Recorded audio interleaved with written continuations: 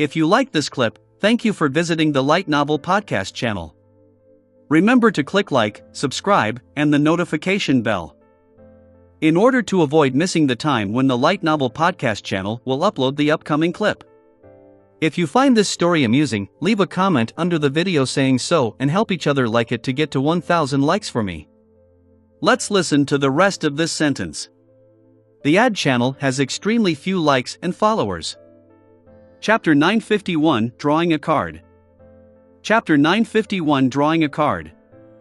By the time Leonard reacted, he saw numerous towering stone pillars, as well as a towering palace that looked like a giant's residence above the endless grayish-white fog that was being propped up by these stone pillars. His green eyes wore a blank look. After a second, Leonard found himself sitting on a high-backed chair beside a long-modeled bronze table at some point in time. Beside him and opposite him were high-backed chairs that exuded solemnity. And at the end of the long-modeled table, where the seat of honor was, a figure was shrouded in thick gray fog. The figure was leaning into his seat leisurely, as though he was overlooking everything. When this figure appeared in Leonard's eyes, he felt as though he was on a liner, seeing a bottomless abyss whose boundaries were nowhere to be seen. It also felt like he had left the city and was on the outskirts, looking up to see lofty mountains that tore through the clouds. Instantly, many thoughts flashed through Leonard's mind. He had a rough guess as to what he was experiencing. As a beyonder of the church, a believer who knew that deities truly exist, he wasn't able to resist his feelings. He subconsciously wished to leave his seat and prostrate before the existence before him. The might of a deity was boundless. Just as Leonard stood up, he was pressed down by an invisible force.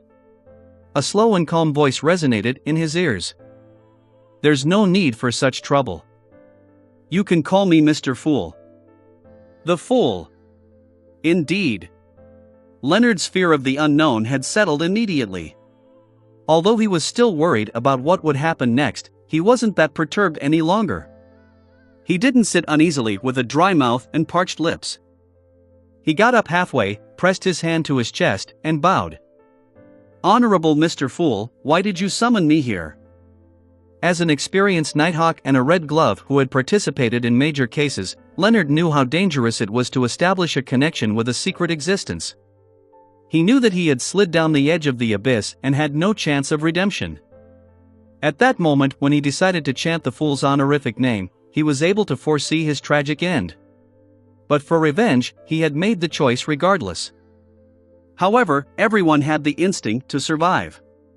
Recalling how Klein Moretti, who believed in the fool, was still alive and had even become a demigod, Leonard couldn't help but hold out some hope and expectations. At this moment, he heard the fog-enshrouded fool chuckle. "Since you prayed to me for help, then based on the principle of equivalent exchange, you definitely need to pay the price." Leonard's body trembled as he bowed his head lower. "What is it you wish?"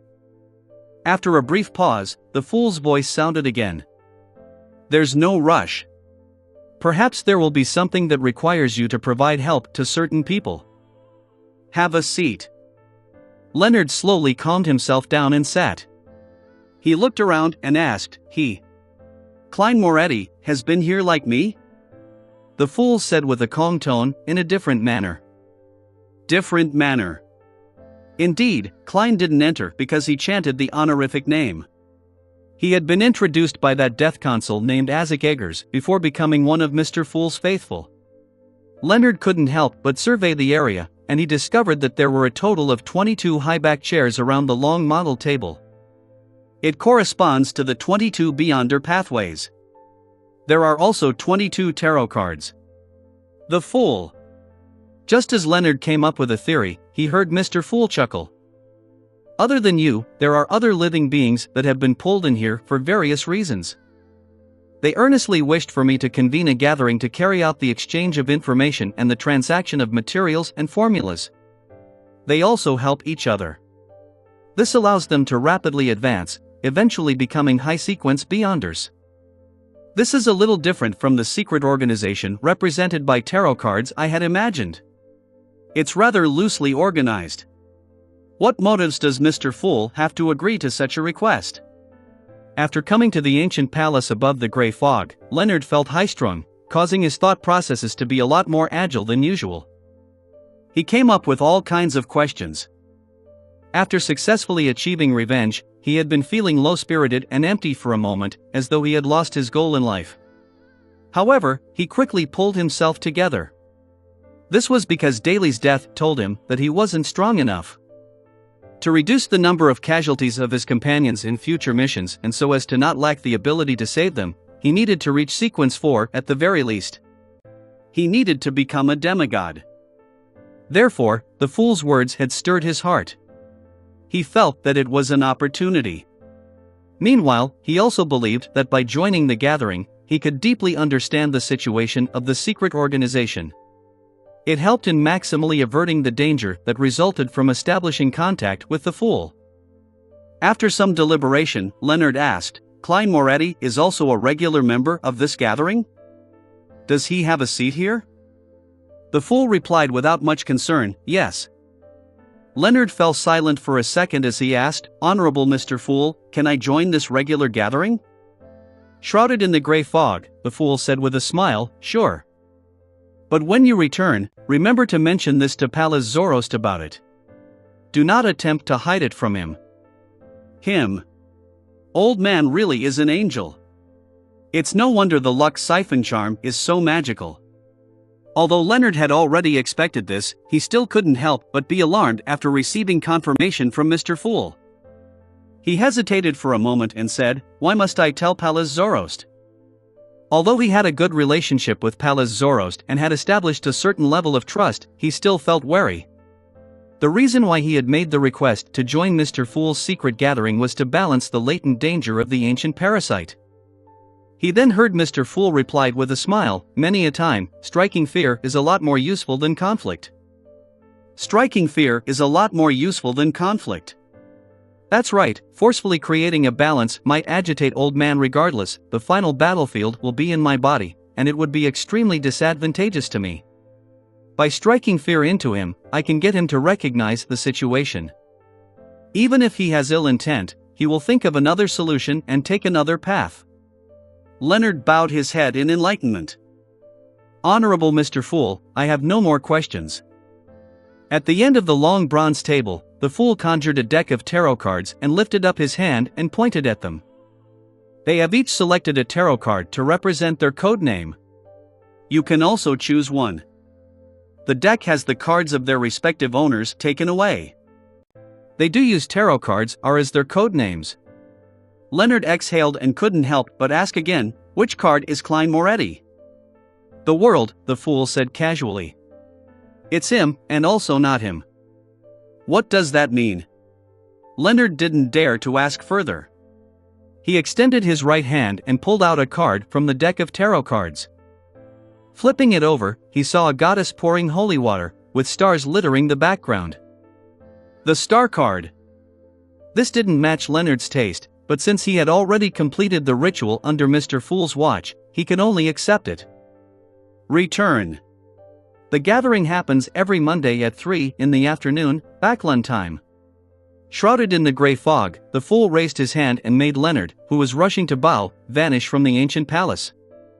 The fool Klein chuckled as he flipped all the tarot cards. All of them had the same picture with the same sky-filled stars. All of them were the star cards. After laughing for a while, Klein cast his gaze to the crimson star that represented Leonard. While attempting to pull the poet above the gray fog, he had made some careful observation and had discovered that there was a blob of light hiding in Leonard Mitchell's body. It seemed to be made of countless ringed worms, hidden deep inside his soul body. This made Klein confirm that Palace Zoroast had only parasitized Leonard at a preliminary stage. He didn't control Leonard's body of heart and mind, astral projection, ether body, and physical body. And after advancing to become a demigod, Klein had gained a deeper control over the mysterious space above the gray fog, allowing him to pull in anyone he wanted, without targeting the soul. He could make a selection. Therefore, Klein decided to not touch Leonard's soul body, and only pulled his astral projection above the gray fog. This avoided agitating Palace Zoroast or end up bringing him into the mysterious space. Of course, it was almost certain that the Sequence 1 angel of the Marauder pathway would notice it. and the ability to enter the dreams of others stemmed from the astral projection of Beyonders of the Evernight pathway, so it didn't affect Leonard's ability to do what he was good at in this mysterious space. Let's hope that he can escape from Pallas Zorost's parasitizing bit by bit. Klein suddenly sighed. The reason why he made Leonard join the Tarot Club was because he wished to help this former teammate grow stronger, allowing him to escape the claws of Pallas Zorost. If that Marauder Pathway angel didn't have any ill intent, he could get Leonard to help him hide from Amon and aid his recovery. This would speed up his switching of parasitic targets. Retracting in his gaze, Klein thought for a moment. He threw the Hunter Pathways Sequence 6 Conspirer Potion formula to the point of light representing Danitz. He then instructed him to leave the southern continent and return to the Golden Dream. Black Hunting Spider's Composite Eye, Sphinx's Brain. Danitz recalled the content he had just seen in a daze as he stood up in delight. He planned to immediately bid farewell to Anderson and leave the dangerous southern continent. After coming to the door of the Fog Sea's strongest hunter, he knocked on the wooden door, only to see it open. Anderson hadn't locked the door. Danitz was puzzled as he cast his gaze inside and saw Anderson holding a knife and sliding it against his abdomen. Chapter 952, What a Small World. Chapter 952, What a Small World. Danitz jumped in fright as he blurted out, "Sorry, I didn't see anything." Before he could finish his sentence, he had already pulled the door handle towards him. Bang! The door closed, emitting a sound that echoed through the corridor. At this point, Danitz finally came to a realization. What was I doing just now? What is Anderson doing? He instinctively removed the black boxing glove and thought bitterly with a frown. Finally, he decided to return to his room, pack his luggage, and leave. As for what Anderson was trying to do, he felt that something was amiss despite his curiosity. He had no plans on getting himself involved in it, lest he fell into a trap. Captain said that I should maintain fear and respect towards the unknown. So, I should distance myself from this. Just as Danitz turned around, he suddenly heard the door unlock before being opened. Anderson, whose buttons on the lower part of his shirt weren't buttoned up, walked out with a dull, pitch-black knife. He looked at Danitz with a mixed expression. "Aren't you going to try to stop me?" Danitz acutely noticed the chance to mock him as he sniggered. "That's your freedom. If you didn't leave a will, I'll be rich." Anderson rubbed his cheeks. "Aren't you curious about what I encountered?" Danitz glanced at him suspiciously. "I keep feeling as though you're up to something." Anderson roared with laughter. "Well, I had been captured some time ago and was soaked in strange blood with all kinds of ingredients. I was corroded by it for an extended period of time until a strange chrysalis was formed inside my body. This was to create the effect of having a certain level of attraction towards high-sequence Beyonders of the Hunter Pathway." As he spoke, he pointed at his abdomen. Danitz was taken aback. "I've never really heard of something like that. If you were another sex, I might have imagined that you're pregnant." He paused for a moment before asking, "That strange fellow in Revival Square was attracted by the baby, no chrysalis in your stomach?" Anderson nodded as Danitz gestured with his hands. "You were trying to cut open your abdomen to extract the chrysalis?" Anderson replied honestly, "Yes, I'm worried about how it would affect me, or if it will continue attracting demigods. I have to make every second count to remove this latent problem." Danitz thought before asking in puzzlement, "Then why aren't you making the attempt? You forgot to set up a will, and you want me to be your witness?" Anderson's facial muscles twitched as he chuckled. "Not bad. Your provoker potion should almost be digested." He then sighed. "After some careful analysis, I believe there's no direct way to extract it. Otherwise, they wouldn't have soaked me in blood and allowed the ingredients to seep into me. They could have just opened up my stomach and placed the chrysalis inside before sewing me up." Without waiting for Danitz's reply, he said in thought, "Don't you have the method to contact Gehrman Sparrow? He's been through so much and knows so much, so I would like to consult him on how to resolve this problem." In recent months, Danitz was extremely afraid of people raising the matter about him knowing Gehrman Sparrow, so he subconsciously retorted, "No. I haven't seen him since I left the Golden Dream. Anderson curled the corner of his lips and said, when you were writing to Gairman Sparrow, I was beside him and have met his messenger. Dannett's expression immediately froze. He forced a smile after a few seconds. Then why don't you directly summon his messenger? Anderson raised his hand again and touched his throat, chuckling. I don't know the ritual for summoning his messenger. Dannett still suspected that Anderson was up to something, and was unwilling to confirm that he had been repeatedly communicating with Gairman Sparrow. He then suggested, actually, you can always seek the help of our captain on such matters. She's very knowledgeable and good at research.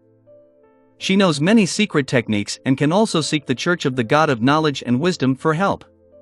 She should be able to give you the solution for resolving the matter of the chrysalis in your stomach. If you're embarrassed, I can talk to her for you. Just as he said that, he saw Anderson's face beam. He quickly replied with a rushed tone, all right, let's do that. I've already packed my luggage. When shall we set off? Dannett fell into a daze for a few seconds, feeling that he had been tricked by Anderson. He returned to the room, drank his remaining beer, and threw all the miscellaneous items into his luggage bag, leaving behind a dried leaf with golden patterns. This was the token Dannett previously used to establish contact with the Northern States' dominant leader, General May Sanchez. Following Gairman Sparrow's instructions, he left the leaf inside and allowed the person in charge to follow up. In the room that Dannett checked out of, a candle was suddenly lit as a 2-meter-tall scarlet flame burgeoned. Amidst the flames, a figure walked out. He was wearing a silk top hat, black formal suit, and had white sideburns. He looked outstanding with his deep, blue eyes and mature demeanor. He was none other than Klein as Dwayne Dantes. After picking up the leaf with golden patterns, Klein left the hotel, circling around the sealed-off Revival Square, and came to Kukawa's core region, White Feather Square. May Sanchez's residence was there, located beside a death cathedral that descended downwards. As a standard Loanese gentleman, Dantes looked out of place when walking through the city. Here, the foreigners were a minority, with most foreigners seen around the few major embassies located around Rejoice Square. The other places were filled with mostly locals from Balam. Their skin was slightly brown, and they had curly black hair. Their facial features were soft, and in the eyes of most people from the northern continent, people of the same sex all looked the same, aside from the differences in height and weight. These locals, be it male or female, enjoyed rolling dried tobacco leaves into Balam cigarettes. Along the way, Klein would see residents spewing out smoke alongside the road from time to time. In addition, many of them hung a fruit known as dalawa by their waists. This fruit was the size of 2 fists, with thick skin. After digging open a tiny hole and eating the flesh inside, one could use it to store water, alcohol, and other beverages. Based on Klein's observations, they mostly drank an orange-yellowed water. It was sour with a hint of sweetness, good at quenching thirst and relieving heat. It was also great at keeping people awake. I didn't have a chance to try it before. Klein mumbled as he found the guard manning the general's residence and sought to meet a man named Haggis. Due to his appearance as a Loanese person and a gentleman, the guard didn't deny his request or make it difficult for him. He got a person to head in to get a man in his 30s. The man's facial features and skin were that of a standard Balam native. However, his curly black hair had been pulled straight and neatly combed back as though he was trying to mimic members of high society in the various countries of the northern continent. He wore a white shirt and a black vest, matched with a very formal bow tie. Upon seeing Dwayne Dantes, he said in standard Loanese, "Good afternoon, I'm Haggis." "Nice to meet you." His accent was a little odd, different from any burro in Lone. Klein had lived in high society for quite a period of time, so he wasn't too surprised. He said with a smile, "Good afternoon, I'm Dwayne Dantes. I never expected to meet a gentleman who's so good at using the accent of Loanese nobles." Haggis couldn't help but smile. Many children of noble birth from Lone have come to East and West Balam to seek out opportunities. I was fortunate to learn from them. Oh, I might know some of them. Klein wasn't in a rush to talk business as he began making small talk with Haggis like a gentleman. Haggis smiled. My friend includes Colonel Alfred Hall, the second son of an earl. Hall? Klein let out a soft chuckle. I once met Earl Hall at a charity party. He's a true noble. What a small world. Haggis nodded in agreement. Perhaps this is an arrangement of fate. Unfortunately, Alfred was transferred to East Balham last year. He didn't continue as he immediately invited Dwayne Dantes into the general's residence. When passing through the side door, Klein suddenly looked up, glancing at the embedded stained glass above.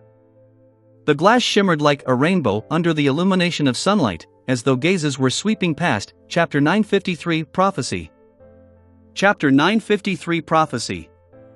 Klein retracted his gaze in a natural manner, held his gold-inlaid cane, and followed closely behind Haggis before entering the general's residence. The architecture style was completely unlike those found in the southern continent.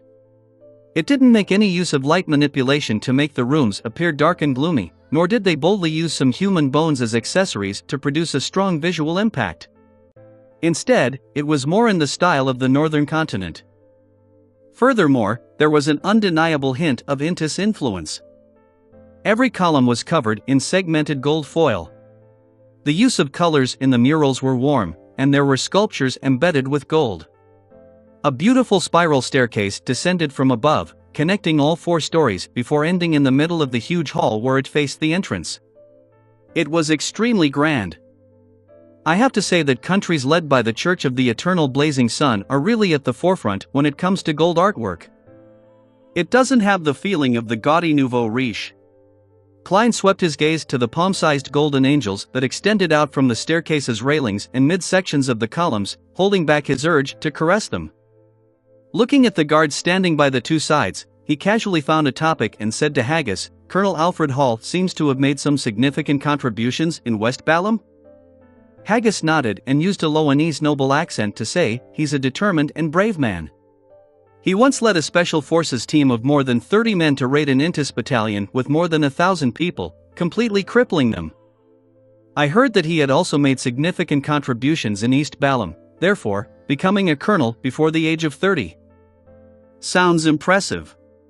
Perhaps Miss Justice's brother has already become a Beyonder with quite a significantly high sequence. In every aristocratic family, every generation should have some members taking the Beyonder path. Had. If this Mr. Alfred finally reaches his goal of becoming a Beyonder with a relatively high sequence and gaining the rank of Brigadier General or Major General through hardship, I wonder how sad would he be when he returns to Backland to realize that he's no match for his sister's dog. Having drank his medicine before heading out today, Klein used the act of lampooning to adjust his mental state. He didn't ask further about Alfred as he asked with a curious tone, "I realize that there are some differences in the traditions of East and West Balham. Here, in many houses, there are people with human bone decorations, but it's not present in East Balham. I've been here several times, but I've never been able to bring myself to get the answer to this question." Haggis stopped and pointed to the exaggerated spiral staircase. "Mr. Dantes, the general will be here in a few minutes." After informing him of this, he chuckled. It's actually not common to see human bone traditions. Only fiefs that came under the royal family of the Balham Empire still have this tradition. To us, the death of family members doesn't mean that our relationship has come to an end. After the burial, we will take a piece of their bones and place it at home as a decoration, as a way to indicate that the deceased continue being with the living. As for which bone to choose, it will be decided by the interring priest through a ritual. The best and most symbolic part is the skull. Some families will even make the skull into a vessel for drinking alcohol, using it only when entertaining the most honored guests. Mr. Dantes, if you close a deal this time, I wish to invite you home. I wish to offer finest wine in my grandfather's skull to show my respects to you. 2:11. Klein's expression nearly fell apart. He felt that he was incapable of accepting the local customs in this aspect. He laughed and was just about to be perfunctory when he saw a figure slowly walking down the golden railings of the staircase. The person didn't wear a hat. He was wearing a cut black military attire with shimmering gold buttons. The sash he wore was red like blood. He had light brown skin and a rather soft facial outline. His facial features looked scrunched up in the middle of his head, making his face appear abnormally big. Klein, who had obtained the relevant information from various channels, instantly recognized the man to be the dominant ruler of West Balam's northern state. He was May Sanchez, who declared himself as general. On the surface, he wavered between the factions of Lone, Intis, Thanapotter, Fasak, and the Resistance, maintaining a balance, but secretly, he had received the support of the Numinous Episcopate's royal family faction. Meanwhile, Klein suspected that this native general had established a solid working relationship with the Church of the God of Knowledge and Wisdom. As for May Sanchez's strength, be it Vice Admiral Iceberg Edwina or Admiral of Stars Catlia, he was noted to be a Sequence 5. But the two ladies didn't mention which pathway he was from, as the powers this local general exhibited were mostly related to spirits, but he carried a mystical item from the death pathway. "Good afternoon, Your Excellency." Klein took off his hat, pressed his hand to his chest, and bowed. At this moment, he sensed gazes locking onto him from some unknown location. They were like lights that flashed across the golden angel figures, the sunlight reflected from the stained glass or the lustrous glow from the smooth marble. "Hello there, Mr. Dantes," May Sanchez replied in Deutanese. Having grasped Deutanese through his marionette, Klein naturally was able to understand him. However, in the southern continent, the longer he stayed in East and West Balam, the more he felt the similarities between Deutanese and ancient Fasak. Although these two languages obviously followed different systems, making it much more difficult if he were to truly study Deutanese, certain details were shockingly similar, as it was as though they shared a common heritage. Klein could only be certain that the heritage wasn't Jotun. Pretending as though he hadn't noticed anything, he very naturally chatted with May Sanchez until the other party raised the topic of the arms deal. "How many goods do you have in total?" Klein laughed and replied, "It wouldn't be a problem equipping 3,000 to 4,000 people. In addition, there will be a few cannons." May Sanchez fell silent and said, "Name your price." Klein pretended to deliberate and said, "If you wish for me to send the goods to the northern state, the price would be 50,000 pounds. If you send your troops to retrieve the goods with me and be responsible for the subsequent transportation and safety, it will only cost 40,000 pounds. May Sanchez thought and said, "The latter. Take the down payment and go with my men. Once they see the goods and move it onto our carriages, my men will pay the rest." He paused for a moment and then added, "However, I do not have much lone gold pounds." "So you don't have enough foreign reserves?" Klein surveyed the area and said with an unconcerned smile, "You can directly pay me in gold coins, or even gold bars or gold bricks." May Sanchez was rather decisive. He didn't waste any time to nod and say, "Deal. I'll get Haggis to bring my men and money to you tomorrow." "Not bad. I like doing business with people who don't haggle." Klein first heaved a sigh of relief before suspecting if his price was too low. After Klein left the general's residence, May Sanchez suddenly looked up and said to the person above, "Your Excellency Luca, is this the person you're waiting for?" One story above the beautiful staircase, a figure slowly appeared. He was an elder in a white robe with inlaid brass lines. His hair was completely white and neatly combed. His pair of gray-green eyes were so deep that they appeared bottomless. He replied with an unhurried tone, "There's no way to be certain. Although my prophecy tells me that I'll meet the person who can resolve my future predicament in the next 2 days here, that person was too ordinary. Besides being a beyonder, there's nothing worth taking note of. Of course, I can't tell the more profound truth. He might have an existence that's at least not weaker than me behind him." Having said that, he slowly walked down and, after a few seconds, said, "I'll attempt to use a dream to see if I can discover more. Do I need to prepare a special room for you?" May Sanchez asked reverently. Lucas shook his head. "I'll use the activity room here." The best time will be 4 hours later. Don't disturb me before that happens." He then entered the room, sat down, and leaned against the sofa. He relaxed himself, closed his eyes, and fell silent. Only when it slowly turned dark did the old gentleman fall asleep. In the dream, he found himself standing in the hall of the general's residence, standing at the first floor of the beautiful staircase. By the side was May Sanchez and numerous guards. The middle-aged man named Dwayne Dantes was standing opposite him when he suddenly curled his lips into a smile, revealing an exaggerated smile. Flames soared up as poker cards fell from above. Luca's green eyes instantly darkened as Dwayne Dantes's body instantly fell into a strange darkness that appeared. The old white-robed gentleman immediately spread his arms open, revealing a dark vortex at his chest.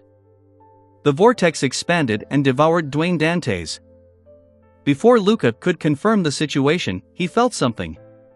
He turned to the side and saw May Sanchez's face squirming and turning tall before instantly becoming another Dwayne Dantes. Almost at the same time, Haggis and all the guards present turned into Dwayne Dantes. All of them were casting their gaze at Luca.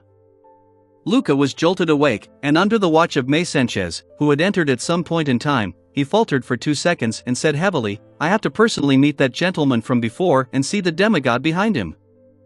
Before he finished his sentence, he subconsciously turned his head to look out the window. At this moment, the street lamps lit up. It was dark outside, and the crimson moon's moonlight was strangely tainted with a bloody color. Another blood moon.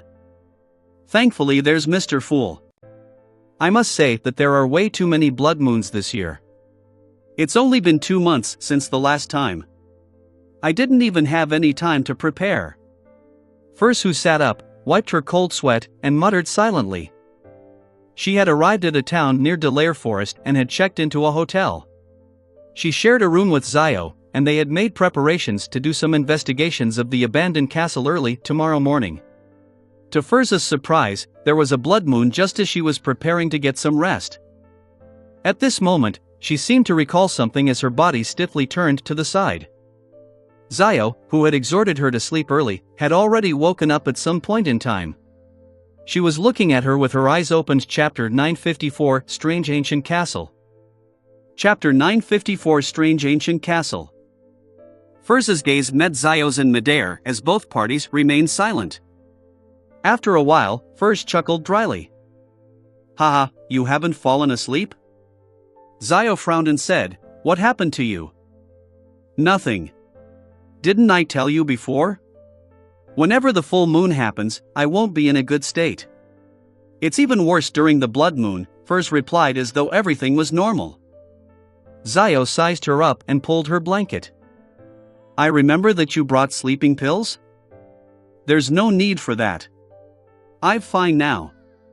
Seeing that Zio wasn't pressing further, Furz secretly heaved a sigh of relief.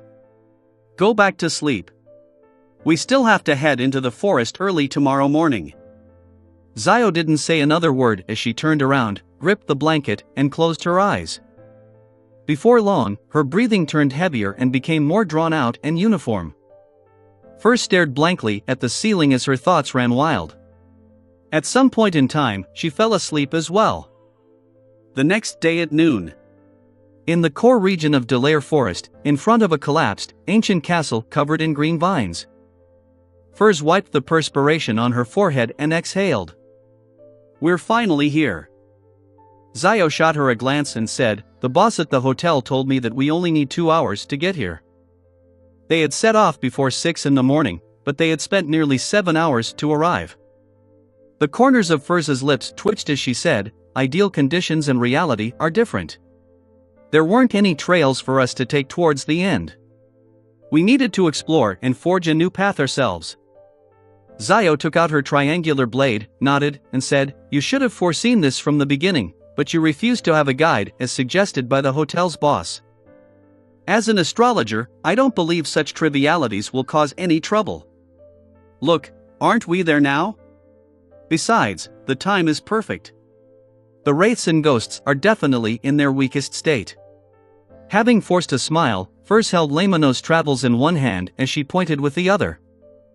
"I didn't notice it before, but the more I think about it, the more puzzled I become." "About what?" Zio also cast her gaze to the ancient abandoned castle that was covered by vines. Furz casually found an excuse. "Tell me, who would build a castle in the middle of a forest? Furthermore, they didn't open up a trail to it." Before she finished her sentence, she really found the matter a little odd. Zio thought and said, perhaps there was a trail, but after the castle was abandoned, whatever traces of it had been wiped out with time. Furs stroked the hair by her ear and shook her head. Then why would they abandon it? If they had considered safety back when building it, it would be more dangerous building it far from the town in an uninhabited castle. If it's just for vacations, with the way nobles do things, they wouldn't abandon it even if the maintenance and repairs are difficult. Zio blurted out, could it be because it's haunted? Furs thought for a few seconds. Won't someone who can build such a huge castle hire beyonders to deal with the ghosts? I suspect that the three churches and the kingdom's government don't know of this ancient castle. Otherwise, it doesn't make sense that they will leave the beyonder ingredients inside. Upon saying that, she raised a possibility. An ancient castle of the Sanguine? Such extraordinary creatures enjoyed living in places with few people. Furthermore, they were usually connected to dark forests and ancient castles. In addition, information about this ancient castle came from the Sanguine to begin with. It's possible, Zio first agreed before disagreeing. Will the Sanguine be afraid of ghosts? They definitely have the means to deal with the ancient wraiths inside. Makes sense. Don't tell me those Sanguine don't like money and don't care about the search for beyonder ingredients? Furs recalled Mr. Moon's behavior and denied her hypothesis. In deliberation, she said, unless there's some problem that's not easy to resolve. That's what made the bigwigs choose to skirt around it. In that case, her operation would become more dangerous than she had anticipated. Zio tersely agreed. Let's do some preliminary investigations while the sun is still strong. All right. Furs held Lamano's travels and approached the half-collapsed ancient castle one step at a time. The two soon arrived at the entrance, which was two-thirds blocked by rocks. They discovered that, beneath the green vines, the stone walls were mottled and heavily weathered as though it had been in existence for a very, very long period of time. Zio wasn't in a rush to enter. Calling out to Furs, they circled around the castle slowly. When they returned to the entrance, she said in puzzlement, this castle's style is purely defensive. It doesn't seem to consider the problems needed for living in it. Besides, many of the peculiarities of the building are ones I haven't heard of before.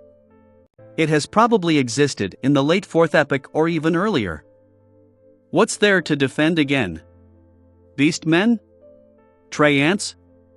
They've all gone extinct after the cataclysm. Don't tell me that it's a building from the 2nd or 3rd epoch? Furs casually replied.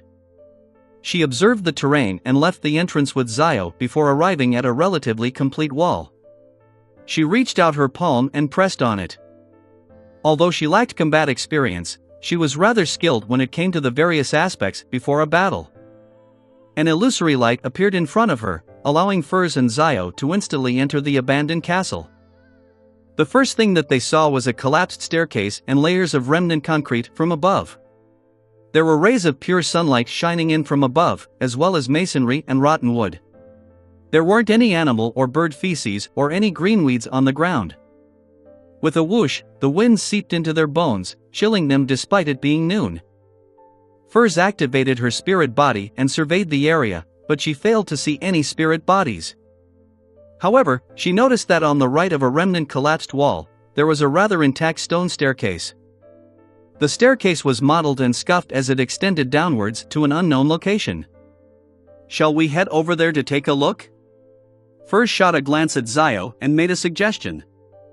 From her point of view, everything else in the castle could either be taken in at a glance or collapsed and stacked together. If they wished to do thorough investigations, it was certain that it would take a rather long amount of time.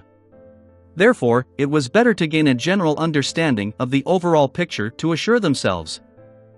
Zio glanced around and nodded gently. The cold wind is gathering underground. I suspect that all the wraiths and ghosts are hidden in the area where the staircase leads to. Yeah. Furs cautiously walked towards the mottled stone staircase and followed the steps, which were covered in gravel, down. The staircase was rather narrow, allowing only one person to pass at a time. Furthermore, they spiraled down, leaving Furs shaken. Tap. Tap. Tap. As their footsteps echoed into the distance, the light that shone inside the staircase darkened. Zio lit the lantern in her hand as Furs opened Laymanos Travels, swiping a page with great familiarity. A bright and warm light burst out, illuminating the mottled stairs ahead of them. Tensed, Furs and Zio walked down one level at a time. On the way, cold wind blew past them, making them overreact and nearly caused them to launch attacks at non-existent enemies. Tap. Tap. Tap. In the narrow and silent environment, Furs finally walked down the steps and stepped onto rather flat and solid ground. She had originally wanted to say being in a place like this for too long will really make one go mad, but due to the silent and heavy atmosphere around her, she didn't make a sound. She was afraid that breaking the silence would result in extremely terrible developments. Using the blob of light that was floating above her, Furs cast her gaze forward in an attempt to see what was at the end of the staircase. It was a huge hall that was nearly 10 meters tall. There were black tiles laid on the ground with water droplets seeping out. There were signs of damage everywhere. Dozens of meters away, where the light nearly failed to illuminate the other end of the hall, there was a pair of double bronze doors sitting there silently. It went from the bottom to the top, and the rocks on the walls to its side had peeled off. The statues were in shambles, revealing the dark brown mud underneath. The surface of the door was engraved with dense symbols and strange patterns. They had a very mysterious and heavy feel, as though they were sealing something or blocking out something. Furs finally couldn't help but say with a hushed tone, "Have you seen such large doors before?" Beside her, Zio shook her head. "No." Furs immediately drew a gasp. "Say, what could be behind that door? Where does it lead to? See, could it be the reason for building this castle in the first place? To prevent the creatures behind the door from coming out?" Zio circled the area but didn't find any murals that could provide any information. All she found was that the closer she was to the bronze door, the more water seeped out from the ground. There were also more and more abandoned silver-black swords on the ground. During the 4th and 5th epoch, murals were very common in all castles and buildings. And before the cataclysm, it can be seen from various elvish ruins that supernatural creatures similarly like to use murals to praise their deities and to record their daily lives, Zio said slowly, using her experience and knowledge from being a bounty hunter. Furs nodded slightly and said, "That's indeed the case. This ancient castle is more magical than I imagined." At this moment, she felt hesitant. She even had thoughts of leaving and seeking Mr. World's help. Having heard little son describe so many horror stories when exploring abandoned ruins at the tarot gatherings, her mind couldn't help but wander when placed in a similar situation. She was scaring herself. "Perhaps we can gather more clues by going closer." Zio boldly took a few steps forward and approached the heavy sealed door that seemed to lead somewhere. Furs gripped Laymanos Travels tightly and hurriedly chased after her. As she walked, she suddenly saw bright redness appear before her. What seeped out from the cracks of the black tiles was no longer water but staggering blood. This.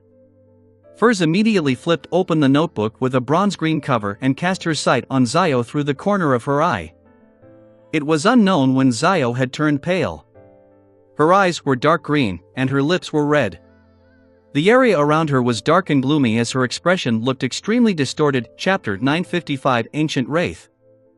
Chapter 955 Ancient Wraith. Furs' pupils dilated as though she was trying to absorb more light into her eyes to better see Zio's current circumstances. Meanwhile, the light in front of her suddenly exploded with a flash several times more blinding than old-school cameras, blanketing the surroundings with whiteness. Following that, her finger swiped on a page on Laymanos Travels as black fog soared from her feet, enveloping her entire body. The thick black fog quickly transformed into palm-sized illusory bats as they flew in different directions of the underground hall. This was Wings of Darkness, which the moon had recorded in Laymanos Travels. Its original use was to enhance one's speed and bestow temporary flight capabilities while producing a horde of blood-sucking bats to attack the enemy. However, Furs didn't use it for this purpose. Instead, she used it as a prop for her performance. After the illusory bats flew away, the space where Furs stood was already empty. At some point in time, she had appeared more than 10 meters away. After subconsciously escaping and defending herself, Furs could finally calm down as she hurriedly cast her gaze onto Zio, who had turned abnormal. However, Zio only appeared to have slightly disheveled blonde hair with malt-colored skin due to her continuous forays out in the sun. Besides looking somewhat blank as though she was surprised as to why her friend had such a huge reaction, she didn't show any signs of being influenced by wraiths or ghosts. Sore as. What happened? Zio asked warily. Furs narrowed her eyes without directly replying to her. Flipping through Laymanos Travels' pages, she asked, Zio, how tall are you? Seemingly realizing something, Zio answered, 152. Isn't that so? Just as she said that, Furs' fingers slid across the notebook's page, which was filled with symbols and magical labels. Silently, a holy light swirling with fire plummeted down from above. The unadulterated and bright light instantly enveloped Zio before rippling outward with sunlight. As the blazing light stabbed into Furs' eyes, she saw the hall collapse and the surrounding space shatter like glass. This feeling was gone in a flash as Furs realized that she was still in her original spot. She had yet to flee. That was an illusion? She hurriedly turned to the side and saw Zio looking at the damaged region of the heavy door. Furs deliberated for a moment and asked, Zio, how tall are you? Zio glanced at her and angrily said, Stop asking such inane questions. Phew, she's real. Furs heaved a sigh of relief as she quickly described her encounter to Zio. After a few seconds of thought, Zio used her lantern-wielding hand to nudge Furs' arm. Let's retreat. Perhaps the closer we are to that door, the easier it is to hallucinate. Yes, that's possible. Furs nodded in agreement as she quickly moved back a few steps. Following that, she surveyed the area and asked in puzzlement, why can't we find any wraiths or ghosts here? Such an environment should be something that they enjoy. Zio was perplexed as well. She then did a careful observation before landing her gaze on the blob of sunlight floating above Furs' head. Try extinguishing it, she suggested. Furs came to a realization as she immediately dispelled the light. Silent darkness blanketed the area and ruled the underground hall once more. Only the lantern's faint yellow light put up a resistance against all of this. Then, Furs saw two figures in her spirit vision. They were rather close to the bronze door. One was a female with coiled hair, wearing a knight's trousers and a garish shirt for ease of movement. The other was a man wearing silver-black armor as he held a sword that was almost snapping due to rust. The former's face was a blur as it kept wandering between the door and where Furs and Zio arrived.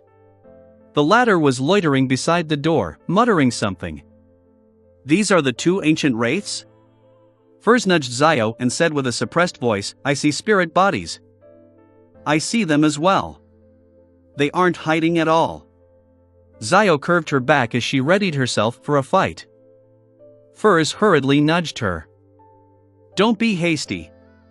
We aren't sure that they're the targets. She attempted to take 3 steps forward, but the two relatively blurry figures didn't even look at her. Furs thought and suddenly said, Ma'am, what are you doing? She had heard of stories in other mysticism circles that wraiths, shadows, and other higher-level spirit body creatures could be communicated with. However, she regretted it the moment she said that. This was because communication didn't allow her to achieve her goal. There was no way she could persuade the other party to kill themselves and hand over the cursed item and remnant spirituality of an ancient wraith. Just as Furs was considering if she should launch a direct attack, the lady in the garish shirt and knight's trousers replied with a flat tone, I'm searching for my husband. He's a guard here. Communication is really possible. Furs pressed out of curiosity, where did he go? At this moment, Zio approached as she wore a look of extreme vigilance. The blurry-figured lady answered blankly. He's a guard here.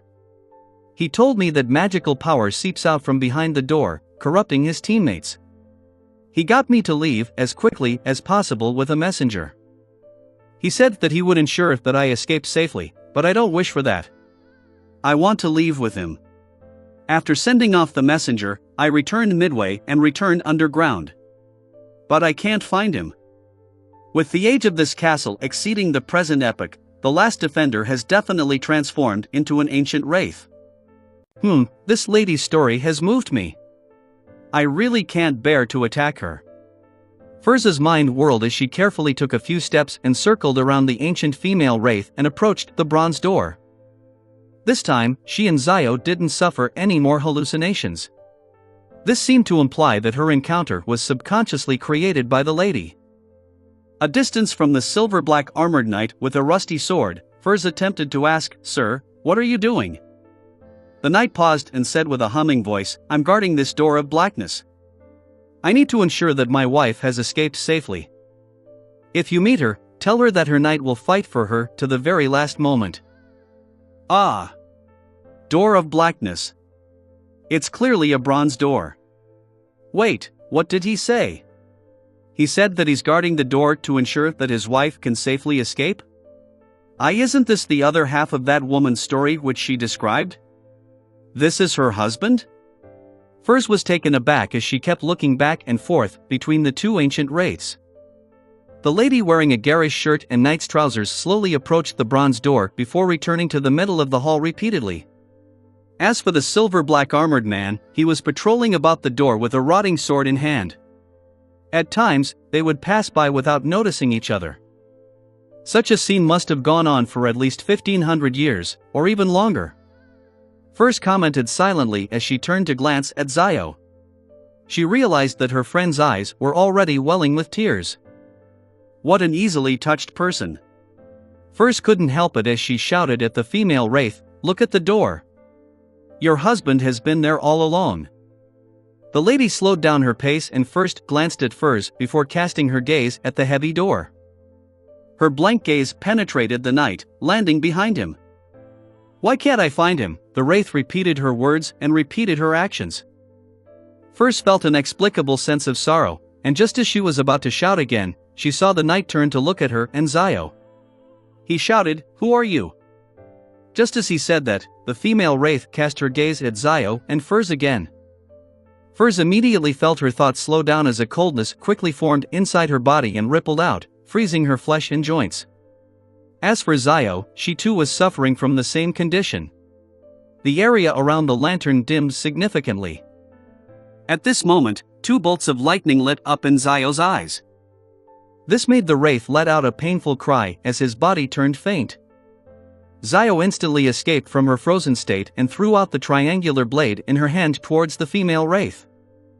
Bolts of illusory lightning swirled around the triangular blade's tip, stabbing straight into the lady.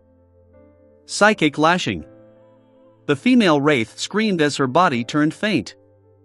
Furz instantly snapped awake as she slid her fingers across the open Laymanos travels.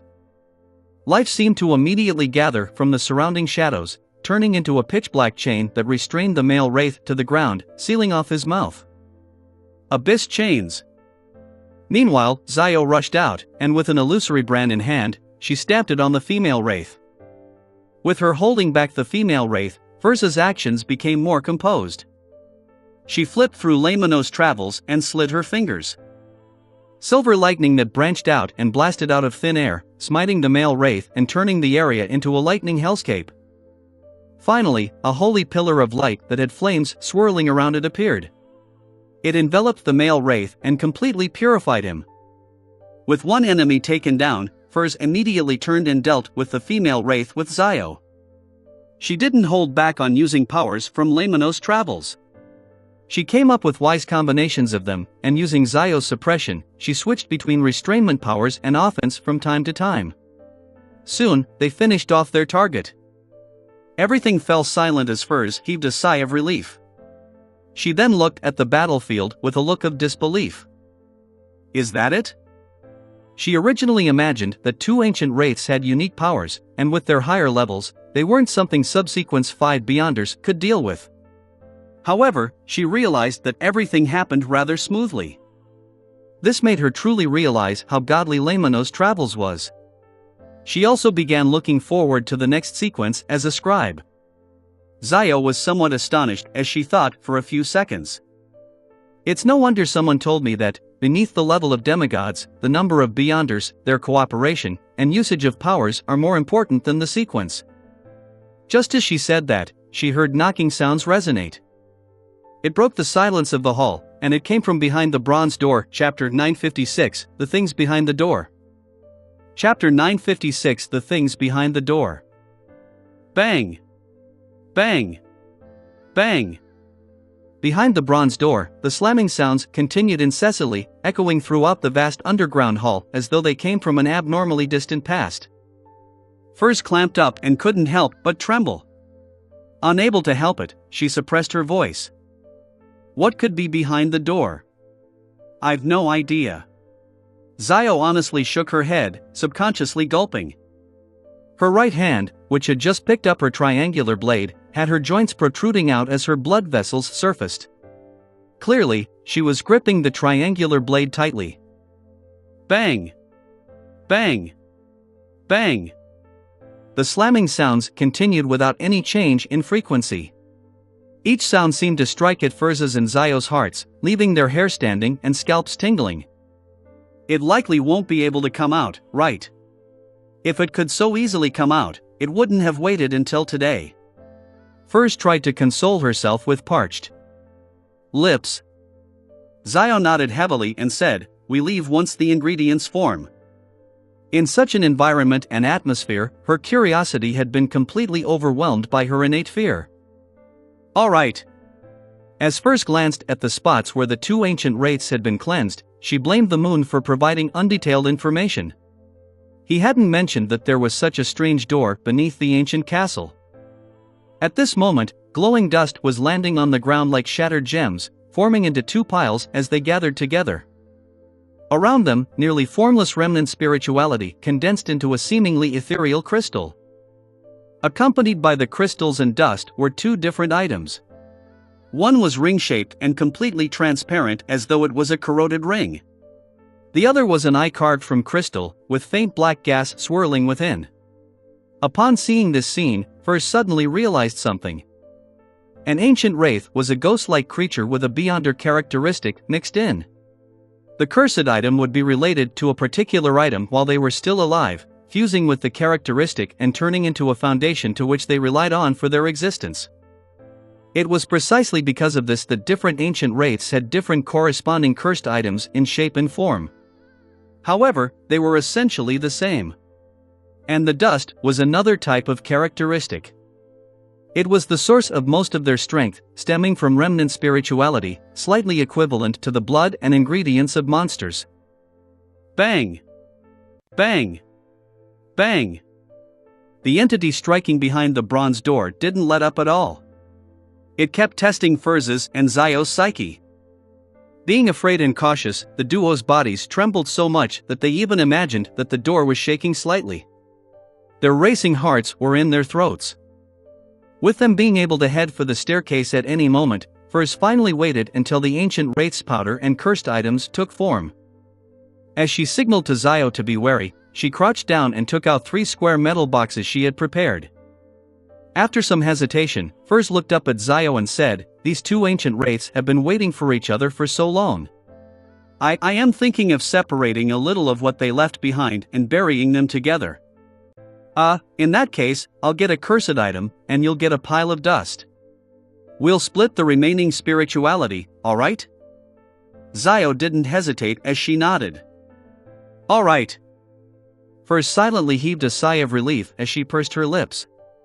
Flipping through Lemano's travels, she slid her finger across a particular page. The 5 nails on her right hand immediately grew long and sharp, covering black patterns and symbols. This was the claw of corrosion from the sanguine. Upon seeing her palm transform, Furz grabbed at the ground, easily digging a hole and leaving behind a corrosive mark. Right on the heels of that, she placed the crystal eyeball-like cursed item and a pile of dust into the hole before filling the hole with the gravel and soil she had dug up. She lightly grazed the flattened ground with her fingernails, writing an epitaph. "Returning for you, defending for you, together forever." After doing all of this, Furz sighed when she heard the slamming behind the bronze turn louder. Bam! She jumped in fright and hurriedly placed the pile of dust, ring-shaped curse item, and remnant spirituality into the different square metal boxes. Then, she put the boxes away, stood up, and slowly walked to the spiraling and cramped staircase with Zio. Bang! Bang! Bang! The slamming sounds behind the bronze door grew intense as Furs and Zio subconsciously gritted their teeth, following the staircase and rapidly heading up. They increased their speed until they began running. They ignored the possibility of falling on the staircase and tumbling down like a wheel. Finally, Furs and Zio saw sunlight. Sunlight beamed in from outside, shining upon the staircase ahead of them. It was bright, pure, and warm. At this moment, the slamming sounds from underground had come to a sudden stop without any follow-up. Furs and Zio exchanged looks, slowed down their pace, and after a few large strides, returned to the top of the abandoned ancient castle. The duo didn't say a word and directly left the area, returning to the periphery of the forest. After walking for some time, Furs calmed down and pursed her lips. It was really terrifying. Although the thing behind the bronze door didn't deal any harm to us, nor did it even show itself, I think it was more terrifying than the ancient wraiths. Compared to all my past experiences, it's far more terrifying. In those few minutes, I couldn't help but imagine all the different tragic deaths I might suffer. Each one was more terrifying than the last, but none of them were as terrifying as the slamming sounds. Zio turned her head and agreed with a nod. Yeah. I felt as though I was walking on the edge of a cliff. Furs was about to continue when she saw two streams of bright red blood flowing down Zio's nose. Zio, your nose is bleeding. Furs hurriedly warned her friend. Zio was taken aback as her pupils dilated. You too. Furs blankly reached out her hand and wiped her nose. It felt warm to the touch, wet and sticky. She was appalled as she hurriedly held her right hand in front of her and saw red blood smeared across it. It was bright and striking. A result from being overly anxious? Furs muttered in puzzlement. At this moment, through the sunlight diffusing through the forest's canopy, she realized that faint black spots were quickly growing on her wrists at a discernible pace. The black spots rapidly spread, covering her arms and the back of her hands. Furs subconsciously cried out as she hurriedly looked at Zio. She saw Zio's cheeks and neck covered with black spots. This isn't normal. Furs blurted out. Zio sensed the abnormality happening to the both of them as she recalled and said, "Do you still remember what that female wraith said?" She said that the guards from before had been corrupted by the forces that seeped out from behind the bronze door. Could it be that we've been corrupted? Furs was taken aback for a second before she nodded heavily. It's possible. She hurriedly took out the medicine that she had prepared, handing over some of it to Zio. Then, she twisted the lid off and downed 2 bottles. However, they didn't show any signs of recovering. The black spots grew in number, turning their vision blurry. But dump! Before long, Furs, whose efforts to save herself were in vain, could hear her heartbeat and sense her body beginning to lose strength. Out of ideas, she quivered her lips, clenched her teeth, and turned her body around. She took a few steps to open up a distance from Zio. Then, she bowed her head and chanted Mr. Fool's honorific name. In about 10 seconds, she saw dark red light appear, engulfing her like the tide. The ravings and roaring vanished and Furs saw the familiar model table and the 10 high-backed chairs opposite her. She then realized that her dizziness and blurred vision had vanished. There weren't any more of the strange, accentuated black spots on her spirit body. Thank you for your help. Furs hurriedly stood up and bowed at the figure shrouded in gray fog at the end of the long bronze table. Then, she heard Mr. Fool say in a calm tone, "Your spirit had been corrupted by some force. It should be fine now." Cleansed by Mr. Fool? Furs's heart stirred. Just as she wanted to make a request to Mr. Fool regarding how Zio could be saved, the scene before turned red as light soared up. After a brief pause, she found herself in the real world, back in Delaire Forest.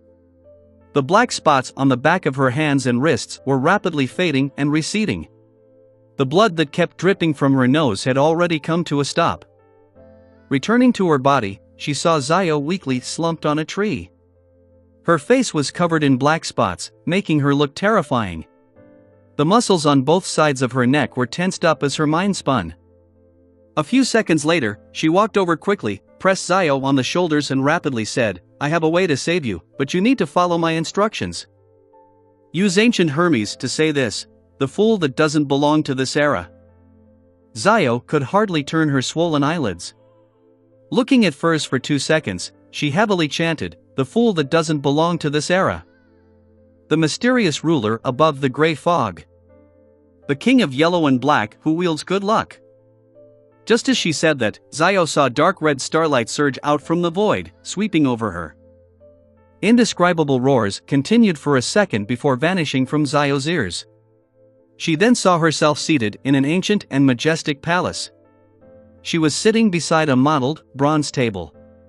At her feet was a boundless grayish-white fog. In front of her was a lofty figure looking down upon her. This scene was both unfamiliar and familiar to her. She had once seen it in a dream, but she had never had it again after the exorcism ritual. That purification was actually useless. Zio suddenly had this thought as she stood up in deliberation, bowing at the figure enshrouded in gray fog. "You are the great king of yellow and black?" She didn't appear too surprised or alarmed, as though she had already expected it. "You can call me Mr. Fool." "Have a seat," the figure with an epic aura replied calmly. Zio bowed again and sat down, confirming that she had escaped her unwell state. She looked to her sides and thought before asking, "Honorable Mr. Fool, does Furs Wall have a seat here?" Shrouded in the gray fog, the fool nodded gently and said, "Yes." Zio fell silent for a second and directly asked, "Can I join just like her?" The fool chuckled.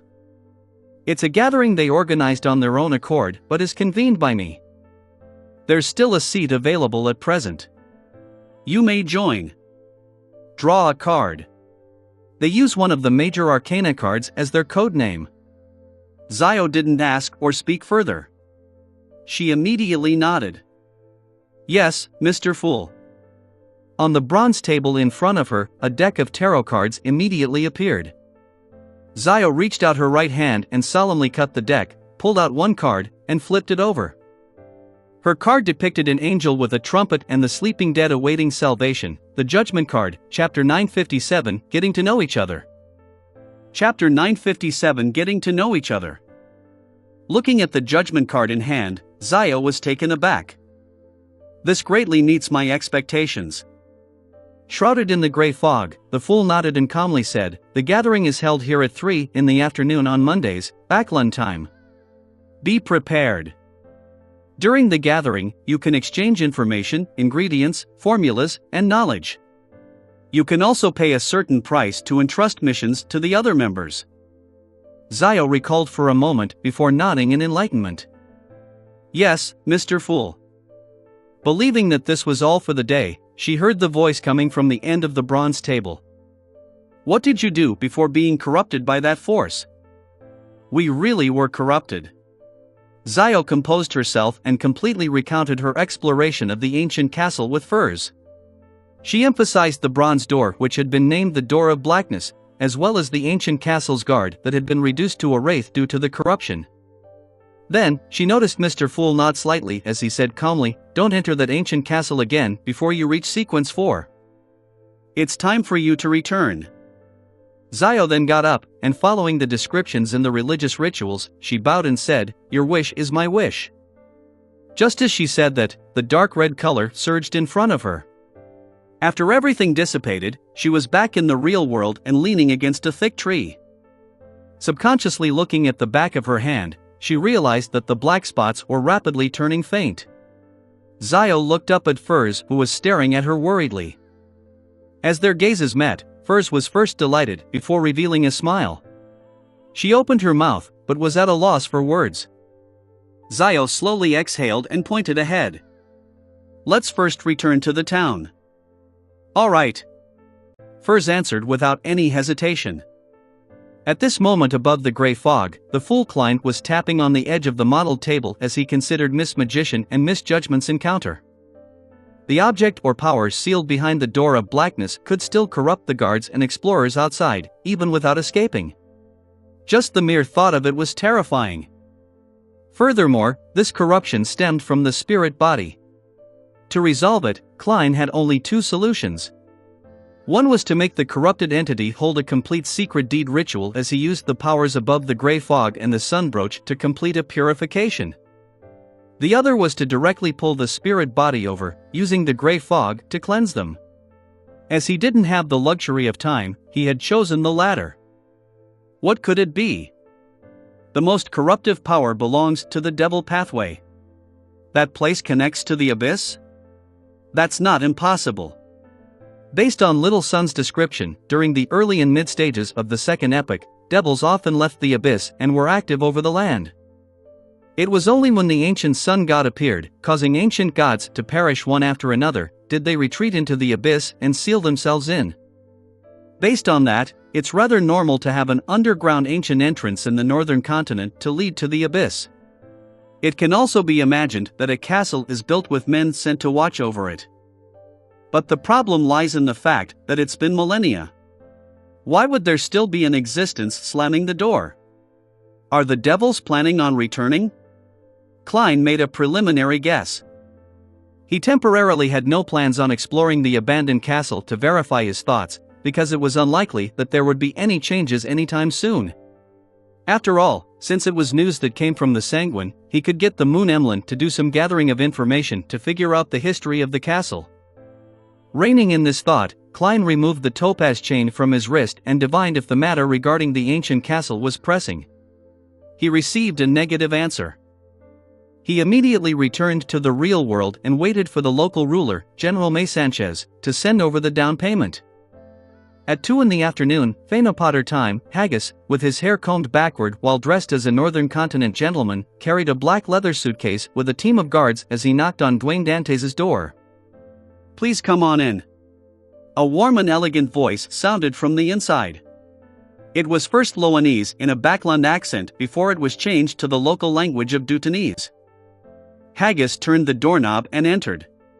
He saw Dwayne Dantes with his white sideburns and deep, blue eyes stand up from his reclining chair while pressing down the ends of his black vest. "Good afternoon, my friend."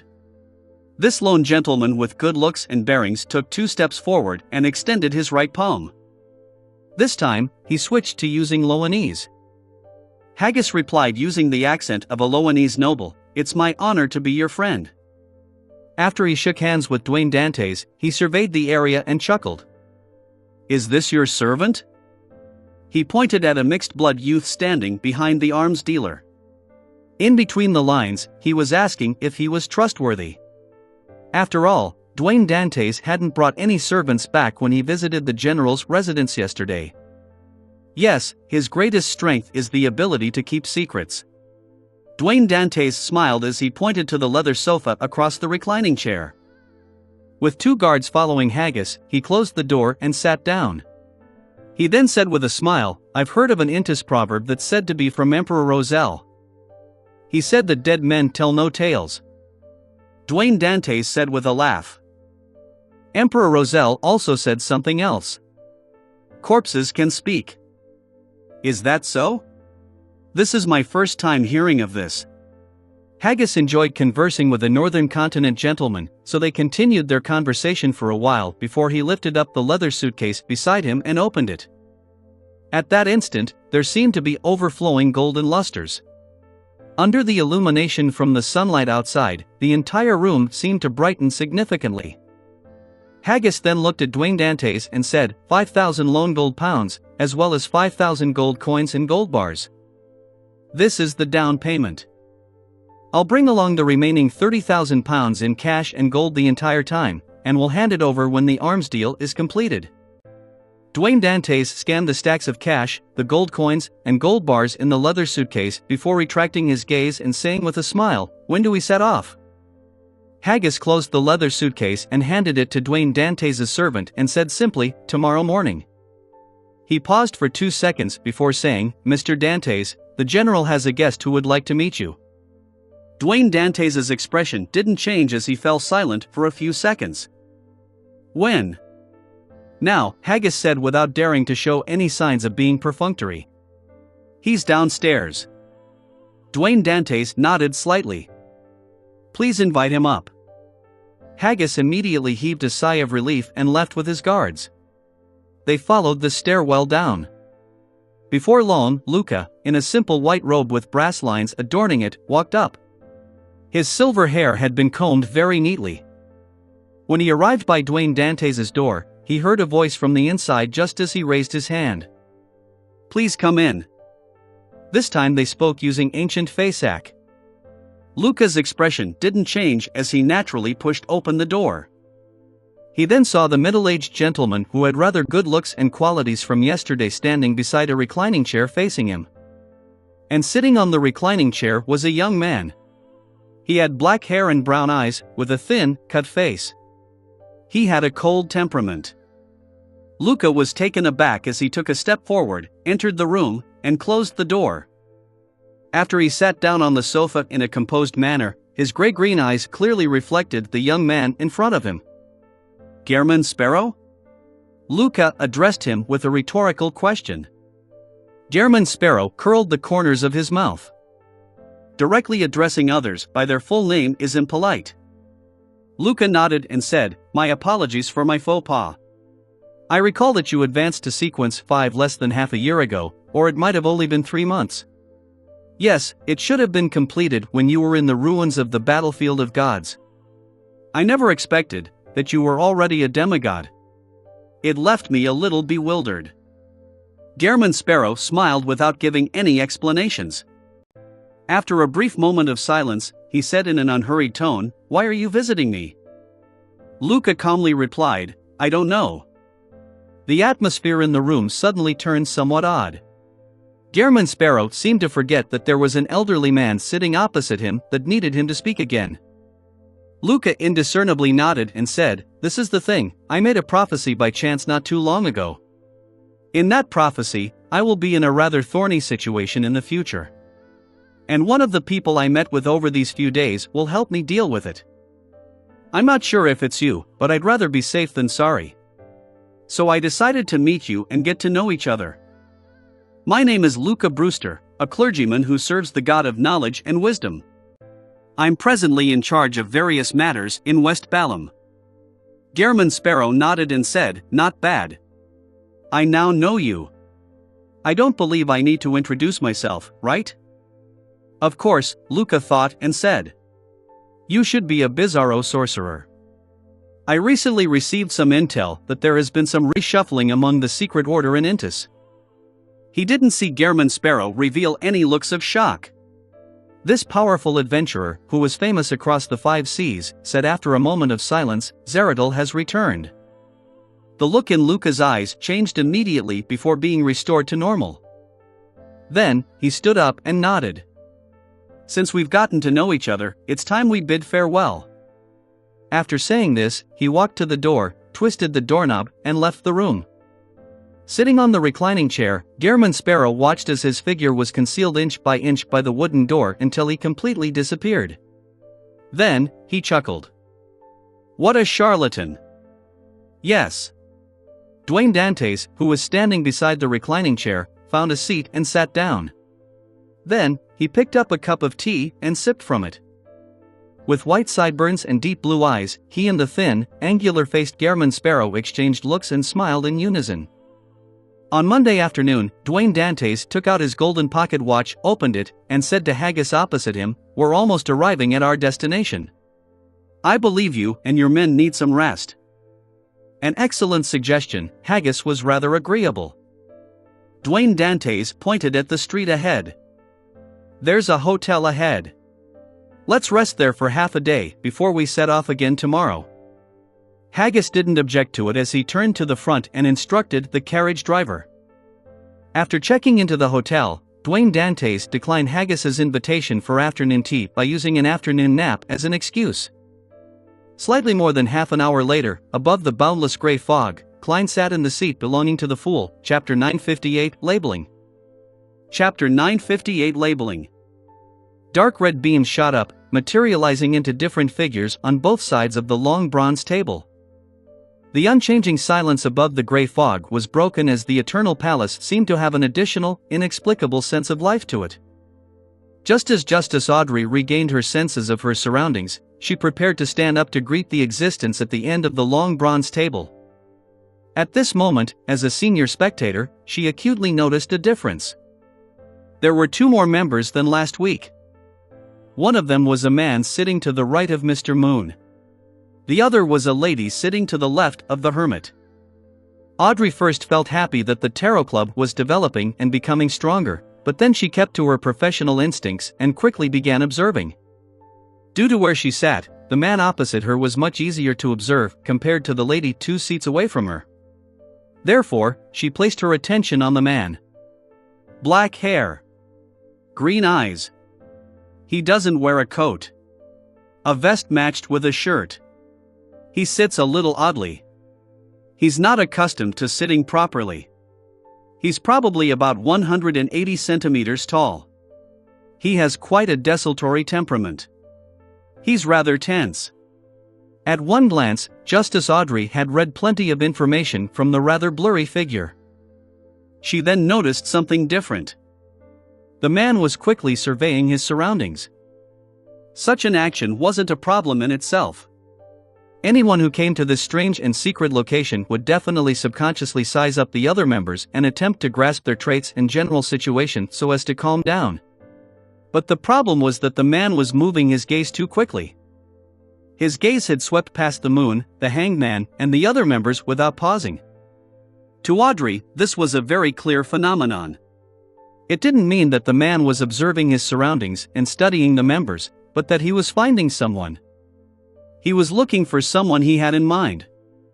Audrey instantly felt a little excited, as she believed that this newcomer knew one of the members present. Who could it be? She observed for another second and realized that the man sitting diagonally opposite her had fixed his gaze on the World Gehrman Sparrow. Audrey was thrilled as though she had discovered a secret.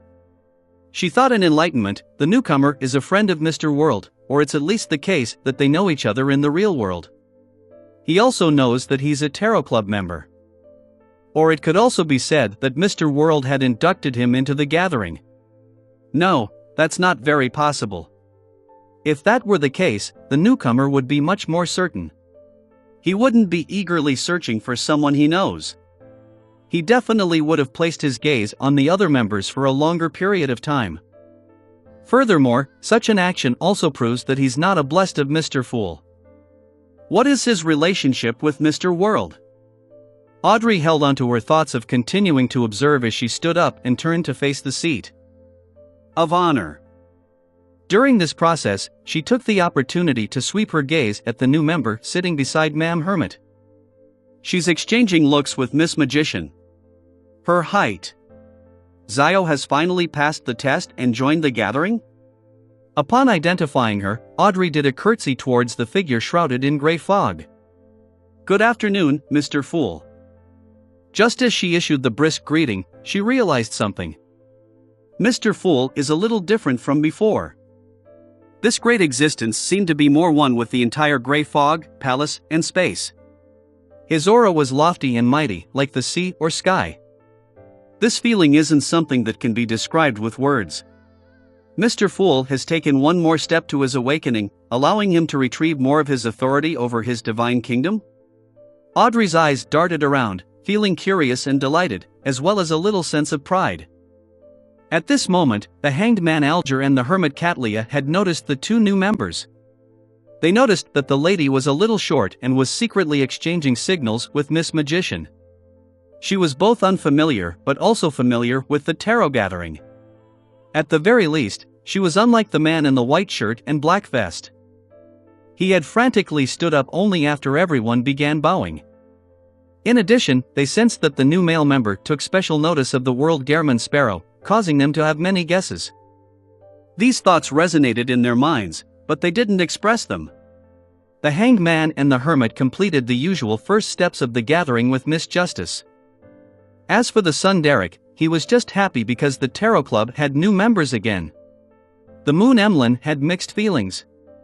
On the one hand, he felt a sense of superiority being more senior compared to the newcomers, but on the other hand, he had a feeling that there were just too many messiahs for the apocalypse.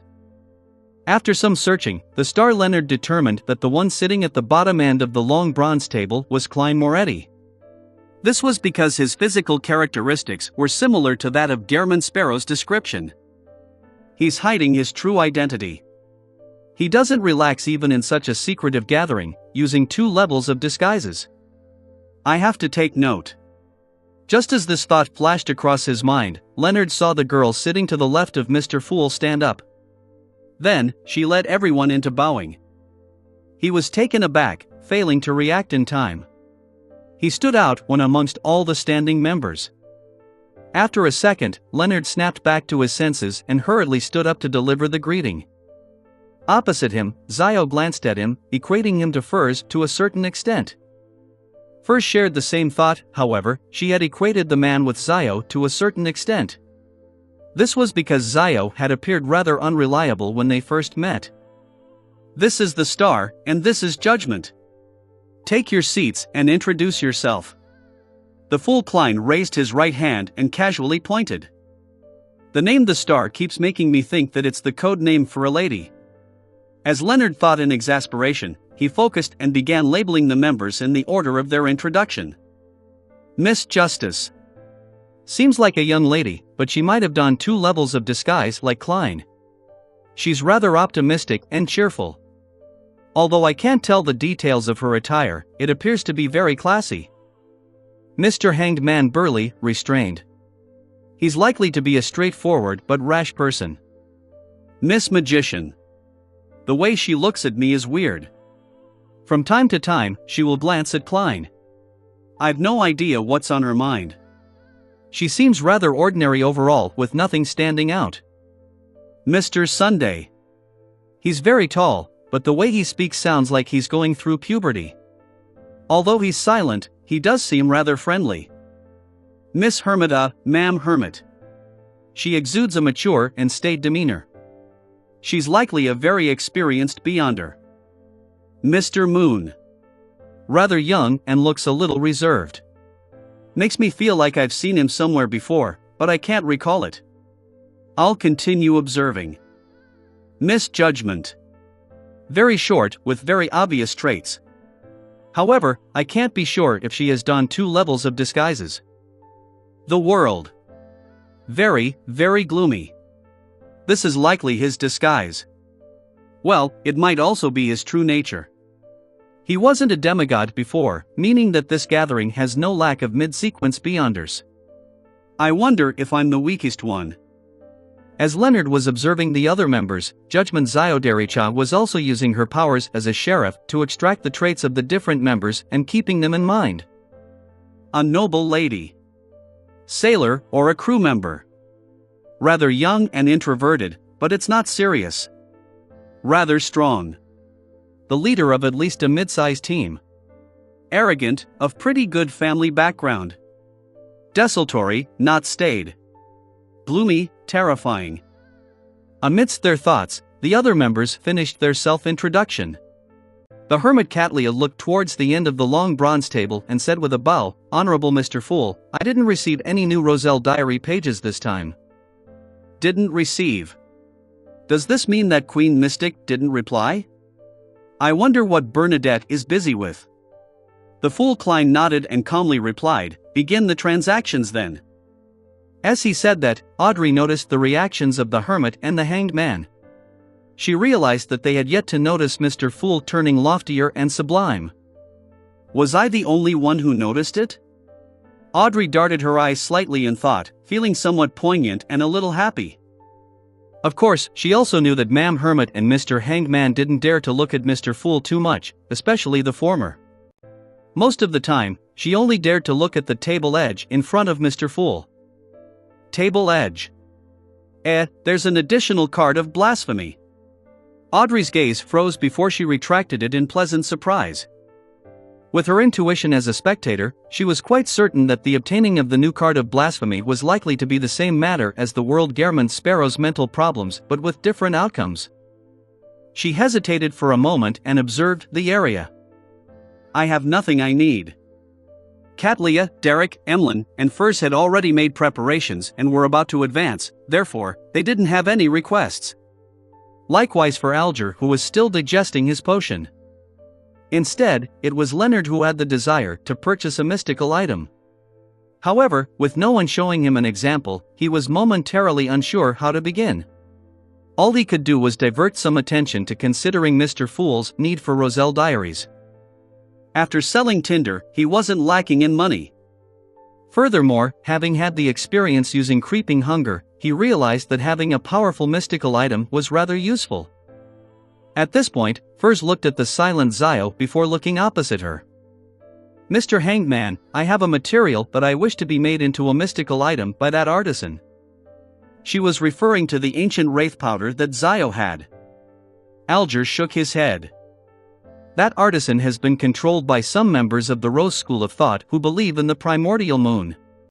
That's all I know. The subsequent matters have been left to Ma'am Hermit to handle. Rose School of Thought. Primordial moon believers. Left to Ma'am Hermit to handle. Leonard and Zio looked around and suddenly realized that the gathering they were participating in wasn't as loose as they imagined. They were secretly traversing through the shadows of the world. Chapter 959. Even newcomers are different amongst themselves. Chapter 959. Even newcomers are different amongst themselves. Katlia turned her body slightly to the side and looked at the magician. It's a little complicated. I suggest that you wait for another 1 to 2 weeks. I'm unable to promise anything. All I can say is that there should be someone to help you create the mystical item when the time comes. Should be someone. It also means that it might not be the original artisan. Does this mean that she's planning on nurturing an artisan for herself? Or could it be that she's thinking of a way to turn the original artisan into a sealed artifact, using a machine to create machines? Ma'am Hermit is indeed an experienced beyonder. Leonard listened quietly while doing some analysis. It was the first time he was this serious during a meeting. No problem. Furs had the utmost confidence in Ma'am Hermit. After all, she had already obtained the mythical creature's blood and was likely to undergo a qualitative change in time. At this moment, she heard the world say with a hoarse voice, "If this matter requires my help, you can get my help."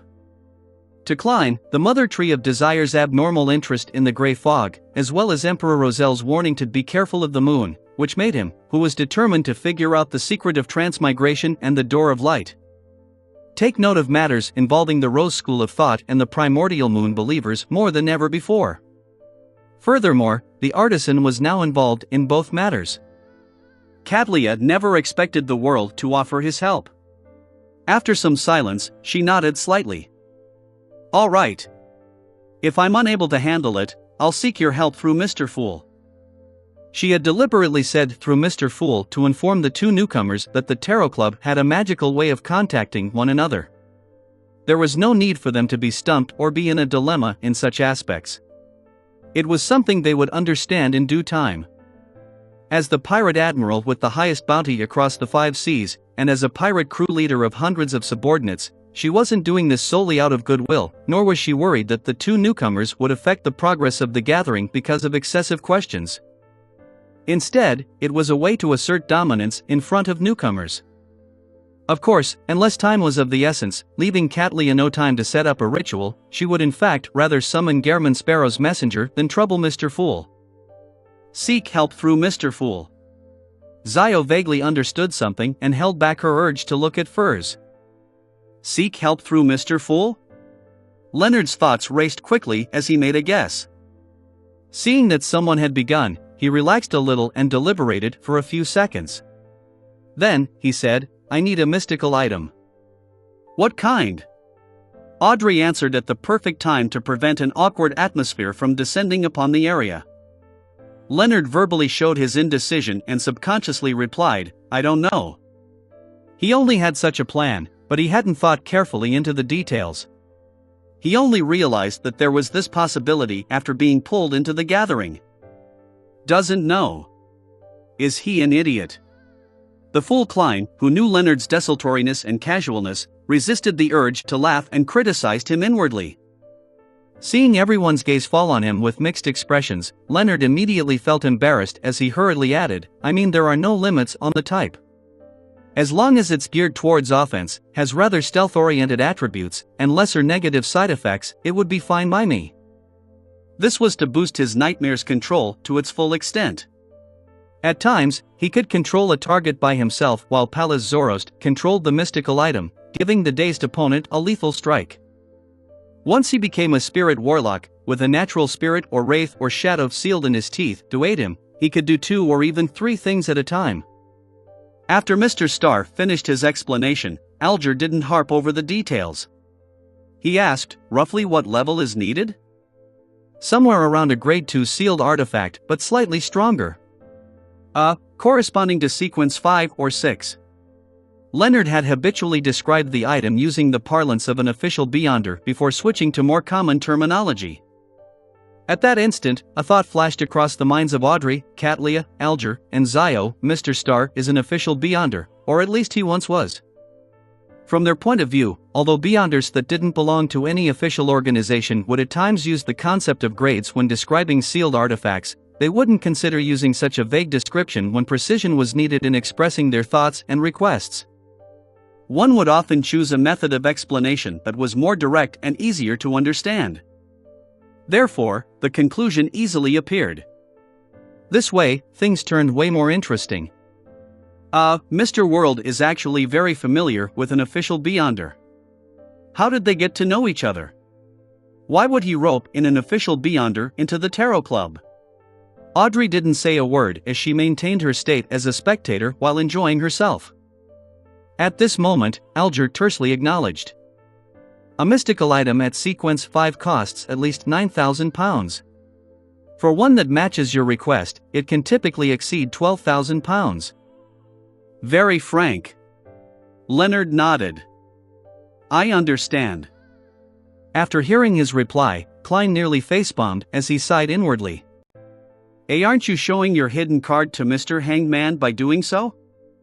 I dare bet that if he has something suitable, the price will definitely be above £12,000.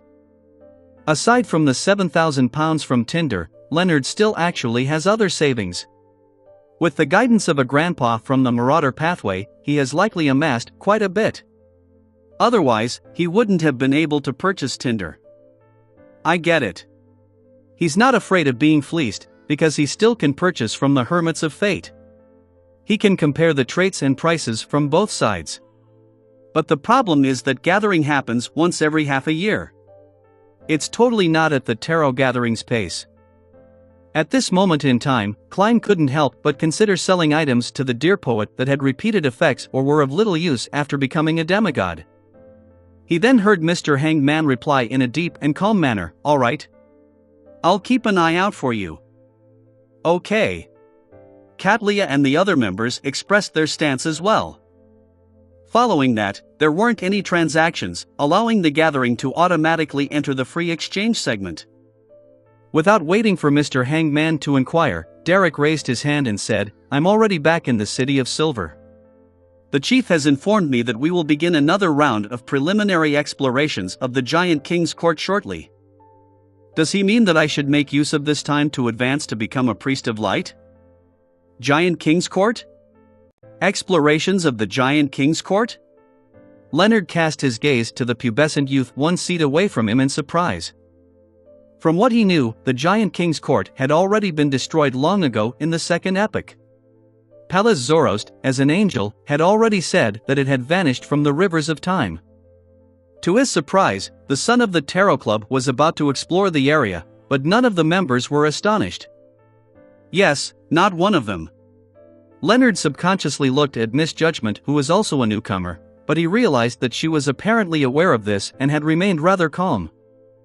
This Miss Magician has privately kept Miss Judgment up to speed. Only Leonard doesn't know anything. The fool Klein leaned into his seat and seriously analyzed himself.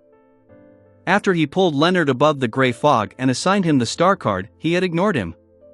He didn't even write to him or introduce the Tarot Club's general situation to him. Compared to women, men truly aren't meticulous with the details.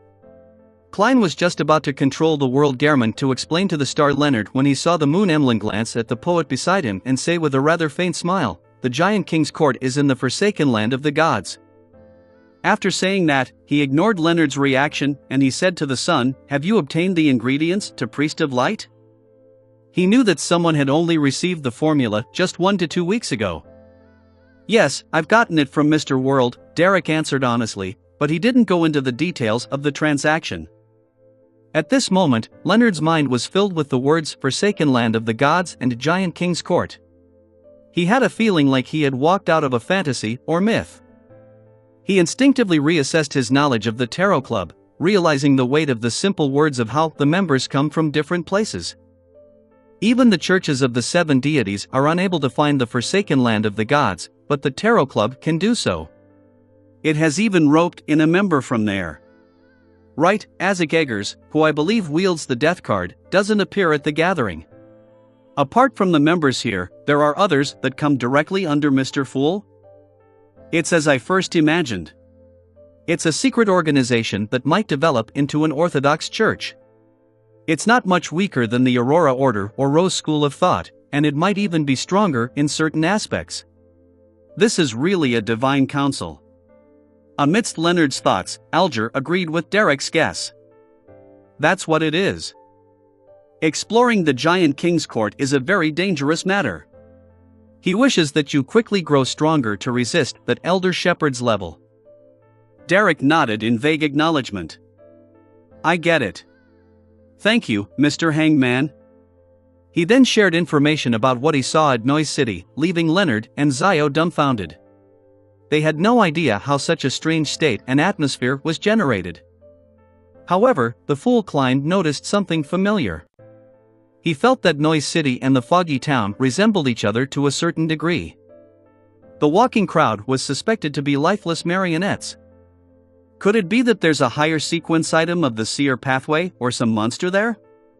Klein didn't say a word as he silently took note of Noise City. At this moment, Zio glanced at the world and said, showcasing some goodwill, MI9 has recently been investigating Gehrman Sparrow's origins. Chapter 960, The Fool's Sigh. Chapter 960, The Fool's Sigh. Upon hearing the name Gehrman Sparrow, all the members on both sides of the long bronze table looked at the world. No one spoke or interjected. They more or less knew that the crazy adventurer, Gehrman Sparrow, had once again done something huge such as killing Admiral Hal Ludwell. However, Audrey didn't believe that this was the main reason why he would suffer mental problems. And the way they acted made Leonard instantly realize a fact: everyone in the Tarot Club knew that the world was Gehrman Sparrow. Klein's disguise is really well done. However, why does he let the other members know of his identity as Gehrman Sparrow? Isn't it common sense to hide one's background at such gatherings? Amidst his puzzlement, Leonard heard the blurry figure the world reply with a hoarse voice, "What clues has MI9 obtained?" Zio showed no shame in betraying MI9 as she replied frankly, "They have confirmed that the identity Gehrman Sparrow is fabricated, and that it was sourced from Backland." Indeed, he was previously known as Sherlock Moriarty. He became Gehrman Sparrow after leaving Backland.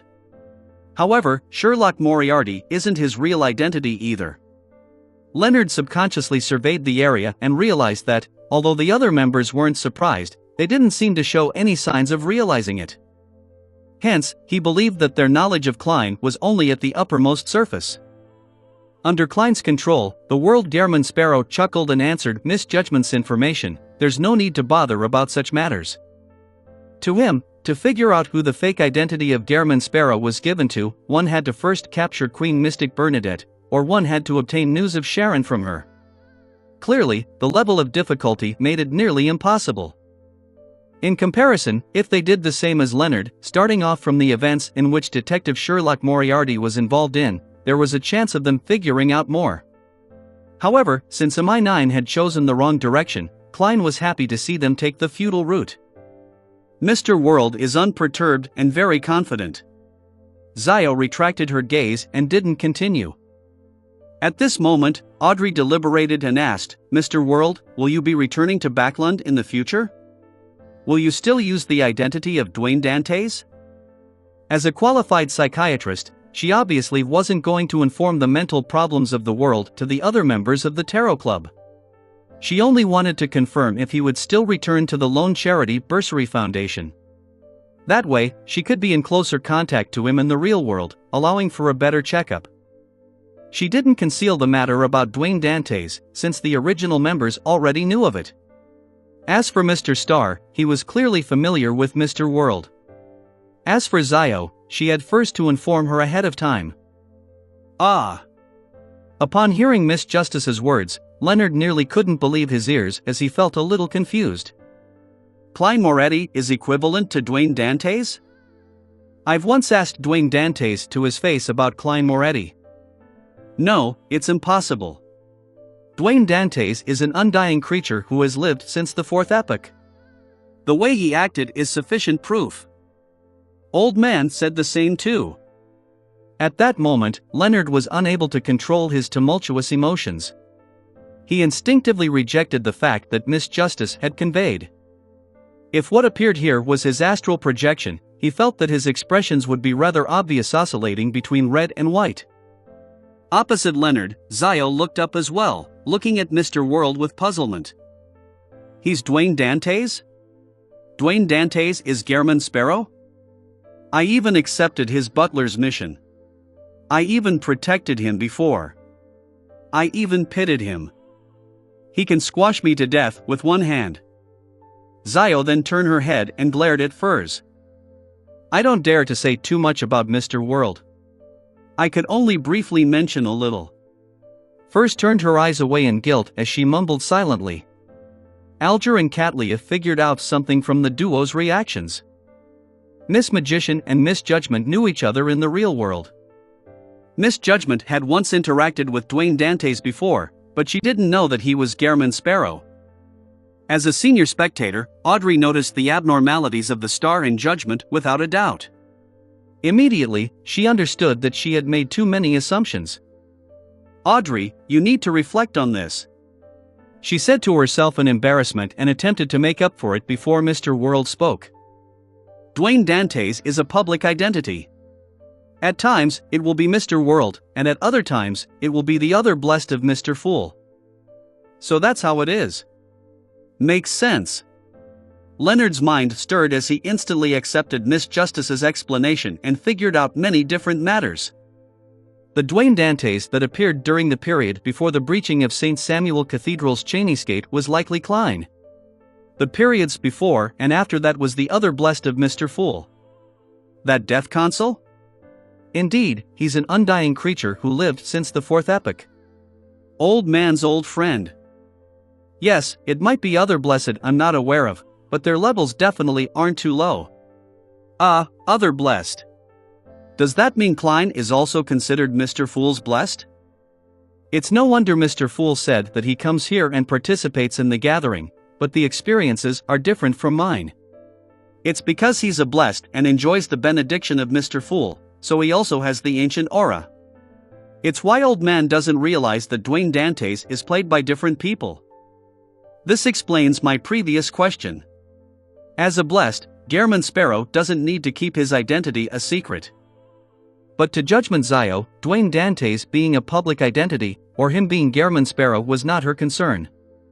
The reason why she overreacted was because, after realizing the truth, she felt embarrassed at all her various thoughts back then. Seeing the atmosphere return to normal, Klein heaved a sigh of relief inwardly and controlled the world Gehrman Sparrow to answer Miss Justice's question. Yes. When the time comes, there might be certain matters that need all of your help. When he finished the second half of his sentence, the world swept his gaze across Justice, the Magician, Judgment, the Star, and the Moon. He has plans for something in Backland? Audrey instantly understood what Mr. World was getting at. She momentarily felt excited but also a little worried. She was excited because she was about to participate in a secret operation that all the participants didn't seem to have any ties with, to the point of not even knowing each other. This was something she had always looked forward to. Her worries stemmed from whether the operation would have any threat to Backland's safety, or if it would bring harm to the innocent. As for danger to herself, she wasn't too worried.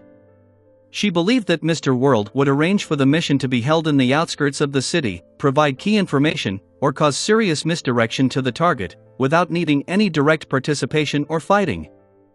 Emlyn was the second person to read between the lines. And this was a result of his innate aversion towards troublesome matters. Will it be troublesome, he thought with a frown without saying a word. While the other members came to a realization, Alger took a deep look at the World Gairman Sparrow and said, I recently received news that the traitor of the Church of Evernight, Archbishop Zangwill, was killed in West Balham. Before that, he had already become a demigod. As for the sealed artifact, 0-08, which he had stolen, it's unknown whose hands it's in. The only thing that can be certain is that the battlefield was cleared by the Church of Evernight. The hanged man is very updated on the news. It's only been a few days. The church should have kept this strictly confidential. However, there might have been other factions arriving at the square that day. Leonard was taken aback for a moment, but he didn't provide more information. This was the first time Audrey and company were learning about the news. They could only determine that the matter was rather important from the words Archbishop, 0-08, and demigod. But since it had nothing to do with them and there wasn't any stimulus, they weren't too intrigued. As for Catlia, as she had a deep impression and understanding of Grade O sealed artifacts, she planned on seeking out information on this via Queen Mystic and the Moses Ascetic Order after she returned to the real world. Amidst a brief silence, the Fool Klein suddenly extended his hand and rapped the table's surface.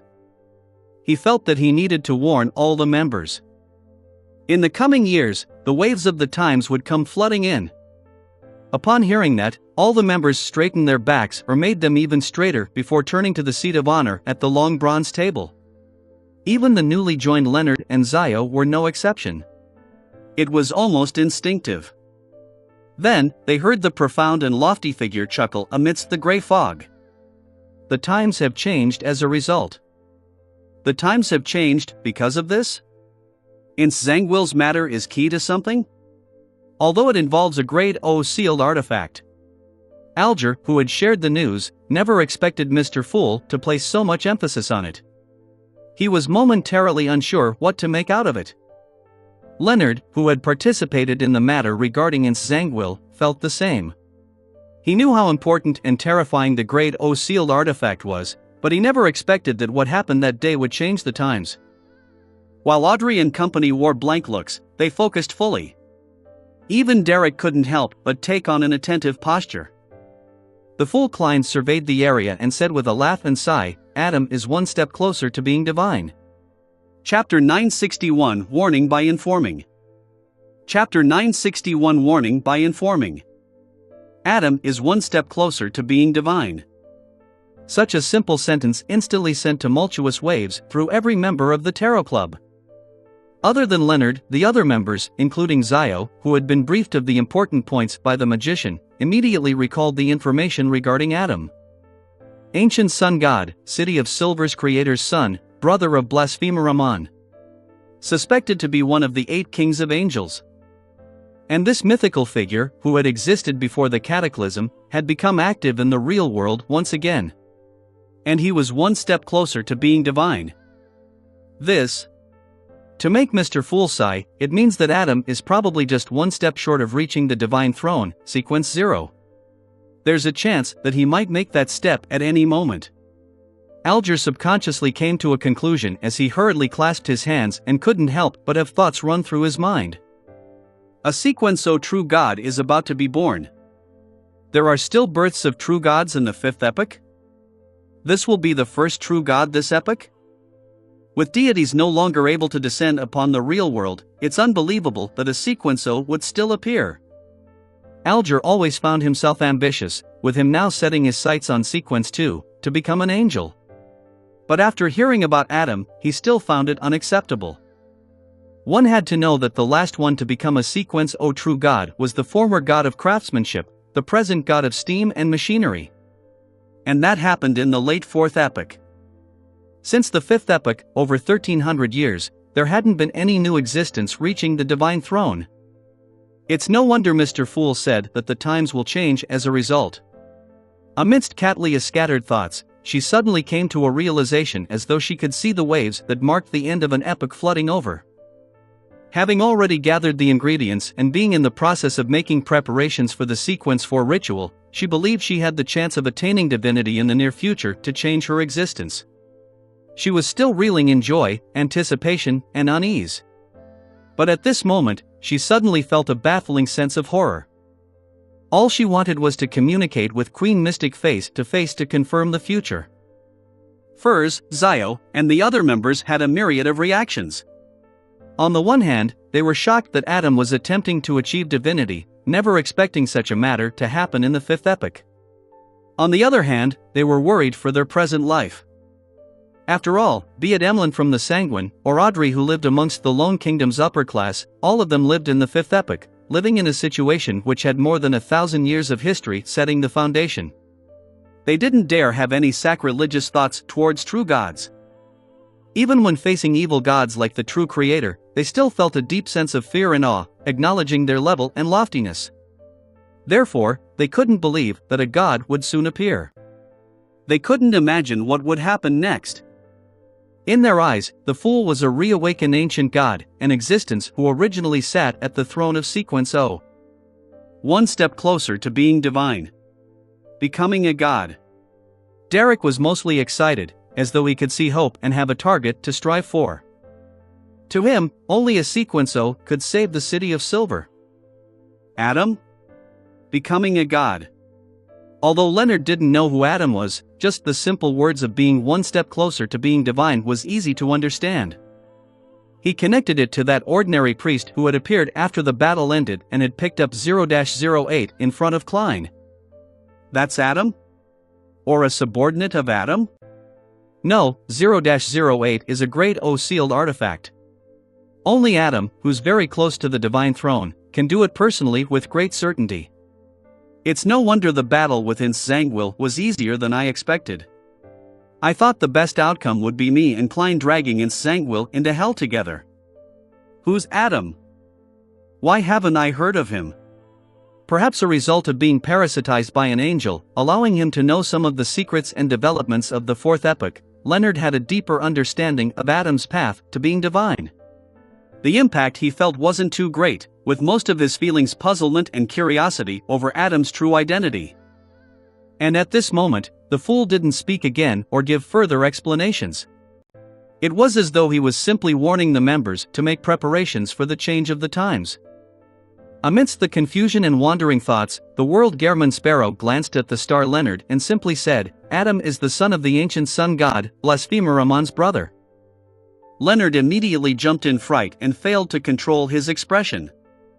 He had a deep impression of Amon, and he had a deep trauma for Amon because of Old Man's descriptions. And Adam was Amon's brother, so it was very possible that the level of horror was likely the same between the two brothers. The world ignored the star's reaction and continued, "It can be confirmed now that Adam is one of the 8 kings of angels, titled Angel of Imagination. He is ranked on par with Angel of Time Amon. The reason for him targeting Zangwill is to obtain 0-08 to make up any shortfalls for his path to being divine." And his plan succeeded. Angel of Imagination. Adam is a king of angels from the spectator pathway? Audrey instantly connected this to the Dragon King Ankwelt's title, Dragon of Imagination. And she had long known that mind dragons represented the spectator pathway. As for Leonard, another comprehension obstacle appeared before him. He had been stumped by the concept of a king of angels, but he was too embarrassed to ask. He had planned on seeking Old Man's help when he awakened. Alger pondered over Gehrman Sparrow's words as his expression turned slightly odd. He probed, "You seem to have witnessed the matter?" Just as he said that, all of them heard a familiar, hoarse laughter. After Gehrman Sparrow finished laughing, he looked at the star and said as though it was nothing, "The murder of Zangwill was committed by me and my partner." Catlia's mind instantly went blank. She could accept that Gehrman Sparrow could easily finish off Admiral Hell, but she couldn't imagine that he would one day kill a real Sequence 4 demigod. Catlia quickly calmed down because, with the King of Angels involved in the battle, it was possible that a Sequence 5 could kill off a heavily injured demigod due to various coincidences. Furthermore, he had a partner. Audrey read confidence from the world's tone. She couldn't help but ask out of curiosity, "Mr. World, have you already become a demigod?" The world didn't give a direct answer as he chuckled. "In the future, all of you can entrust matters involving demigods to me." Every member present figured out the meaning in between the lines. He had become a genuine sequence for demigod. Furthermore, he was the kind who had the ability to kill peers at his level. At that instant, Catlia became abnormally calm. She tried hard to recall everything that she had seen and heard regarding Gehrman Sparrow. She was very certain that he was only a Sequence 6 before the visit to the ruins of the battlefield of gods. He relied on the glove to match a Sequence 5. As for Gehrman Sparrow's search for mermaids without hunting any of them, it implied that it was a requirement of a ritual. This meant that he had indeed advanced to Sequence 5 back then. His various performances after that proved this point. Today, it had only been about 3 months since Gehrman Sparrow stepped into the ruins of the battlefield of the gods, but he had already advanced to Sequence 4, becoming a demigod existence. This overturned Catlia's understanding of the world. She wasn't too old, with her age being less than 30. But to reach Sequence 5 and gain the title of Admiral of Stars, it took her about 7 to 8 years. It was only in the past 1 or 2 years did she have the confidence to attempt to breach the gate to become a demigod. With her starting to make preparations, she believed she was already far ahead of the pack. Mr. World is impressive. He became a demigod so quickly. Derek sincerely felt joy. His idolization for Mr. World grew more intense as he hoped that he could be like him, becoming a demigod at the fastest speed possible. Audrey was both alarmed and delighted. Following that, she gained an understanding towards the abnormality in Gehrman Sparrow's mental state. From the looks of it, his low spirits, gloomy, and depressed feelings happened after he became a demigod. These are the negative effects accumulated from potions. It's just like how I nearly lost control when I became a psychiatrist. Also, after becoming a Sequence 4 and gaining godhood, he could naturally penetrate more of reality. He then realized that he had been sleeping for a very long time. His family had passed away, making him lose his goals. How pitiful. With his warm nature, he must have had deep feelings for his family and friends. However, I'm so envious. Does being Mr. Fool's blessed make one advance so quickly? I also wish to become a demigod early. Mr. Fool's mention that the times have changed as a result leaves me fretting. While Emlyn and the other members were still in shock, Alger, who also shared the same feelings and felt deep envy and jealousy towards Gehrman Sparrow, had other thoughts. As Mr. Fool's blessed, Gehrman Sparrow's embroilment with this King of Angels and 0-08 matter clearly isn't an accident. On the contrary, it might be more reasonable that it's a mutual plan between Angel of Imagination Adam and Mr. Fool. That will explain it. Two mythical figures that existed before the cataclysm. One is awakening, and the other is making an advancement, the two secretly coming together. Amidst his thoughts, Alger had another idea. Since Adam had obtained 0-08 and opened the door to the divine throne, what about Mr. Fool? What benefit did he get in this matter? Subconsciously, Alger turned his body and slightly bowed his head to look at the seat of honor.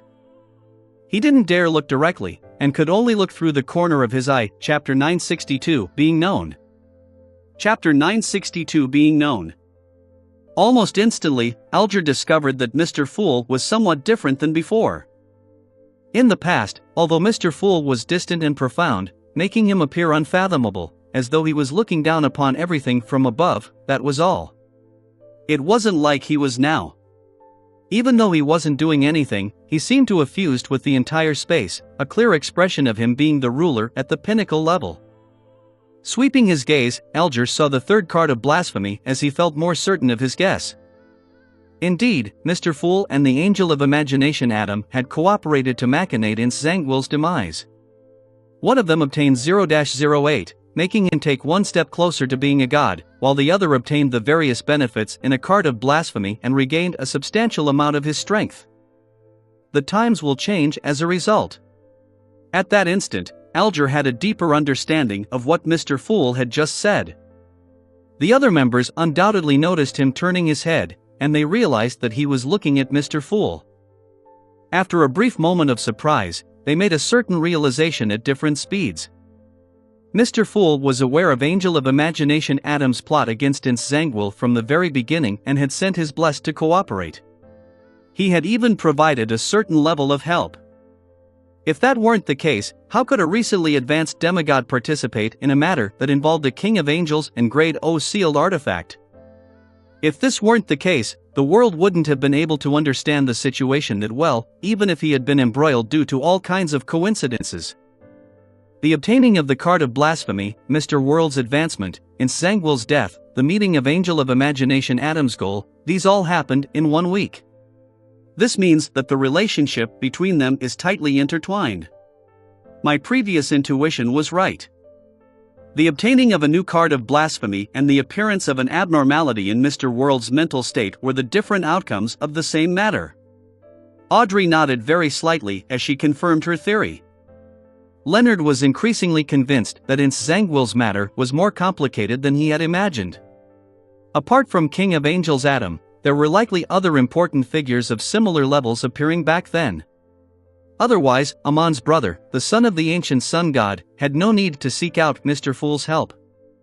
After all, no matter how powerful or terrifying 0-08 was, it was incapable of comparing with the blasphemer as described by Old Man, as Adam and Amon were likely on par with each other.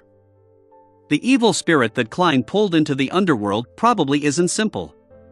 It's definitely not something that being from the Hunter pathway would be enough to describe it with. Klein's participation in the matter regarding Zangwill isn't solely for revenge, but is also due to Mr. Fool's orders. As Leonard sighed, he didn't generate any negative feelings. Instead, he was secretly relieved. From his point of view, this was a very ordinary situation. Mr. Fool's agreement in convening such a gathering to establish a corresponding organization while hosting it as a deity was definitely not because he solely wished to make the area more lively or being done out of goodwill. He definitely had his goals and needs that he wished blessed like Klein or members like him could complete. Therefore, seeking revenge on Zangwill and accepting Mr. Fool's mission wasn't in conflict. The latter didn't reduce the former's meaning and importance. As for why he was relieved, it was because Leonard believed that Mr. Fool's clear expression of his goals had made it better than having everything chaotic and unknown. He didn't need to guess or wait with trepidation. He originally had intense wariness for Pallas Zoros precisely because he wasn't sure of his true motives. At this moment, the fool Klein didn't say a word. He didn't confirm or deny the members' guesses and theories. Controlling the world, he made him continue. Adam might have established a very secretive organization, and it has been secretly steering the development of the times. Many important figures you might never have expected are members of this organization. They would machinate one matter after another. Also, after leaving this place, do not say or write down Adam's name, including his title. Try not to think about such matters, because he has the trait of any mention of it will be known. The more you know about him, the more he might know about you. This is somewhat similar to 0-08. After hearing Mr. World's description, Audrey instantly recalled learning of the mysterious organization from Mr. Fool, the Twilight Hermit Order. This made her quickly come up with a corresponding theory. The King of Angels Adam was the leader of the Twilight Hermit Order. The Angel of Imagination was a member of the Spectator Pathway. Likewise for 0-08. Therefore, any mention of it will be known was a beyonder power of this pathway at higher sequences. Likewise for, the more you know of it, the more it knows of you. Impressive. But won't this be rather noisy? Audrey momentarily looked forward to it with envy while also feeling worried and puzzled. Any mention of it will be known. So the organization behind the assassination of Duke Negan, the one backer behind Kalangos, was established by King of Angels Adam. Alger was first somewhat enlightened before his expression fell. He began to suspect that the primitive island that he had previously explored was related to this secret organization. This was because Kalangos had once ventured deep into it and discovered several items. Furthermore, the final disappearance of the island had resembled the powers of the Dragon of Imagination as described by the Sun. putting the two together, Alger couldn't help but come up with such a theory as he made a deeper realization that Mr. Fool's cooperation with the Angel of Imagination had started when he and Gairman Sparrow stepped into that primitive island. He was more convinced that it was the truth, because after the existence in that island's ruin awakened, the only thing that happened was a sigh. He and Gairman Sparrow weren't stopped from leaving. So that's how it is. The way important figures set up their ploys are truly well concealed. I didn't notice it at all back then. The games between gods are truly complicated. Perhaps only Sequence 1 Beyonders or even King of Angels are qualified to participate. Alger sighed as he felt a baffling sense of desire. Furs had already forgotten the mysterious organization which Mr. Fool had mentioned previously. Only when she heard any mention of it will be known did she recall that it was related to Duke Negan's assassination. However, she wasn't concerned about this problem but something else. Back when she was informing Zio about the general situation of the Tarot Club and the general knowledge, she had mentioned Adam's name. Adam has the trait of any mention will be known? This. Zio and I are known by him? Furs instantly felt horrified as she couldn't help but turn her head and cast her gaze to Zio. She had learned that Adam was the son of the creator from Mam Hermit. Furthermore, she had never emphasized to not mention the King of Angels' name in the outside world. IIVE mentioned Adam in the real world, Furs said with a clear stammer.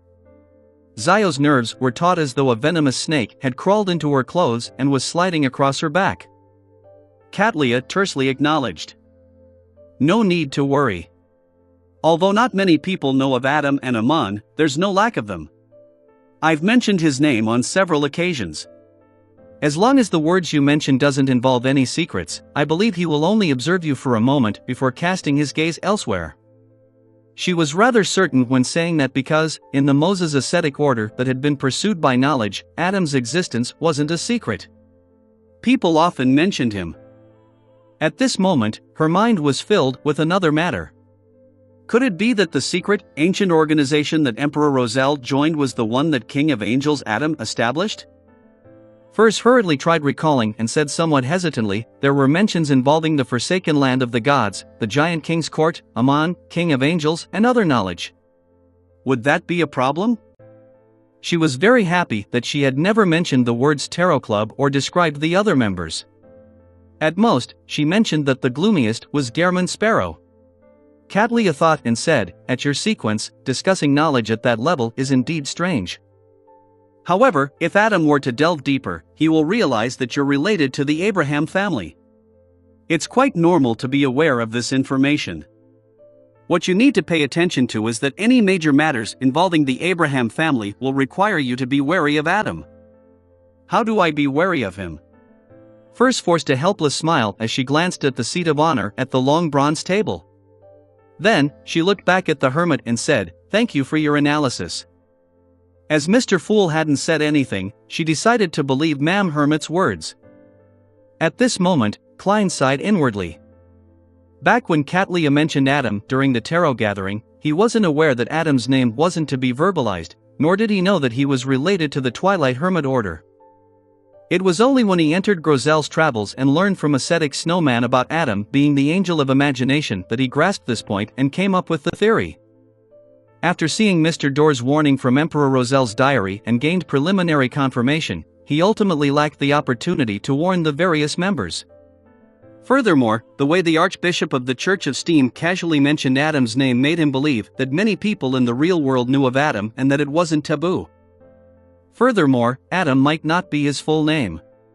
He wasn't in a rush to guide the conversation towards this, but he was waiting for an opportunity. Any mention of it will be known? The organization established by Adam is really impressive. Is this the target our tarot club is aiming at? As Emlyn reflected over it poignantly, he gained a clear picture of the tarot club. He had previously been figuring out a category for the tarot club. He realized that it wasn't like an Orthodox church, and it was unlike the other secret organizations. Apart from being a Messiah alliance, there wasn't anything too special. It muddled his analysis.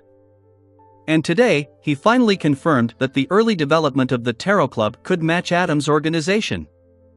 Knowing 0-08's trait, Leonard wasn't surprised that Adam had a similar trait.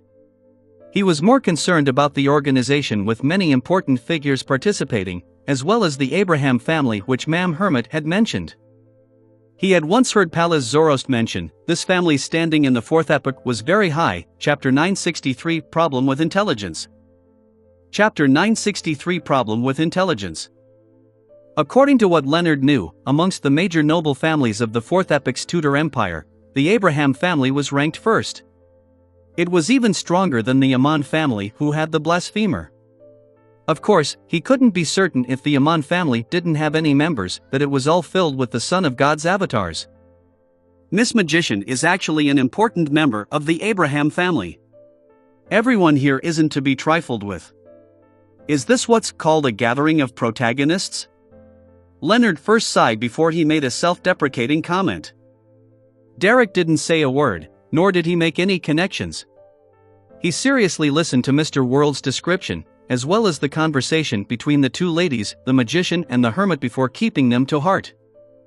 To him, the other members were in the outside world. Regardless of what happened, it had little to do with him or the City of Silver. Only matters regarding the King of Angels was something to be concerned about. After all, be it the Angel of Fate Ouroboros, the Dark Angel Sasser, and Red Angel Medici, they had left traces around the City of Silver. As for the Angel of Time, Aman, he had personally visited it before, bringing about inexplicable horror. After everyone quietened down, Derek couldn't help but consider certain matters. Any mention of it will be known. How should I inform the chief about such matters? Or is it fine not saying it for the time being? I'll just mention that Aman is a son of the Creator, that he has another brother who's of the same pathway as the Dragon of Imagination. If the City of Silver were to encounter an overwhelming disaster, would Adam be able to hear it if I said his name? Can he enter the forsaken land of the gods? With this in mind, Derek instantly felt somewhat ashamed. This was because, in such situations, the honorific name he should chant was Mr. Fools. At this moment, the world spoke again. Although War Angel Medici has long perished, he isn't completely dead. The soul he left behind has fused with the souls of the ancestors of the two major families of Sauron and Einhorn, forming an evil spirit.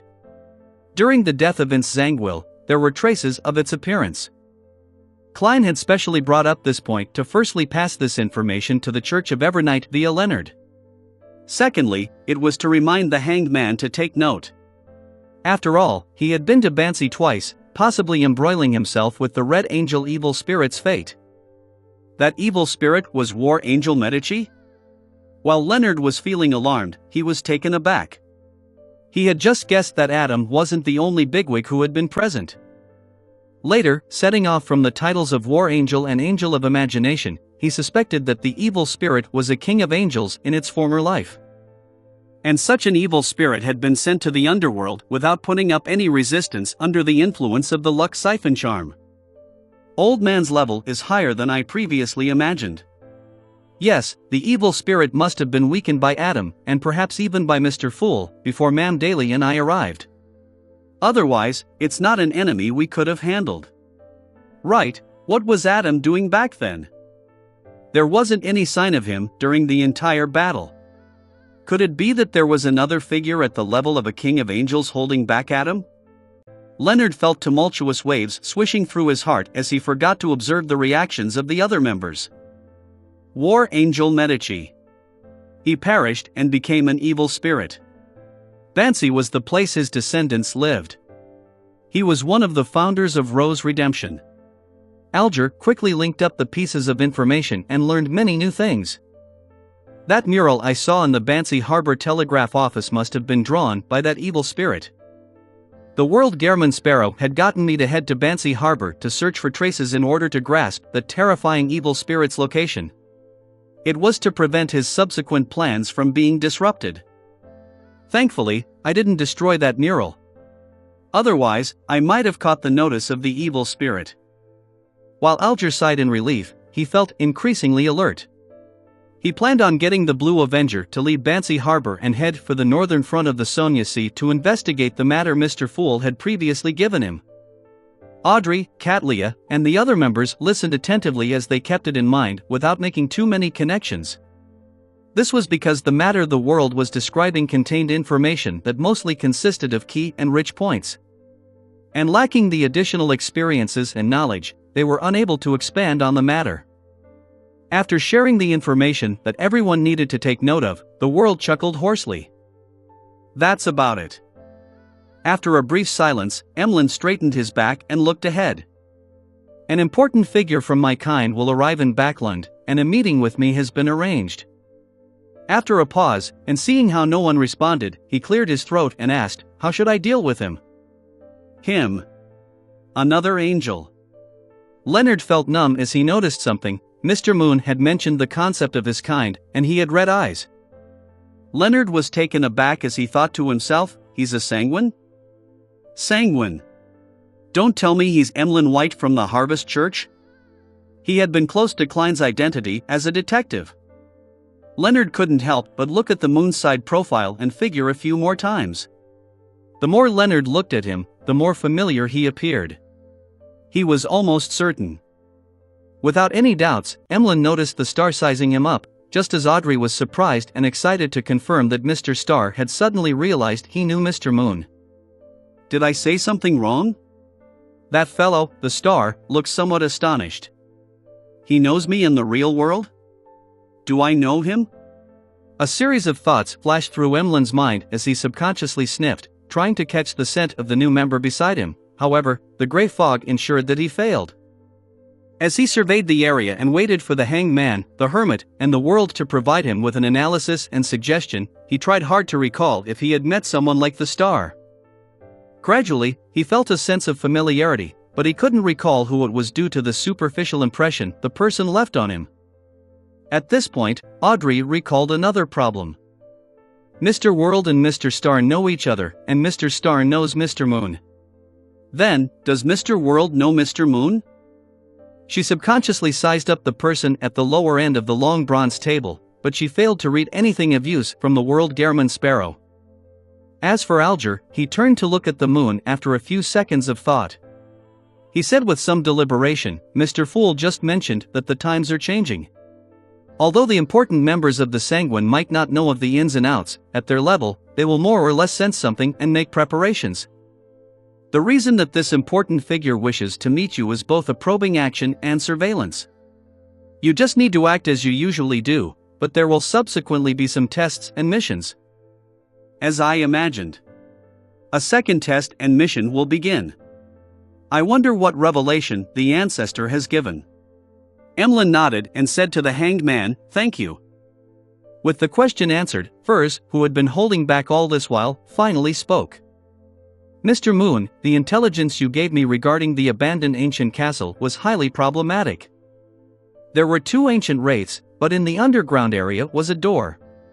Sealed behind the door is a powerful corruptive power. As long as one enters the region where the ancient wraiths are, they will be corrupted. This..." Emlyn frowned slightly. He wasn't enraged, and he instead felt that her description was completely right.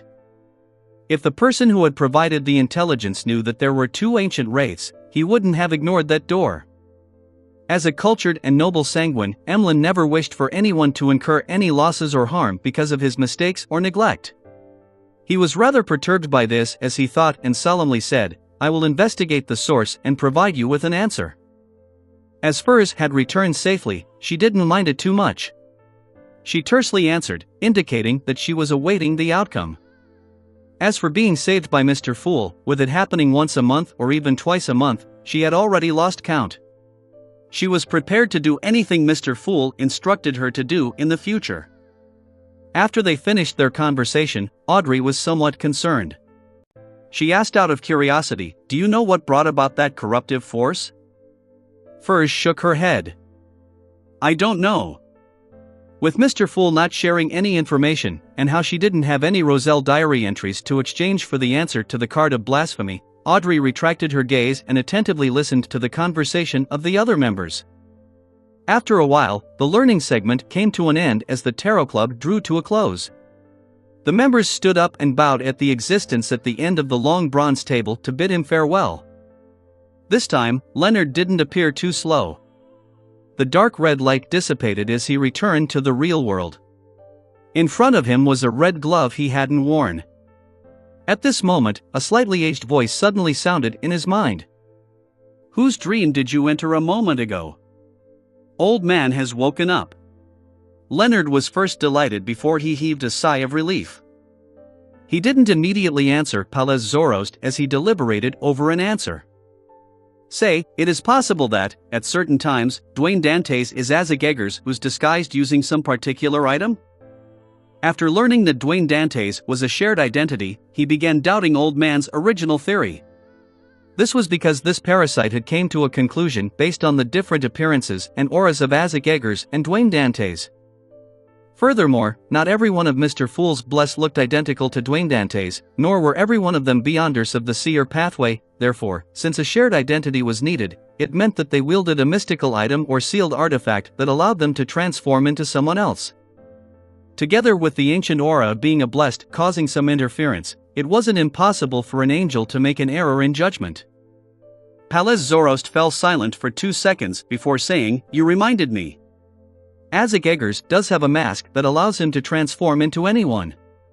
Chapter 964 Medici's Cause of Death. Chapter 964 Medici's Cause of Death. As expected. After confirming his hypothesis, Leonard didn't harp on the matter as he returned to the topic at hand. "Old man, didn't you ask whose dream I entered?" "Yes, on the day we sought revenge against Ince Zangwill, Amon's brother and a king of angels appeared." In his mind, the slightly aged voice didn't immediately reply. After a few seconds, there was a sigh. "It's just as I expected. Matters related to 0-08 will often attract Adam. Thankfully, I chose to sleep ahead of time." Leonard didn't have the time to ponder over Palaz Zoroast's words as he instinctively cried out, "Old man, why you said his name?" Adam's gaze was about to be cast over, or might have already landed on them. The slightly aged voice chuckled. "You actually know about Adam's trait. However, me mentioning him doesn't matter. He will only imagine that someone else is talking about him. Of course, there's no need for you to know too much. That will definitely make you occasionally think of it. Once that happens too frequently or at a close physical distance, Adam will also know of it, just like 0-08. Furthermore, 0-08's influence is limited to a huge city, while Adam's is the entire world. As horrifying as Amon. Another form of horror. Leonard composed himself and forced himself to stop thinking about Adam as he ruminated over what Palaz Zoroast had said. Suddenly, he nearly blurted out without suppressing his voice. "Old man, did you sleep not because you were weak, but because you were afraid of encountering Amon's brother?" "Ahem." Palaz cleared his throat. "It was a result of both reasons, but they don't contradict one another. After giving you the 2 worms of time, my condition deteriorated again. Under such circumstances, how am I to deal with a king of angels and conceal my existence? I'm already old and feeble. There's no need for such developments, so it's almost necessary for me to hide." Leonard was momentarily at a loss for words and said after a few seconds, "Amon and his brother should be older than you. The ancient sun god is an ancient god before the cataclysm." Without waiting for Palaz Zoroast's reply, he heaved a sigh of relief. "That is to say that, because of your act of sealing yourself and sleeping, that king of angels didn't discover a problem with me?" Palaz chuckled. "No, it was discovered." Leonard's expression sank as he nearly looked around frantically. He suspected that Adam was sitting in some corner, silently listening to his conversation with Old Man. At this moment, Palaz Zoroast added, "You were very close to him. Do you think you can hide from a king of angels who has accommodated the spectator pathway's uniqueness? Besides, you likely cried out Old Man impolitely at the most critical moment." Leonard was taken aback as he subconsciously answered, "Why, you heard it?" He suspected that Old Man had heard him but had deliberately chosen to ignore him for fear of being discovered by Adam. "No," Palaz's slightly aged voice teased, "I don't have to hear it to know what you would do. How can I not be aware of what kind of person you are?" Amidst Leonard's embarrassment, Pallas Zoroast continued, Adam definitely knows that you've been parasitized, but as I'd sealed myself and was asleep, he didn't discover who was parasitizing you. The demigods with such abilities aren't many, but it's also not a very tiny number. Is that so? Leonard instantly heaved a sigh of relief. He was most worried about having Adam see Old Man before returning to inform Blasphemer Amon. With this in mind, Leonard raised a question he had been wondering all this while. Old Man, what's a king of angels?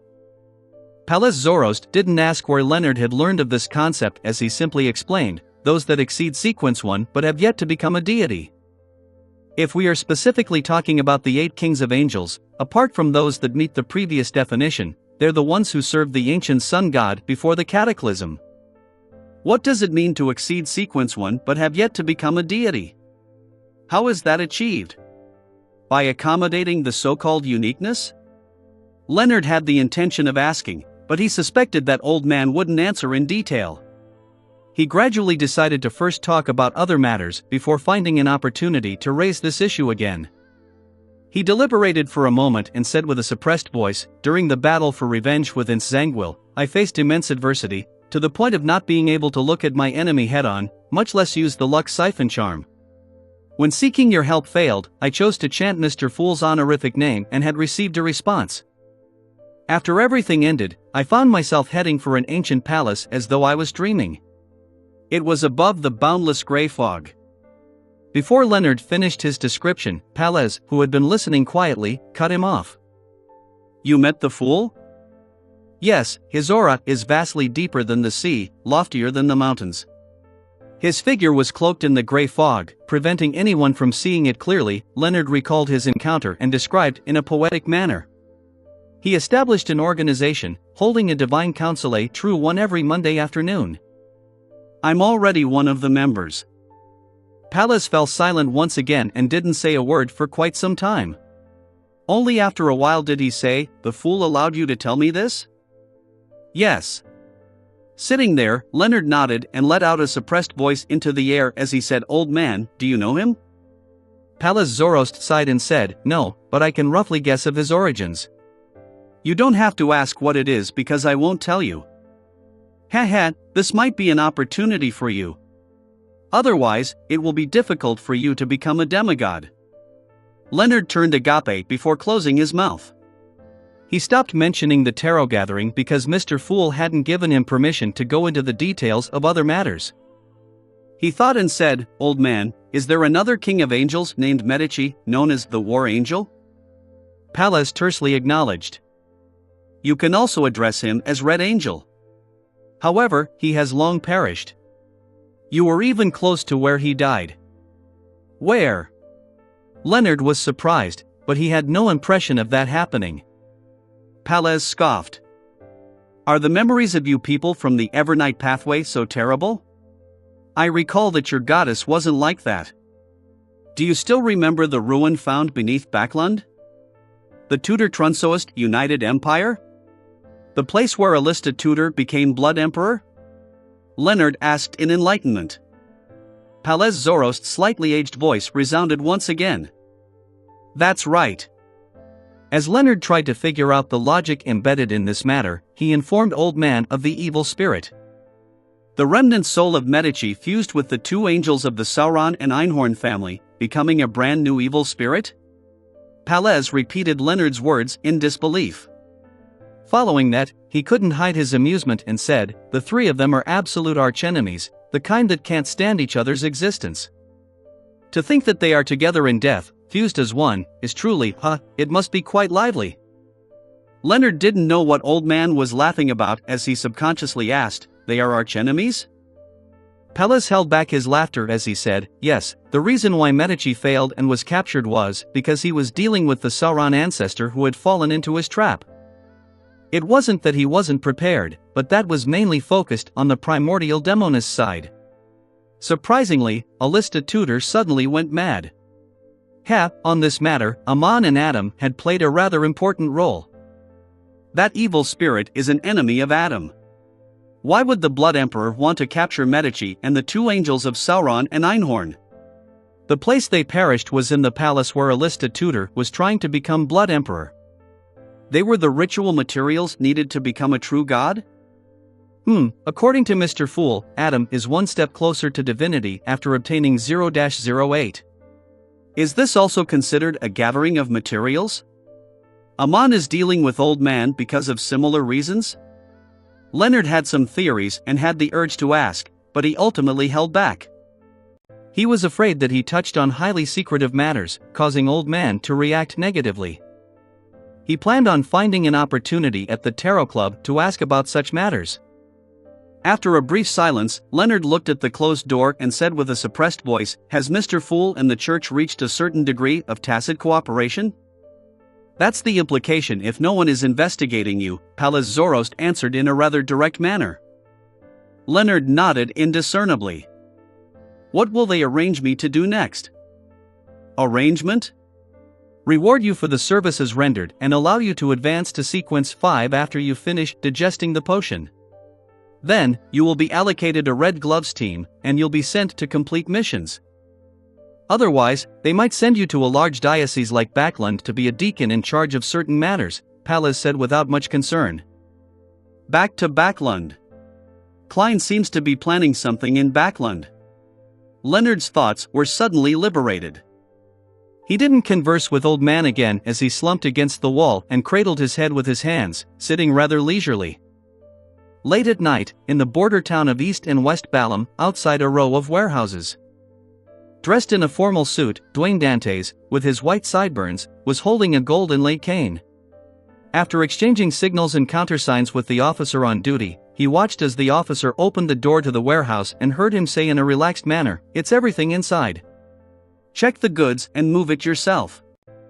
Also, pay me the remaining amount before leaving." Dwayne Dantes nodded slightly and weighed the suitcase in hand. In it was £5,000 in cash entirely from May Sanchez's down payment. At this moment, two figures were silently watching this develop 2 warehouses away in a 3-story building. Chapter 965, Brief Crisis. Chapter 965, Brief Crisis. On the top floor of a small building, a black-haired, brown-eyed man donning dark-colored clothes was looking down at the arms deal not far away. This man, who looked about 28, couldn't help but say, "He actually got May Sanchez? Oh, holy Lord of Storms, Alfred, if I had known it would turn out this way, we might as well have done the mission ourselves. Even if all the expenses are deducted, we should still earn at least £20,000. The man beside him was a young man in a black trench coat. He looked about 24 and had a head of resplendent blonde hair and blue eyes that resembled a lake. He had pretty good looks. Being addressed as Alfred, he shook his head and said, "No, that would be too noticeable. May Sanchez's allegiance has always been unclear. Before figuring out his take on matters, rashly discussing an arms deal with him is extremely dangerous. Dwayne Dantes is able to earn £20,000 because he dares to take the risk." The black-haired and brown-eyed man immediately scoffed. To think that Alfred Hall, who has led a few dozen men to assault a battalion with over 1,000 troops, would claim that he doesn't dare take risks. Alfred shot a glance at him and said, "Pagani, this isn't the same thing. That happened because I was confident of wiping out their command center. And once there's a lack of leadership, 1,000 scattered troops might not be as formidable as 1,000 pigs. In addition, the transaction this time is solely a test. It's to establish communications and to set up a channel. If it's done by us, who are we to seek out the next time? And the subsequent ones? If we keep at it, we will ultimately expose ourselves. Once that happens, it will be a diplomatic matter. Furthermore, with the deals deepening and broadening, who knows if this would incur the notice of the demigods of other factions? That would spell danger." "Ah," Pagani said with a smile. "How can demigods be that free to pay notice to such small-scale arm deals? Every faction has a limited number of demigods. There are too many matters awaiting them." "I know. I'm only raising an example," Alfred replied in a staid manner. Pagani didn't harp on the matter and turned his gaze back to Dwayne Dantes, who stood outside the warehouse. "This gentleman is said to be very generous. He donated stocks worth more than £10,000 to the Church of Evernight shortly after he arrived in Backland. Is this the early-stage investments that you often speak of? Also, he seems to be working at the same charity foundation with your sister.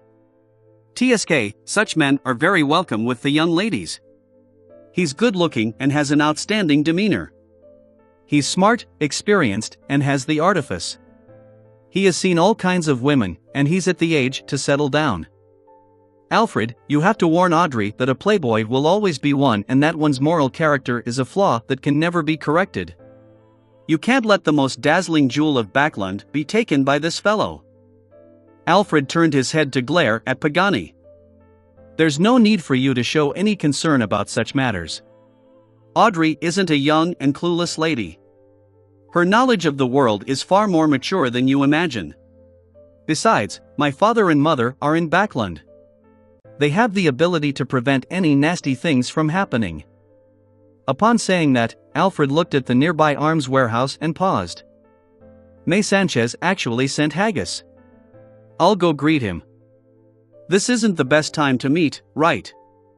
Just as Pagani was about to say a word, Alfred had already turned to walk down the stairs. Klein, in the form of Dwayne Dantes, didn't bring any servants. He held his golden-legged cane and stood with May Sanchez's representative, Haggis, outside the warehouse. They watched as crates of munitions were carried out and loaded onto carriages. At this moment, he half turned his body upon sensing something and looked elsewhere. The person that was reflected in his eyes was a young man wearing a trench coat without a hat. His blonde hair was combed into a slick back, and his blue eyes looked like a lake under a bright clear sky. He was tall with a good build. His every move exuded an indescribable sense of dignity. Even without any troops surrounding him, the authority he wielded was obvious. Alfred. Haggis noticed the man as well when he cried out in delighted surprise. Alfred. Miss Justice's second elder brother. This feeling resembles that of the arbiter pathway. Klein raised his right hand and took off his top hat to press it against his chest as a form of greeting. After Alfred Hall greeted Haggis, he turned to look at Dwayne Dantes. Your character is widely spread across Backland. Even I've heard of you, despite being in East Balham. Character? A character at making arms deals? Klein lampooned as he chuckled. I'm only doing things that I believe need to be done. Alfred nodded. I believe there's no need for any self-introductions? Haggis should have mentioned me to you. Yes, Colonel Hall, Klein replied with a smile. I only learned that Miss Audrey has another brother here in the southern continent after I arrived, that he served in the military and has rendered impressive services. Alfred cast his gaze on Dwayne Dantes' face and changed the topic. I thought you would take the opportunity to work at the Lone Charity Bursary Foundation, but you surprised me by choosing to come to the southern continent. Klein maintained his smile from before. For an outsider to truly enter a pre-existing circle is quite impossible just by giving donations, doing charity, and hosting balls and banquets. Alfred tersely answered, very wise. After exchanging a few pleasantries, he asked Haggis, did something happen in Kukawa? It seemed rather serious. Haggis squeezed a smile. I'm not too sure.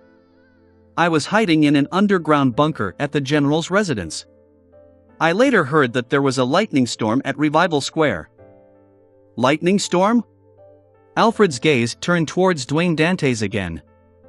Klein nodded and said, indeed. The hotel I was staying at isn't too far from Revival Square.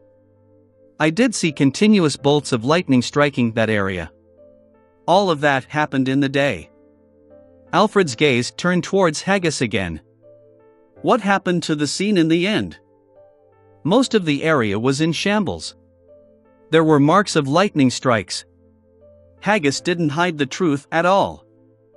Alfred nodded gently and pointed to the side before saying to Haggis and Dwayne Dantes, I still have other matters to tend to. We can chat again when the opportunity arises. See you again, Klein politely replied. It made them appear to be at a social gathering instead of being outside a munitions warehouse.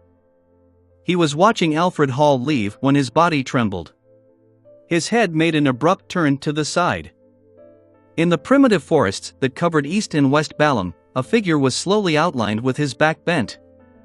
He had a fleshy face with slightly brown skin.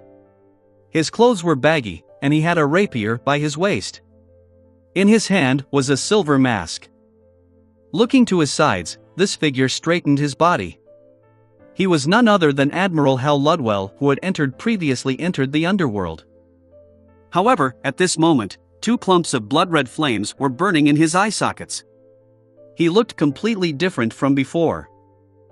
"I'm starving," Ludwell opened his mouth, letting out a sigh that seemed to come from his chest. He then cast his gaze in a different direction, muttering, "The owner of this marionette is over there. Fate has brought us together again. He has a hunter pathway item on him. It's perfect for replenishing myself."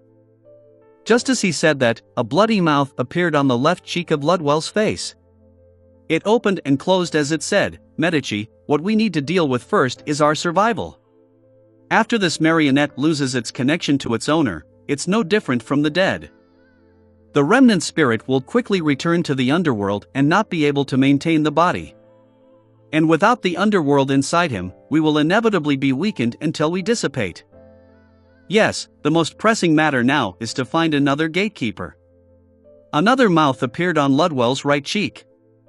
Red Angel Medici immediately scoffed.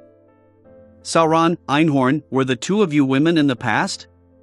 Your nature as angels has been left in the dumps because of you. That fellow was able to resist 0-08's arrangements several times, implying that he's definitely not simple. With a chance to lock onto him, how can we give it up? Once this marionette completely dies, things wouldn't be that simple again. Besides, the hunter pathway item on him can effectively extend our existence. Once we finish him, it wouldn't be too late finding a gatekeeper." The bloody crack on Ludwell's left cheek immediately scoffed. "Medici, have you sacrificed your brain to the true creator? That fellow has clearly advanced. In our current condition, defeating a Bizarro sorcerer isn't difficult, but killing him is nearly impossible." Medici wasn't frustrated, and instead, he laughed deeply. "This isn't something unresolvable. As long as you allow me to chant my lord's honorific name, helpers will immediately arrive. A gatekeeper might even be automatically brought here." The mouth on Ludwell's right cheek immediately opened and closed. "Sauron, let's work together to stop him and search for a gatekeeper." "All right." The mouth on Ludwell's left cheek didn't hesitate to reply. Upon seeing this, Red Angel Medici laughed. "The 2 of you have fallen for it. My goal has been met. I can confirm that the 2 of you were previously women." The 2 mouths on Ludwell's cheeks roared, "Shut up. Humph, we've been merged together for 2,000 years. Would we not know what tricks you're up to? There's no need to struggle again." As they spoke, the colors around Admiral Hal Ludwell instantly saturated and stacked upon one another. He had entered the spirit world and began traversing it. Outside the munitions warehouse, Klein finally retracted his gaze as his premonition for danger vanished. For that one moment, he had a baffling feeling, but he was unable to project the corresponding scene in his mind. "What happened?" Klein muttered to himself.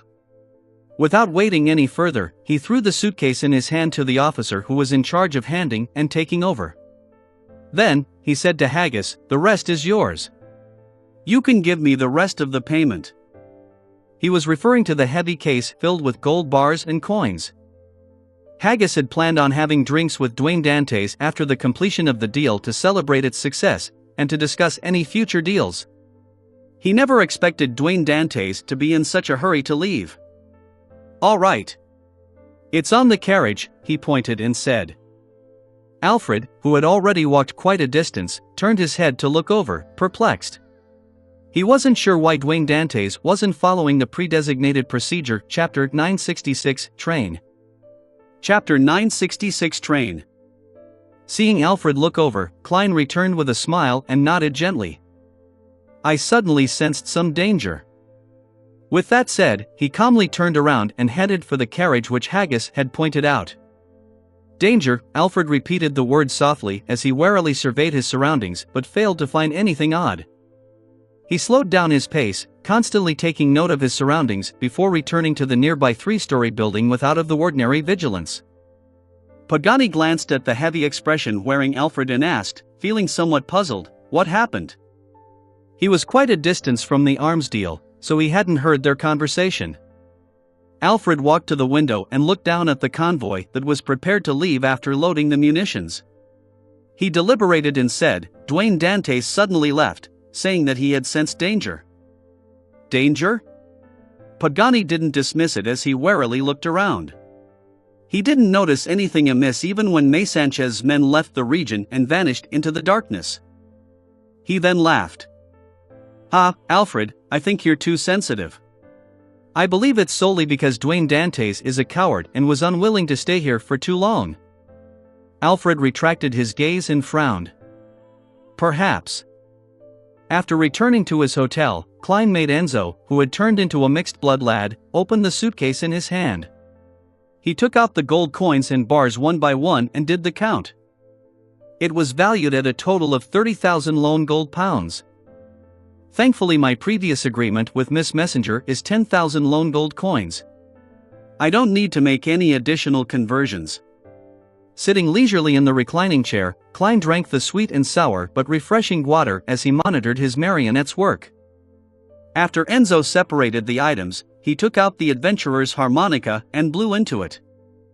Rionette Tinker walked out of the void with the four blonde, red-eyed heads in hand. It was as though she was constantly nearby. Her 8 eyes turned towards the pile of gold coins and gold bars that had been separated. After a few seconds, the 4 heads in Rionette Tinker's hand said, Very good, in the future, missions will cost more. What's the logic behind this? Why are you raising the price after the mission despite me paying you so quickly? Klein was taken aback as he asked with a straightened back, What? Rionette Tinker's 4 blonde, red-eyed heads nodded seriously. Mission price depends on your ability to earn money. I never expected that. Klein turned agape, but he was unable to retort. After all, such matters were solely decided by the helper. Furthermore, with him advancing to Sequence 4 and becoming a demigod, the missions that he needed her help with in the future was likely to increase in difficulty and danger. It was seemingly reasonable to increase the price. After Rionette Tinker swallowed the gold coins and vanished from the room, Klein reined in his thoughts and began doing calculations regarding his current wealth. My expenses have been quite significant recently. I'm left with 17,275 pounds in cash and 65 gold coins. This pile of gold bars is worth 25,000 pounds. That makes for a total of more than 40,000 pounds. It's not something to dismiss in all of the Lone Kingdom. I can already buy a manor and some land for farming. Arms dealing sure is profitable. Rionette Tinker needed gold coins, so whatever was left were gold bars. Standing up and sending the gold bars above the gray fog, Klein walked to the window and cast his gaze to the north. With the matter coming to a close, he was poised to return to Backlund. Looking at the horizon, Klein suddenly sighed silently. Backlund. Northborough, Backlund University of Technology. Audrey was touring the campus with a few staff members of the Lone Charity Bursary Foundation. She was dressed in a simple, light green dress. By her waist was a white, unadorned leather belt. Her blonde hair had a veil hat with ribbon flowers that showed off her playful side. She didn't wear any other accessories other than a silver bangle on her left wrist. She looked no different from a female student that came from a family that could only be considered middle class. Over the past few days, she had been to public primary schools that bordered East Borough, and she had visited the technical schools in the area around Backlund Bridge. She already knew the appropriate clothes needed for the occasion, not treating charity work as another social scene. Her green, limpid eyes darted around slightly as she wore a faint smile as she observed the students that came and went. Backlund University of Technology had recently sent out its acceptance letters, and it was matriculation day for the new class of students. Matriculation should have happened in late August or early September, but as a newly restructured university, Backlund University of Technology's entrance examinations were later than the other universities. That also delayed the results, which also meant that students that applied to the school had also participated in the examinations of other universities or might have already been accepted. Therefore, they had brought forward the registration work to confirm the matriculated numbers before deciding how many more students needed to be accepted. Due to this, Audrey and the Lone Charity Bursary Foundation's staff came to help the first batch of approved applicants to complete their matriculation procedure. Wherever she could see, she discovered that the students on campus wore a beaming expression, and every action they made exuded obvious confidence. Their words and actions had an indescribable vigor, one that seemed to have immense hope for the future that allowed them to see light. And this feeling was completely different from the few public primary schools that Audrey had experienced in the past. The students there were either boorish and noisy or silent and gloomy. A common trait of theirs was being uneasy and confused. Whenever they encountered strangers of status, they would be filled with trepidation. Their eyes were dull, lacking the spirit that youths ought to have. I really wish those kids will have a chance of receiving higher education and be like the students here where they can work hard for a better future. As Audrey sighed silently, she swept her gaze to a male-female duo who were likely siblings. The elder brother had clearly stepped into society and started working. He wore a silk hat and wore a rather thin black formal suit. He appeared to be in his 30s and had the air resembling a civil servant. He had borrowed a rather old camera from somewhere and had placed it on a tripod. He gestured for his younger sister to move and adjust her pose as he searched for the best angle. The sister was about 17 or 18, and her black hair simply cascaded down. Her brown eyes had a look of exasperation, but she didn't say a word as she seriously listened to her brother's instructions. Such combinations were everywhere on campus. Some of them had parents and their child, while others were groups of friends. What a beautiful scene! Audrey looked away and continued proceeding forward. It was a square, and in the middle of it was a decommissioned steam locomotive. Its massive body was standing there proudly, adding industrial vibes to the Backlund University of Technology. Whoosh! The behemoth-like steam locomotive spewed out smoke as it hauled its long body into the platform before slowing down a stop. A mixed-blood, 7 or 8-year-old girl who looked like a doll held her mother's hand as she waited in a long line. She asked her father, who was similarly mixed-blood with Lone and Balam heritage, about Desi Bay. Amidst her shuffling, she saw a gentleman with white sideburns and a top hat holding a golden-laid cane. He had a servant with brown skin as he walked towards first class. The servant looked around curiously and said, "Sir, the recent situation is different from what I had imagined. I thought the people from Balam would lead tough and difficult lives, with squalid, chaotic, poor, and repressed surroundings. But there was none of them. We even drank water and smoked East Balam cigarettes. There were even some people who could afford bikes. As you know, although I have Balam blood in me, I was born in Backlund. I've never been to the southern continent. Of course, my Dudanese is still not too bad." The very noble middle-aged gentleman chuckled and waved his cane. "That's because we only went to the cities and regions that aren't too bad. The saddest people of Balam are in the villages, in the plantations. The rest take up residence around the factories, creating slums. We never had a chance to see them." As though sensing the girl's notice, the gentleman with his deep blue eyes and his servant looked over and gave a warm smile. The corners of their lips clearly curled up, revealing 8 teeth before they nodded gently, looked away, and continued on their way. Before long, the girl and her parents boarded the steam locomotive and found their seats. When the whistle sounded again, the girl saw a man with dark brown skin, soft facial features, and red lumps on his cheek walk over with his head bowed. His hand pressed on his hat as he quickly walked down the aisle and headed for the head of the train. The man knocked on the partition before quickly entering the operator's compartment and said to the train driver, "All the train attendants have been swapped with our men. The bridge ahead is where the sacrifice will be held." With a thick mustache, the train driver nodded and said, "May God be satisfied with the sacrificial items on this train. Let's hope we can gain eternal life in the kingdom." Whoosh! The steam locomotive drove under a bridge before cruising past a huge bridge. After a long trip, it finally arrived at its destination, the pier. The doll-like, mixed-blood girl was somewhat sleepy and was no longer as lively as before. Under her parents' lead, she followed the crowd and inched towards the door. There were a few attendants at the door who were helping some of the passengers remove their luggage. When the girl and her parents walked past, these attendants curled the corners of their lips and revealed 8 teeth, showcasing a warm smile. After the girl jumped onto the platform, she looked back at them subconsciously. She saw figures standing outside the door, discussing something. Among them was the train conductor, as well as the man with the lumps on his cheek. A second later, these people turned their heads over and curled the corners of their lips, revealing 8 teeth. The girl retracted her gaze and skipped along as she left the platform with her parents. Chapter 967 Revelation. Chapter 967 Revelation. Cold winds blew across the platform at night, causing the hanging gas lamps to sway.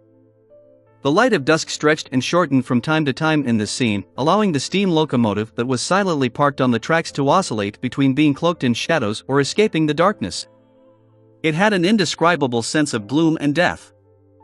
At this moment, a squad of black and white checkered policemen entered the platform. Under the lead of the railway company's duty manager, they walked to the huge train that appeared old. For some reason, after the passengers disembarked, all the train staff, including the train driver, returned to the carriage and never came out again. IS sent people to look for them and get them out to have some rest, but they quickly ran out looking like that had been inflicted with a disease. All they could do was hysterically shout, "They're all dead, they're all dead." The railway duty manager in a blue coat held a lamp, walking as he briefed the police about the situation. From his stammering and trembling body, the police could easily tell the extreme horror in him. It was as though a sudden tap on his shoulder would literally cause him to jump and abandon everything to rush for the exit. His emotions infected the police. All of them held their hands to their waists as they pressed onto their holsters. Tap. Tap. Tap.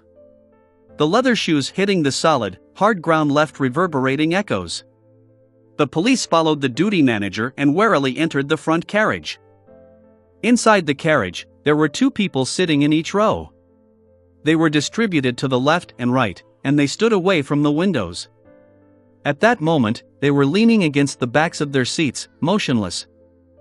Through the illumination of the gas lamps outside and lanterns in their hands, the inspectors leading them very quickly recognized the scene before him.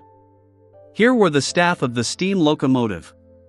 They were wearing blue uniforms that differed for men and women, and they were sitting in different seats in silence. Their faces were pale and their eyes wide open. Although there wasn't any sounds of breathing, the corners of their lips were curved up, revealing 8 teeth. Everyone present felt their hair stand up upon seeing the uniform smiles as they subconsciously held their breaths. This was an extremely bizarre and terrifying scene. All they wished was to turn around and leave, beginning investigations only when it was bright. The leading inspector drew 2 deep gasps before he instructed the constables beside him.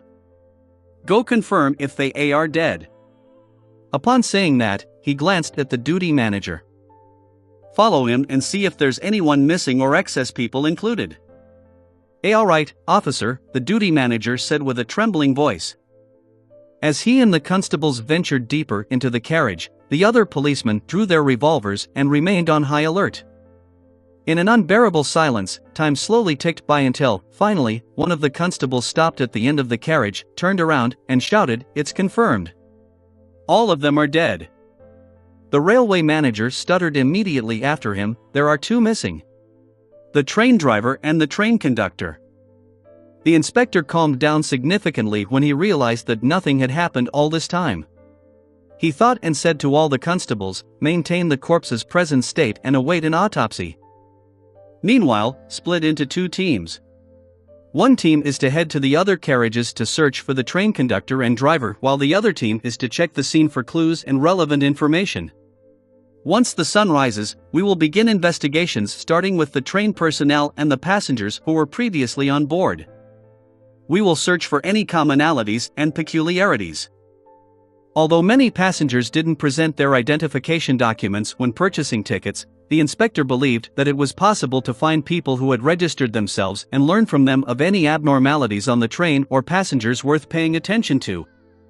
Just as he said that, a biting cold wind stirred, blowing through the carriage. When all of this came to an end, the inspector was about to emphasize his orders when he suddenly noticed something amiss. The steam locomotive staff members who were in their seats still had their eyes open with their whites showing and their faces pale.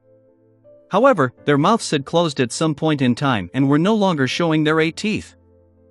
Inside a luxurious hotel room, the wall lamps shone brightly onto the carpeted region where a desk stood. Klein had transformed into Gehrman Sparrow and was sitting on a single-seater. He had his left leg crossed over his right. Beside him was Enzo, who looked like a native. In front of him stood a row of cultist marionettes. They were the people involved in attempting to make a sacrifice on the steam locomotive, the man with the lumpy cheek, the train conductor and the train driver. They had circled from different streets, donning different looks, to gather here.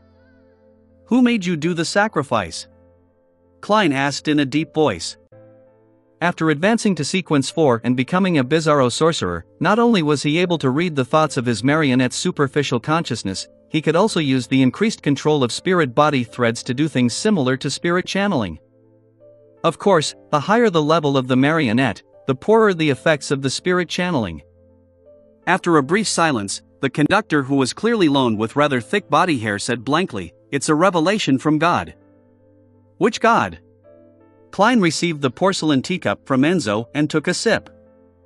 The train conductor replied in a daze, "God is God. There are no others." Klein lowered his cup and asked, "How did he reveal his revelation? What was said exactly?" The conductor instantly turned reverent. "He gave a revelation through a divine item, requesting us to sacrifice many lives to pleasure him. In return, he will give us eternal life in his kingdom." Sacrifice many lives.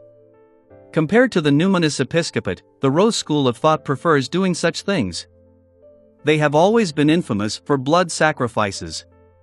But to have eternal life in God's kingdom is closer to the numinous episcopate's beliefs. Of course, I can't eliminate the possibility that it was fabricated.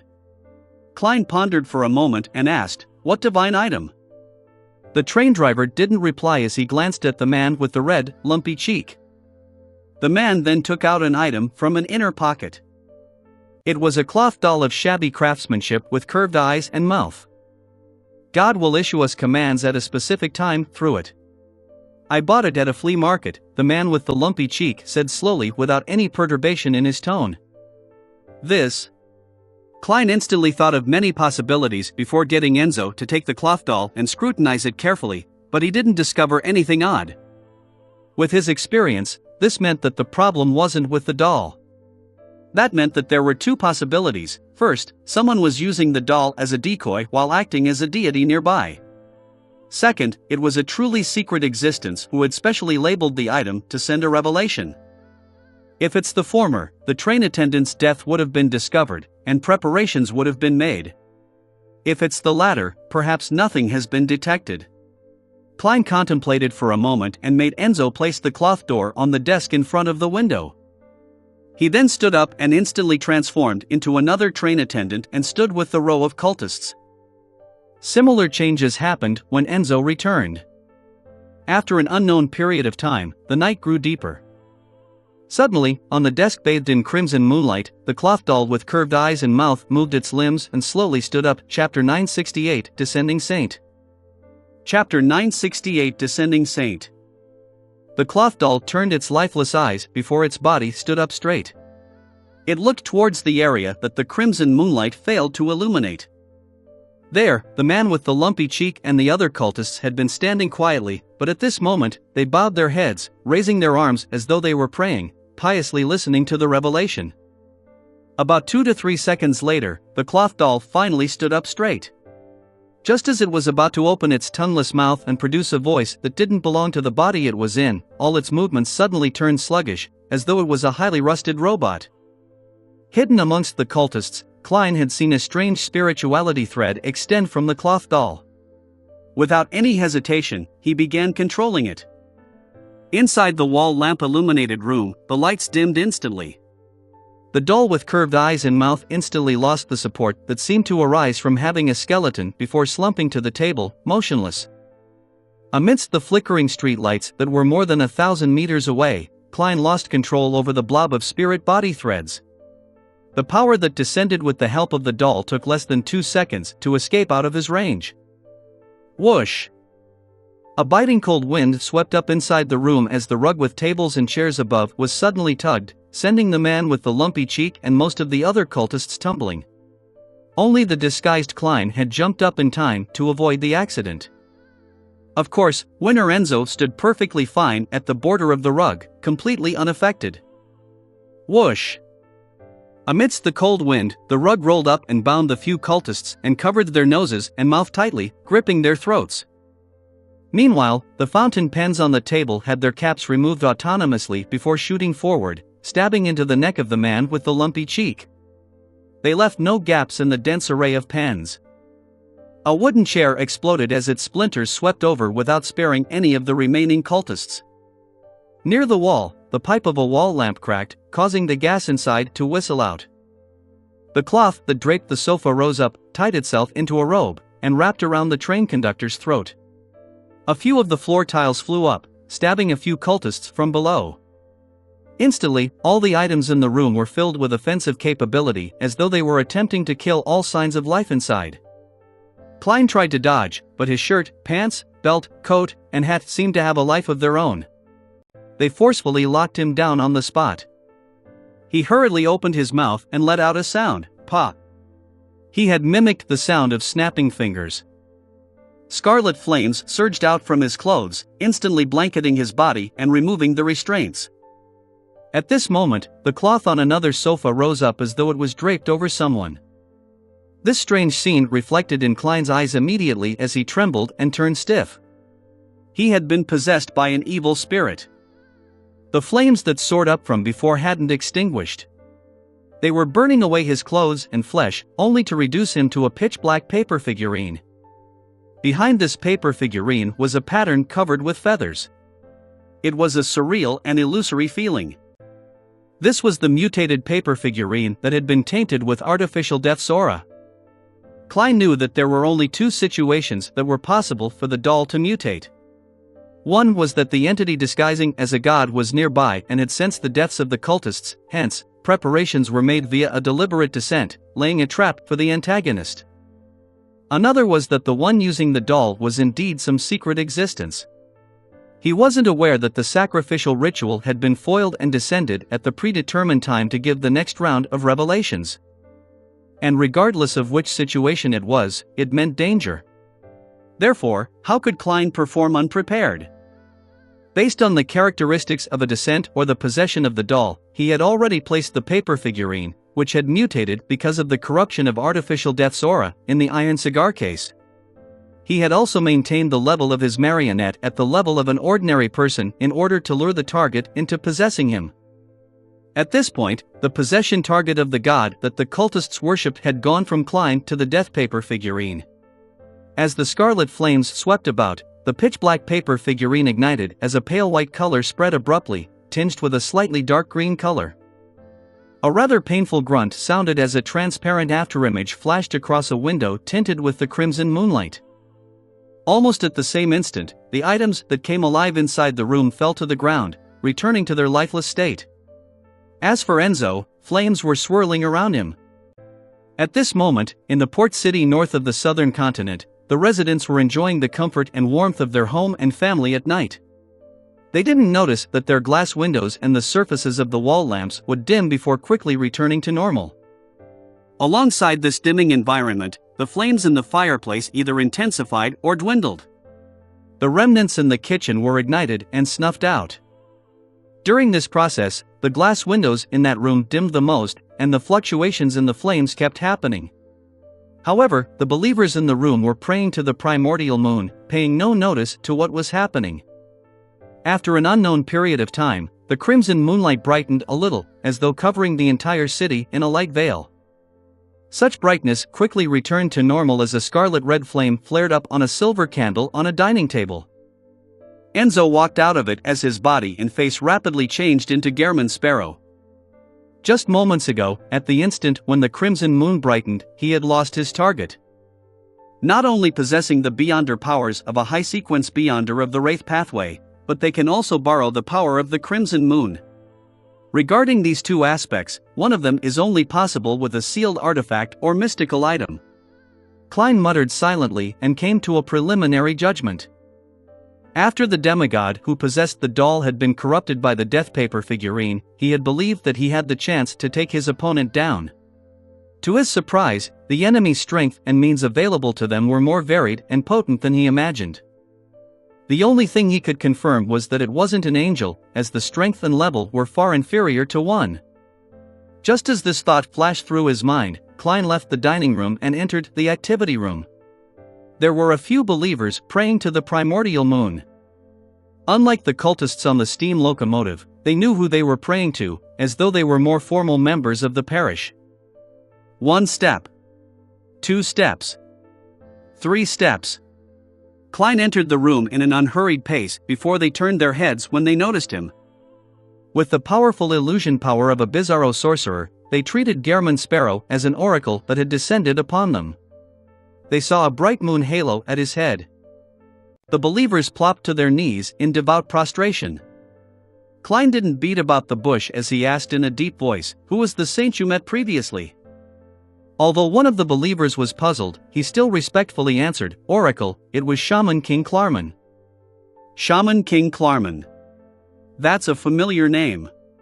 Ah, right, the author of that book of secrets. Isn't he long dead? He was alive in a time over a millennium ago. Saints of non-special pathways have no way of living that long. He joined the Rose School of Thought but still believes in the primordial moon. Through some means, he has extended his life? Or could it be that his sequence alone affords him a long life? Klein's mind whirred and recalled the origins of the name Klarman. A sailboat was docked by the pier as the faint moonlight illuminated the cabin's interior. A figure with frizzled black hair with white streaks in them walked out of a mirror. He wore a back robe with crimson patterns. He had wrinkles that were neither too deep or shallow on his face. His eyes were bloodshot. At this moment, on the skin he exposed, such as the back of his hand, his pores had expanded, producing white feathers that were stained with pale yellow oil. This elder's expression was somewhat warped, as if he was enduring pain. He quickly sat on the bedside, bowed his head, clasped his hands, and silently chanted. In his jarring voice, his forehead slowly cracked apart, revealing a red full moon that seemed to be embedded in it. The moonlight dispersed and cloaked the elder, causing the white feathers on him to contract and recede into nothingness. But at this moment, his abdomen bloated up as though it was filled with liquid. Finally, his clothes, together with his skin, tore apart as a blob of flesh and blood covered in white feathers flew out onto the deck. After squirming for quite a while, it rotted and died. Phew! The elder looked up and slowly exhaled. His bloodshot eyes were filled with puzzlement. He muttered softly, "Death's blessed? But death is no more." Early in the morning, the Church of Storms mandated punishers who had taken over the case of the mysterious deaths of the steam locomotive staff had received new intelligence. The missing conductor and driver, as well as a few suspicious passengers, had been found. Before long, this mandated punisher team followed the clues and found their targets. They were silently hung outside a building in a row. "This is a provocation," the mandated punisher's captain growled through clenched teeth. But after they lowered the corpses and carried out their investigations inside the room, they saw that these people had been piously praying to the primordial moon in the activity room, holding a rather diabolical ritual. "Apprehend all of them." The mandated punisher captain issued a command after a second of surprise.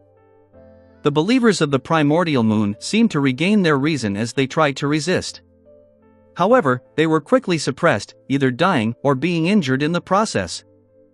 The mandated punisher captain surveyed the area and inexplicably said to his peers, "They didn't notice the row of corpses hanging at their doorstep?"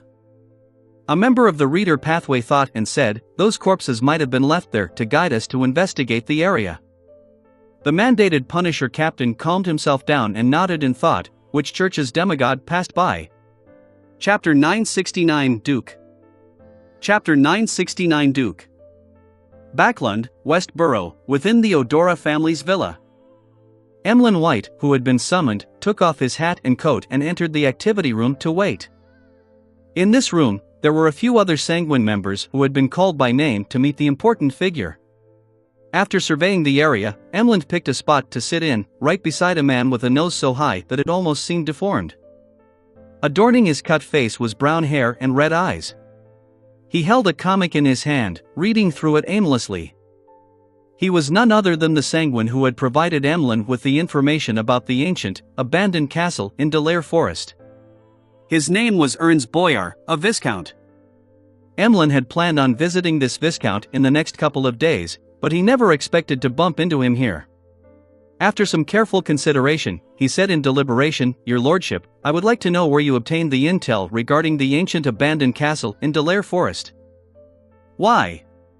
Did your client say that there weren't any ancient wraiths?" Ernst Boyar moved his gaze away from his comic and shot Emlyn a glance. "No, not at all." Emlyn didn't provide an explanation as he stubbornly emphasized his question again. "I'm just very curious of the source. It doesn't seem that simple." Ernst Boyar closed his comic and nodded slightly. "It's not a secret. I learned of it from Lord Nibs. To be frank, I've never heard of this before. I find it hard to imagine that there's such an ancient castle in Delaire Forest." Lord Nibs. Emlyn instinctively had some thoughts arise in him. It's another test. But isn't such a test too dangerous? It even needed Mr. Fool to resolve it. Emlyn frowned slightly as he recalled the details he had contemplated previously. He probed, "Your lordship, then why didn't you explore that ancient castle? I remember you being an archaeologist. And during this process, you'll be able to obtain the corresponding beyonder ingredients of an ancient wraith. Lord Nibs told me that it's very dangerous. One shouldn't approach it unless they're at the level of Earl." Emlyn's mouth gaped as his expression fell into a daze. He then held back his anger and asked with a suppressed voice, "Then why didn't you warn me?" Ernst laughed. "Isn't it obvious? How can a location with beyonder creatures present, one that's known by a Sanguine, still exist if not for special reasons?" Emlyn fell into a daze as Ernst added, "Normal reasoning should be like this: ancient wraiths might exist in some place in Delaire Forest. People have encountered it before, but they were unable to find their origins. This means that finding those ancient wraiths is a very difficult and troublesome affair. The time cost exceeds their value, which allows them to live to this day. I thought you'd have easily discovered the problem with this reasoning. Likewise for your client. If they had chosen to take action, they must have had possessed the corresponding confidence." At that instant, Emlyn felt that Viscount Ernst made plenty of sense, and he could hardly rebut him. He believed that it was because he and Miss Magician were too foolish, resulting in her slamming headfirst into danger. It had nothing to do with him. The next instant, Emlyn felt embarrassed and frustrated, filled with anger towards himself. Finally, Emlyn figured out another problem. Regardless of whether the intel exposes any danger or not, Ernst Boyar should have clearly informed me of this point, because figuring out the level of danger, the source of danger, and how the danger manifested itself, it held immense importance in the subsequent exploration, one that can't be missed. He did it on purpose. Emlyn came to a final conclusion as his scarlet eyes narrowed. He raised his chin and said, "Indeed. It's easy to tell, but I'm more curious about the danger lurking in that ancient abandoned castle." Ernst picked up the black tea that nearly resembled the color of blood and sipped it. "I'm not sure either. Lord Nibs didn't mention anything." Emlyn's expression sank. Just as he was about to make a derisive remark, he suddenly saw Odora Cosme walk into the activity room and look at him. "Emlyn, it's time for the meeting." "All right." Emlyn reined in his emotions and pressed onto the bottom half of his vest, standing up unhurriedly. Following him down the stairs underground, he finally couldn't help but softly ask, "Baron Cosme, who am I actually meeting? How should I address him?" Cosme, who looked like a middle-aged gentleman, didn't hide the truth. He replied with deep respect, "Duke Olmer." Duke Olmer. Emlyn subconsciously straightened his back and cast his gaze to the lamps on the wall. He appeared to use the reflection of the metal surface to check on his appearance. He was one of the 3 dukes that held up the Sanguine, an ancient powerhouse who existed before the Cataclysm. His title was Round Moon, with an age exceeding 3,000 years. He had once followed in the footsteps of ancestor Lilith. Without a doubt, this was synonymous with the history and glory of the Sanguine. After passing several secret doors, Emlyn and Cosme arrived inside a metal gray hall. The ground and walls were filled with green grass, flowers, and grain. Insects were crawling between the plants, making Emlyn feel as though he had left the city and arrived somewhere rural. He felt life thriving all around him. Such a scene didn't seem too odd, but on careful inspection, there were many strange points. The grass had mouth-like crevices with fibers flying out of them to capture the insects. The flowers used their leaves as hands to harvest pollen for themselves. The grains were heavy, occasionally emitting wailing from inside. There was a myriad spectrum of extraordinary insects. Some had snakes for heads, others birds. These things grew lusher the closer it was to the middle of the hall. Surrounding the area was a grave filled with exuberant spirits. Cosme faced the grave and reverently bowed. "Your Grace, Emlyn White is here." "Good afternoon, Your Grace." Emlyn didn't don his usual arrogance and was, in fact, a little flustered. Inside the grave, a mellow voice, which didn't betray its owner's age, chuckled. "A very outstanding young Sanguine. Cosme, you may leave for now." "Yes, Your Grace." Cosme bowed in response and left the metal gray hall that was filled with freshness. Emlyn stood there, listening to the mellow voice from the grave. "In the morning, Nibs informed me that you obtained the artificial vampire Beyonder characteristic that corresponds to the Viscount title?" "Yes, but it has been corrupted and requires purification." Emlyn hadn't mentioned the need to remove the mental corruption in the Beyonder characteristics, because he believed that it was a trivial matter to the Sanguine. At the very least, Baron Cosme had previously confirmed that it was possible. Olmer tersely acknowledged. "Very well. I'll personally purify that characteristic."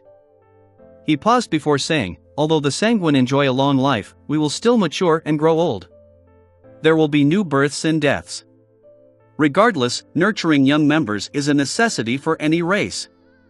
As for the excellent talent and outstanding abilities you have recently showcased, they have made you a target we place great importance on. Therefore, I personally came to meet you to give you some tests so as to expedite your growth." Excellent talent and outstanding abilities. Emlyn raised his chin slightly higher once again. He then sighed inwardly. Indeed, just as Mr. Hangman determined, there will be a test and mission, as well as an interview. Amidst his overflowing emotions, Emlyn replied reverently, "I'm always prepared." "Not bad," Olmer's mellow voice sounded from the grave. "Your next mission is to find the key members of the Rose School of Thought that are hiding in Backland. There are very few clues for this, and many situations will require you to carry out the investigation by yourself." Rose School of Thought? They have a grudge with us Sanguine? They seem to be taking in some believers of the primordial moon? Emlyn actually knew quite a bit about the Rose School of Thought via the Tarot Club, but he deliberately hid this without showcasing it. Apart from taking in believers of the primordial moon, they have in their possession one of the holy artifacts of us Sanguine. It was something left by the ancestor. We need to retrieve it. There was a solemnity in Olmer's voice. Left by the ancestor. Holy artifact of the Sanguine. Emlyn didn't hesitate to say, "Your Grace, I'll work hard to find the key members of the Rose School of Thought in Backland." Olmer's voice turned mellow. "Very good. Get some of the intel from Cosme in a while and seek out an incisive point." Emlyn was already eager to do so, but he still restrained himself, asking in deliberation, "Your Grace, do you know about the abandoned ancient castle in Delaire Forest? You wish to head there?" "It's very dangerous," Olmer said from inside the grave. Emlyn didn't explain as he directly asked, "What kind of danger?" Olmer chuckled. "That ancient castle might be older than me, even older than Delaire Forest. I do not know who built it. I only know that there's something sealed underground, and it hides an immense secret. Any creature that approaches it will be in danger of being corrupted by the force within. We once imagined that it has something to do with the abyss, but a devil suffered corruption after being thrown into the ancient castle as well, turning crazy and chaotic from his cold and cruel demeanor. Then why didn't you attempt to open the seal to figure out the situation? Emlyn mumbled inwardly but didn't say a word. Ulmer didn't speak further as he ended the conversation and dismissed Emlyn. In the evening, Backlund was covered with dark clouds as a drizzle began falling. Emlyn White wore a hat and walked under a sheltered veranda, his scarlet eyes locked onto Viscount Ernst Boyer, who was browsing some antique stores. He was upset that Ernst had given him incomplete intelligence, so he had subconsciously tailed him after leaving the Odora villa. But after a while, he felt lost. He hadn't figured out how to deal with Ernst or how severe a lesson he should teach him. Chapter 970 Talent at Soliciting Donations. Chapter 970 Talent at Soliciting Donations. After blankly following Ernst Boyer for a distance, Emlyn White gradually abandoned his thoughts. He glanced at the area beyond the veranda as the downpour grew in intensity. He couldn't help but think, how should I punish Ernst? Although he had done so because he likely followed orders or a cue, it's still despicable. As for Lord Nibs, I presently do not have the ability. But wait, once I become a marquis or a duke, I'll definitely make him pay the price. Miss Magician has already completed her exploration of the ancient abandoned castle. I'm not sure if Lord Nibs had sent Sanguine to monitor the area. From her tone, description, and the feedback given by Mr. Fool, there was probably no monitors. Could it be that Lord Nibs didn't send any Sanguine to the vicinity of the ancient castle? But what's the point of such a test? Or could it be that they missed it because of some problems? Amidst his thoughts, Emlyn White felt that he needed to get someone to discuss the matter of punishing Ernst Boyer. He was severely lacking in such experience. Subconsciously, the first candidate of choice that came to him was the Hanged Man. This senior member of the Tarot Club was shown to be extremely experienced in various matters. He was extraordinarily reliable and had never left the other members disappointed. After hesitating for a few seconds, Emlyn struck down this choice. This was because this matter involved the Sanguine's internal test. To consult the Tarot Club members before he obtained an answer damaged his pride and overall image of the Sanguine. By the same reason, he eliminated the world as a choice. Of course, he believed he could guess the suggestion that the world would give, kill him. There's no need to go that far. Emlyn mumbled inwardly. As he aimlessly tailed Ernst Boyer, he began expanding the candidates to the real world. Then, he realized he didn't have anyone to choose from. He almost had zero friends. Eliminating his parents who were Sanguine as well, he only had 2 or 3 people in mind. They were the Harvest Church's Father Utravsky and Detective Sherlock Moriarty, who had a mysterious background and a myriad of means at his disposal. Sherlock hasn't returned after leaving Backlund. Sigh, I can only seek out Father Utravsky tomorrow. But I can't be that direct. Emlyn quickly made up his mind. He walked past Ernst Boyer, who entered a watch shop, and headed for the end of the veranda where there were several rental carriages. Getting in the carriage, he felt the wheels turning. He casually glanced out the window and saw more raindrops striking the glass, drawing out trails that streaked down. In his blurred vision, carriages drove past. Audrey retracted her gaze from the rainy scene outside the carriage and glanced at her lady's maid, Annie, before communicating with Susie silently. The look in her eyes, her expression, and her not obvious body language said, "We're almost home." "I'm a little nervous." On the ground, Susie shook her tail, raised her paw, and adjusted the gold-rimmed glasses hanging by her neck. Together with the changes in the colors of her ether body and body of heart and mind, she expressed herself. "Don't worry. That Mam Escalante, who's a psychiatrist on the surface, is only a telepathist. She won't be able to see through your lies." Audrey nodded gently and watched her carriage enter the Hall family's luxurious villa and stop in front of the sheltered foyer. Ever since joining the Lone Charity Bursary Foundation, she had begun spending less time at home. She had originally planned on meeting Mam Escalante from the Psychology Alchemists at 22 Phelps Street in Northborough, but since Mr. Dwayne Dantes had left for the southern continent and wasn't in the foundation, there was no need for that. In the study she called her own, Audrey met Mam Escalante Ocelica, who had black hair reaching her waist and a baby face. I must apologize. I'd been busy meeting up with friends after returning to Backland.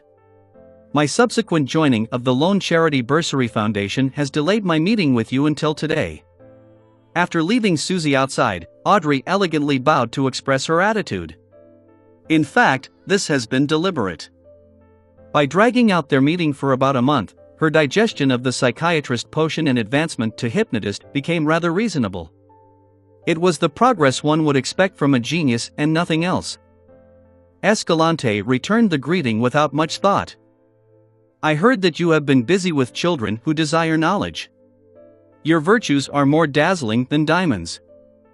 As Audrey gestured for her to sit, she walked to a single-seater and tersely acknowledged. Those children are in situations I've never seen before. There's often a voice inside me that's urging me to do something. Mam Escalante, if you're free, you can join me and the staff of the Lone Charity Bursary Foundation to go visit the different schools. There, you will get to see what most children in the world are experiencing. Having said that, she chuckled as though being self-deprecatory. I apologize. I've recently been accustomed to kickstart such topics. It's because I wish for more nobles and the wealthy to involve themselves in such charities. I hope they can donate more to help even more children. After hearing Audrey, Escalante replied somewhat uncomfortably, I will do so. I'll also donate some money to the Lone Charity Bursary Foundation. No, I'm not forcing you to donate. This has to be an action that comes from the heart, and something voluntary. I only wish for you to take a look and then inform the people around you of these children's plight and their possible futures. This includes the members of the Psychology Alchemists. Audrey shook her head, rejecting Escalante's suggestion. All right. Escalante first nodded gently in agreement before feeling that there was something ridiculous in this matter. Miss Audrey's true motives were to solicit donations from the Psychology Alchemists. But this was a secret, extraordinary underground organization. This was no different from soliciting donations from the Aurora Order. Audrey didn't continue discussing matters related to the Lone Charity Bursary Foundation. Instead, she said, Mam Escalante, I have something I'd like to inform you of. What is it? Escalante read the solemnity, joy, and pride from her actions and emotions. Audrey smiled and said, I've already become a hypnotist. At that moment, Escalante suspected that Audrey had hypnotized her. Although she knew that Audrey had obtained the hypnotist potion formula previously, how long ago was that? You should be able to determine that I'm not lying, Audrey said with a smile. Only then did Escalante snap to her senses as she asked in surprise and doubt, You seem to have some extraordinary encounter? It's to have the courage to make use of matters, Audrey said things that couldn't be any truer. Escalante frowned and said with some hesitation, You wish for the sequence 5 potion formula? Yes. What do I need to do, or what price needs to be paid? Audrey didn't hide her motives. Escalante looked at the beautiful, blonde, and green-eyed lady in front of her and deliberated. This isn't something that's up to me to decide. I will report it and try to arrange for you to meet with Hilbert and Stephen. She was referring to psychologist and jewelry designer, Hilbert Alucard, and furniture merchant, Stephen Hamprez. Clearly, in this group of Psychology Alchemists members, Escalante was in a subordinate position. Audrey wasn't surprised by Escalante's reaction, but this didn't mean that her handling of matters wasn't without a problem. A Sequence 6 Beyonder who had the wish to advance was someone that required deep importance to be attached to in any secret organization. This was even the case with the Orthodox churches. They were people who were qualified to meet high-ranking members directly. This also meant that, after advancing to hypnotist, Audrey was already an elite in the middle-ranking members of the Psychology Alchemists. Her next goal was to become a quasi-high-ranking member.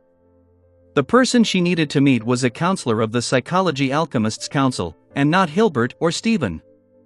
As her thoughts flashed across her mind, Audrey deliberately showed some of her displeasure.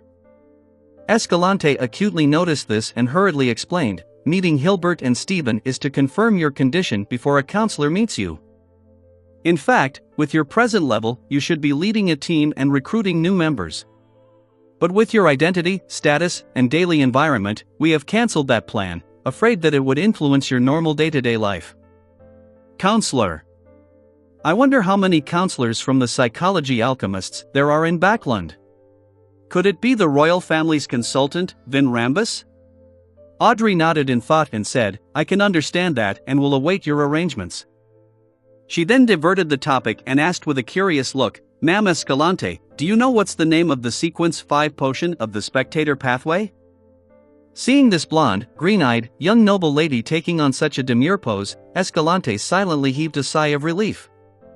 "I've once heard Hilbert mention that it's called Dreamwalker." Dreamwalker. This is somewhat different from what I imagined. Or it could be that dream is just an analogy. To be precise, it should be subconscious walker?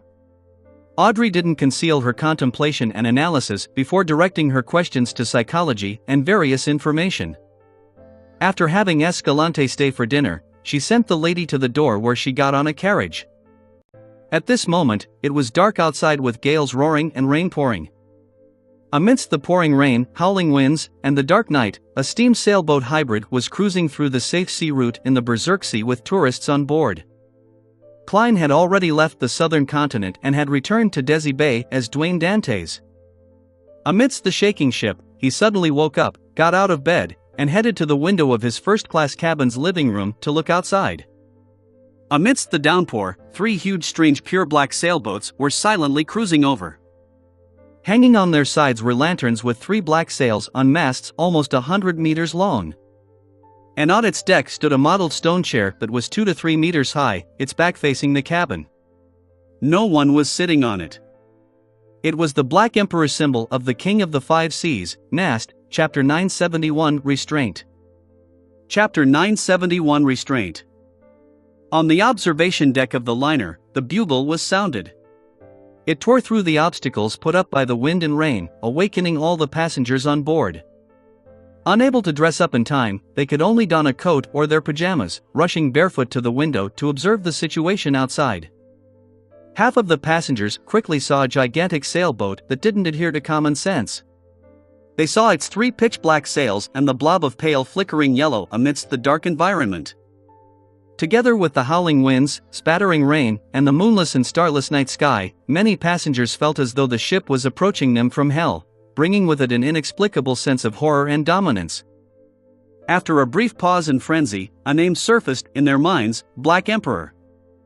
Anyone who had been out at sea for some time, or people who lived in port cities in the various colonies, more or less knew the existence of such a pirate ship. Sigh, may the storm be with you and me. May the goddess watch over us. Holy Lord of Storms. As the passengers subconsciously made prayers, they were filled with horror and helplessness. These passengers knew very well that the owner of the Black Emperor had the highest bounty on the 5 seas. In a particular sense, he was the king of pirates, and was a powerful figure who could remain alive despite the campaigns of the various fleets from different nations. He was definitely not someone the cannons and crew of a liner could resist. This meant that they were about to fall into the hands of pirates. Many women couldn't help but imagine being raped by the pirates and being sold to unfamiliar lands. Some trembled while others collapsed to the ground. Some rummaged for daggers or revolvers. It was unknown if they wanted to resist, or if they were unwilling to face the worst outcome. Having failed to find weapons, some moved a clothes rack to their side. The men didn't react any better. Apart from a number of them drawing weapons in a bid to organize themselves to resist, the remaining froze in a daze or sought places to hide. Others cursed the darn liner and the king of the 5 seas. Finally, the captain's voice boomed into the ears of every passenger via the broadcasting equipment or something else. Silence. Don't be afraid. The owner of the Black Emperor has his own code. He's not like other pirates. His subordinates can only plunder for items and wealth, nothing else. Such words were repeated a few times as the panicking passengers finally calmed down and no longer exhibited such horror. Compared to the outcomes they had imagined, being able to live and not be raped was an excellent outcome. Almost a minute late, a number of passengers were overwhelmed with sadness and cried upon realizing how their hard-earned savings would be wiped out. Some of them were doing business through loans. If they were unable to pay their loans, it was possible that their family would end up on the streets, relying on the workhouses for survival.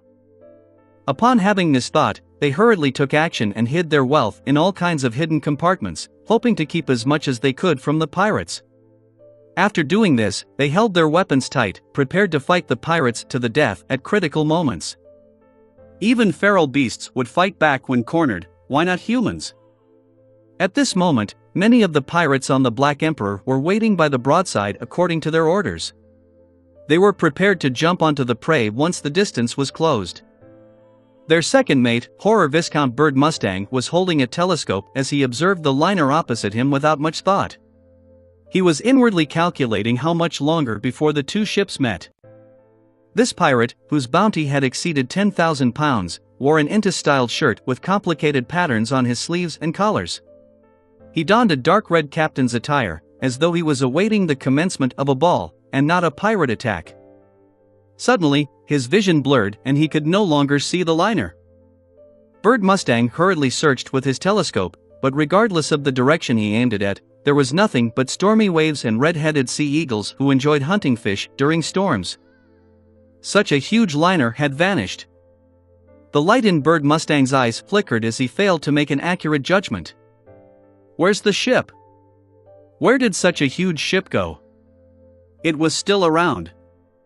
The pirates on deck also noticed something amiss as they exclaimed. A ghost ship? No, there aren't any ghost ships with such a make. This is a steam and sail hybrid that got popular in recent decades. An illusion? Someone had hidden a liner with a large-scale illusion?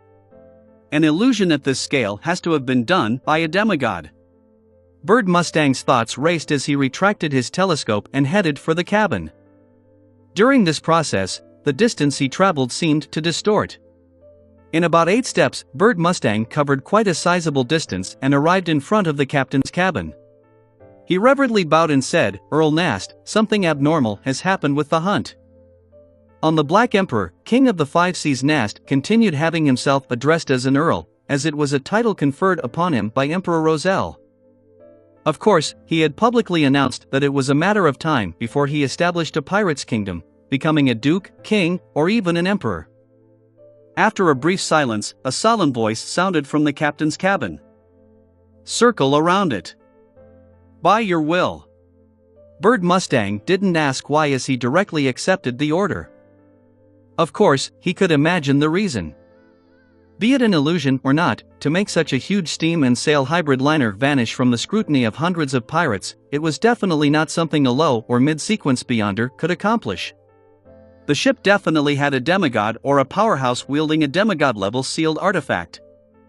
And to clash with an unknown demigod for an ordinary liner was definitely an irrational act. Even if the Earl of White Maple Nast, as the King of the Five Seas, he wouldn't do such rash acts unless there was something worth fighting for. From this angle, the demigod was only hiding on the liner and had not launched any counterattack. This also implied that he didn't wish to clash with the Black Emperor and the King of the Five Seas. Therefore, he had only exhibited his existence for shock and awe purposes. Bird Mustang immediately got the sailors to leave the broadside and turn the Black Emperor around. At this point, a huge and heavy red-headed sea eagle suddenly flew out of its flock and headed for the Black Emperor, spiraling above the ghost ship. Amidst the pirates' confusion, the red-headed sea eagle looked down upon the deck and spoke deeply in a human's voice. "I wish to meet the Earl of White Maple." Bird Mustang was taken aback for a second before he cast his eyes at the cabin. King of the Five Seas Nast's solemn voice sounded again. Instead of directly answering the sea eagle, he instructed his subordinates, "Let him in." Bird Mustang immediately followed the order as the sea eagle swooped down in the storm. Its body gradually changed and turned into a humanoid form. When it landed on the deck, it was no longer a red-headed sea eagle, but a man with a tall top hat and tuxedo. His face wore a feathered mask. Bird Mustang's eyes dilated slightly as though he was trying to take in the figure clearer. But no matter how much he observed it, he was unable to discover anything abnormal about this exaggerated man. It was as though there wasn't a red-headed sea eagle from the very beginning. A few seconds later, Bird Mustang's pupils dilated even more because he saw the figure's side profile when it walked past him. This man, who appeared like he was an invitee at a banquet, was very thin. His side profile was about the width of 2 fingers. At that instant, Bird Mustang felt as though he was seeing a walking paper figurine, but it was also slightly thicker than one. A monster. He gulped with great difficulty as he watched the terrifying demigod walk towards the cabin. The pirates on deck quickly retreated and leaned against the shipboard as though a nightmare had just walked past them. To them, this abnormally proportioned man was something they had never seen before. It was more harrowing than the many monsters they had seen in the past. At the 3rd story of the cabin, outside the captain's cabin, Klein held the handle, twisted it, and opened the door. The reason he had made himself appear so strange was partially due to having no choice, but it was also partially deliberate. The former was because the red-headed sea eagle wasn't big enough, so after creating the clothes and mask, there was no way to create a normal human's body, even without the innards. The deliberate choice was because he was beginning to try out his theories on acting as a bizarro sorcerer. He had some ideas regarding this. The term sorcerer wasn't key. What was key was to use the methods of a sorcerer to appear bizarre. With a light creak, the dark black door opened, revealing the interior of the captain's cabin. Candle lamps drooped down from above, with 41 on the left and 40 on the right in an asymmetrical manner. At the end of it, a black platform rose up, surrounding an iron-black chair. King of the Five Seas Nast's figure was relatively normal. He was slightly taller than 1.9 meters, unlike the non-human form which resembled a giant that Klein had previously encountered. He was still wearing a miniaturized crown with a black robe with silver ends. He had a squarish face with slight wrinkles. He had a short black mustache underneath his chin, and his black eyes swirled with a red glow. It made one bow their heads without realizing it. "I've never met you before," Nast said in a deep voice, "Mr. Bizarro Sorcerer." Klein took off his hat and bowed. "You know me now." Nast made his voice, which made spirit bodies tremble, resound inside the captain's cabin. "Speak. Why are you visiting me?" "Emperor, I wish to know of your impression of Emperor Roselle." "Everyone knows that you and your father have met him in the past far more than once," Klein replied without being affected. Nast swept the paper figurine-like demigod as his dark red light brightened significantly. "Have a seat first." Before he finished his sentence, Klein felt a potent suppressive force on him. His body involuntarily sat on a chair beside him. However, he was only here as a marionette. With a flick of the spirit body threads, the figure that was thin as a book had quickly restored its balance. Chapter 972 Nast's Memories. Chapter 972 Nast's Memories.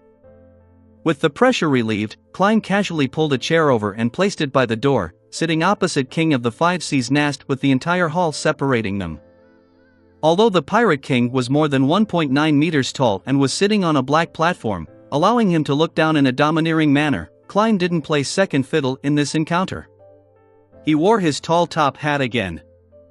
After a brief silence, Nast, who had the official title of Earl of White Maple, said with a solemn tone, "Give me a reason why I should answer your question."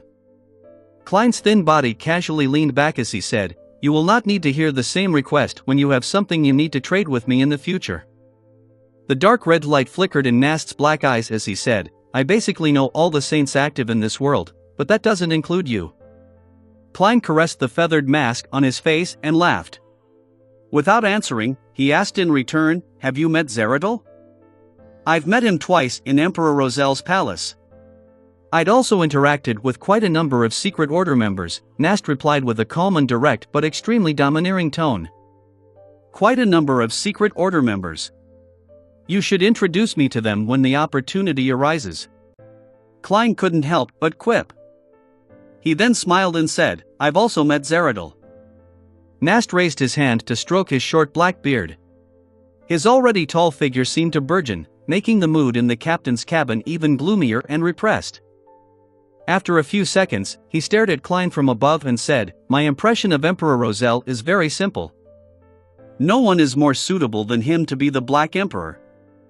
He didn't explain what Black Emperor meant or pointed to, ignoring if the demigod opposite him understood or not. Is that so?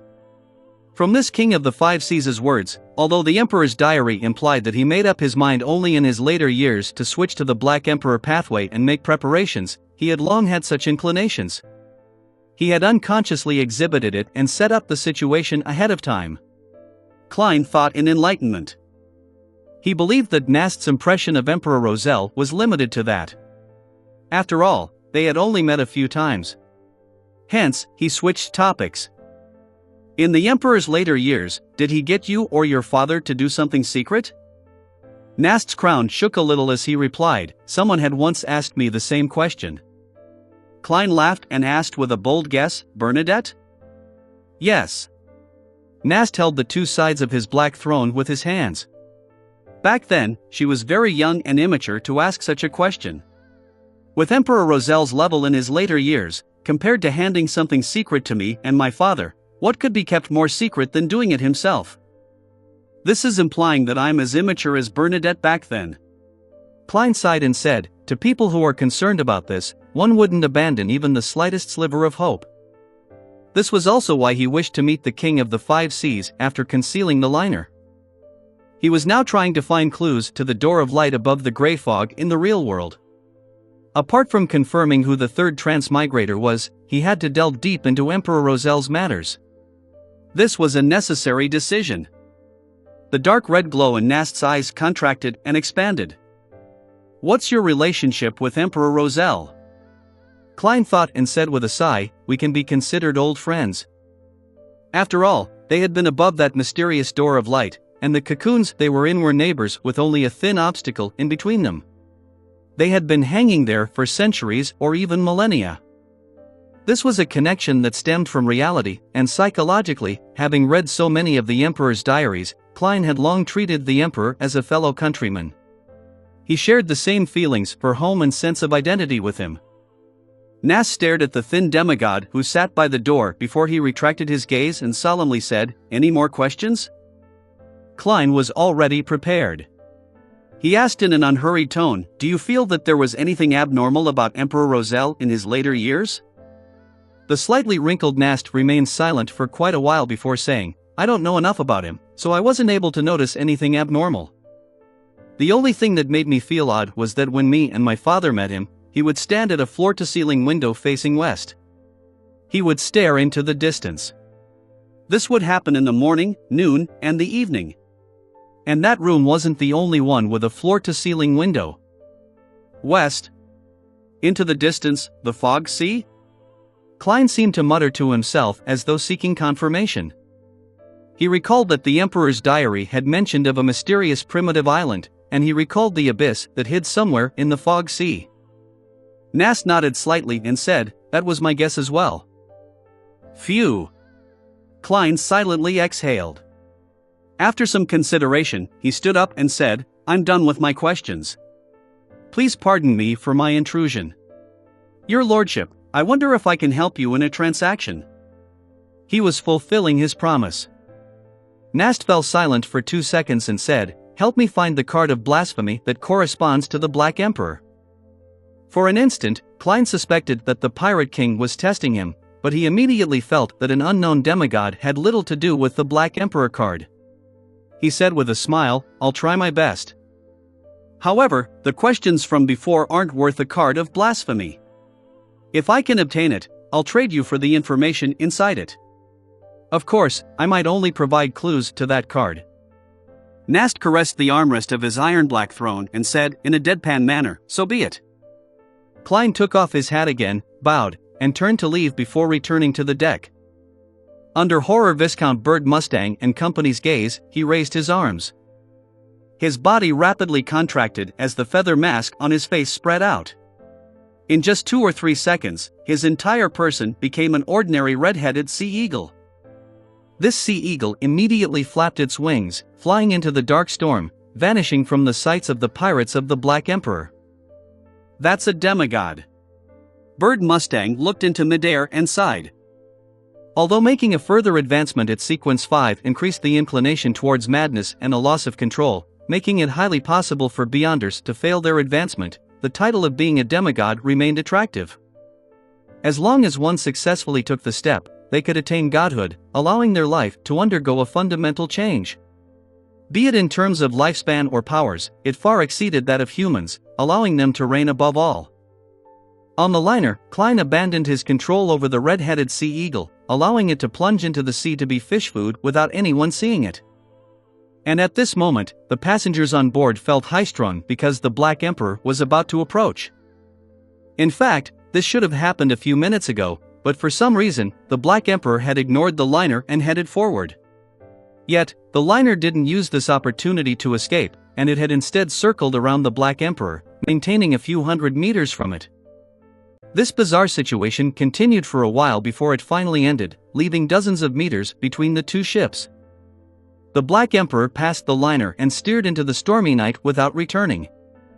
The passengers and crew watched blankly and realized the reality of the situation only a few minutes later. The Black Emperor was gone. It hadn't attempted to plunder them. A number of passengers cheered while others had tears stream down their faces. A few collapsed to the ground and relaxed. Only a few maintained their lucidity, feeling puzzled as to everything that had happened.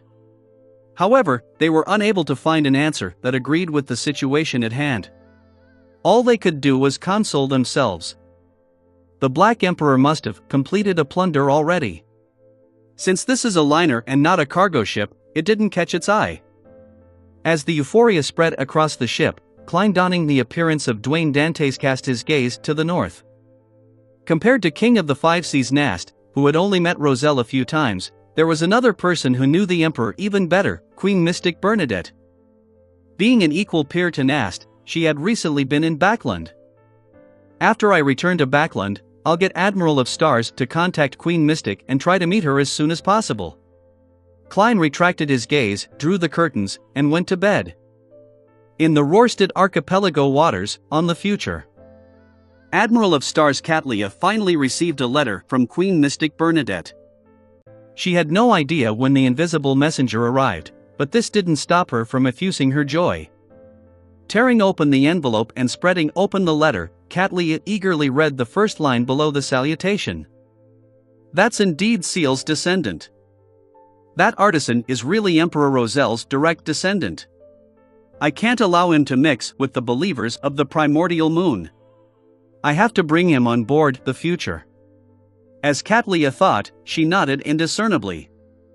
After making up her mind, she thought of Artisan Seal's character and morals that only spelled trouble. She felt that she had the responsibility and duty to discipline him. Amidst her deliberation, she walked to the window of the captain's cabin and cast her gaze outside. After some searching, her gaze fell onto the shipboard where Frank Lee was munching on mushrooms. "Frank," Catlia shouted out with her normal tone. Frank, who had his sleeves rolled up, snapped out of his deep thought. "Captain, is there something?" Catlia said seriously, "I'll get you an assistant for your experiments." Frank was taken aback before he revealed a pure smile. "All right." Chapter 973, New Angel. Chapter 973, New Angel. Upon seeing Frank's smile, Catlia had mixed feelings. She then retracted her gaze and turned it to the nearby fishing village where the future was docked. No one expected this place to be an important base of the Moses ascetic order. To avoid the pursuit of the Aurora Order, Catlia and her crew had been docked here recently. She wasn't in a rush to set sail, but was prepared to go ashore.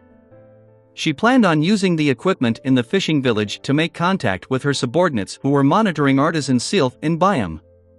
Through that, she could confirm the situation and make plans. Only with this in place could the future set sail again, headed for the capital of the Rorstad Archipelago, Byam, that was several days away.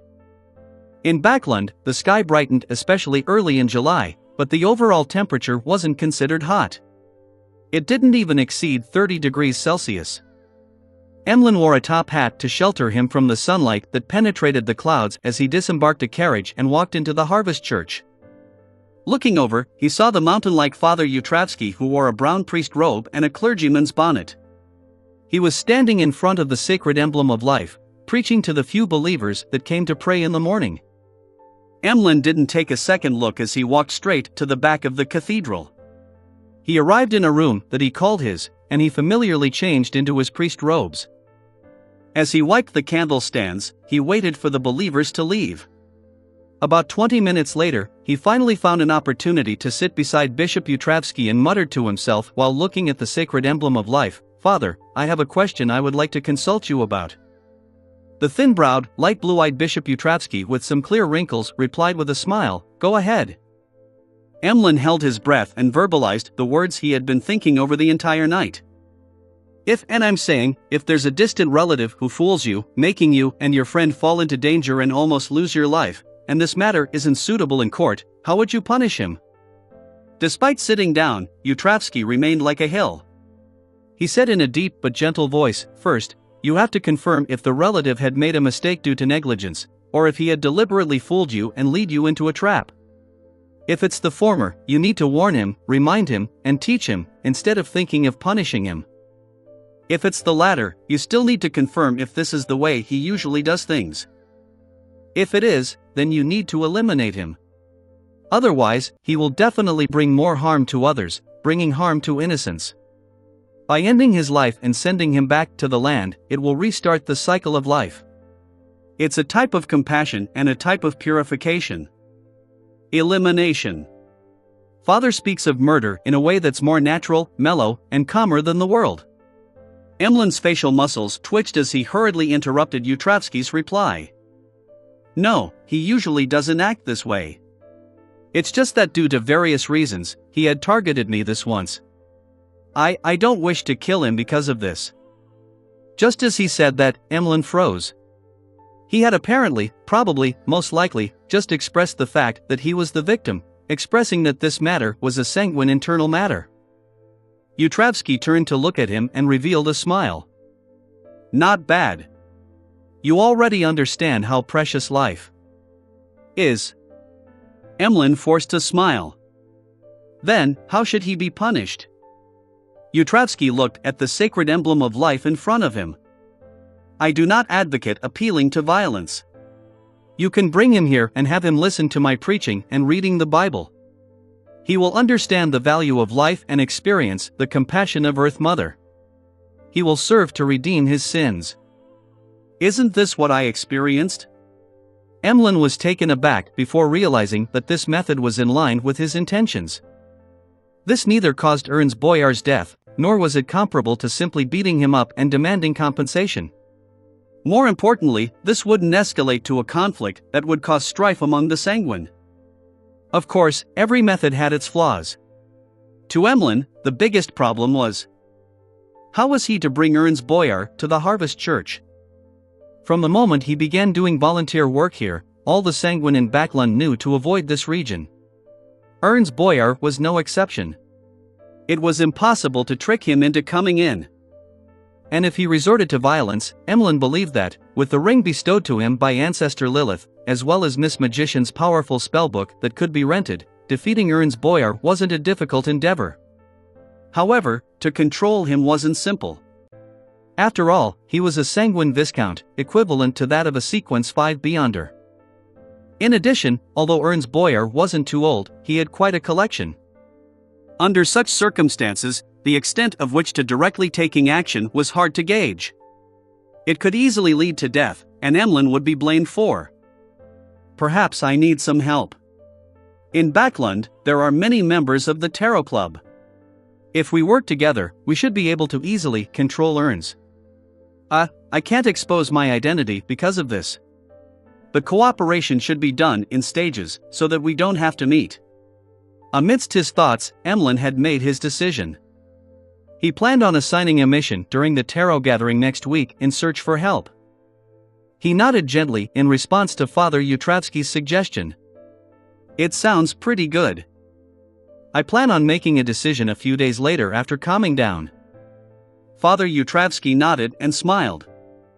Fruits are obtained from planting them. It's a long process that requires patience. From the looks of it, you have understood this point. Of course, it's such a simple principle. Emlyn raised his chin slightly as he habitually clasped his hands and prayed to the sacred emblem of life. 22, Phelps Street, Lone Charity Bursary Foundation. Audrey placed a document in hand on the table and looked up at the wall clock in the director's office. She could hardly relax. She had already made an appointment with Escalante to head over to Stephen Hampers's residence in the afternoon. Clearly, this meant a test. If the Psychology Alchemists' team was careful enough, they would have already reported the news, and there might be a counselor secretly observing everything. Based on her current level and abilities, although Audrey was unable to determine how terrifying a high-sequence spectator was, she could imagine the kinds of performance they had in certain domains. This made her uncontrollably nervous, afraid that she would be seen through. In fact, I should have delayed it a little more. Although the time and the emotions I showed are in line with logic in psychology, delaying a meeting would definitely incur suspicion. But compared to a little bit of suspicion, it's more important to wait for Mr. World to return from the southern continent. That way, I can directly arrange for them to meet at the foundation. I don't have to worry about a high-sequence spectator discovering anything. Sigh, Audrey, your plans weren't well thought enough. Audrey sighed silently and cast placate on herself to calm her emotions. After the afternoon, she wasn't in a rush to leave the Lone Charity Bursary Foundation.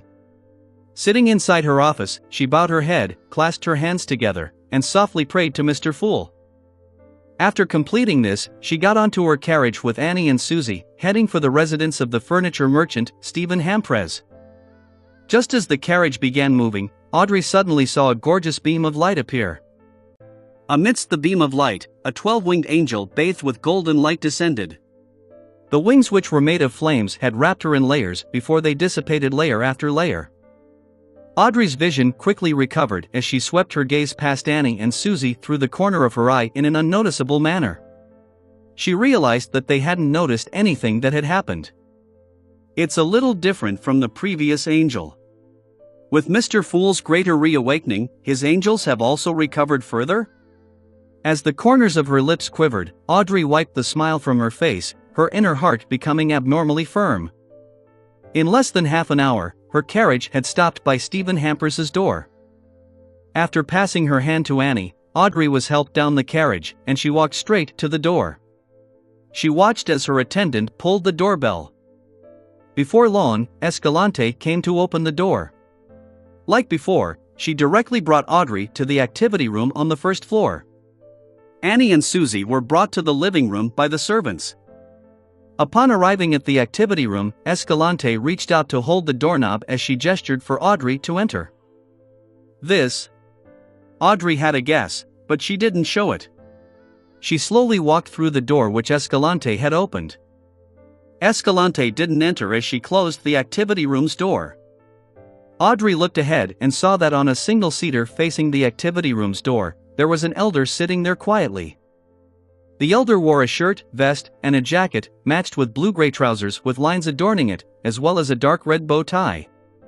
His hair was completely white but remained thick and lush. He had a warm and elegant bearing. He had a pair of blue eyes that seemed to hide wisdom and knowledge. Apart from the wrinkles on his forehead, he didn't have any wrinkles elsewhere. Audrey knew him. He was the royal family's consultant Vin Rambus. Of course, Audrey had long known of this old gentleman's secret identity from the Tarot Club, a counselor of the Psychology Alchemists. She didn't disguise her surprise, because she truly was surprised. Although she had guessed at the possibility of Vin Rambus's appearance, she never expected him to appear directly. She imagined that he would observe her in secret, allowing Hilbert and Stephen to speak on his behalf. "You're very surprised?" Vin Rambus asked with a faint smile. He then stood up and bowed. "A pleasure meeting you, Miss Audrey." Audrey deliberately opened her mouth, before closing it again. Following that, she replied with a mixed smile, "I'm not sure how I should address you." Vin Rambus chuckled. "Like always." He pointed to the sofa beside them. "Let's have a seat." Audrey took a deep breath, wore a smile, and unhurriedly walked over. Sitting by the sofa, she maintained an adequate distance from him. Chapter 974 Mind World. Chapter 974 Mind World. Vin Rambus picked up the porcelain teacup and took a sip. Looking at Audrey, who sat in a flawless posture, he said genially, "There's no need to act so reserved. This isn't our first meeting." I still recall discussing Berman's philosophy of ethics and Konsoka's pragmatism with you 2 years ago. Audrey smiled faintly and said, "I just find it difficult to put the idea of you and a psychology alchemist's counselor together." Vin Rambus hadn't introduced himself, but it was a reasonable inference based on Audrey's knowledge of the psychology alchemists and the present situation. Vin crossed his right leg and said with a smile, "This isn't something worth paying attention to. Never forget that our Psychology Alchemists is an organization established with the goal of studying the psyche and to build knowledge. We are more about the academic side of things rather than handling matters. Since it's academic, you can always treat a counselor as a university's professor." If she hadn't learned from Mr. World that Vin Rambus was behind Quarren's suicide, Audrey would have been able to conclude that he was a knowledgeable, amiable, humorous, and humble scholar, regardless of the amount of observation that she did. However, since she was wary, Audrey wasn't someone who would so easily believe things that appeared on the surface. As she looked at him and organized her words, she prevented herself from focusing too much on one point. She kept her thoughts lively and scattered to prevent herself from being hypnotized. At this moment, her mind suddenly turned adrift. She seemed to see the 7 pure lights that contained infinite knowledge and the dense, indescribable figures. She saw them blanketing everything from high above. This was the spirituality sky, the reflection of the spirituality in one's mind. And beneath the spirituality sky was a deep, dark sea. Every drop of water resembled a point of light as though they represented an imprint on each subconscious. Near the sea were several islands. One of them belonged to Audrey. She clearly knew that this was a manifestation of her consciousness. What was exposed above the sea was what she could detect, and the parts covered by the seawater were her deeper consciousness that she was usually unable to grasp or know. Floating above the island, Audrey looked to the bottom. She first noticed that the area was a solitary, quiet, gray blur. They screened out her vision, making her only capable of seeing the massive and dark black outlines of the subconscious, as well as the illusory and rippling sea of collective subconscious. She was unable to obtain much information from that. Audrey was puzzled as to how she had entered this strange state when she saw large swaths of gray split apart like the sea deep in the sea of subconscious at the island below. It revealed a stone platform that had appeared at some point in time. On the platform, a figure grew up rapidly in a fashion akin to blinking, entering Audrey's field of view almost instantly. His hair was completely white but remained thick and lush. He wore a standard 3-piece suit, matched with blue-gray trousers with lines adorning it, as well as a dark red bow tie. This man with deep wrinkles on his forehead was none other than Vin Rambus. Compared to the Vin sitting on the sofa, he appeared more sinister. He didn't wear a smile, and his head was slightly bowed. It was as though he was observing Audrey's subconscious that lay behind. In a few steps, he walked into Audrey's island of consciousness through the sea of collective subconscious. Then, he went from the subconscious to the area exposed above the sea like a silent visitor who didn't knock on the door or receive any permission. After arriving on the island, Vin Rambus raised his head.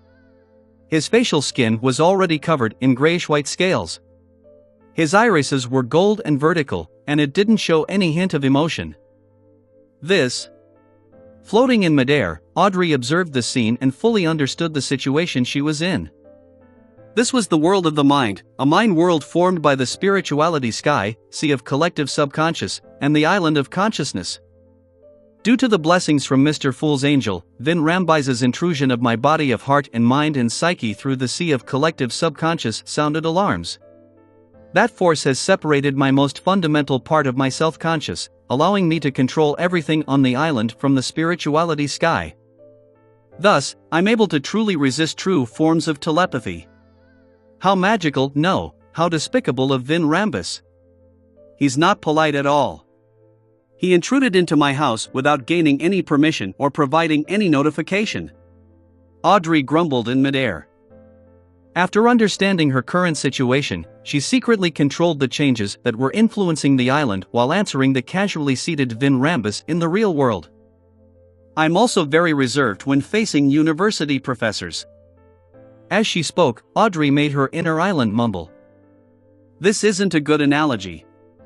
As an elderly psychology alchemist's counselor, he should be a sequence 4 at least. This is a demigod, one that naturally makes one feel fear, awe, and reserved. On the sofa, Vin Rambus chuckled immediately. Then I won't be forcing you. I've heard about you from Hilbert.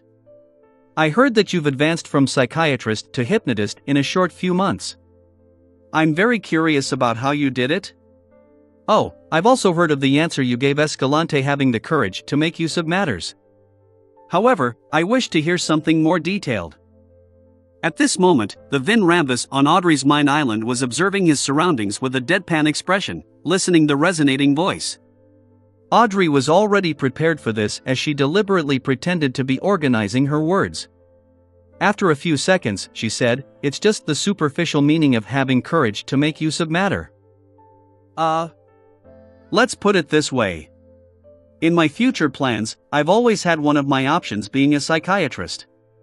Since I've acquired the corresponding Beyonder powers, I was definitely very happy to try it out and help the people around me resolve their mental and psychological problems." While saying that, she showed some signs of embarrassment towards such actions that bordered on childishness. Her mind island faithfully reflected this. After a pause, Audrey continued, "During this process, I discovered that my control over the potion's powers became better until, one day, I felt something in me shatter and fuse into my blood. It also allowed me to vaguely see illusory stars." Mr. Rambus, what does it represent? For some reason, I firmly decided to become a hypnotist from that day. This might also be a cue from my subconscious. After saying that, Audrey deliberately stuck out her tongue on her mind island like when she was little, doing things she usually wouldn't do. It was a way to prove that she was feeling a little embarrassed because playing psychiatrist was no different from playing princess when she was little. And embarrassment often meant the truth. Vin Rambus nodded gently and said, "Very talented. You seem to have figured out that acting method by yourself." Acting method? Audrey wore a surprised and blank look both inside and outside before coming to a realization. Vin Rambus said with a genial smile, "It's exactly as you think it is. By acting based on the potion's name and concluding the corresponding principles, that will speed up the digestion of the potion. It is an effective method for reducing the negative influences. However, before sequence 6, we do not teach it because we do not advocate members using this method to accelerate the digestion of their potions." Surprisingly, you have figured it out yourself. Why don't you advocate it? Audrey asked sincerely out of curiosity. Vin Rambus sighed and said, "This will make the members not be themselves. Some might even be assimilated by the remnants of the potion. To put it simply, the first 3 sequences are for one to slowly grasp their powers and get used to being extraordinary. It allows one's subconscious to be deeper, become clearer, and turn more mature. It aids in resisting the subsequent problems that come from that acting method. Of course, I can only give my opinion on the spectator pathway. As for the other Beyonder pathways, I'm not too sure if they're the same. But clearly, pathways that focus on the domain of the mind would have some differences in the area of self-consciousness." Audrey was unable to determine the veracity of Vin Rambus's words. She felt that there was definitely some reason to it, but it was not entirely the truth. Little Sun mentioned before that one key thing to remember regarding the acting method is remember that you're only acting. I find this more appropriate. Yes, I've been strictly abiding to it, and will keep doing so in the future. Audrey, you mustn't be careless. From this moment forth, you must put more emphasis on your self-consciousness. From Mr. Fool's point of view, this must be trivial and doesn't require additional emphasis since it's included in the statement of only acting. But to the ordinary person, perhaps it's relatively more important. As Audrey's thoughts raced, she asked, "Can you explain that acting method in more detail?" Vin Rambus explained it to her in a relatively more detailed manner before saying, "You are indeed talented and qualified to obtain the Sequence 5 Dreamwalker potion formula, but before that, I'll give you several missions. This is out of fairness and also a form of training for you. This is because once you achieve Sequence 5, you will be leading 2 to 3 psychological discussion groups. Your every judgment and choice will influence the future and even the lives of the members beneath you. Therefore, we mustn't allow people who deeply lack experience in handling matters to advance to Sequence 5. Understandable. Audrey didn't object to it. What's the first mission? Vin Rambus said with a smile, a simple but rather long-term mission. Every piece of feedback you provide will count towards your contributions. At this point, he sighed. The fracture between the new party and the Conservative Party is widening. The more conflict there is, the more divided the kingdom's internal politics will be. I wish that you can take note of the attitude of your father, Earl Hall. Inform me of some of his views towards various bills and matters. Don't worry, this will not cause him any harm. We only wish to mend the fractures." His final statement was, in fact, not supported by logic. It was solely a promise. But with Vin Rambus raising his right hand to his temples while on Audrey's Mine Island, Audrey felt that what he said was very reasonable and deeply relatable. Floating above her mind world, she immediately snapped to her senses and realized something was amiss. Chapter 975, A Familiar Feeling. Chapter 975, A Familiar Feeling. How can you not cause harm to my father from knowing his trump cards? This will bring about negative impacts to matters that he's trying to push for or object to. Floating in the mind world, Audrey looked down at her island of consciousness. Her thoughts were so calm that it surprised her. Right on the heels of that, she suddenly realized why Vin Rambus had directed Quarren's suicide. Audrey had always been concerned about this matter. Furthermore, she had obtained information from various sources, giving her a rather clear idea of the overall picture. However, she had ultimately been stumped about the mastermind's goal. This trap seemed to be targeted at the purse strings of the Conservative Party, Baron Syndra's. As long as he failed to respond properly, this powerful banker would have his problems exposed and end up handled by the official Beyonder organizations. However, the actual process seemed to lack the panache of a high-sequence Beyonder of the spectator pathway. It was especially so when Dwayne Dantes reacted unexpectedly, causing the plan to immediately be foiled, yet, there wasn't any mending of the plan. As a rather senior spectator, Audrey had long noticed the incongruity within this matter.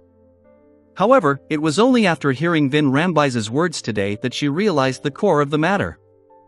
Vin Rambus didn't care if he had successfully taken down Baron Syndra's, as he had already accomplished his goals. It was just as he had said, the new party and Conservative Party were fractured. Although Vin Rambus claimed to be trying to mend it, his true goal was to deepen the cracks and cause them to completely fall out with each other. Why is he doing this? Audrey controlled her mind island and didn't make it show any puzzled emotions. She then replied to Vin Rambus, "I can understand your concern for the kingdom's political situation. I will work hard on this." Just as she said that, the gloomy Vin Rambus on the mine island lowered his right hand from his forehead. Vin Rambus, who was sitting on a sofa in the real world, said with a gladdened smile, "You are indeed a young noble lady filled with compassion." With that said, the old gentleman lowered his right leg, which was covered by grayish-blue trousers with line patterns. He leaned forward slightly as his eyes grew darker. "Due to your identity and daily environment, you shall forget about me. You will only remember Hilbert, Stephen, and Escalante. You will pass any information through them. When there are extremely pressing issues that need reporting, you will subconsciously visit me with the excuse of consulting me on some academic question. When you enter my room, your lost memories will recover." As Vin Rambus said those words, the him on Audrey's mine island opened his mouth and repeated the words. A rock took form and quickly plunged into the ground, sinking into the subconscious. At that moment, Audrey felt as though she had dissociated into two entities. One was a result of a mine island. She could no longer remember the appearance or name of the elder in front of her. She only knew that she had come to Stephen Hampers' residence and met a psychology alchemist's counselor where she received the approbation of the acting method and received a new mission. Another her floated beneath the spirituality sky, acutely aware of everything that had happened. However, there wasn't much emotional changes. It was more optimistic than gloomy. Audrey was certain that the one in midair was her true self-conscious. Therefore, she didn't feel confounded. With her as the true self, she controlled her other self and got up in a muddle. "Yes, sir." After answering him, she rapidly straightened her body, and like a puppet who was being controlled by invisible strings, she walked to the door and left. At the instant she closed the door, the her in the mind world sky and the her corresponding to the island of consciousness fused as one. There were no longer any differences. The two entities with certain memory discrepancies instantly fused together, giving Audrey a few seconds of confusion. However, with plenty of experience in treating people and hypnotizing others, she very quickly and skillfully identified the differences. She then reconstructed every detail from before. What powerful mind reading and hypnosis! He directly entered my body of heart and mind and even my soul body to exert influence via the sea of collective subconscious. Although Audrey had the blessings of the Fool's Angel, she felt that her recollections were like viewing old photographs. They were yellowed and faded, as though they were matters that happened years ago. I'll be able to do the same in the future. The blessings of Mr. Fool's Angel is really impressive. Humph, I'll only inform you of Father's take on unimportant matters. As Audrey's mind whirled, her mood turned for the better.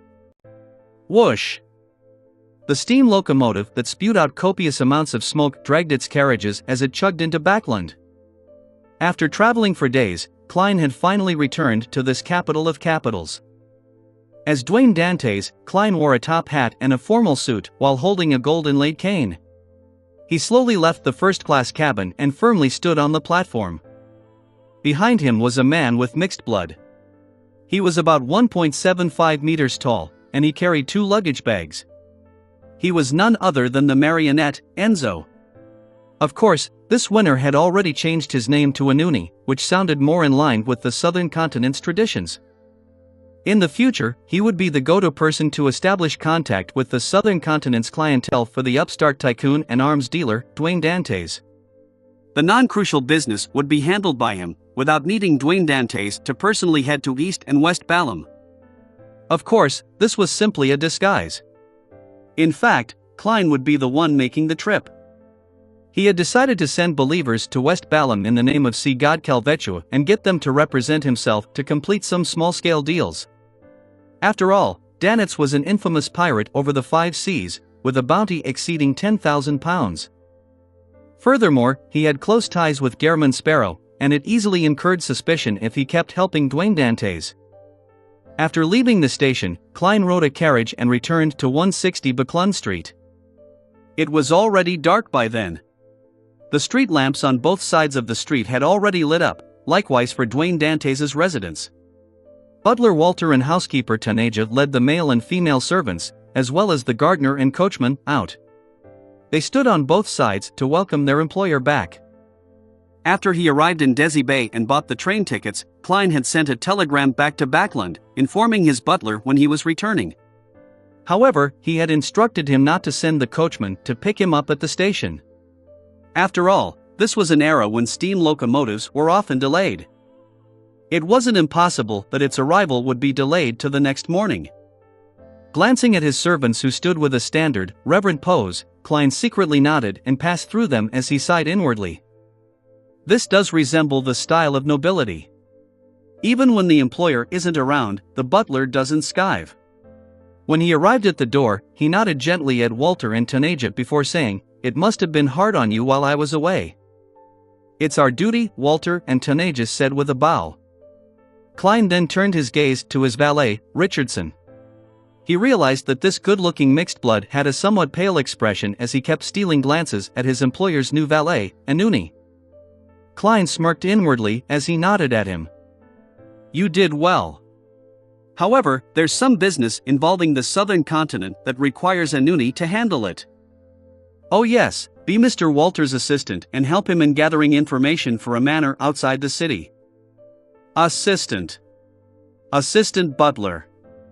Richardson was first taken aback before he replied in pleasant surprise, "Yes, sir." With this role, it meant that he had broken free from the constraints of being a valet. He had been promoted. Walter didn't ask about the manner in detail as he seriously arranged for his employer's settling in, bath, and meals. After all of this was done, he and Anuni sent Dwayne Dantes back to the third story before he asked, "Sir, do you plan on buying a manor in the suburbs of Backland? What requirements do you have? Something not too expensive. Who knows how long I can use this identity for?" Klein inwardly gave a self-deprecating comment before deliberating. One with a vineyard and brewery. After completing the arms deal, he had already established himself in Backland's high society and had earned a huge sum of money. Therefore, it was necessary for him to own a manor. He couldn't afford to not be capable of inviting his friends on a vacation and hunt in the suburbs when autumn and winter came. This was a faux pas that could easily make him be viewed with scorn. Furthermore, the manors in Backland's suburbs were rather expensive. One could purchase a huge manor with rubber trees in places like Desi Bay for £8,000 to £10,000, but here, all he wanted was a vineyard and grain farm, with facilities like a brewery. "I will gather the information as soon as possible," Walter replied respectfully. He knew his employer was exhausted from his traveling, so after briefly informing him of the recent developments, he left the third story and busied himself on other matters. With the new valet's help, Klein changed his clothes and washed up. During this process, Klein, who had gotten accustomed to his godhood, couldn't help but lampoon. "If it wasn't because a marionette cannot be more than 1,000 meters from me, would I have changed valets? Despite being a tycoon, I still have to serve myself." Sigh. Amidst his sighs, he dismissed Winner Anuni to the adjoining room and walked to the window. He looked at the lamplit Backland, which resembled stars, as he allowed his thoughts to wander. "Next, my goal is MI9's Deputy Director, Brigadier General Conas Kilgore. As for the Captain of the Royal Guards, Viscount Stratford, I can leave him to the Demoness, Trissy. She has vanished for quite some time. I wonder what he has been busy with. I wonder if she has come up with a way to approach that Viscount. I had previously informed her that I have other matters to tend to and wasn't free via the method she gave me. I'll later have to confirm that I'm free now and can continue our previous cooperation effort."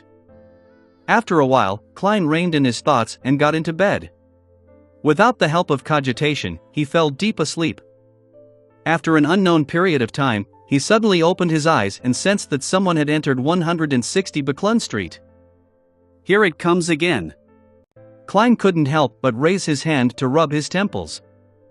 On the first day of returning to Backland, he had been awakened in the middle of the night. Chapter 976 Zealot. Chapter 976 Zealot. Dressed in pajamas, Klein didn't move. In his spiritual perception, the intruder's spirit body threads appeared. This also meant that if he so wished, he could turn everyone in 160 Buckland Street into his marionette without leaving the bed. Of course, to a demigod bizarro sorcerer, the neighbors a few buildings away were within range. There are many spirit bodies around. One of them is helping him fly. He has landed on the opposite balcony. Is it a Beyonder from the Death Pathway, or the Evernight Pathway? To be able to do this, he must at least be a Sequence 6. He's here for Richardson? No, he's walking towards my bedroom. He has paused and has reached out his right hand to knock gently on my door. He's certain that I've detected him? Klein sat up with a slightly heavy expression. He had made the initial judgment via the spirit body threads, but subsequently, he did it via direct sight, a scene that formed in his mind.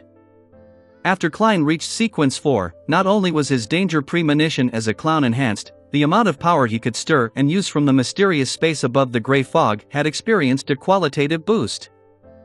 With the two combined, it wasn't difficult for him to use his intuition to have a projection of the intruder's figure and actions, despite the distance. In addition, due to his deepened control over the mysterious space, Klein could converge the augmentation effects the gray fog had on him in the real world. This prevented Beyonders of certain pathways from seeing anything.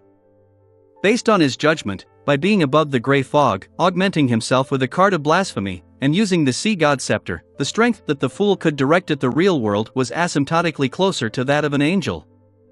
If that weren't the case, even if the grey fog and the paper figurine substitutes could allow others to maintain their lucidity in dreamlike states, Klein wouldn't have dared to allow Miss Justice to face a Sequence 4 or even Sequence 3 of the spectator pathway.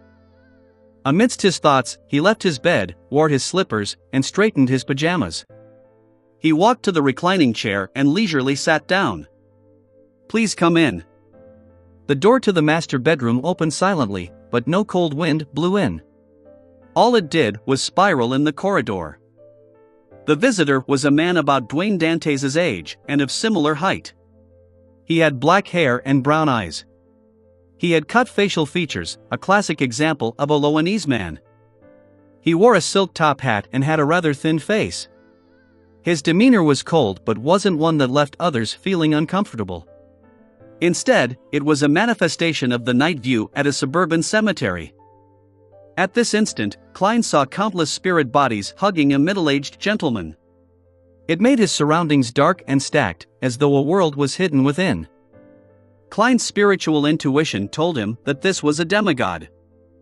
Why would there be a demigod coming to me moments after I arrived back in Backland?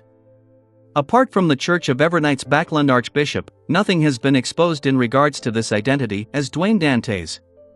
Having a headache, Klein looked at the door without an expression. It was unknown whether he was feeling angry or alarmed. After taking 2 steps, the demigod's right hand suddenly hung down straight. Together with his waist, it bent like a bow pulled to its limit. He had bowed deeply in a strange manner, his attitude extremely reverent. Meanwhile, a cold wind blew over, closing the door silently. Klein was nearly taken aback, feeling at a loss. His mind whirred as he came to a rough guess. At this moment, the demigod maintained his pose and said in a deep voice, in response to a revelation, "I, Patrick Bryan of the Numinous Episcopate, am here to meet your excellency." Revelation. Klein controlled the twitching of his facial muscles. Together with his previous guess, he had a rough understanding of what was happening. The Evernight goddess had deepened her control of artificial death, in other words, the death pathway's uniqueness. She was able to give revelations to the high-ranking members of the Numinous Episcopate's artificial death faction. Klein sighed as he chuckled. He pressed his right hand to his chest, but he didn't make any additional movements. What is God's revelation? Brian slowly stood straight and looked at the gentleman with the white sideburns sitting at the reclining chair. He replied with some level of fervor, "We succeeded. God has finally awakened. He has requested me to listen to your commands from this day forth, and to follow your arrangements." Klein had already expected this, but he felt his face burn, unsure whether to laugh or cry. "This is making me be a blessed of Evernight while also part-timing as a blessed of artificial death, so as to silently lead the Numinous Episcopate's artificial death faction. Is this a bestowment of fate, or a price that had been exacted? Since the goddess didn't get the church's archbishops or high-ranking deacons to handle this matter, it means that she wishes it to be kept confidential." Klein instantly stood up and tried to appear pious in tone and expression. "As God's revelation commands. God's wish is my wish." After expressing his devotion, he looked at the demigod standing straight in front of him and pointed to the sofa opposite him. "Please have a seat. Oh, do introduce yourself. That's the most basic form of politeness, isn't it?" Moments ago, as the thoughts ran through his mind, Klein had vaguely grasped the reason why the goddess had handed him leadership over the Numinous Episcopate's artificial death faction. As Gehrman Sparrow, he had close connections with the Death Council. Therefore, if anyone were to really discover anything amiss and begin investigating the Numinous Episcopate's artificial death faction, they would realize that it had something to do with Gehrman Sparrow and be enlightened. They would believe that they had grasped the truth as to why artificial death was able to come to life and send a revelation. Due to this guess, Klein deliberately made Dantes use Gehrman Sparrow's usual speech. Patrick Bryan sat on the sofa and said after some thought, "I'm Loanese. I once did business in East Balham and nearly died because of a disease. I was rescued by members of the Numinous Episcopate, and during that ritual, I received God's grace and survived. Later, I secretly changed my faith. The faction I'm in is always being vilified by the other members of the Numinous Episcopate. They believe that we're engaging in sacrilege, that we're in a bid to create a new death. But that's not the case. We firmly believe that God didn't perish at the end of the fourth epoch. He is merely asleep and requires certain things to be done in order to awaken. The facts have proven that we were right. You are witness to this. The ancient chronicles I received didn't say so. Those high-ranking members of the Numinous Episcopate are fully aware that they are emulating the matter of the hidden sage to create artificial death. Could it be that this gentleman in front of me isn't a core member of the Numinous Episcopate's artificial death faction? And he also lacks sufficient knowledge regarding the uniqueness? But how can a demigod not be a core member? Even if the Numinous Episcopate is a remnant of the Balaam royal family and Death's Church, with copious amounts of knowledge and powerhouses, there's no way they will let a demigod go to waste. Even the 7 Orthodox churches wouldn't do such a thing. Klein was extremely puzzled hearing this as he asked, "What about the other high-ranking members of your faction?"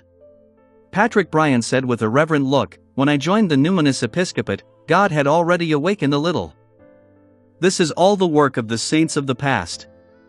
They had sacrificed themselves over the numerous rituals. Currently, we have a total of 3 saints and an angel. They are in East Balaam while I'm in charge of Backland matters. That's not right."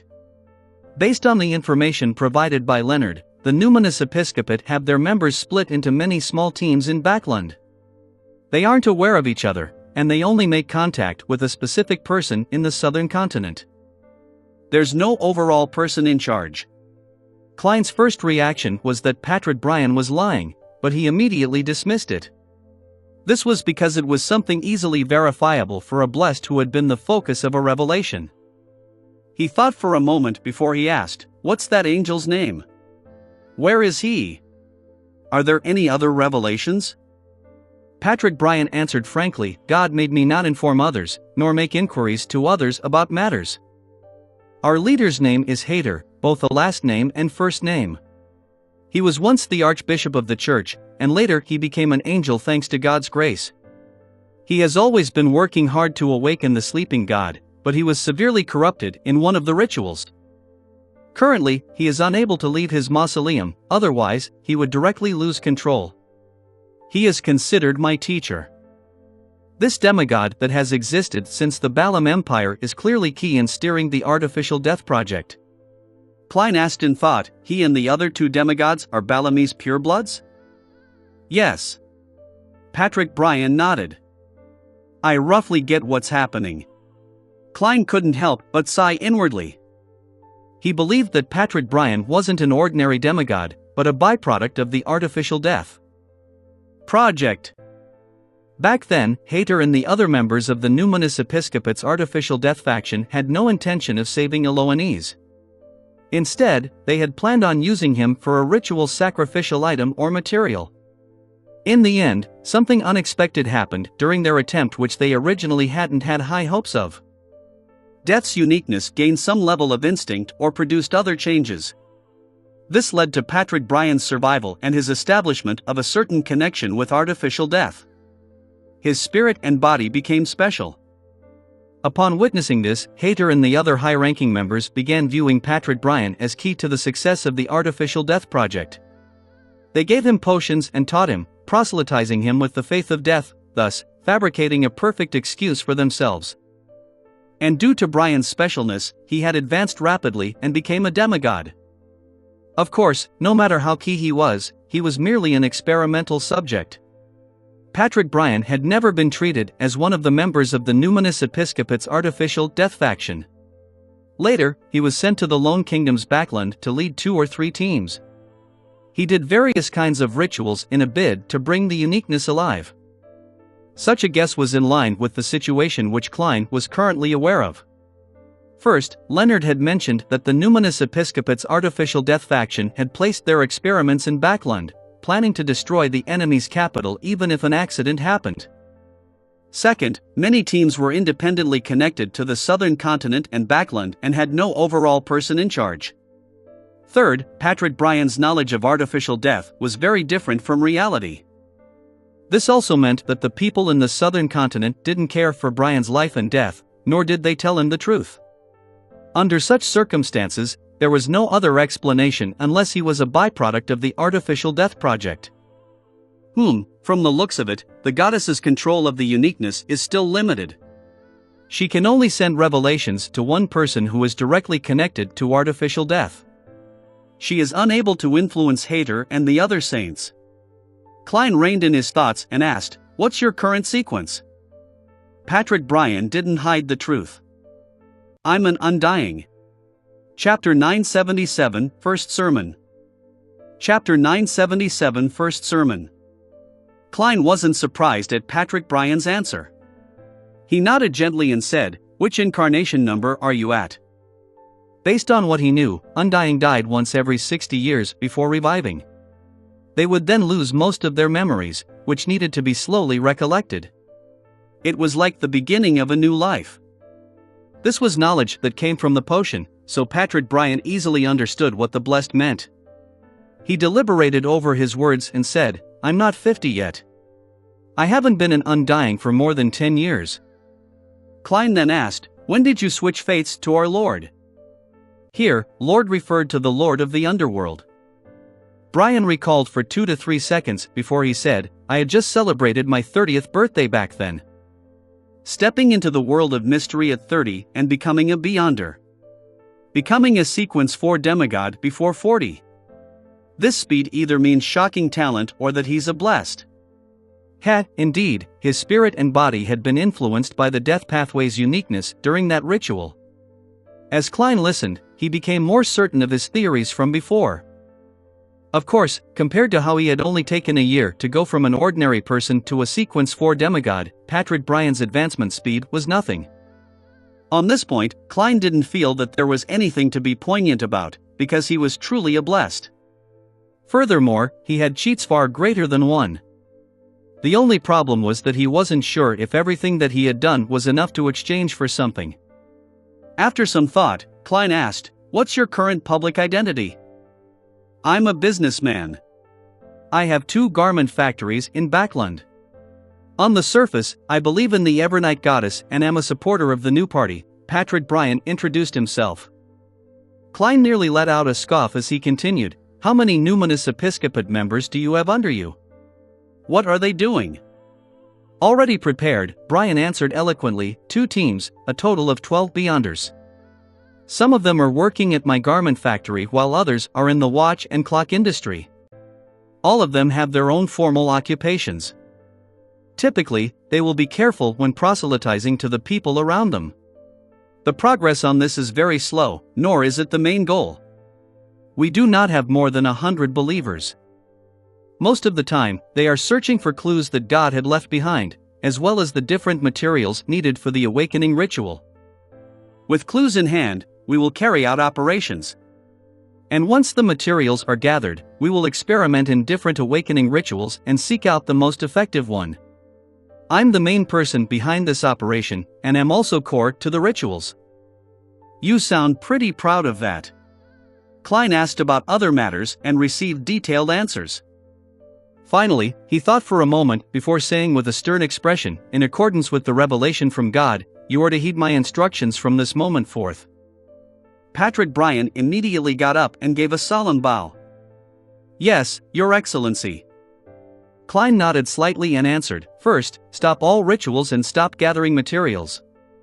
God has already partially awakened. He is in his recovery stage, so he isn't to be disturbed by noise." From Klein's point of view, regardless of the changes in Bryan's awakening rituals, they were ultimately pointed at artificial death, the death pathway's uniqueness. This would only increase its chances of coming to life, making it disadvantageous for the goddess to deepen her control over it. And regardless if Klein was happy for this to happen or not, since the Evernight Goddess had assigned Bryan to him, he had to make such arrangements. Patrick Bryan had zero doubts toward his explanation, because death had indeed awoken, and awakening rituals were, in essence, a form of disturbance. this undying thought before asking, "Your Excellency, what should we do next?" Klein smiled with approbation. Continue seeking out clues for things that God left behind. This will aid in his recovery. Upon saying that, Klein originally had a second request, but he was worried that there were too few clues to it, making it possible for the numinous episcopate members to stir up trouble with nothing to be done. He added, in addition, promote reading to all those around you and your subordinates, be it at the garment factory or elsewhere. Establish night schools or learning classes. Let the people around you extricate themselves from ignorance and savagery. To make it more convincing, Klein stretched out his right hand and pressed it to his chest. With abnormal piousness, he began preaching. God said one needs to understand the belief to believe. God said that to those who are lost, one has to first strengthen their body and arm his brain. This is because the kingdom he promises is one without ignorance and savagery. Patrick Bryan didn't doubt Dwayne Dantes' words, nor did he find it strange that such records weren't found in the numinous episcopate's Bible. This was because this person before him was God's blessed, a representative appointed by God. He earnestly nodded. I will heed God's teachings. May every spirit gain eternal life in God's kingdom. As he said that, he used the praying gesture that the numinous episcopate's artificial death faction used. It was to raise both hands high, thumbs facing each other as he held them at his forehead. In mysticism theory, this was the core to the underworld contained in every gatekeeper. It represented death's position. Klein returned with the same gesture and words before saying, "Second, orders from the southern continent, no matter who it comes from, has to be handed to me first. They can be done only after I give permission. If no permission is given, you are not to do it in private. You can only give feedback based on what I say." This was because he was worried that Hader, the angel of the death domain, would still remain fervent about the artificial death plan, occasionally instructing Bryan and the others to make new attempts. Meanwhile, he also had to ensure that Hader and the other two saints wouldn't notice anything amiss before the goddess gained a deeper control over the death pathway's uniqueness. He needed to prevent them from doing anything excessive. Bryan had no objections on this matter. "Yes, Your Excellency." After giving instructions on the two most important matters, Klein wore the same expression, but he inwardly felt relieved. He said after some deliberation, "Third, unless convened by me, do not seek me out. Our usual communications shall be completed via messengers. As you know, there are many existences in the astral world who do not wish to see God return." Patrick Bryan nodded heavily. "I understand. My messenger's summoning incantation is spirit wandering above the world, absolutely friendly creature, Patrick Bryan's contract companion." Indeed, it's impossible for a demigod of the death pathway to not have a messenger. Normally, sequence 6 beyonders of this pathway should have one. Klein didn't hesitate as he answered in an unhurried tone, "Remember, my messenger's summoning incantation is the spirit that wanders about the unfounded. The friendly creature that can be subordinated, the messenger that belongs to Gehrman Sparrow.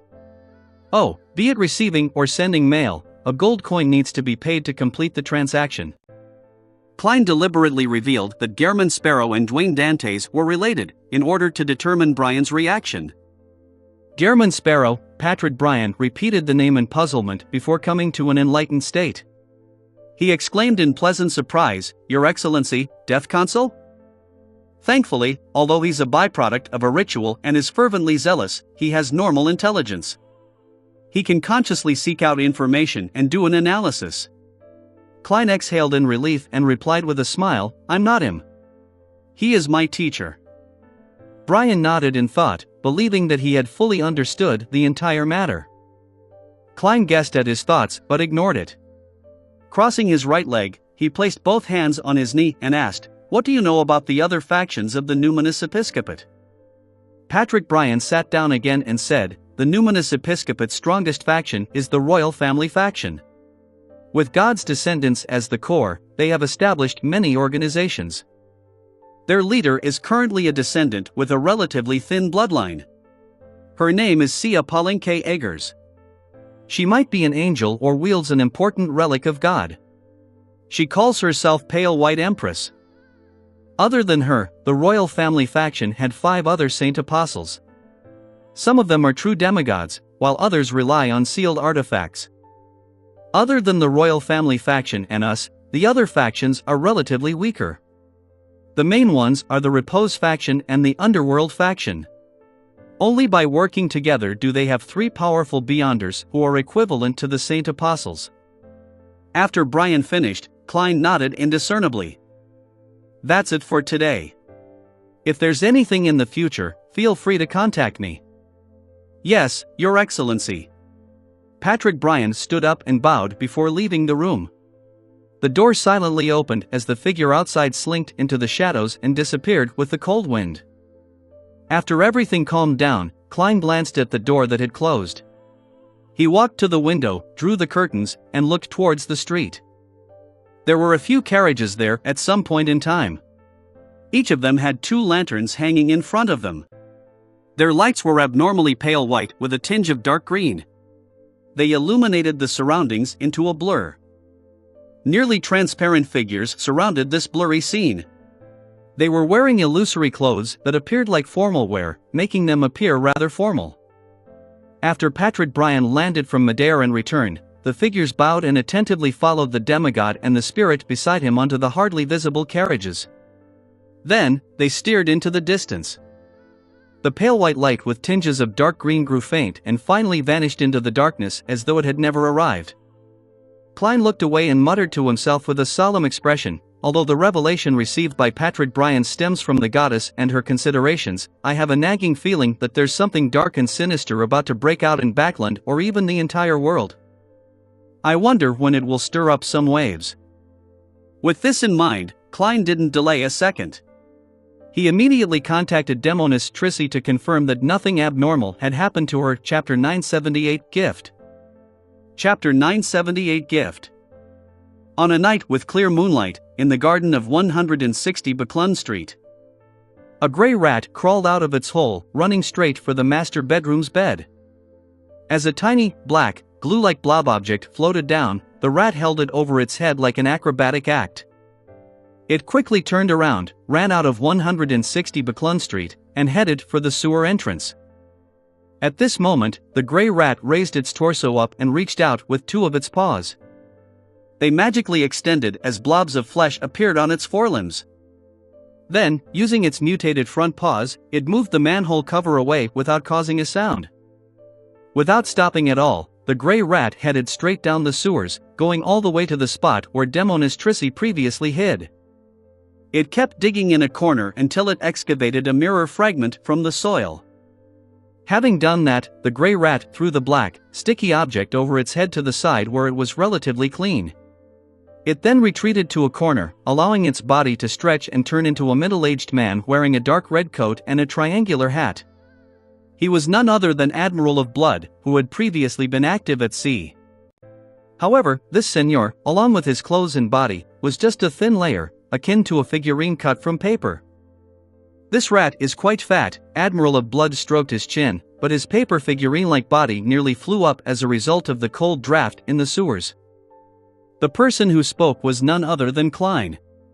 He was inside his master bedroom, turning a rat into his marionette by controlling its spirit body threads. He then made it carry the ritual materials and head down the sewers to contact Demonis Trissy. Senor, whose arms were flailing about due to the draft, bent down and picked up the sticky blob. This was the remains of Trissy's lock of hair after she burned it with black flames.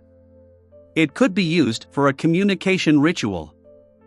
Right on the heels of that, he wiped the mirror fragment clean and smeared the material onto it. After this step, Klein made his marionette take 2 steps back from the mirror. With a smacking sound, Senor was plastered to the mossy wall like an oil painting. East Burrow. In a room with thick curtains that left it almost dark. Raven black, slimy tentacles coiled together, forming a huge sphere. And at the end of these tentacles, there were either eyes with clear blacks and whites embedded in them, or there were venomous snakeheads attached there. The latter opened their mouths slightly as they shot out their tongues in a rather strange fashion. It was quite a harrowing scene.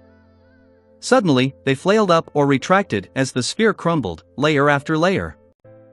Enveloped in the middle of a sphere was a curled-up girl. She had abnormally sweet looks, but her brows were tightly furrowed. Her expression looked slightly warped due to the pain, a look that stirred up one's sense of pity. The slimy and disgusting tentacles retracted and shrank, finally turning back into their original form, strands of raven-black hair.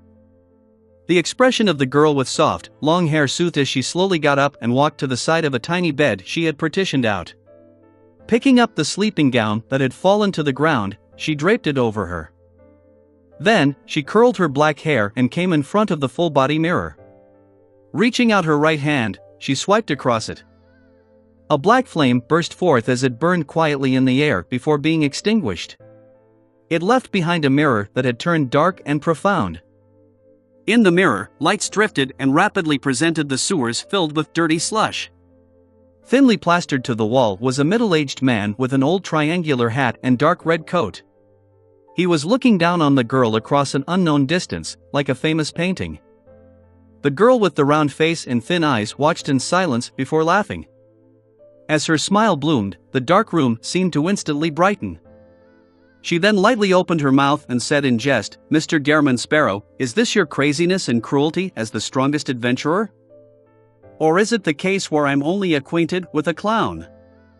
Klein wasn't surprised that Trissy had recognized him as Gairman Sparrow. After all, he had previously met her in the image of Admiral of Blood Seigneur, and this pirate admiral had long been hunted by Gairman Sparrow. Back then, Trissy was hiding in the sewers due to an injury and was focused on revenge, preventing her from being kept abreast of the news at sea. It was rather unsurprising for her to be unaware of Admiral of Blood's demise, but things were different after she finished recuperating and left the area. She would have been a terrible assassin and instigator if she hadn't investigated her partner. Clearly, Trissy's past actions indicated that, despite being evil, it didn't discount her intelligence. Klein didn't argue as he controlled the paper figurine like Seigneur to smile and simply reply, "Why can't clowns be crazy and cruel?" Without waiting for Trissy's answer, he said, "Any progress on your investigations into the captain of the Royal Guards?" Trissy's expression turned slightly gloomy as she said, "It will need another month at the very least for any results. It might even take 2. "If you need help, you can seek me out," Klein emphasized again. Trissy scoffed and said, "In Backland, in this game, strength isn't able to resolve every problem. Of course, I've never wasted the opportunity to use others. Mr. Gairman Sparrow, since there's no need to hide your identity, can you give me a more convenient method of contact? Why do I feel like I'm being asked to give my cell phone number?" Klein thought about it for a moment before informing her of the incantation to summoning Miss Messenger, as well as the important ritual ingredient of 1 gold coin. Trissy didn't speak further. Reaching out her right hand, she tapped on the mirror's surface. The black flames burst before disappearing, restoring the full-body mirror to normal. In the sewers, Seigneur buried the mirror fragment back into the soil and made his body shrink rapidly, turning back into a gray rat. It then ran deep into the sewers, allowing itself to be fed by carnivores. Back in 160 Buckland Street, Klein drew his curtains and returned to the reclining chair. To be frank, he regretted cooperating with Trissy. He felt that she was burdened by some will of the primordial demoness and was reckless for revenge. She was like a ticking bomb that might explode at any moment. If Trissy were to mutate, it's highly possible that she would create a terrifying disaster. I shouldn't have spared her back then. Klein sighed and began setting up a ritual. He sent the black blob above the gray fog and attempted to divination Trissy's present location and recent condition. 20 to 30 seconds later, he was met with failure. This only worried him more because such an outcome implied that Trissy had become a blessed of the primordial demoness to a certain extent. The next afternoon, Klein, who had had breakfast, began instructing butler Walter and the newly appointed butler assistant, Richardson, to deliver the gifts he had brought from the southern continent. This filled an entire luggage bag, of which included Fermo coffee beans, East Balam tobacco, River Valley's grape wine, and human bone sculptures. They were to be gifted to the different neighbors around the neighborhood as a sign of goodwill from Dwayne Dantes. It was also to announce his return to the social scene. Oh yes, remember to mention to Member of Parliament Mott or his wife that this bottle of River Valley grape wine is suitable for making cocktails. It's best matched with lemon juice, Klein exhorted Walter. Particular care was needed in gifting others. It had to take into account the receiver's preferences, and obviously, the most popular product of the southern continent at present, Donningsman Hair Tonic, wasn't suitable as a gift, as it would only appear to be a veiled attempt at ridicule. Walter solemnly nodded and said, "Yes, sir." After receiving no more instructions from his employer, Richardson glanced at the remaining pile of gifts and asked, "Where will they be sent to?" "This is for the staff of the Bursary Foundation." "I'll deliver it myself," Klein said with a smile. He then pointed at the golden amulet in his hand and said, "I missed the birth of Dr. Aaron's child, so I'll need to express my apologies in person. Haha, I'll head over in the afternoon and plan on gifting this amulet with Southern Continent characteristics to that child. Of course, as a baby, Will Acceptance series probably won't like it. Compared to this, I'll just call him he would rather have ice cream." Klein grumbled inwardly after answering Richardson. After the butler and Richardson left, bringing gifts and male servants to the different neighbors, Klein got into his carriage and headed straight for the Lone Charity Bursary Foundation at 22 Phelps Street. After alighting, he headed forward with his valet, Anuni, carrying plenty of gifts behind him. Along the way, he greeted and gifted any members of the staff he saw. Soon, Klein arrived at the second story and arrived at one of the director's office. He knocked gently on the door. "Please come in." Audrey Hall's gentle voice sounded. As a rather senior spectator, she had already noticed that Mr. Dwayne Dantes had come to the Lone Charity Bursary Foundation. She had been patiently waiting for him.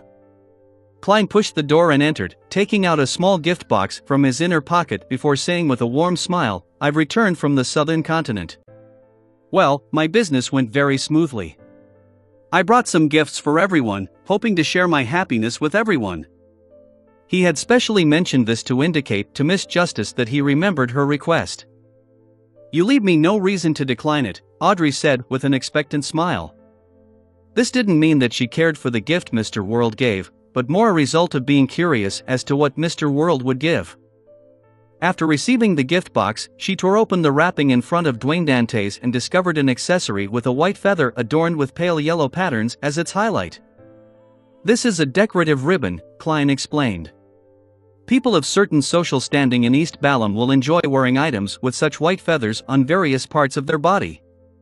Out of all the places, it's considered most noble and meaningful to attach it to a hat. This is said to be a tradition from the worship of feathered serpents." Haha, feathered serpents are symbols for death over there. And the feather he got a Southern Continent craftsman to craft into the hat was a byproduct of the Artificial Death Project. It could be sacrificed. Klein had once obtained 3 of them. He had used one in Byam by using the copper whistle messenger and summoning the mutated monster which was corrupted by artificial death. The other was sacrificed to artificial death in the Southern Continent, allowing him to receive the revelation of Vince Zangwill being possessed by an evil spirit. This was the last feather. As the present artificial death was equivalent to the Evernight goddess to a certain extent, Klein, who was clearly a blessed, didn't need to carry out such acts in subsequent rituals. He could use other materials to replace the feather, so he decided to turn the remaining one into a gift for Miss Justice. After all, she was also a believer of Evernight, and she might be able to contact artificial death at some critical moment. Audrey held her present with a smile as she silently listened to Dwayne Dantes' description. For some baffling reason, an idea flashed in her mind. "Don't tell me Mr. World really plucked a feathered serpent's feather for this hat." Chapter 979, Joy of Life. Chapter 979, Joy of Life. The traditions in the Southern Continent are really different from ours. Audrey looked down at the feathered cap in the gift box as she marveled, "But it's in line with my taste." The latter half of her sentence was partially genuine and partially out of politeness. On the one hand, she found the processed feather akin to a piece of artwork, and on the other hand, she found its style too obvious and extreme. It wasn't something she would use as an accessory. This was akin to how others would have their interest piqued by items with unique and mysterious patterns when visiting ancient ruins. They would be filled with praise over it, but they would seldom purchase similar items to place it at home or use it as an accessory. Klein smiled in response. There are also many stark differences amongst the southern continent traditions. It's almost completely different in East Balam from the Highlands and River Valley. Of course, they also have their similarities, such as their adoration of gold. They believe that this metal possesses magical powers. As he said that, he pointed at the feather in Audrey's hand. Legend has it that people who wear such accessories would receive the blessings of the feathered serpent, or in other words, death. He was hinting to Audrey about how she could use the feather. As a sequence 6 of the spectator pathway, Audrey easily read in between the lines. She understood that the hat accessory allowed her to receive a response from the so-called death at critical moments, bringing about certain effects. As for how she should use it, it was basic knowledge in mysticism.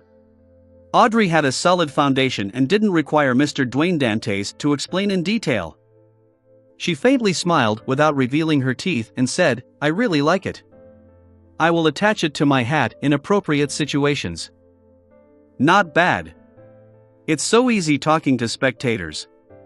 Klein returned with a smile and pointed at the door. "I still have presents to hand out." "You will be the most welcomed person here today," Audrey replied with a smile, a euphemistic way of expressing her gratitude. Meanwhile, she was a little vexed. She was hesitant about finding an opportunity to inform Mr. World, who had been embroiled in Coran's suicide, about Vin Rambus. He had shown some deep interest and importance on the matter. "Oh, it's almost Monday. I'll leave it until the tarot gathering. It will be much easier to communicate when the time comes. I can also seek advice from Mr. Hangman and Ma'am Hermit on how to deal with my current situation, especially the problem of being wary against the cues and hypnotism from a high-sequence beyonder. After all, I can't always pray to Mr. Fool ahead of time to receive an angel's blessing. On careful thought, such a form of hypnotism is truly terrifying. Carrying out instructions without realizing it." Audrey's mind was awash with thoughts as they bubbled. This made her suspect that many people in Baklan's high society had been hypnotized, acting in ways that violated their true intentions and will. In addition, she also came to realize something. Every time her parents attended Mass at St. Samuel Cathedral, the one in charge of the rites was definitely Baklan's archbishop. And to hold such a post, he was definitely a demigod of the Church of Evernight. At times, His Grace will even visit in person to chat with us. This is to prevent such matters from happening? That's why Vin Rambis's hypnosis effect on me didn't go overboard? Audrey watched as Dwayne Dantes left her office. After closing the door and sitting down at her desk, she picked up a fountain pen and mindlessly scribbled on it. After she reined in her thoughts, the piece of white paper was filled with interlocking circles. There was a face with cold eyes and scattered lines. At a glance, Audrey tensed up. She immediately used her spirituality and the friction between items to ignite the paper, turning it to ashes. Her random drawing had, in a sense, reflected her true emotions and thoughts. And to a good psychiatrist, interpreting such pictures was a basic skill. Therefore, Audrey hadn't left any traces behind. After a while, Klein delivered all his gifts and chatted with a few directors along the way. Finally, he entered a room meant for part-time directors like him to rest. He found a pen and paper, sat on the sofa, and began writing after some thought. "Dear Mr. Azik." While in the southern continent, Klein had written about Adam's obtaining of 0-08, his successful revenge on Ince Zangwill with the help of Leonard and Daly. He then summoned the messenger via the copper whistle and sent it to the sleeping Mr. Azik. Without a doubt, he had yet to receive a reply to date. Klein wasn't worried about mentioning Adam and 0-08 in the letter, because the Angel of Imagination definitely knew about his relationship with Mr. Azik. And sharing matters he encountered with someone familiar wouldn't garner any excessive reaction.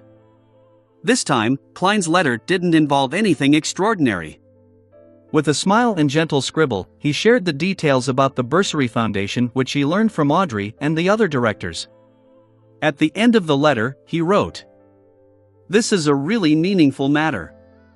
I feel satisfied and happy about it. Mr. Azik, would you feel the same? When you awaken, perhaps you can attempt to do something similar. Every time you revive, you would be able to see the children who had received your help in the past. When that happens, although they might not remember them, they will definitely remember you." After finishing the letter and putting down the fountain pen, Klein carefully read it once, and after confirming that there weren't any problems, he blew the copper whistle, summoned the skeleton messenger, and allowed it to take the letter away. Following that, he left the lone charity bursary foundation with his valet, Anuni. He came to the nearby St. Samuel Cathedral and silently prayed for 15 minutes in the serene and dark prayer hall. Like before, Klein came to the donation box and threw a stack of cash in, a total of £80. Taking this opportunity, he found Bishop Electra and had a chat with him and listened to his sermon. This also announced to the Church of Dwayne Dantes' return. As for presents, Klein didn't directly give it since he was inside the goddess's cathedral. Instead, Butler Walter would naturally deliver his gifts to the bishop's residences in private. At tea time in the afternoon, Klein followed his schedule and left 160 Buckland Street and headed to Dr. Aaron's for a visit. Richardson had already informed them in the morning and had received permission to visit. This time, Klein not only met Dr. Aaron's series, but he also met his wife, Wilma Gladys, as well as the newborn and his elder brothers and sisters who were a few years older. "What a pity that I wasn't able to participate in." Klein deliberated, paused and successfully waited for Wilma Gladys to reply with a smile. He reorganized his words and said, "Unfortunately, I was unable to participate in Will's birthday party because of my trip to East Balham. This is an amulet that's rather popular over there. It brings children good luck." As he said that, he handed the golden accessory to Dr. Aaron. Aaron Series wasn't a man who was good with words. He accepted it without declining it and nodded. "Thank you." Following that, he held the string and hung the golden amulet into the pram beside him. Shaking it, he asked, "Will, do you like it?"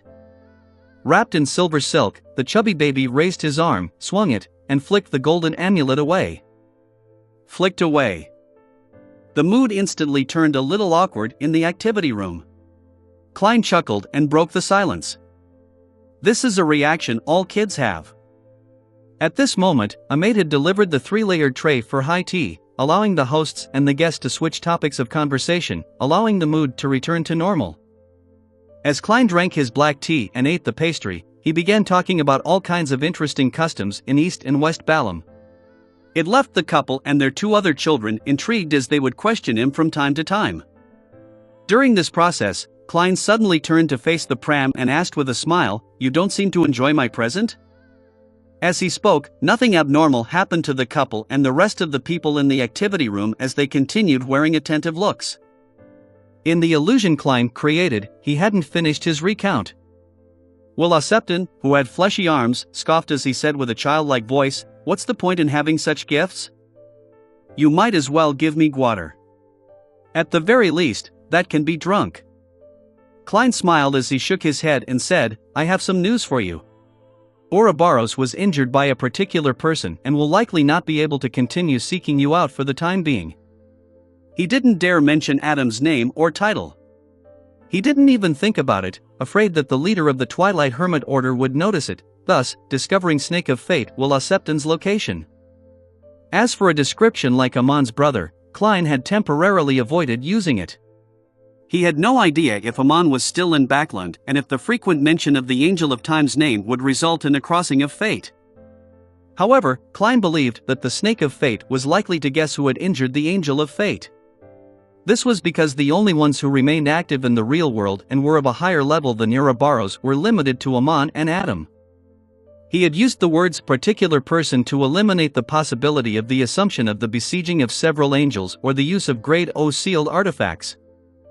Will Septon fell silent for a moment and said, "I did tell you that the deviation in your fate is a good thing in the long term." After exchanging information, Klein was about to dispel the illusion when he suddenly heard Will Septon quip, "Oh, I suddenly have a craving for water, especially if it's iced. Such beverages aren't good for a baby." Klein wore a serious look as he dispelled the illusion, reaching out his hand to receive the cup of ice cream a maid had delivered. Then, under Aaron's and Wilma's watch, he scooped some ice cream with the silver spoon and teased the baby with a smile, "Will, do you want some?" do you want some? Ma'am Wilma immediately chuckled. Our Will doesn't enjoy that. Just as she said that, Klein stuffed the spoon of ice cream into his mouth. Wah! The baby in the pram immediately let out a loud cry. Chapter 980 Choice of Parasitic Target. Chapter 980 Choice of Parasitic Target. After some placating, Aaron Ceres and Wilma Gladys finally managed to calm down the baby. Phew! The thin and tall Aaron heaved a sigh of relief and got up. Nudging his gold-rimmed glasses, he nodded at his guest with an apologetic look. After organizing his words for a few seconds, he said, "Sorry about that. Children are often like this." Indeed. Klein smiled in reply, indicating that he didn't mind it one bit. Following that, he changed the topic of conversation and continued sharing his experiences in East and West Balham. During this process, he made use of his Beyonder powers once more, making everyone in the activity room fall under the effects of an illusion. Then, he picked up the ice cream which he hadn't finished, changed the spoon and got up with a smile. Walking to the pram, he asked gently, "Will, do you want some?" Without waiting for the chubby fellow wrapped in silver silk to reply, he said with a gentle tone, "You're born now and should be able to fold a paper crane. This way, I don't have to visit often. You should know how suspicious it is." Will Acceptance Series glared at him without giving him a reply. Klein didn't flinch as he took out a piece of high-quality paper and placed it in the pram. Then, he bent down, scooping out some ice cream. A price is always exacted for what fate bestows, isn't it? Klein chuckled as he swished the spoon in his hand. In the pram, Will raised his left hand, wiping the tears that hadn't dried from his face, and mumbled, "For Beyonders of the fate pathway, the exacted price needs to be paid first before awaiting bestowment." With that said, the chubby baby grabbed the piece of paper and folded a paper crane with great difficulty. Klein stood in front of the pram and maintained the stability of the spoon, watching this scene with a smile. A carriage set off from Pinster Street and headed for St. Samuel Cathedral. While passing by 160 Buckland Street, Leonard Mitchell looked out the window and seemingly muttered to himself, "Dwayne Dantes is back as well." The slightly aged voice rang out in his mind. Fate will ultimately intertwine. Old man, you're becoming more of a charlatan after you woke up. Leonard couldn't help but mock. Palaz Zoroast chuckled without a reply. After coming to St. Samuel Cathedral, Leonard entered the study of Buckland's Archbishop, St. Anthony, under a priest's lead. Anthony Stevenson was wearing a black robe with red hues. His eyes were deep and his face clean-shaven. Standing by a cupboard, the shadow created seemed like an unknown existence that observed everything from the darkness. It stirred fear into anyone. "Your Grace, you summoned me?" Although Leonard had already anticipated it, he still bowed in a rather lacking manner. Anthony nodded gently and said, "You have already rendered enough services to apply to become a Sequence 5 Spirit Warlock. However, you haven't finished digesting the Soul Assurer potion, therefore, I'll be extracting you out of Soist's team and assigning you some separate missions." Leonard replied, "As per protocol, I am at your command." Anthony picked up a stack of papers on his desk and said, "These are cases with suspected paranormal activity. You are to investigate each case, mainly placating or purifying them. If you require additional assistance, you can select members from the Nighthawks team of each area of jurisdiction." "Yes, Your Grace." Leonard would have done similar tasks even if St. Anthony hadn't instructed him to do so. Therefore, he had zero objections toward such an assignment. After receiving the stack of papers, he casually flipped through it and said, "Your Grace, what's Captain Soist's team busy with at present?" He had been focused on revenge over the past half-year, making himself appear desultory and insular. This prevented him from building strong friendships with the Red Gloves teammates, but despite that, they were teammates who he had fought alongside with. He couldn't help but be concerned for them. They have been assigned to help Crestet finish a mission. Anthony Stevenson didn't answer in detail. His Excellency Sesamir is also in Buckland. Leonard didn't ask further as he gestured 4 points across his chest in a clockwise fashion.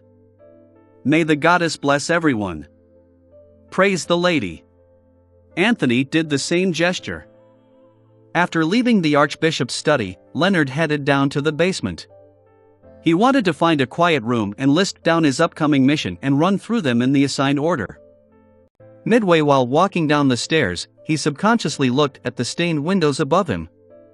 The sunlight was shining in, making the artwork made from the stained windows look even more solemn. It also accentuated the tiny bugs and dust that floated in midair. Upon seeing this scene, Leonard suddenly recalled Old Man's description of Aman. He had the inexplicable feeling that the blasphemer was everywhere. He trembled inwardly as a thought came to him.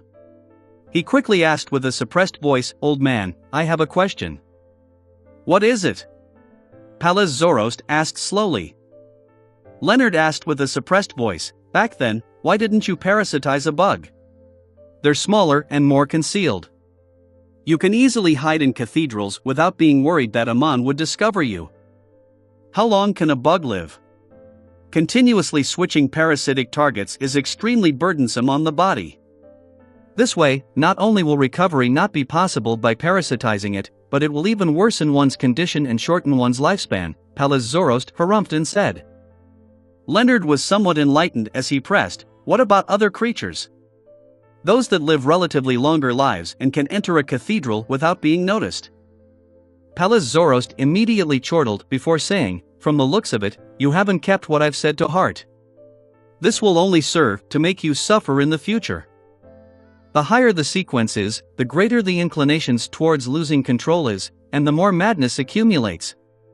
This is a trait of the characteristics, and it can only be resisted and suppressed. There's no way to eliminate it. Therefore, for a parasite, choosing a target for parasitizing requires one to consider these aspects. If one were to parasitize ordinary animals, it's still alright for short periods of time, but once it goes on for too long, one will suffer the effects of the body's construct and hormones. Heh, everything is reciprocal, isn't it? A parasite can influence the target, but so can the target influence a parasite. When one parasitizes an ordinary animal, it's necessary to frequently talk to someone to avoid forgetting one's former identity. This way, the chances of exposure is extremely high, and if one doesn't do that, the host will definitely influence the parasite, causing them to lose the ability to speak. It will muddle one's own existence until one doesn't know he is. It would then result in madness and with the loss of control crushing the parasite." Leonard was left alarmed as he nodded slightly. "I understand. It's no wonder you are so strict on choosing a parasitic target. Are you trying to praise yourself?" Pallas Zoroast said. "To us, the best parasitic target is undoubtedly beyonders of the same pathway. All aspects will be synchronized, and by nurturing them one sequence at a time, they can be made as replenishments for one's beyonder powers. It would be the best medicine and a potential option for taking over the body." Upon hearing Old Man speak of such vile and terrifying matters so calmly, Leonard frowned slightly as he secretly heaved a sigh of relief. This meant that Old Man wouldn't do the same to him. Pallas Zoroast continued, "The second best choice would be beyonders from the seer or apprentice pathways. The absorption of their powers wouldn't incur too much a burden on the parasite, allowing them to quickly recover. The next choice would then be smart beyonders of other pathways. At the very least, communication would be good and cooperation would be possible. As for you, he. Leonard was just about to retort Old Man when he suddenly saw a bishop walking down from above. He hurriedly shut his mouth, held onto the railings, and sped up his pace. 7:30 in the evening, 39 Buckland Street, Member of Parliament Mock's house. Dressed in a tailcoat, Klein got off a carriage as he buttoned his clothes. Under the lit fountain's illumination, he entered the foyer and met Maury Mock, who was dressed in an olive green military uniform with an orange-red sash across his waist. His chest was covered with medals, accolades of his achievements in war. His wife, Rihanna, was wearing a shoulder-exposing dress. She greeted Dwayne Dantes with a smile, "Welcome, our traveler. Everyone has been waiting for you to share your experiences at Ballon this time. Should I launch a travel column at a newspaper company?" Klein replied with a joke. Mock knew that Dwayne Dantes had headed for Southern Continent to do business. Furthermore, it was a business he kickstarted. Therefore, after exchanging a smile, he came close and gave him a hug, suppressing his voice by saying, "Well done." Klein smiled with a nod and asked, "Do you like the present?" He was referring to the bottle of River Valley grape wine that could be made into a sour cocktail. "It was excellent. I still fondly recall the taste," Mott said earnestly. Klein was about to enter the hall when he noticed something amiss. He did a cursory glance and asked out of puzzlement, "Miss Hazel isn't in? Has she been sent to study at an all-girls public school?" Rihanna sighed as she shook her head. "No, she's only sick. She'll head for public school only in September." "She caught a cold?" Klein expressed the concern a guest should have. Mott said with a helpless smile, "No, she was bitten by a rabid rat when she was at the manor in the outskirts. Her wound hasn't healed completely yet." Hazel got bitten by a rabid rat. Klein nodded in thought. "Did she see a doctor?" "Oh, has that rat been caught?" "The doctor gave her an injection to prevent any infections," Mott said simply. "That rat still hasn't been found. Perhaps we need to rear a few more cats in the manor." Chapter 981 Hazel's Decision. Chapter 981 Hazel's Decision. After hearing Mott's reply, and combining what he knew, Klein guessed that the rat in the manor was likely the marauder demigod which had been by Hazel's side. As for why it went rabid and bit Hazel, he was unsure. He nodded slightly and tapped his chest 4 times in a clockwise fashion. "May the goddess bless her." After saying that, he walked past the host, entered the hall, and waited for the ball tonight to begin. In a particular bedroom on the 3rd story, Hazel was sitting on a reclining chair feeling dispirited, her feet curled up. Her left hand was wrapped in thick bandages, but there weren't any more signs of blood. Her expression was heavy, nothing like her usual arrogance. In the manor, her teacher, that was in the form of a rat, had suddenly bitten her. This resulted in her being stuck in a similar state, her entire being turbid and muddled. It was as though it wasn't her hand that was bitten but her heart. To Hazel, although her arrogance stemmed from her upbringing, with her ability to absorb new information exceeding that of the average person's, her outstanding looks, her family's standing in high society, and her maturity compared to her peers, those feelings were still within normal boundaries before she gained extraordinary powers. None of the aforementioned traits made her feel that she was different from others or that she was fundamentally superior to ordinary people. Therefore, with her teacher, who maintained her sense of arrogance while being a representation of her fortuitous encounter and the source of her strength, suddenly becoming a real rat to the point of not being able to speak clearly and even bite her without any reason, it left a deep impact on her. She began to question if supernatural powers represented being extraordinary or a monster. Amidst her thoughts, Hazel subconsciously pulled her black-green hair to the back of her ear and felt frustrated with the melody that came from downstairs. At this moment, she heard the creaking sound of the door as she turned her head in hesitation. Walking in was a gray rat with slick fur. Its eyes were deeper than its kind, closer to dark red. "Hazel," the rat said in a deep voice. Hazel was first taken aback before she reeled in delight. She hurriedly stood up and blurted, "Teacher, YUVE recovered?" Just as she said that, she saw gray rats crawling out from the corner of her bedroom, balcony, and bed. All of them had dark red eyes but could only produce squeaking sounds. Hazel took a step back in shock, overturning the reclining chair. Her body staggered, almost to the point of collapsing. It took her a great deal of effort to recover her balance. At this moment, she discovered that the red-eyed rats had vanished. The door had been shut tightly, having never opened. Everything that had happened was a hallucination or a nightmare that stemmed from the worries inside her. After a moment of silence, Hazel pursed her lips and sighed. She sat back down, raising her hand to her temples.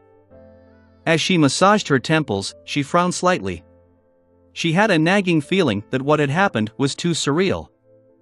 Her dark brown eyes darted about slightly as Hazel removed the necklace she wore around her neck, clenching it in her palm. The necklace's 7 green gems were equidistant from each other. Embedded around them were tiny diamonds. At this moment, one of the gems lit up slowly, emitting a green glow, giving her face a sheen and filling her eyes with mysterious symbols. The scenes from before surfaces in the girl's mind as her blurry dreamlike state gradually turned clear. While observing the scenes, Hazel sensed something amiss. She confirmed that she hadn't been dreaming, nor was it a short hallucination from having her mind go adrift. Instead, she had been thrown into an illusion for nearly 10 seconds. Cryptologist. This. Hazel's dark brown eyes widened as she muttered a word filled with horror.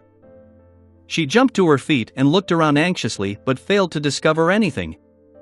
But the more she looked, the more terrified she became. She had no idea what she would encounter next, nor did she understand what the person who created the dream was up to. The only thing she was certain of was that the other party's level and strength in the supernatural domain far exceeded hers. This shattered what little pride she had left. After a few minutes, the entire bedroom remained silent.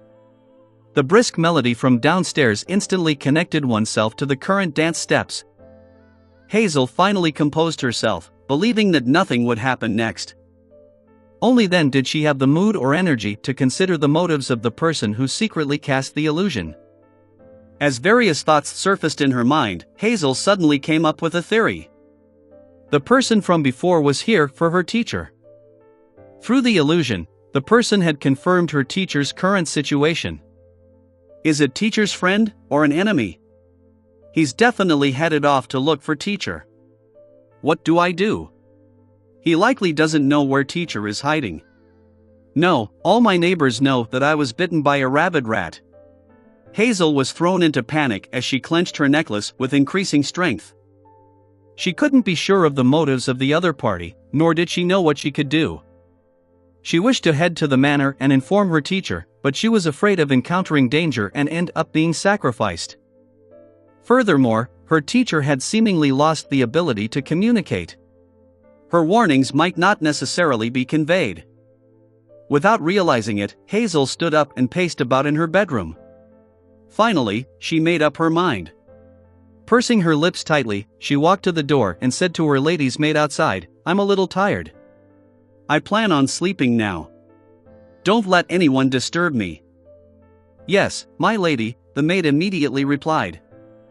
After closing the door, Hazel began changing into clothes that allowed for greater movement. Her expression was extremely heavy as her teeth bit down on her lip. She had finally decided to warn her teacher at the manor. She didn't wish to become a seemingly arrogant person but, in actuality, was a coward, one who would abandon all principles upon encountering danger. She found it despicable of herself. While the bodyguards were focusing their attention on the ball's attendees, Hazel took the opportunity to enter the garden using a water pipe from the balcony.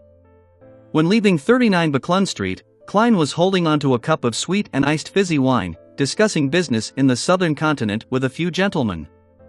He turned his head slightly, glancing at the garden. He had already noticed Hazel's actions thanks to his intuition. Although she's not a likable girl, she has quite a kind heart. Klein nodded indiscernibly and praised her inwardly. He wasn't worried about Hazel's actions, because to go from North Borough's Buckland Street to Mox Manor in Backland's northwestern suburbs would take 3 to 5 hours on carriage. And before she arrived, he would have already used an excuse to leave the ball, teleporting over directly to confirm the situation. Although Mox Manor was in the northwestern suburbs, it was on the other side of the Tussock River. Hence, to head there, one needed to take a detour to an area with a bridge. It was fine in the day, as one could use the steam metro to head to the south side of the bridge beneath the river. At night, there were only 3 bridges to consider. It was inevitable to spend 5 hours traveling. Of course, as Klein had used Tinder before and had read 2 to 105 blood vessel thieves information, he had some idea about the powers of the Marauder pathway. Therefore, he suspected that Hazel, who had an item of a higher level, could steal the flight abilities of birds and use that short period of time to cross the river. This way, she might arrive within 3 hours. Regardless, I'll be faster than her. Klein retracted his gaze and began considering who his next dance partner should be. 10 in the evening, Moose Manor in the northwestern suburbs of Backland. This place originally belonged to a viscount, and it had more than 100 years of history. Mocht had bought it after his marriage, spending tons of money to maintain it every year so as to invite friends over during winter weekends for a vacation. At this moment, the land steward was arranging for the servants to check every corner and to lock all the windows and doors. This was a necessary procedure before they slept every night. A few maids walked out of the wine cellar in a group, heading straight for the kitchen to ensure that all flames had been extinguished. The moment they arrived, they heard squeaking sounds as they looked over, only to discover a grayish-white rat gnawing on a table leg. This rat seemed to sense their gaze, but it didn't run. Instead, it turned its head and glared at them with its slightly red eyes. Meanwhile, there were more squeaking sounds as red-eyed rats ran out from the roof beams, storage cabinets, and all kinds of miscellaneous, even appearing beside the furnace which had some water boiling over it. The maids nearly screamed in fear. As members of the lowest classes of society, they were no strangers to rats. They had even killed quite a number. However, it was their first time to encounter so many at once. They couldn't help but feel a heavy blow to their senses. "We need to get Geed and the others to deal with this," a maid left the kitchen and suggested in fear. Another maid nodded immediately. Miss Hazel was bitten by a rabid rat. "These don't look normal in any way." As they spoke, they retreated a great distance back, distancing themselves from the kitchen. At this moment, a figure quickly appeared on the table. He wore a white shirt and black vest under a dark-colored formal suit. On his head was a half-top hat, and he had a pair of bright leather boots. This figure slowly lifted his head while holding down his hat. He surveyed the surroundings, revealing his black hair and brown eyes. He had a thin face and cut features. He was none other than Gehrman Sparrow. Having left the ball ahead of time, Klein returned to Dwayne Dantes' residence and entered his bedroom. Then, he teleported over with Winner and Uni. Of course, the latter had been left outside the manor to allow for any instantaneous switches in positions.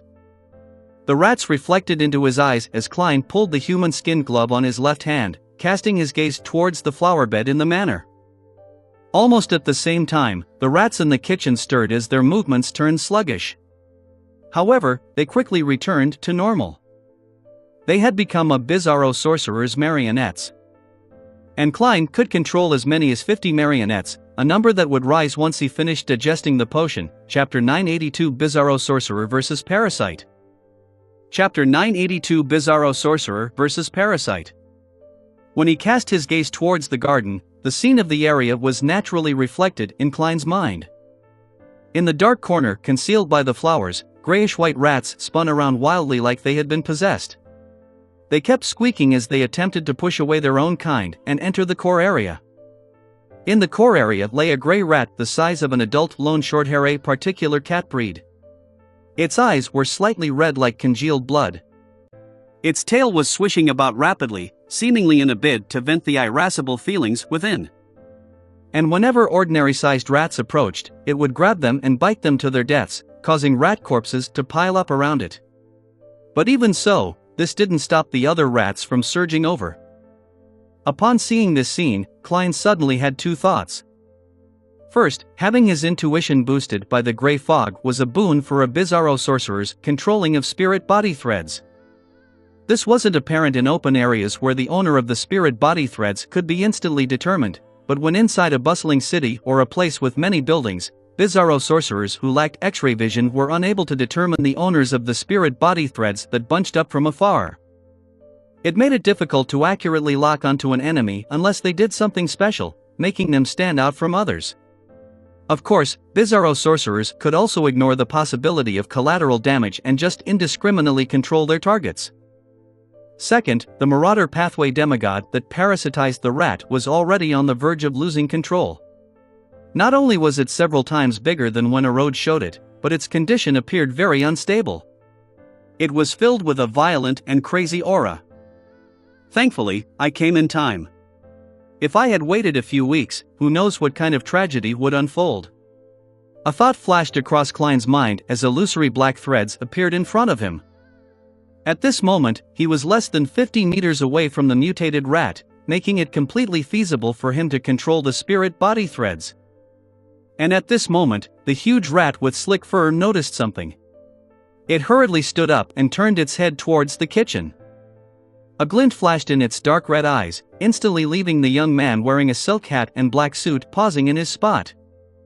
It had stolen the main thoughts of the antagonizer for the next 2 seconds, leaving his mind blank. Furthermore, it didn't do the follow-up actions that a Sequence 5 Dream Stealer would have done.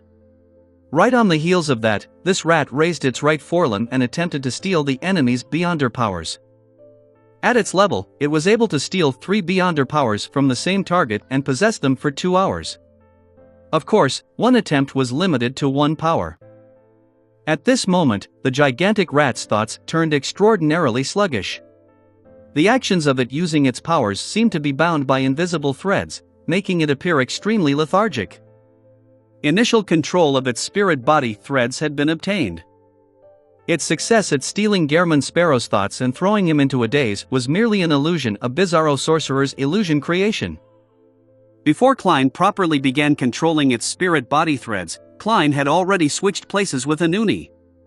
As a marionette didn't possess any self-consciousness or thoughts, it was immune to the Beyonder powers of thought usurpation. How could something that didn't exist be stolen? And in order to trick the Marauder Pathway demigod, Klein had used his illusion powers, which had experienced a qualitative upgrade. He had also deliberately made Anuni, who wore Gehrman Sparrow's appearance, put on the corresponding act. At this moment, he was outside Max Moose Manor. His straight line distance from the gigantic rat exceeded 500 meters. However, this didn't stop him from controlling his opponent's spirit body threads. This was because a bizarro sorcerer could gift his Beyonder powers to his marionette. This included the control over spirit body threads, the core for converting a target into a marionette. This also meant that if there weren't any other restrictions, a bizarro sorcerer could use their marionette and extend his control of spirit body threads from 150 meters to an unlimited range. After all, as long as there was a marionette placed every 1,000 kilometers, he could rely on extending his influence by gifting his Beyonder powers. Of course, there was no ability in the world without restrictions. On the one hand, Klein's maximum number of marionettes was 50, and it was currently impossible to exceed this number. On the other hand, the only thing that a bizarro sorcerer couldn't gift his marionette was the ability to think and be self-conscious. Therefore, the limit of using a marionette to control a marionette was the limit of his control over a marionette, 1,000 meters. Once he exceeded this range, the marionette wouldn't be able to do anything. In addition, by gifting his Beyonder powers to his marionette, a bizarro sorcerer was effectively separating a maggot that was related to his mythical creature form. It was transferred into the marionette's body via the spirit body threads. Unless he had prepared via giving the same marionette additional maggots, the marionette lacked the means of separating another maggot when converting a new marionette or giving the new marionette his Beyonder powers. And at present, Klein could only split a maximum of 50. Exceeding this number exerted a huge burden on his spirit body and produced signs of his soul fracturing. Recovery was impossible without effective treatment, and it was possible to not recover, even with excellent treatment. It would only increase the possibility of losing control. Therefore, through Klein's experiments, the maximum distance he could control spirit body threads was 1,000 plus 150 meters. And to be able to fully control a new marionette, it needed to be within 1,000 meters. At the same time, if the marionette were to die, the maggot inside the body would return to his body according to the law of Beyonder characteristic convergence. However, there was a chance of experiencing a loss if the process was interrupted.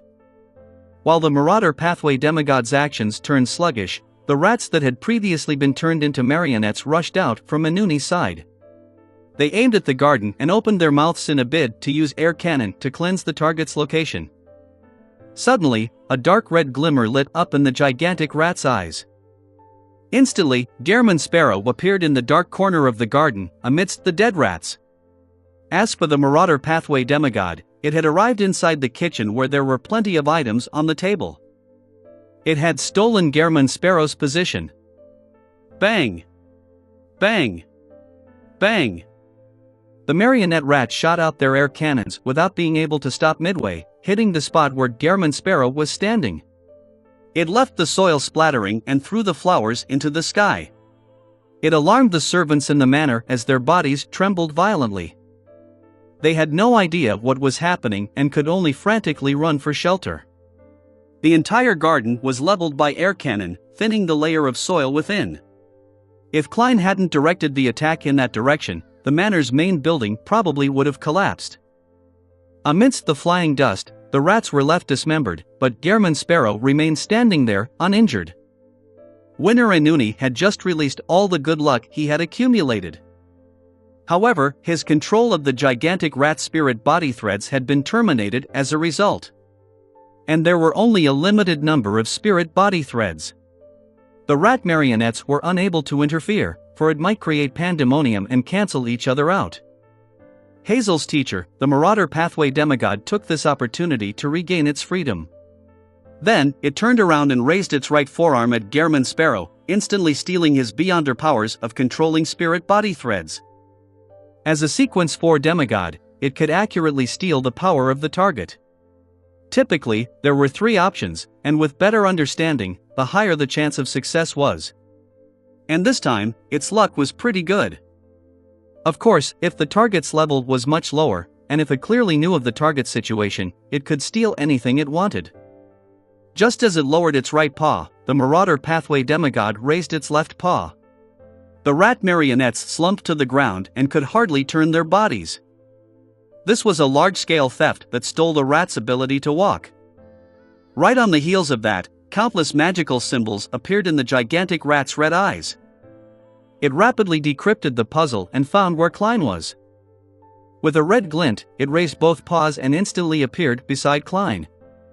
This time, it had stolen the distance between the two. At this moment, the thin-faced young man in front of the rat vanished. Replacing him was a gray rat. And around the surrounding trees, worms began crawling out as they opened their mouths. Bang! Bang! Bang! Air cannons bombarded the gigantic rat and ordinary rat. While Klein was controlling the marionettes in the Moose Manor, he didn't forget to convert new marionettes around him. This was, after all, a basic trait of a bizarro sorcerer. Then, swapping his body with a marionette, he had set up a simple trap. Dust and soil flew high into the sky as the rat parasitized by the Marauder Pathway demigod was completely inundated by it. After everything settled down, a strong scent of blood emanated from the huge crater. There were pieces of flesh everywhere. Dead? Klein looked at the blast-filled scene with the eyes of his surrounding marionettes. However, he quickly frowned because there weren't any signs of a beyonder characteristic appearing. As his thoughts raced, Klein took out a gold coin and flicked it. As the gold coin landed, scenes surfaced in his mind, revelations from his astral projection. Compared to the past, as a demigod, Klein could use such a simple divination to obtain more information. Chapter 983, In Your Name. Chapter 983, In Your Name. Pa! When the flicked gold coin landed in his palm, Klein didn't even see if it was heads or tails. This was because his mind was fixed on a particular scene. Amidst the woods, the clouds high in the sky failed to completely conceal the stars that dotted the black velvet sky. The humming, clicking, and thrumming sounds of the insects spread far into the night, mixed with the two commotions of the two explosions inside Moose Manor. Klein rapidly used his knowledge from astromancy, and he roughly gauged the exact location of the scene. Then, his body phased away, appearing beside Inuni before grabbing his shoulder. During this process, Klein collected the transparent maggots he had implanted in the rats and insects before severing the connection of the spirit body threads. In just 2 seconds, he vanished from Moose Manor, which was gradually turning chaotic and noisy, teleporting to the spot that he had seen in his mind. The area was identical to the revelation which Klein had received. It was extremely silent, to the point of being able to hear the breeze wafting through the leaves and trees. Illusory black threads, representing all the creatures with spirituality in the region, surfaced in Klein's vision. There were copious numbers of them, dozens being a gross understatement. To sift through them and determine which was the problematic one couldn't be accomplished in a short amount of time. However, he wasn't in a rush, because he had confirmed one thing. His divination results could be trusted as long as the Marauder Pathway demigod didn't possess any high-level items. After all, after becoming a bizarro sorcerer, not only were his powers elevated, the Grey Fog's powers also seeped deeper into reality. With these two combined, it made his divination powers far more outstanding than most saints, even without heading above the Grey Fog. It was unlikely that he was weaker than a Beyonder of the Fate pathway of the same sequence. In contrast, the Marauder pathway demigod's condition was in shambles with its strength at an all-time low. Therefore, Klein believed that the demigod was hiding in the woods and hadn't fled far. Due to such reasons, he believed that waiting patiently was the best solution. The Marauder pathway demigod was relatively weak, in an unstable condition, and close to losing control. After experiencing that intense battle and abandoning the rat's body, the situation only worsened. It was impossible to experience an improvement. Under such situations, if she didn't replenish herself or recover, it was only a matter of time before problems cropped up. Therefore, Klein could wait, while she couldn't. As the humming, clicking, and thrumming sounds spread, Klein waited as he hurriedly converted marionettes. He made Inuni leave the region and hide about 1,000 meters away. Meanwhile, he kept note of the possibility of having his spirit body threads controlled, as he recalled that the enemy had stolen the Beyonder power from his marionette. Suddenly, he heard a sound that resembled the panting that came from deep within the soul. Right on the heels of that, a hysterical voice sounded from a tree diagonally ahead of him. "Why are you forcing me? Why are you forcing me? Why are you forcing me?" Amidst the sharp voice, the tree's outer bark rapidly peeled off, revealing the core wood beneath. And on it, holes cracked open as strange worms with about 8 circles around them crawled out. The transparent rings of these worms had many three-dimensional patterns as though time was swirling through them. Suddenly, Klein lost all his thoughts, losing the Beyonder powers of air cannon and paper figurine substitutes. He lost his belt, coat, and hat, making him appear like a sculpture of flesh. However, to a marionette, this wasn't too serious a problem. After all, it was no problem for his actual body. The lost powers could be retrieved by switching maggots. Yes, upon hearing the panting, Klein had swapped places with Inuni. And a winner like Inuni had no need to worry about his pants dropping after losing his belt. His waist swelled rapidly thanks to the powers of Faceless, stopping his pants from falling. New marionettes in the form of insects and rats crawled out and surrounded the mutated tree. At this moment, a voice with a hint of a smile sounded from an unknown location. "Calm down. Don't be angry. Everything will be resolved." The voice was filled with a persuasive force. The mutation of the tree slowed down as the ringed worms slowly shrank back in.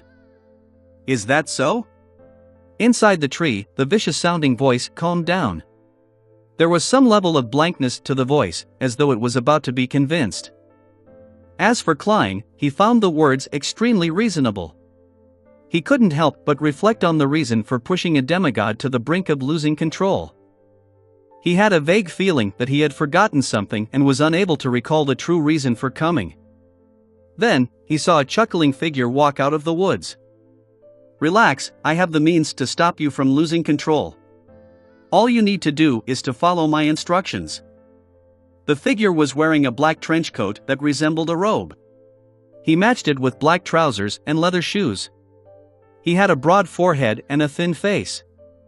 Wearing a tall hat and a striking crystal monocle, he appeared extremely refined. Klein's gaze froze as a word resonated through his mind: Amon. The person before him was Blasphemer, Angel of Time, King of Angels, the son of the Creator Amon. Although he knew that it was merely an avatar, Klein didn't waste any time. He immediately abided by the deepest cries of his heart and used creeping hunger to phase away. During this process, Inuni snapped his fingers and lit the matches in his pocket and fallen leaves a distance away, allowing him to appear beside Klein with flaming jump. Klein grabbed him and vanished with him. In the event that Amon tried to stop him, or if Inuni wasn't able to return fast enough, Klein's plan was to abandon his marionette and travel far away. Under such circumstances, the death of a marionette to ensure his survival was definitely worth it. Luckily, Amon's attention was placed on the peeling tree. He didn't stop him, or, should it be said, it was the case that he didn't have the time to stop him.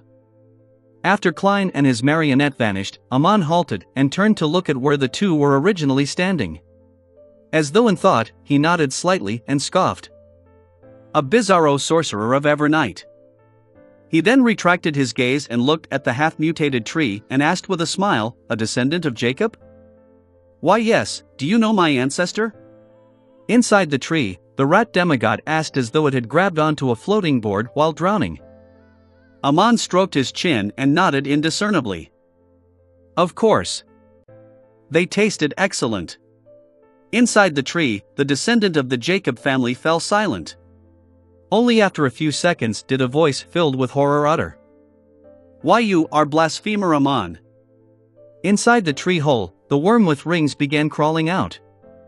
However, they quickly stiffened and froze in their spots. Aman adjusted the crystal monocle and said with a smile, that's too late now, isn't it? It might have been of some use if you had struggled and resisted from the beginning, but now. Do you believe that I'm here on my own? As he spoke, the trees around him shook as the leaves of different trees ruffled. Birds leaped onto the branches and let out crisp chirping. And even the night breeze had an indescribable feel to it. You, the Jacob descendant inside the mutated tree's speech came to an abrupt halt. Aman stuffed his hands into the pockets of his trench coat and casually laughed. I heard that your family has split into tiny families with zero interaction, afraid that the lot of you will be caught by me, right? Alright, didn't you establish a secret organization with Zoroast's descendants, as well as other Beyonders of the Marauder pathway? I believe it's called the Hermits of Fate. You're probably a member, aren't you? Let me see if I can replace you and infiltrate that organization. Haha, a secret organization meant to defend against Aman and deal with Aman has Aman participating in it. Just the thought of it is rather interesting. Having said that, he glanced at the mutated tree that was vigorously shaking and said, unfortunately, from what I can see from your fate, you didn't undergo a good education in mysticism. You can't be a member of that organization.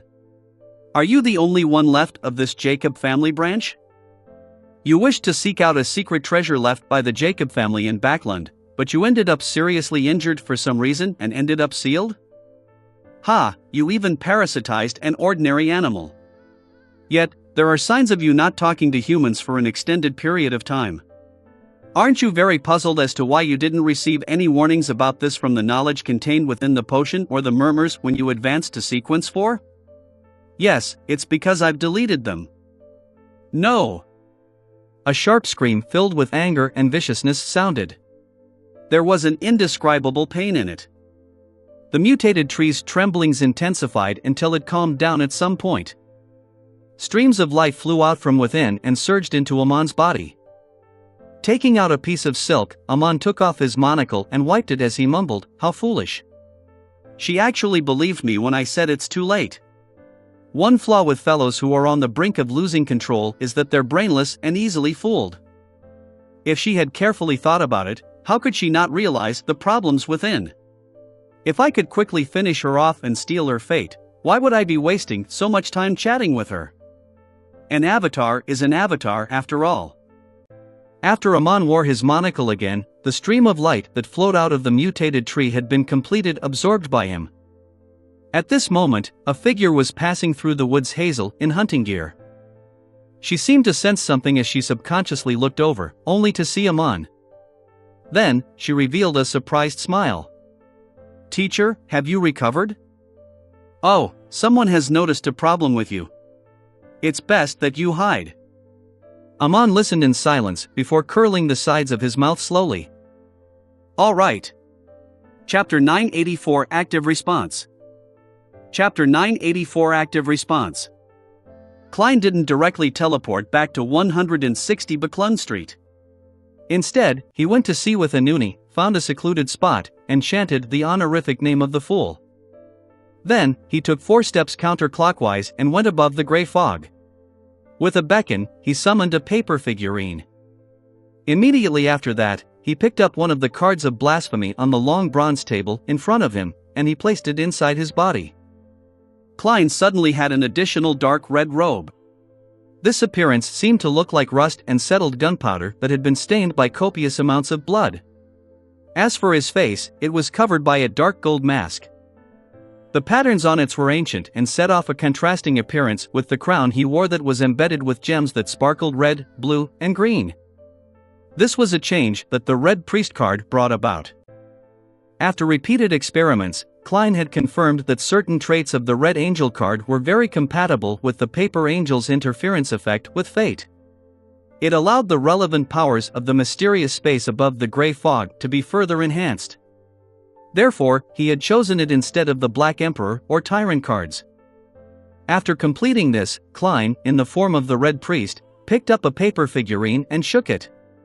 He then fused it with the gray fog that surged over, throwing it at the rippling blob of light that represented him offering a prayer.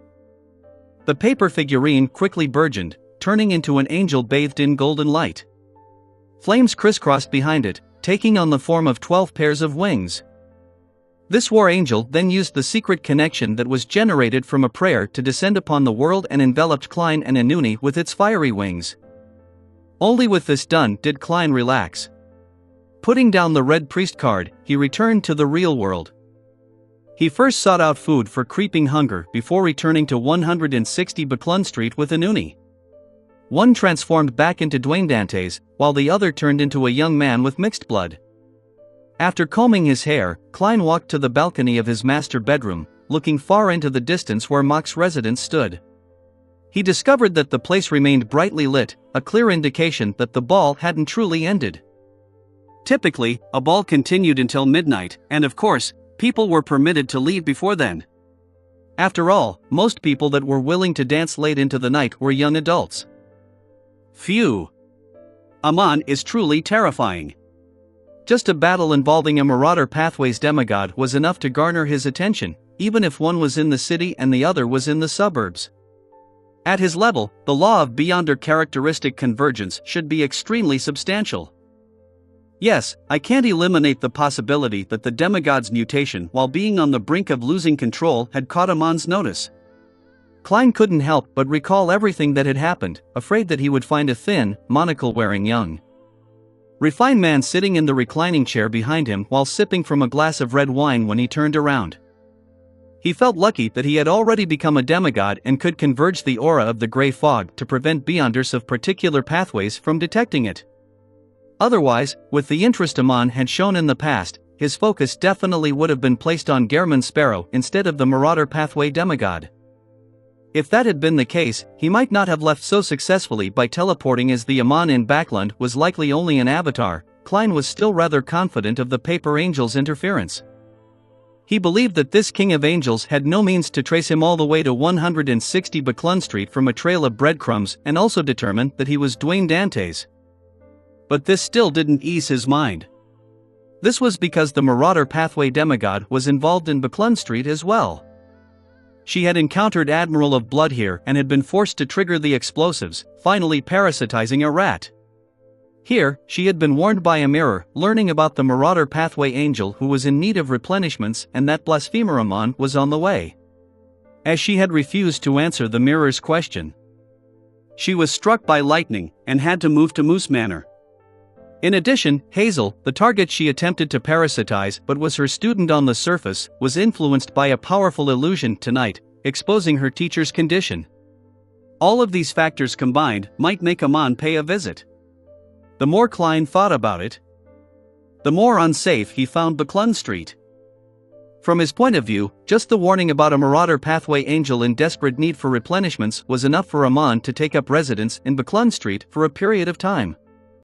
Of course, there was an extremely small chance that the Marauder Pathway demigod escaped and that nothing was divulged. However, Klein believed it was impossible. After all, even he had the confidence of handling the matter himself, much less Amon, who had a certain level of control over Marauder Pathway existences. Sigh, I shouldn't have been wary against the grandpa and Leonard.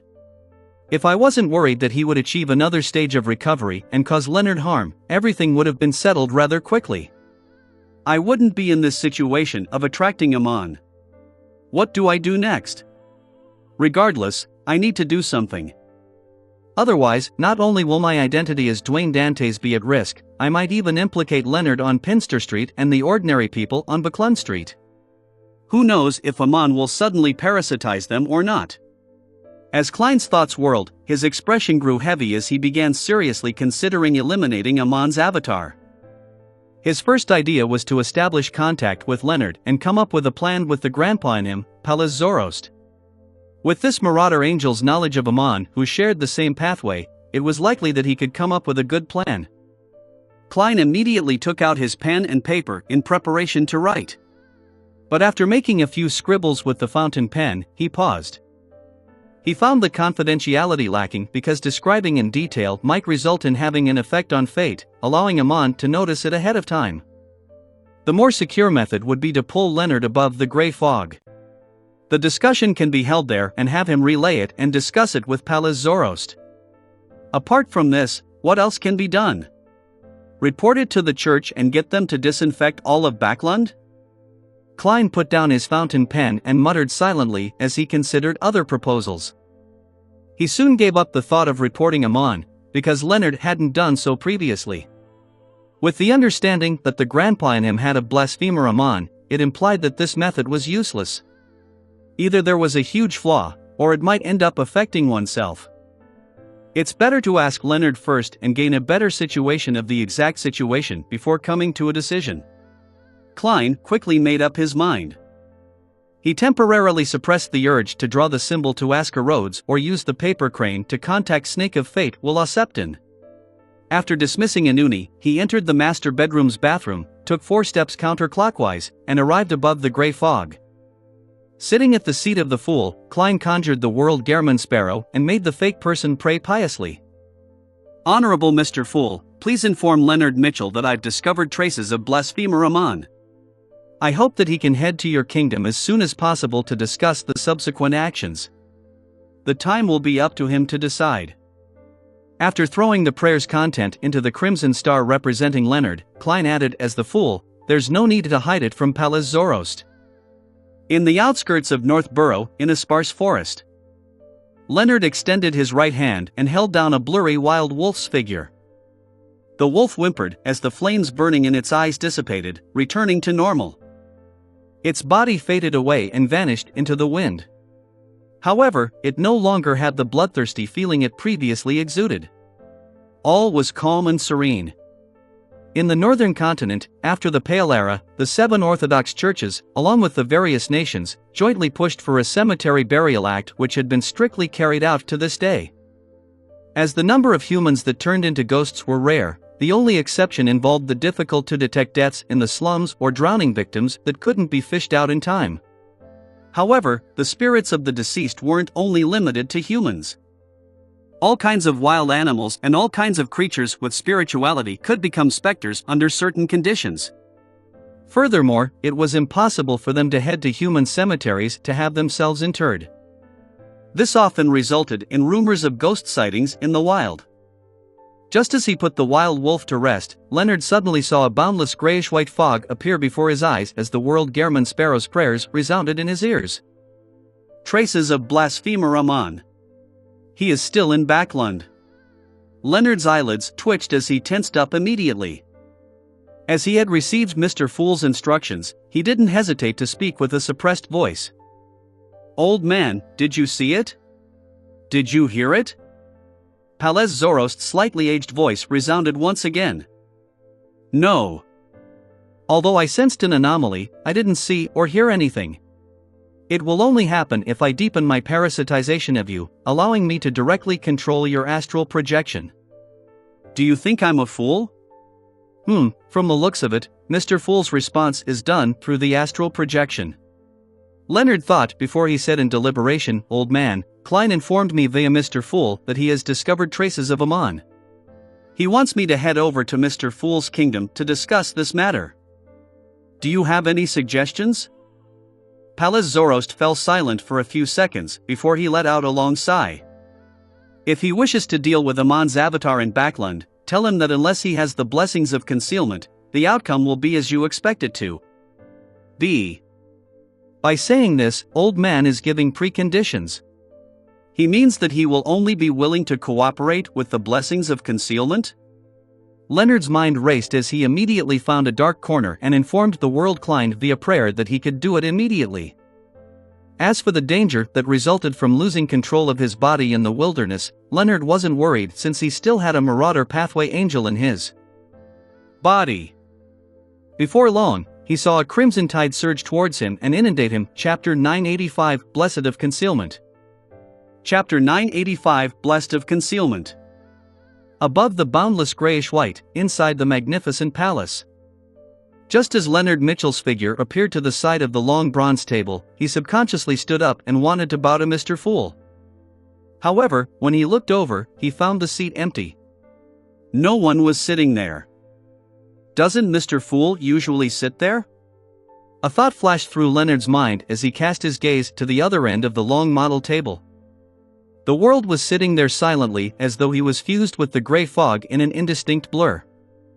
There's only the two of us. There's no need to deliberately use Gairman Sparrow's appearance, Leonard casually said to the world as he sat back down.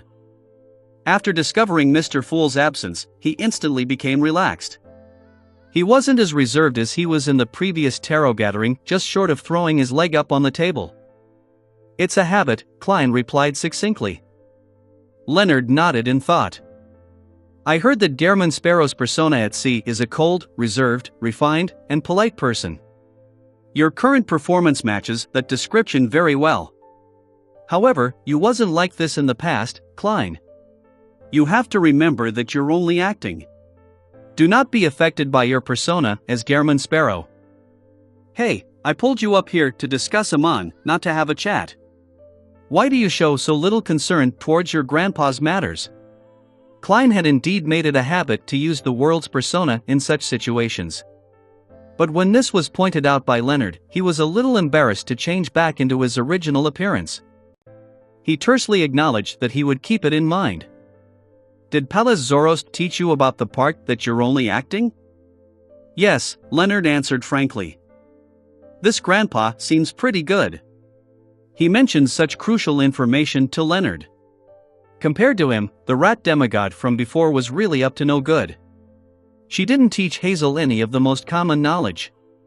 Even if she did, she distorted some of it. Haha, no matter how unaffiliated you are, how could they not know anything at the level of a demigod? Even that half-crazy sea serpent, Calvetua, knew how to respond to rituals or obtain sacrificial items.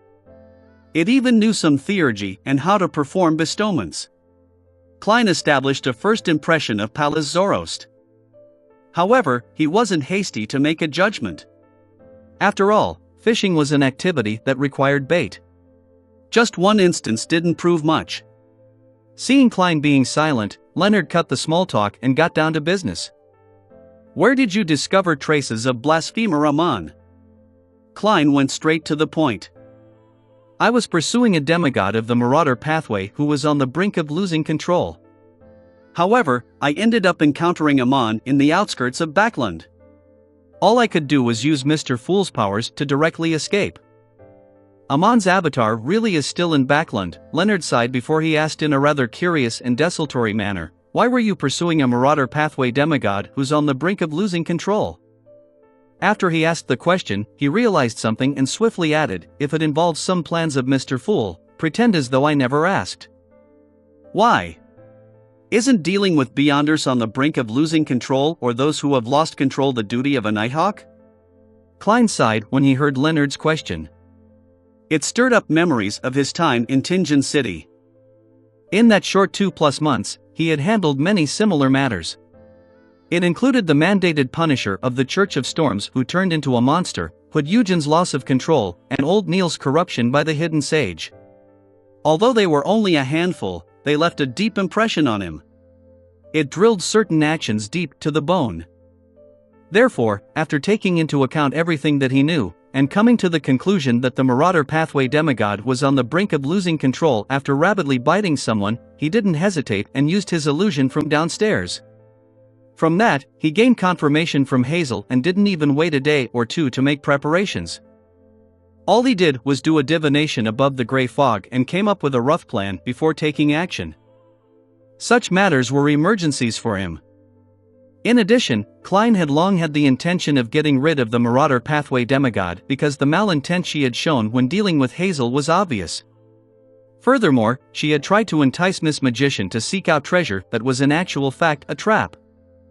If he wasn't a demigod back then, which meant a great difference in strength, he would have taken action back then. Besides, he was also afraid that he would trigger unnecessary accidents. It was precisely because of this that he followed his predetermined plan to eliminate her once he confirmed the Marauder Pathway demigod's condition. The first stage of his plan was to lure the enemy out of Moose Manor to prevent her from producing her incomplete mythical creature form before dying, as that would have affected the ordinary people. The result was pretty satisfactory. With himself as the bait, he achieved his goal, but he failed to use the air cannon bombardment to finish the battle. This made the Marauder Pathway demigod flee into the woods and parasitize a tree. Klein actually had a second stage to his plan and had even prepared contingencies in the event he failed to eliminate her. To his surprise, Amon suddenly appeared, making him terminate all his plans and flee without any hesitation. Klein's contingency was to let a marionette escape the battlefield and write to the experimental demigod byproduct of the numinous episcopate, Patrick Bryan, to get his help. This undying likely possessed the ability to traverse the spirit world after all. And if there were any additional unforeseen circumstances, he could summon Miss Messenger and make payment after the deed. As his memories surfaced, Klein replied to Leonard with a sighing tone, "A secret." After pausing for a second, he asked, "Why didn't you find an opportunity to inform the Church of Evernight about the arrival of Amon's avatar in Backland?" Leonard hurriedly gave an explanation, indicating that if Amon's actual body were to arrive, a deity's descent was almost certain. He also explained that Amon could use the death of his avatar to see the corresponding changes in destiny, thus finding the source of the stir and figuring out the activity range of the mastermind. It was also Amon's style to circle about a superficial avatar but hide a dozen, dozens, or hundreds of avatars. Amon's avatars could parasitize all kinds of creatures with spirituality. If one wasn't a demigod, they wouldn't even notice the parasite.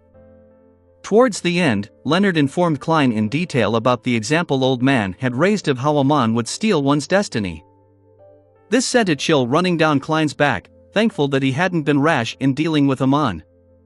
Otherwise, Mr. Fool might have been replaced. It's no wonder Leonard didn't report the matter. For Amon to appear so openly, he is actually fishing. Furthermore, he has even more avatars hiding in secret, and he can parasitize the microbes in the air. This alone sends my scalp tingling. The creatures I can control at the moment can't even reach that state. The smaller the creature, the harder it is to see the spirit body threads. It's quite a special case. Sigh, I can't use the Church's power, unless it's done by someone who is without any problems in every aspect. Klein commiserated as he gained a deeper understanding of Amon's terror. It left him a deeper impression. From his point of view, Leonard was an excellent candidate to report the matter to the Church of Evernight, but with Pallas Zoros parasitizing him, he didn't dare expose his existence to Amon. In addition, the Hanged Man could also shoulder this responsibility, but he was unable to provide the source of the news. This meant problems that deserved deeper investigations into. One choice after another flashed across Klein's mind. Finally, he paused on himself his identities as Klein Moretti and Gehrman Sparrow. As a blessed of Evernight, it's entirely reasonable for me to inform the Church about Amon's appearance in Backland. Amon won't be able to pick faults with that. And having involved myself with the battle with the Marauder Pathway demigod tonight, as the bizarro sorcerer who witnessed Amon and is now in possession of the knowledge that the Angel of Time's avatar is here in Backland, it's also very normal and not something that will garner Amon's suspicion. At the same time, as I'm a blessed of Evernight, just the loss of an avatar likely won't incur his full wrath for revenge. After all, he might be facing a very possible Trape deity's descent. Having a backer really feels good. However, a price is always exacted for what fate bestows. Klein quickly came to a conclusion over the matter. Then, he habitually changed his point of view and began considering this matter from Amon's point of view. Amon is definitely no stranger to bizarro sorcerers. He can determine my pathway from my control of the marionettes and my swapping of locations. Since Aman allowed a Bizarro sorcerer to flee, he must have made preparations to be exposed. He might even be hoping to attract the target he is looking for. I was using Gehrman Sparrow's face, but that doesn't imply anything. A faceless appearance is the least of one's concern. Then how would Aman determine my identity? A powerhouse that lurks in the dark and a demigod of the seer pathway. As the Church of Evernight and the Secret Order are in control of the formulas, ingredients, and a mermaid, there are almost no unaffiliated Bizarro sorcerers. The descendants of the Antigonus family have all been wiped out. Therefore, a Bizarro sorcerer is either from the Secret Order or a secret proxy that the Church of Evernight secretly nurtures. Together with me being in Backlund, the answer is almost obvious.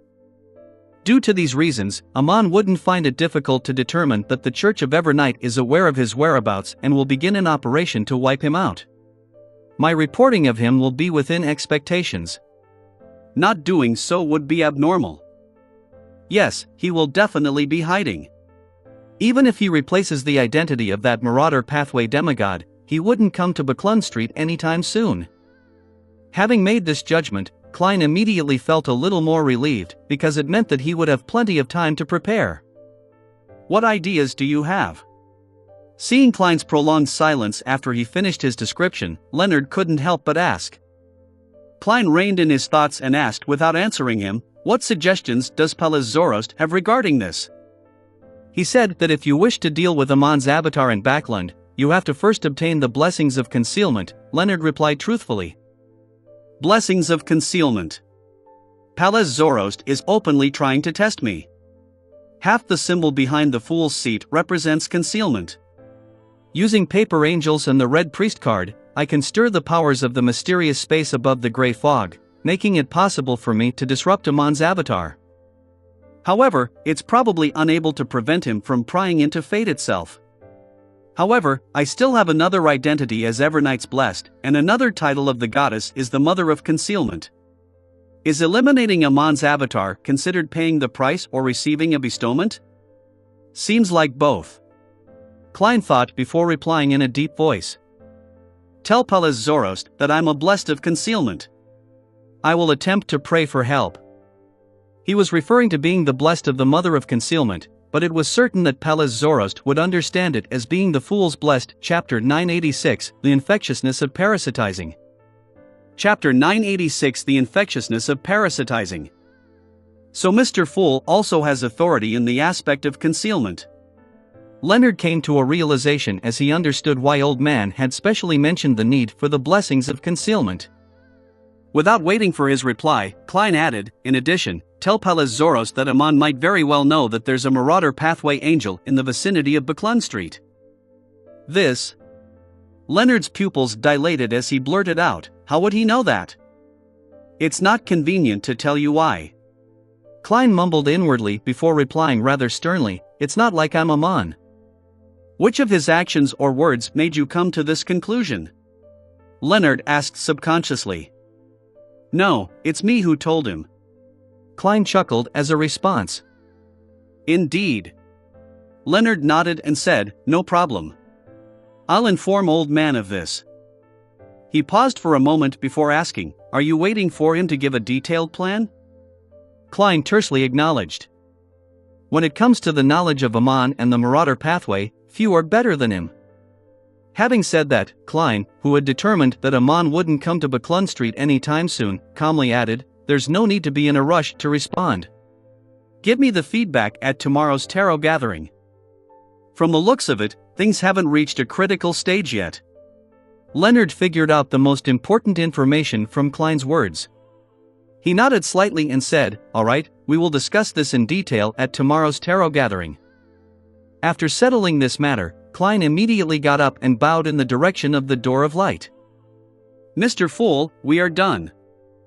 Leonard stood up, but before he could do anything, his vision became a blur as the crimson stellar light inundated him.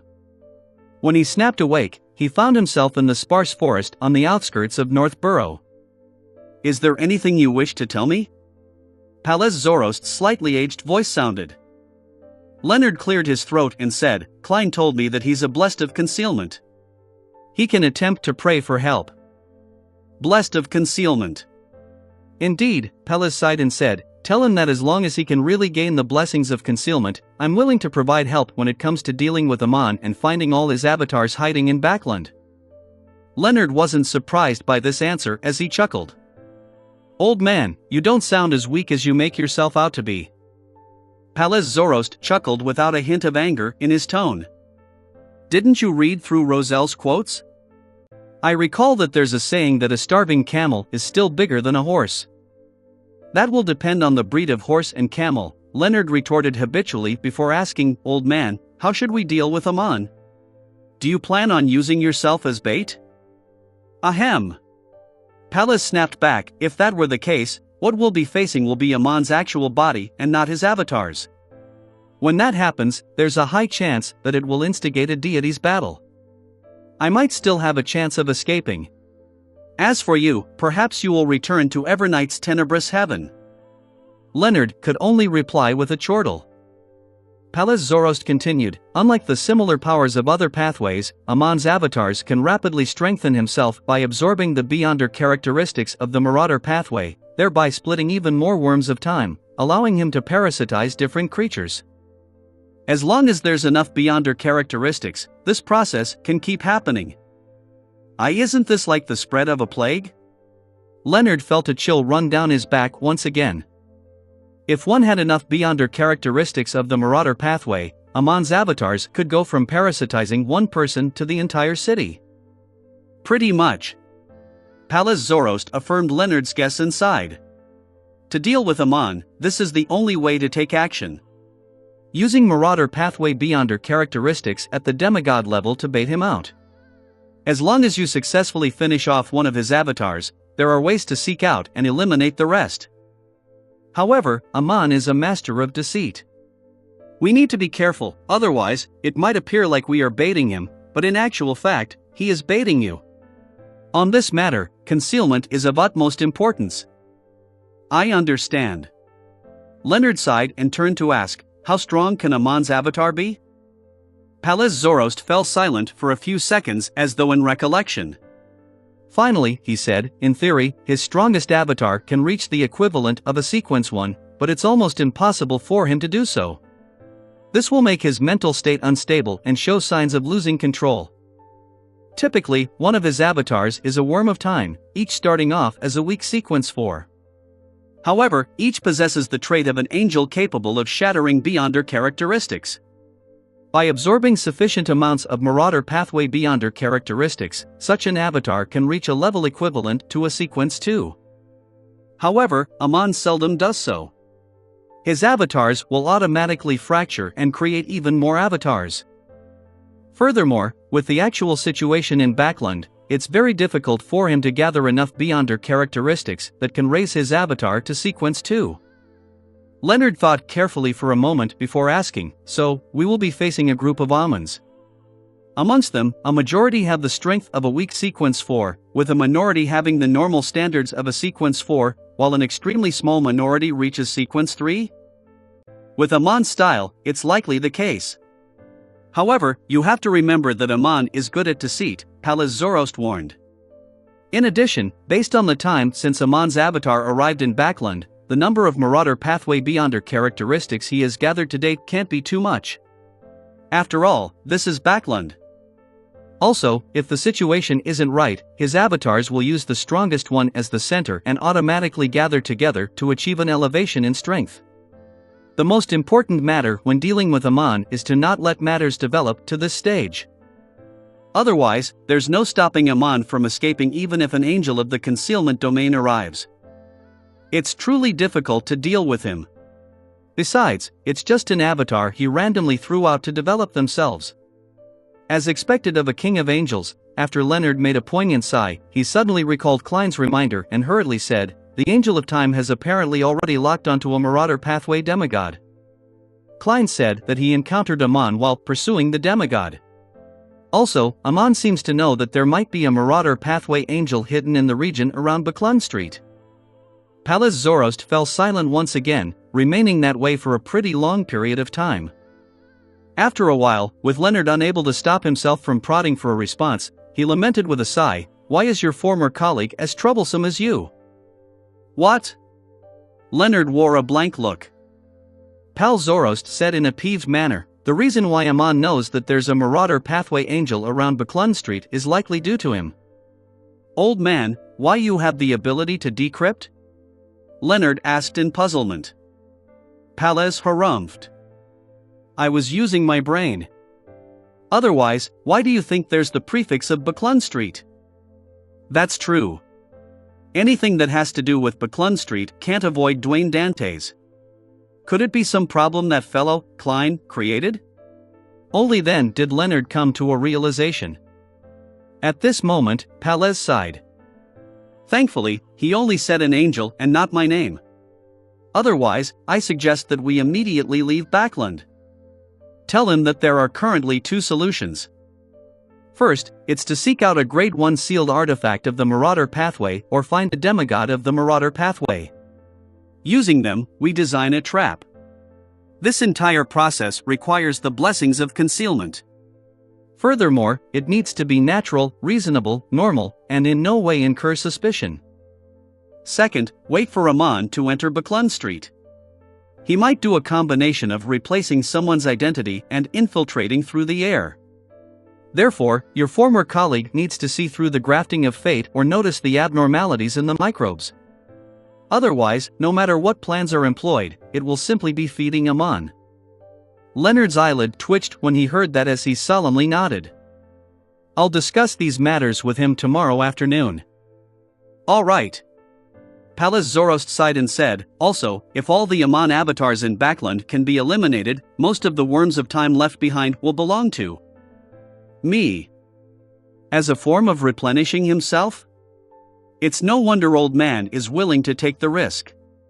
Leonard asked in enlightenment, do those worms of time have the beyonder characteristics of the Marauder Pathway? It might be the case in my hands, but not necessarily for others, Palaz explained simply.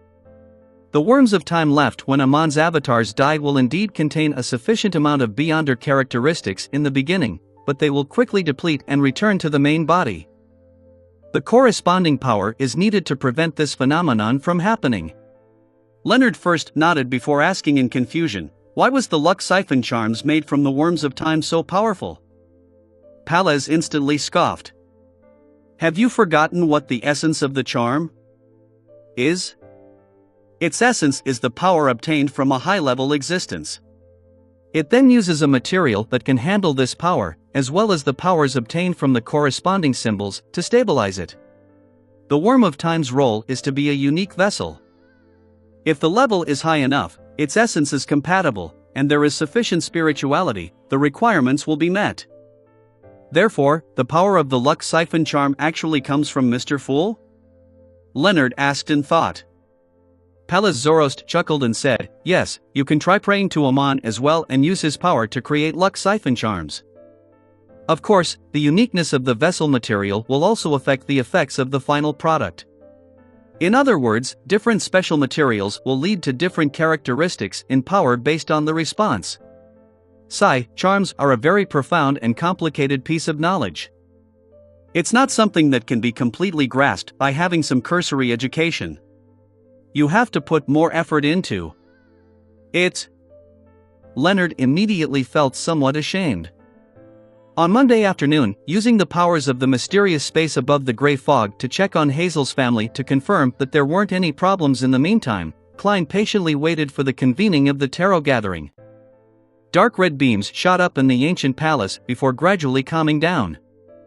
Without a pause, Audrey got up and bowed towards the end of the long model table.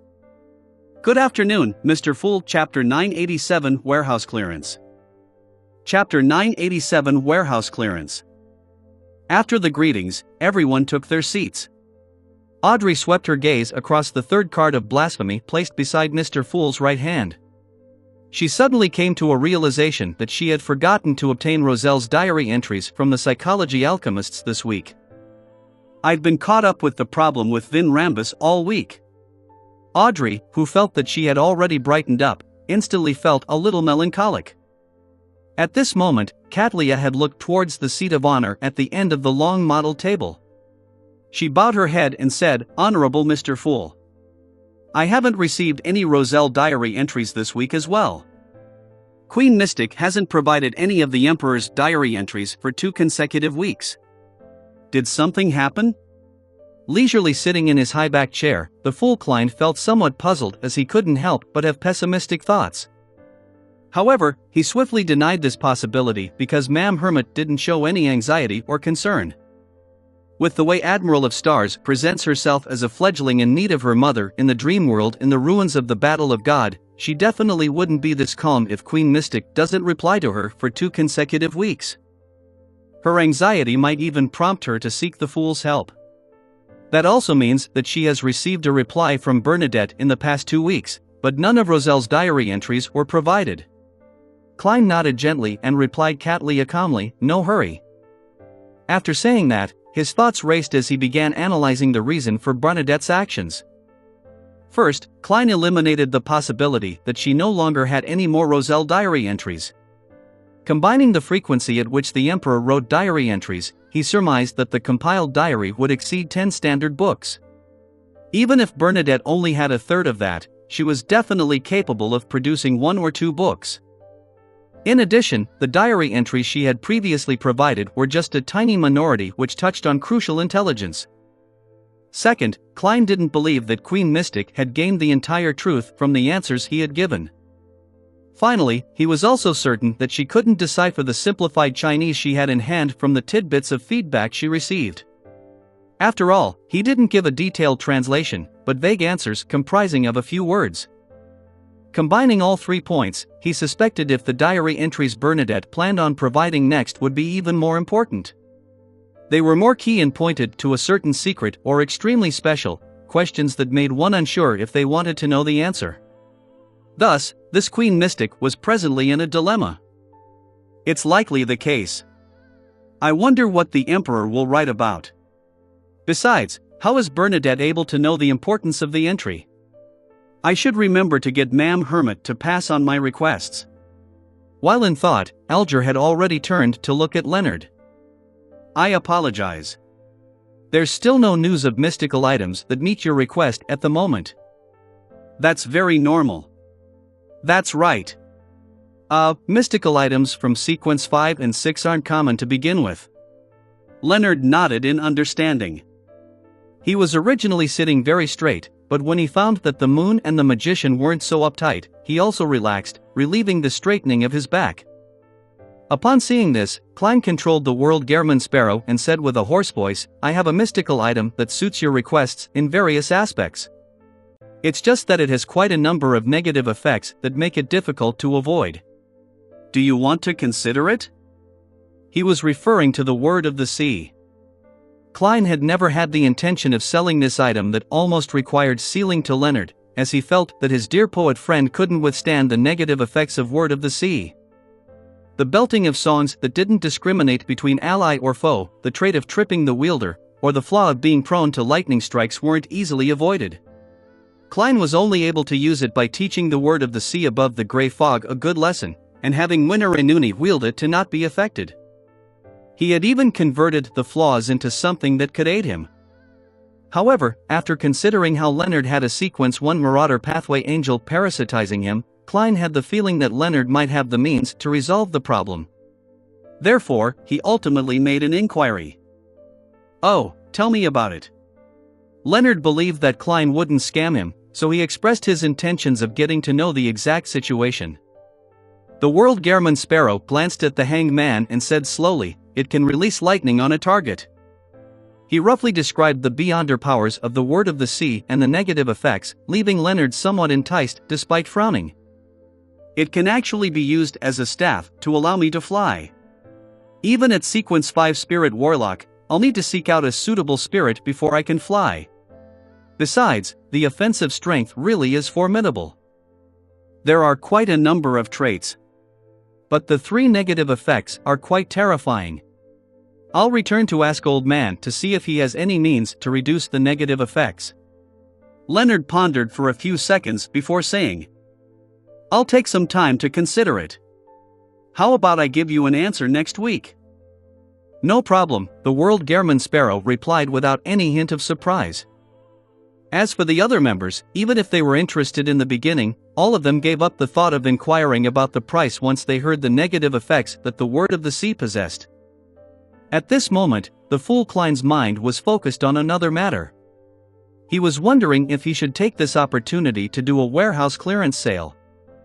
He had advanced to sequence 4, and after becoming a demigod, many of the items and characteristics he had before were no longer of much use. I can keep creeping hunger. I should keep it just for traveling alone. In addition, it can graze one sequence 4 saint. It has room for further growth. Furthermore, the combination of the various Beyonder powers it has is pretty good. The value of Death Knell is no longer that great, but after activating lethal attack mode, the damage it does on a fixed target exceeds that of air cannon. At the very least, I can still use it at sequence 4. Yes, it also has room for growth. The first two items that surfaced in Klein's mind were the two items he frequently used. From his point of view, as long as he obtained more powerful bullets, he could produce terrifying effects with Death Knell. The only problem was that such bullets were equivalent to high-level charms, nothing that could be easily found.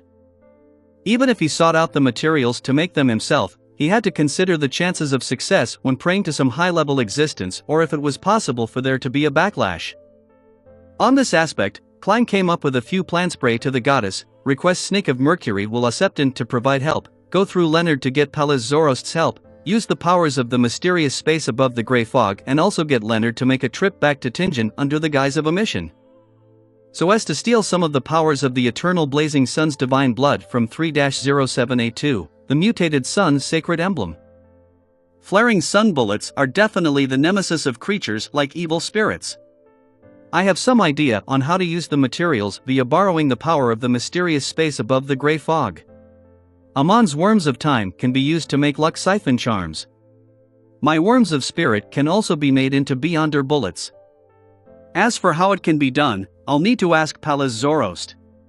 Klein began anticipating the upcoming chat with Leonard. Worm of Spirit was the name he gave to those transparent maggots. Following that, he began considering the other items and characteristics. Sun Brooch?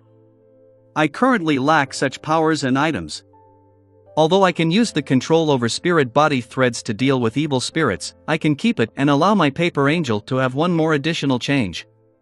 Besides, I can also lend it to Danitz from time to time. Flower of Blood? I can't sell it. The Tarot Club doesn't have any Aurora Order members. I'll continue letting my marionette use it. Having one additional life is one additional hope. Green Essence? I can sell this. I can transfer my ailments already. Creeping Hunger also has a doctor grazed. Murloc Cufflink? There's no need for this either. If I have a sudden need for its powers, I can transform into a huge fish. And in the long term, I can just head above the gray fog to use Sea God Scepter to augment myself with the effects. Broken Finger? I wonder if anyone would want it. Besides, I haven't fully investigated why the rat demigod was sealed. It might be of use. I have 1 purifying bullet, 6 demon hunting bullets, and 2 exorcism bullets left. I'll just randomly use them. There's no need for me to sell them. Biological poison bottle? Sigh, I haven't been able to sell it all this time. Blatherer's Aura? This can be used to make charms or bullets. I'll temporarily not sell it.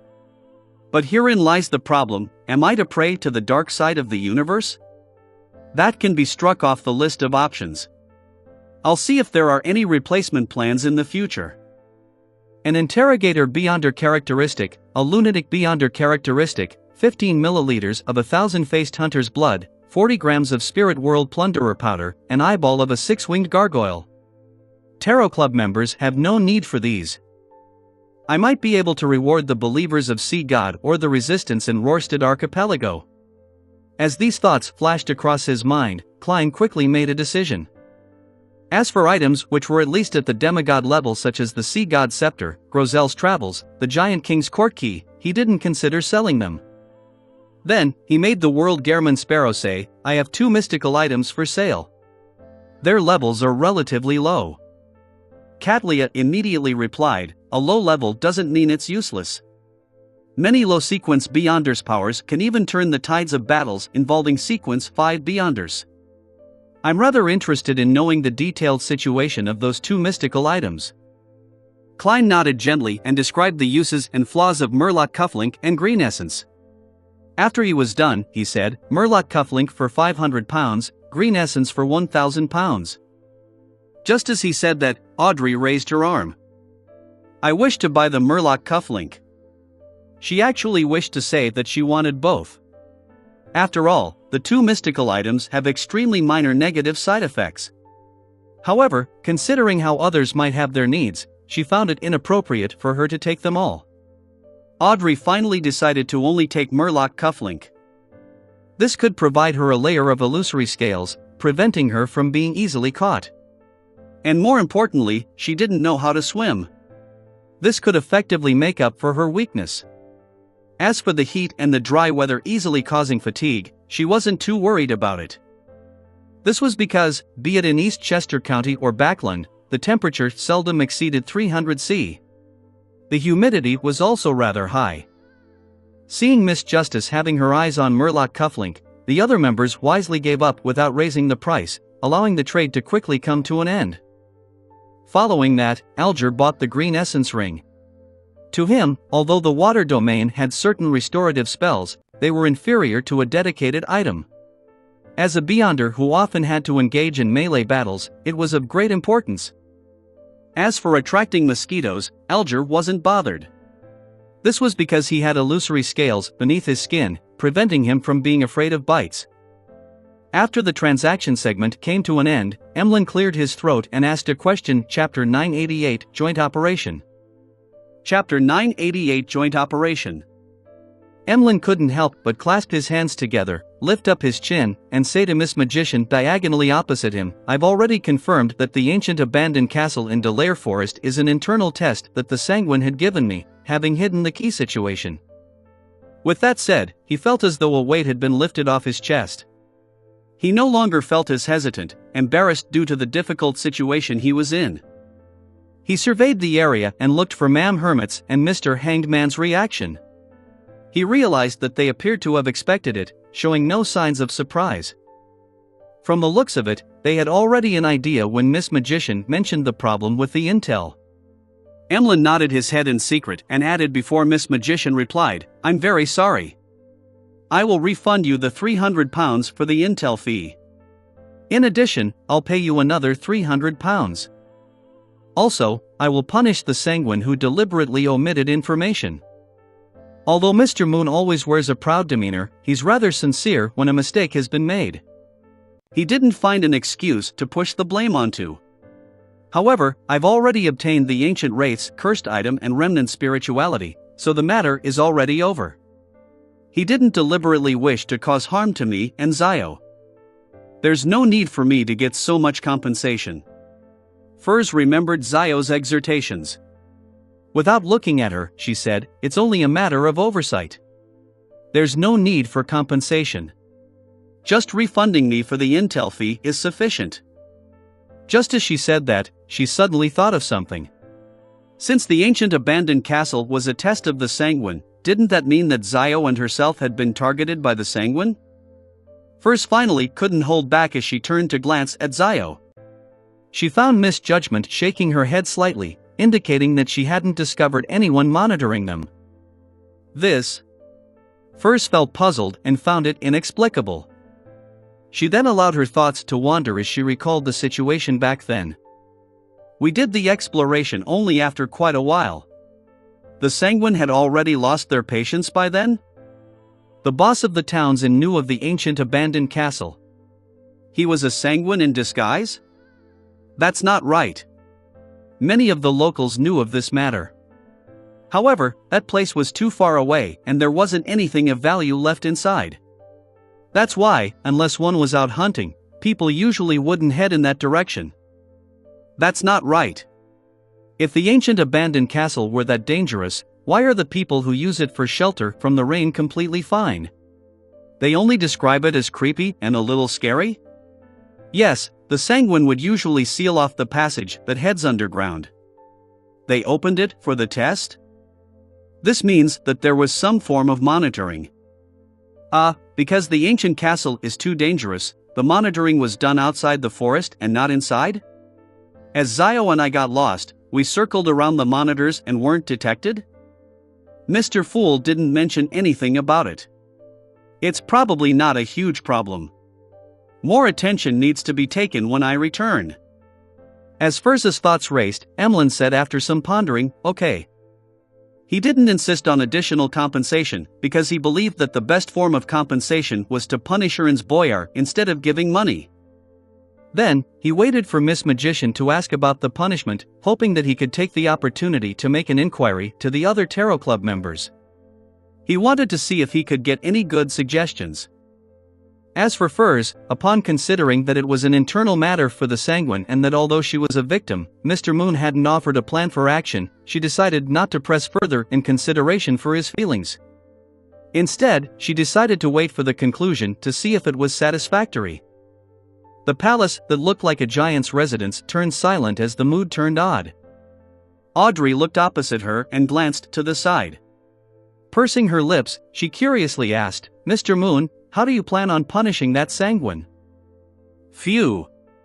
Emlyn silently exhaled as he subconsciously looked at the world. He did so because of orders from the higher-ups. I believe that this mistake isn't something that deserves payment with his life. In between the lines, Emlyn was implying that Mr. World didn't need to intervene in this matter. There was no need to escalate the matter. Seeing the world having no objections, Emlyn cast his gaze forward. I plan on leading that Sanguine to a particular cathedral of the Church of Earth Mother in Backland. Having participated in so many tarot gatherings, even if he couldn't be concerned about certain details, he knew the requirement of hiding matters regarding himself in the real world. Therefore, he didn't mention the Harvest Church. The Church of Earth Mother only has one cathedral in all of Backland. That's the Harvest Church. The rest are all in the outskirts and surroundings villages. Leonard held back his laughter as he looked up at the dome above. You wish to have the Beyonders of the Church of Earth Mother purify that Sanguine? Furs blurted out in surprise. From her point of view, this was no different from directly killing the person in question. Emlyn was momentarily at a loss for words. At that moment, Catlia interrupted. The Church of Earth Mother has the habit of inducting the Sanguine into the church, converting their faith and making them priests or bishops. I see. With thoughts in mind, Audrey glanced at Mr. Moon without letting him notice it. Getting that Sanguine to become a member of the clergyman, to pray daily at the cathedral and do voluntary work, so as to cleanse the heart. He would be stuck doing this for a very long period of time. Mr. Moon's plan for punishment is really vicious. However, I like it. That fellow nearly made me and Zio turn into ancient wraiths due to the corruptive powers behind the door. Furs instantly felt her interest piqued as she asked, Mr. Moon, how do you plan on luring the Sanguine into the Cathedral of Earth Mother? Have you worked out a plan? Perhaps I can provide some help. You have to be careful.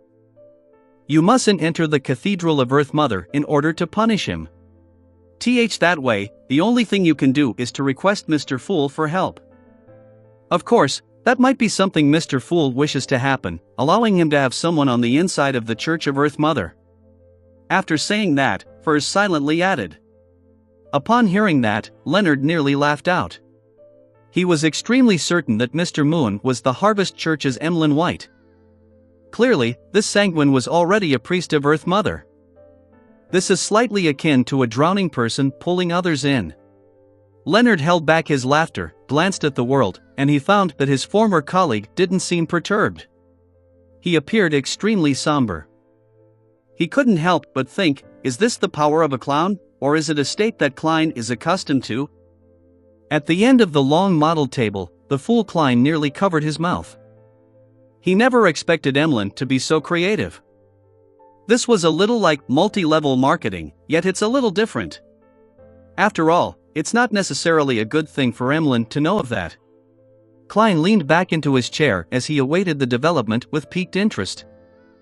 He had always kept in mind Miss Justice's advice during his last treatment session about not always wearing a thick mask. He tried his best to do so when opportunities arose so as to maintain a healthy mental state.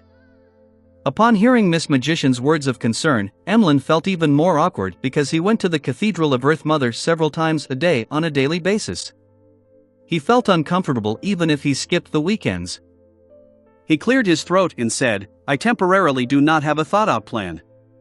I wish to get some suggestions from all of you.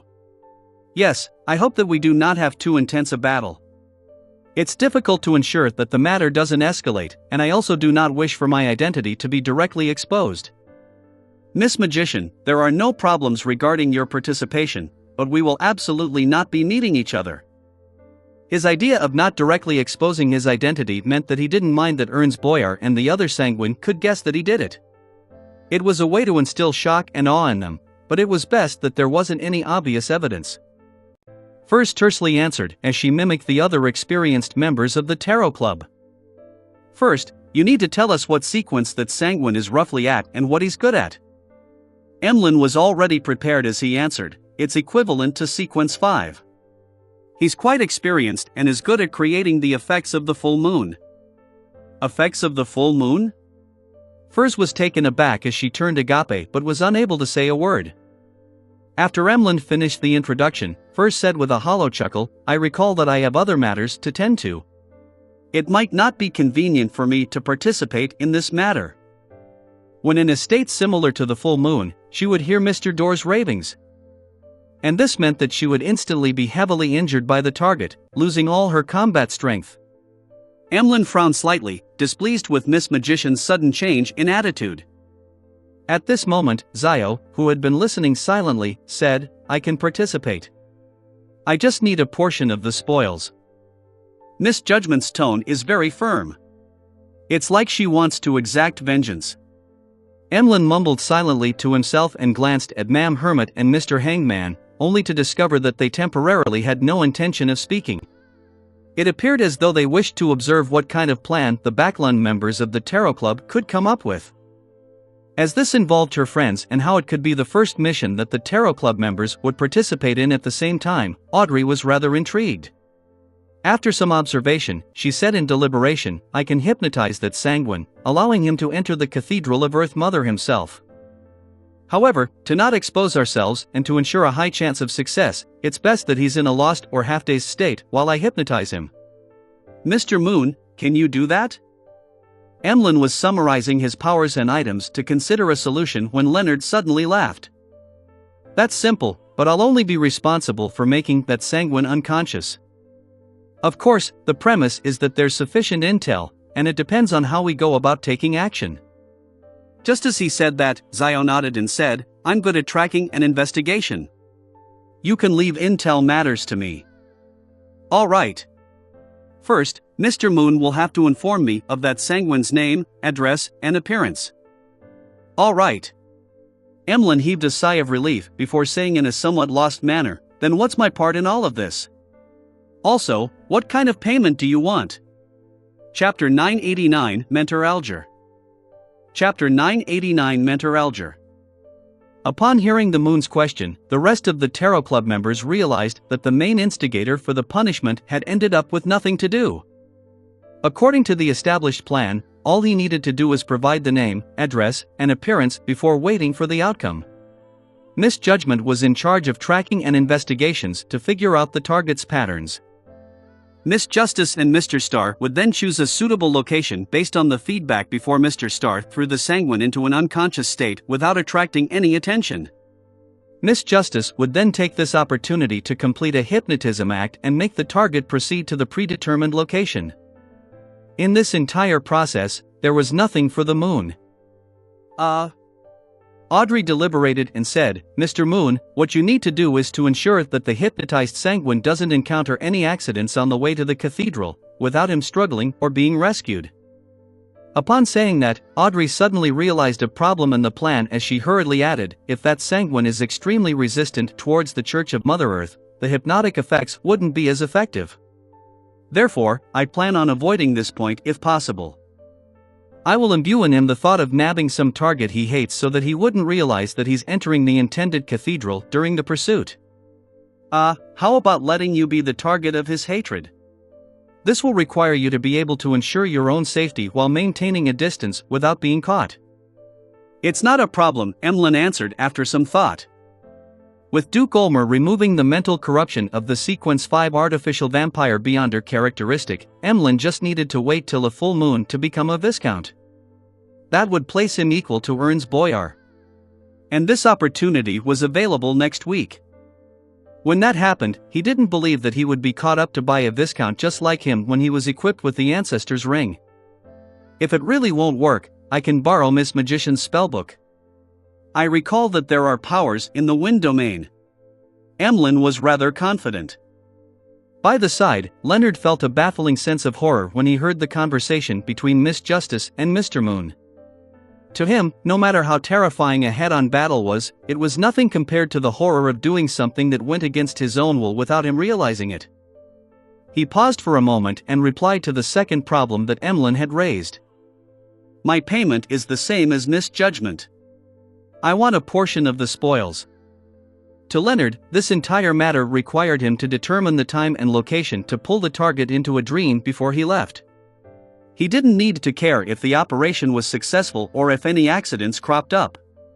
It was as simple as heading to a coffee shop to order a cup of Desi coffee. The only thing that needed him to take into account was to not expose himself. Therefore, he couldn't bring himself to ask for an advanced payment, planning to obtain a cut from the final spoils of war. In addition, he believed that this was a necessary thing to do in order to fully blend in with the Tarot Club. He didn't need to nitpick on such matters. Audrey turned her head and glanced at Zio before retracting her gaze. Revealing a smile, she said, "My request is the same as Mr. Starr and Miss Judgment. I'll take a quarter of the spoils of war." In fact, she wasn't insistent on getting payment, because she believed that the Sanguine had bullied a Tarot Club member and her two friends. Punishing him was something she expected of herself. The reason why she took a portion of the spoils of war was to take into account Mr. Moon's feelings. She was afraid that her voluntary help would leave the prideful Sanguine embarrassed and angry. Furthermore, Mr. Moon doesn't have any money, so the payment can only be the spoils of war. Audrey added silently. Although she didn't deliberately keep count, based on her ability to take note of details and the memory of a spectator, she believed that Mr. Moon, who had spent £5,000 to purchase the Sequence 5 artificial vampire Beyonder characteristic, wasn't in the best financial state. Furthermore, he had to refund the intel fee that he earned. For participants, with each obtaining a piece of the spoils of war. That's very fair. Emlyn nodded and surveyed the area. Any other suggestions? Furs asked in disbelief. It's that simple? That's a Sanguine equivalent to a Sequence 5. The plan you came up with sounds like it would succeed very easily. In her mind, Sequence 5 Beyonders were the strongest among unaffiliated Beyonders. Some were even the host of gatherings. Even the powerful pirate admirals were of that sequence, but now, in the conversation of the Star and the others, such a Sequence 5 was to be finished so simply. There didn't seem to be any difficulties. Upon hearing her question, Leonard thought and said, "As long as that Sanguine doesn't have any items that resist my powers, even if he's equivalent to a Sequence 5, I'll definitely be able to throw him into an unconscious state for some time. It will just depend on Miss Justice to grasp this opportunity. If I arrange the location and make preparations ahead of time, I'll be fine," Audrey replied in a confirmatory tone. She was actually a little uneasy. After all, this was her first time in battle, but her confidence over her Beyonder powers and knowledge in psychological mysticism allowed her to say those words with confidence. After Furs heard the response, she suddenly felt her mind a little adrift. Without realizing it, apart from Mr. World, the rest of the Tarot Club members have the ability to finish off Sequence 5 Beyonders as well. That's right. Miss Justice is already a Sequence 6 hypnotist. With the cooperation of a Beyonder of the same level, there really is a relatively high chance of hypnotizing a Sequence 5 Beyonder. Just as Emlyn felt that this matter had been settled without needing any more questions to be raised, Alger, who had been observing from the side, spoke. As members of a secret organization, I believe that everything needs to be considered at a deeper level. Ah? Emlyn and Leonard cast their gaze at Mr. Hangman with a puzzled look. Audrey and Zio were taken aback before they realized something. Alger cleared his throat and looked at Derek. Since Delaire Forest's abandoned ancient castle was a test, why isn't the obvious Sanguine a test as well? Exactly. I knew that Mr. Hanged Man would have given a warning. The Fool Klein controlled the World Gehrman Sparrow to nod. Catlia then looked at the Hanged Man with a look of approval and agreement. This. Emlyn's pupils constricted, at a loss for a retort. In an instant, he found himself too careless. Leonard was taken aback. Immediately, he realized that he was too desultory. He had involved himself without fully understanding the details and without consideration of any latent risks. Of course, this style had to do with his identity as an official Beyonder and its thought processes. As expected of Mr. Hangman, he considers all the details with such meticulousness. Audrey, you need to build up more experience. Audrey focused on something else as she asked, so we need to abandon the punishment and take action when the Sanguine are unable to maintain the secret surveillance? Alger chuckled and said, there's no need to. Just a few acts of misdirection would do. He then looked at Emlyn and said, first, hand the investigation of the Sanguine to bounty hunters in Backland. Use their existence to hide misjudgment's actions. Second, when determining the location, try to do it near an Orthodox deity's cathedral. This will effectively disrupt any subsequent divinations. Third, before Miss Justice and the others take action, you have to do something that leaves one suspicious but is nothing eye-catching. Make it seem like you will be exacting revenge somewhere else so as to attract the eyeballs of the secret monitor away, thus, creating the desired opportunity. This is combined with the first point. Fourth, only after the Sanguine is successfully hypnotized do you become the bait. Having said that, Alger paused. If there's the addition of anti-divination and anti-prophecy at the demigod level, this entire matter will be flawless. Of course, Miss Justice, Mr. Starr, you must be disguised during the operation, without leaving behind any traces. This speech left most of the members taken aback, especially Derek. He couldn't help show his respect and amazement. Although he had no means of participating in this punishment operation, as a member of the Tarot Club, he couldn't help but be concerned and pensive about such matters that required a clear line of thought. He hadn't noticed any problems with the original plan of Mr. Moon and company, so now, he couldn't help but be impressed by Mr. Hangman's ability in such matters. Emlyn thought and said, you mean that I should use a superficial form of punishment to hide Miss Justice's and Mr. Starr's secret operation? It's like I would make it appear that I'll take action in a particular corner of a square after the target leaves a coffee shop, attracting all the attention, but in actual fact, Miss Justice and company would have already completed the hypnosis inside the coffee shop without anyone realizing it? Alger nodded gently. That's right. I learned something new. Mr. Hangman really is an experienced Beyonder. Audrey felt overjoyed receiving an epiphany. The problem now is where are we to find an item or charm with anti-divination and anti-prophecy effects at the demigod level? Leonard also felt that he had enriched himself greatly as he asked. He wasn't too worried about himself since he had an angel grandpa in him. Furs made an utterance before saying, I can lend out Laymanos Travels. On it there's Angel's Embrace. I can also take one portion of the spoils of war. As she said that, she secretly glanced at the World Gehrman Sparrow, heaving a sigh of relief when he saw the gentleman silent. Unbeknownst to her, the Fool Klein had a very simple thought, Angel's Embrace. That sounds so much better than Paper Angel. With the punishment operation finally confirmed, Audrey didn't hesitate as she surveyed the area.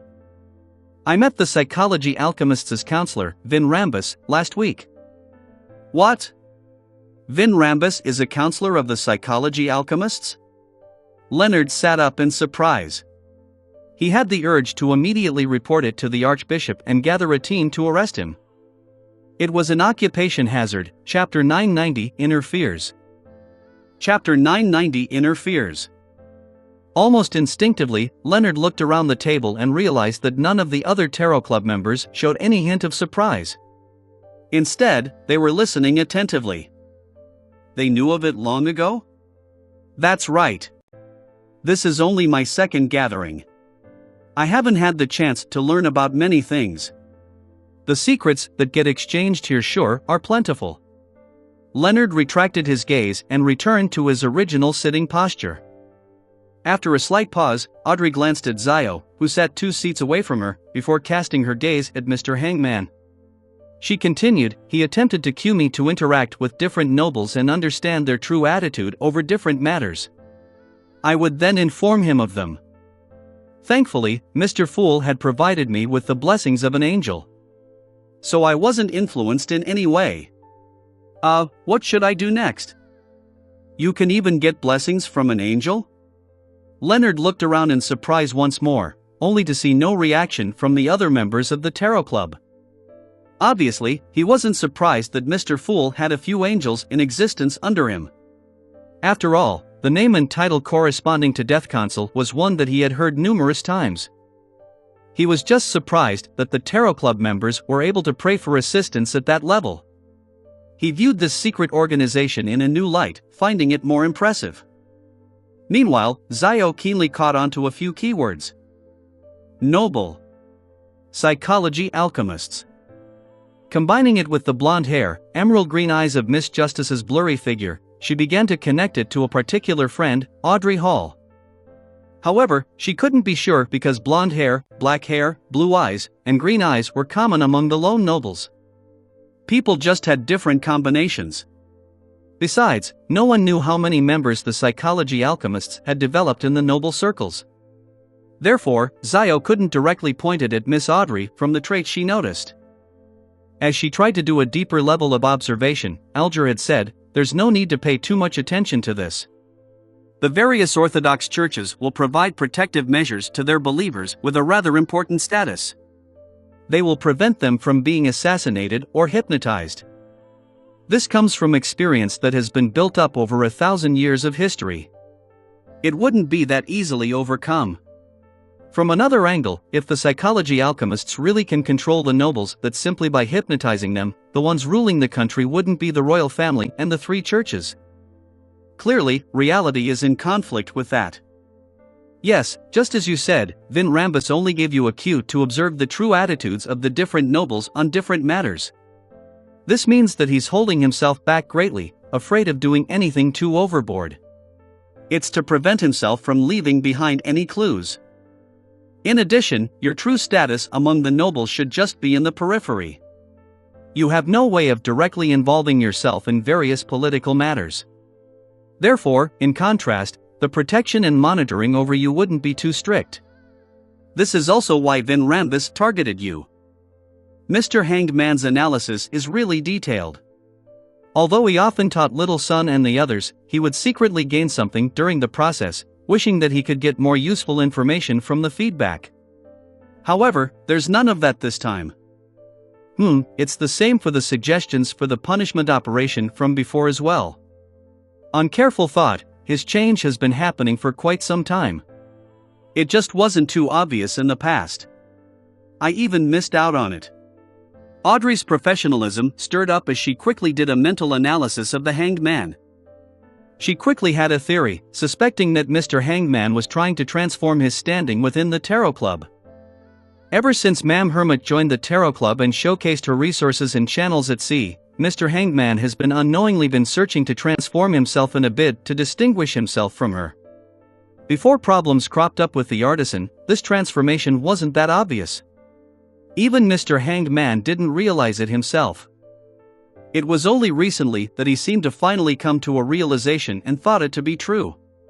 Indeed, to maintain one's standing in the Tarot Club, the raising of one's strength is one aspect, but providing help to the entire group is another aspect. Audrey's mind raced as she turned her attention back to the topic at hand. She pondered for a moment and subconsciously, her tone turned heavy. Does this also mean that the Orthodox churches will have certain levels of surveillance, control, and guidance for the important nobles? This was something that she had thought about while in the Lone Charity Bursary Foundation's office. She had subconsciously drawn a scene that represented her concerns on this matter. In psychology, elements she drew out in such a state often didn't point to something particular. It was more like an abstract expression. The cold eyes mostly represented her fear for people monitoring and controlling her and her family. Combining it with her subconscious drawing, her worry of Vin Rambise's queuing, and the celebrant of the Mass at the Church of Evernight her parents attended being Backlund's Archbishop, Audrey's interpretation was that not only was she afraid of the hypnosis and cues of the psychology alchemists, but she had also become fearful of the Orthodox churches. She couldn't be sure if they would directly use their beyonder powers to imbue thoughts into aristocratic believers with high standings, so as to guide them into doing actions that violated their true will. This was sacrilegious and rebellious to Audrey, who had received an Orthodox education from a young age. Therefore, she had tensed up back then, immediately burning that drawing. After hearing Miss Justice's question, Alger scoffed. Isn't that very normal? When living in human society, one has to accept a certain level of surveillance, control, and guidance. I know what you're afraid of, but think about it. Compare someone using their power conferred from their standing, using money and weapons to control and guide others, to using beyonder powers to do something similar. In essence, is there any difference? The difference is that one knows that they don't wish to do it but ends up having to do it. The other is that they do not even have the thoughts of being unwilling to do it. Audrey nodded and said, yes, this means the loss of freedom of one's mind and thoughts. It's the most terrifying. Alger chuckled once more. How can there be a completely free mind and thoughts? By choosing your faith and beliefs, you're naturally bound by your faith and beliefs. Yes, let's focus only on the Lone Kingdom. The three churches are equal, and together with the royal family, this creates a balance between each other. If the Church of Storms goes overboard towards its believers, that believer can easily convert their faith to the Church of Evernight. Therefore, under most situations, the Orthodox churches will tend to use their standing and beliefs as a religion to guide important believers instead of using beyonder powers.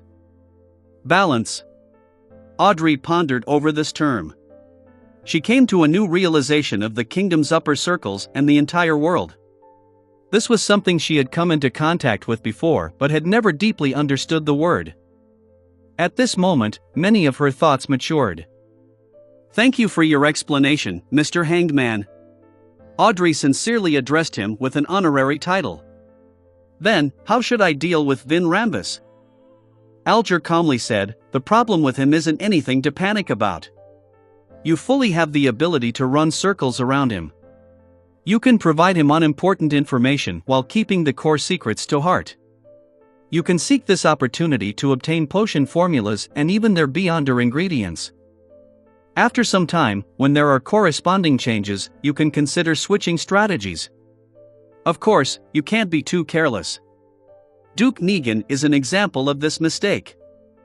Just as he said that, sitting at the bottom of the long model table, the World Gairman Sparrow glanced at Miss Justice.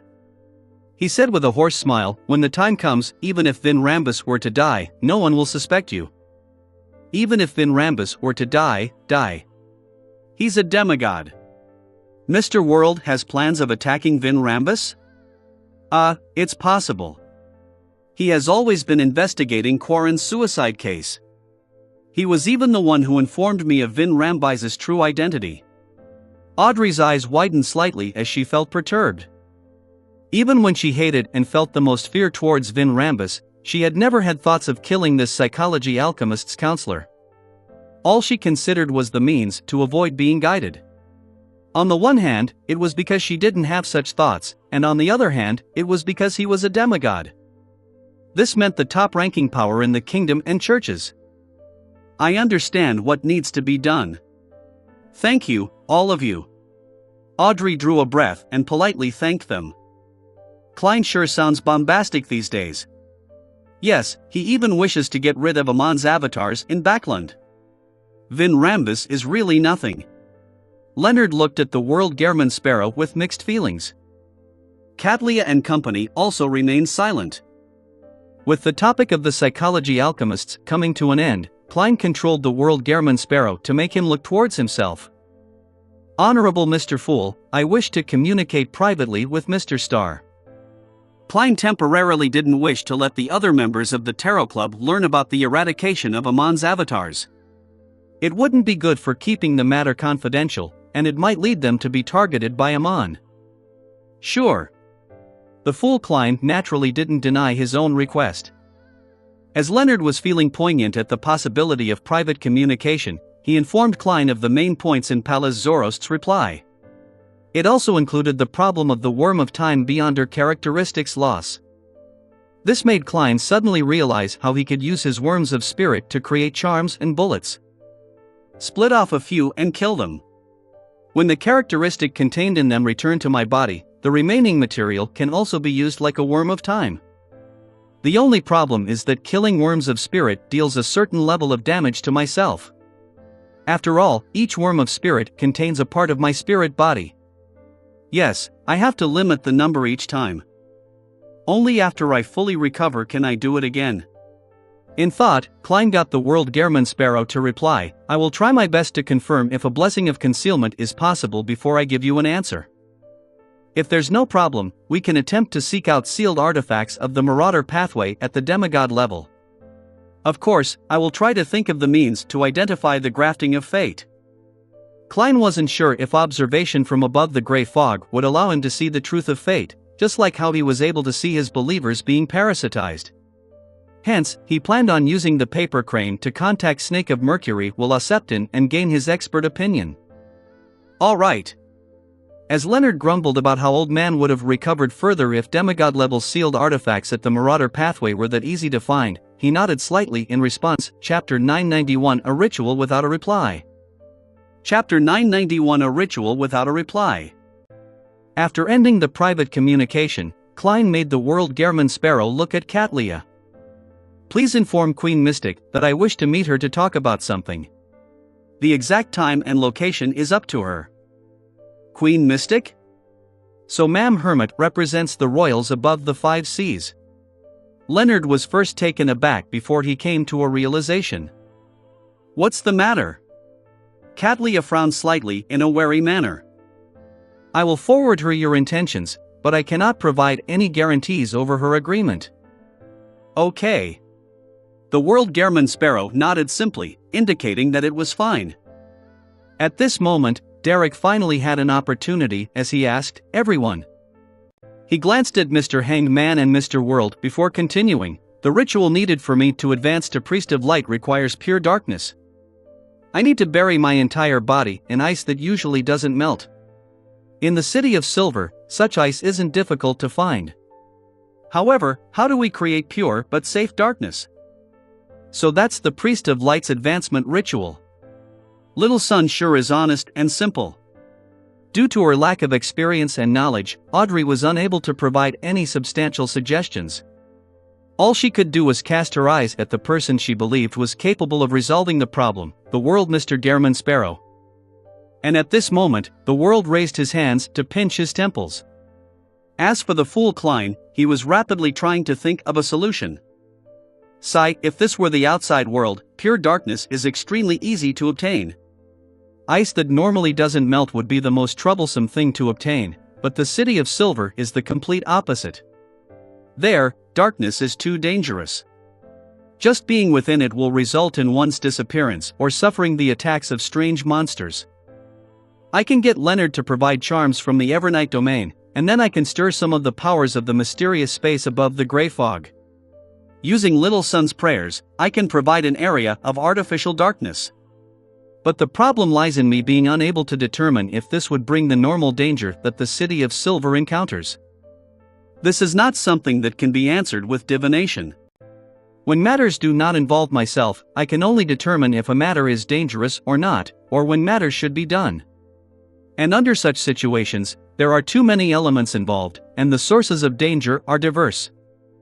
Yes, I'll summon a Rhodes later and ask it. Klein had previously been considering the problem over Little Sun's advancement, but he had never been able to find an answer. Seeing the world silent, Leonard, who had originally wanted to say that creating pure darkness is extremely easy, slowly shut his mouth. He began pondering over the sun's words and caught notice of a word that he had ignored, safe. In the forsaken land of the gods, in the City of Silver, darkness is equivalent to danger? Leonard roughly grasped the key idea, but due to his lack of understanding, he was unable to provide any suggestions. Finally, it was Alger who spoke. He glanced at Derek and said, "I will help you gather information and seek out solutions. But in the process, you might need to provide some help to confirm that it can be done." "No problem," Derek answered without any hesitation. Right on the heels of that, he added, "there's no need to rush it. I still have about a month before I can finish digesting my notary potion." Alger nodded gently, indicating that this wasn't something that needed any reminders. At this moment, Katlia deliberated for a moment and said to Derek, "Perhaps we can consider this problem from another angle. Your advancement ritual wouldn't last too long. We can simply increase the time you can survive in pure darkness to resolve this matter. I remember that you've mentioned that after being left in darkness with zero light, there are two dangers. The first would be the attacks from strange monsters that come from unknown origins, and the second would be a baffling instance of disappearance that is akin to evaporating. The former situation is easy to resolve. You can make a request to your chief for certain sealed artifacts, or you can get him to stand guard by your side. As for the second case, I don't know enough. You can attempt to ask your chief." Derek thought about it carefully and suddenly felt that this was a viable train of thought with a rather significant chance of success. He immediately replied in pleasant surprise, "Thank you, Ma'am Hermit." The exchange and learning session continued until the gathering slowly came to an end.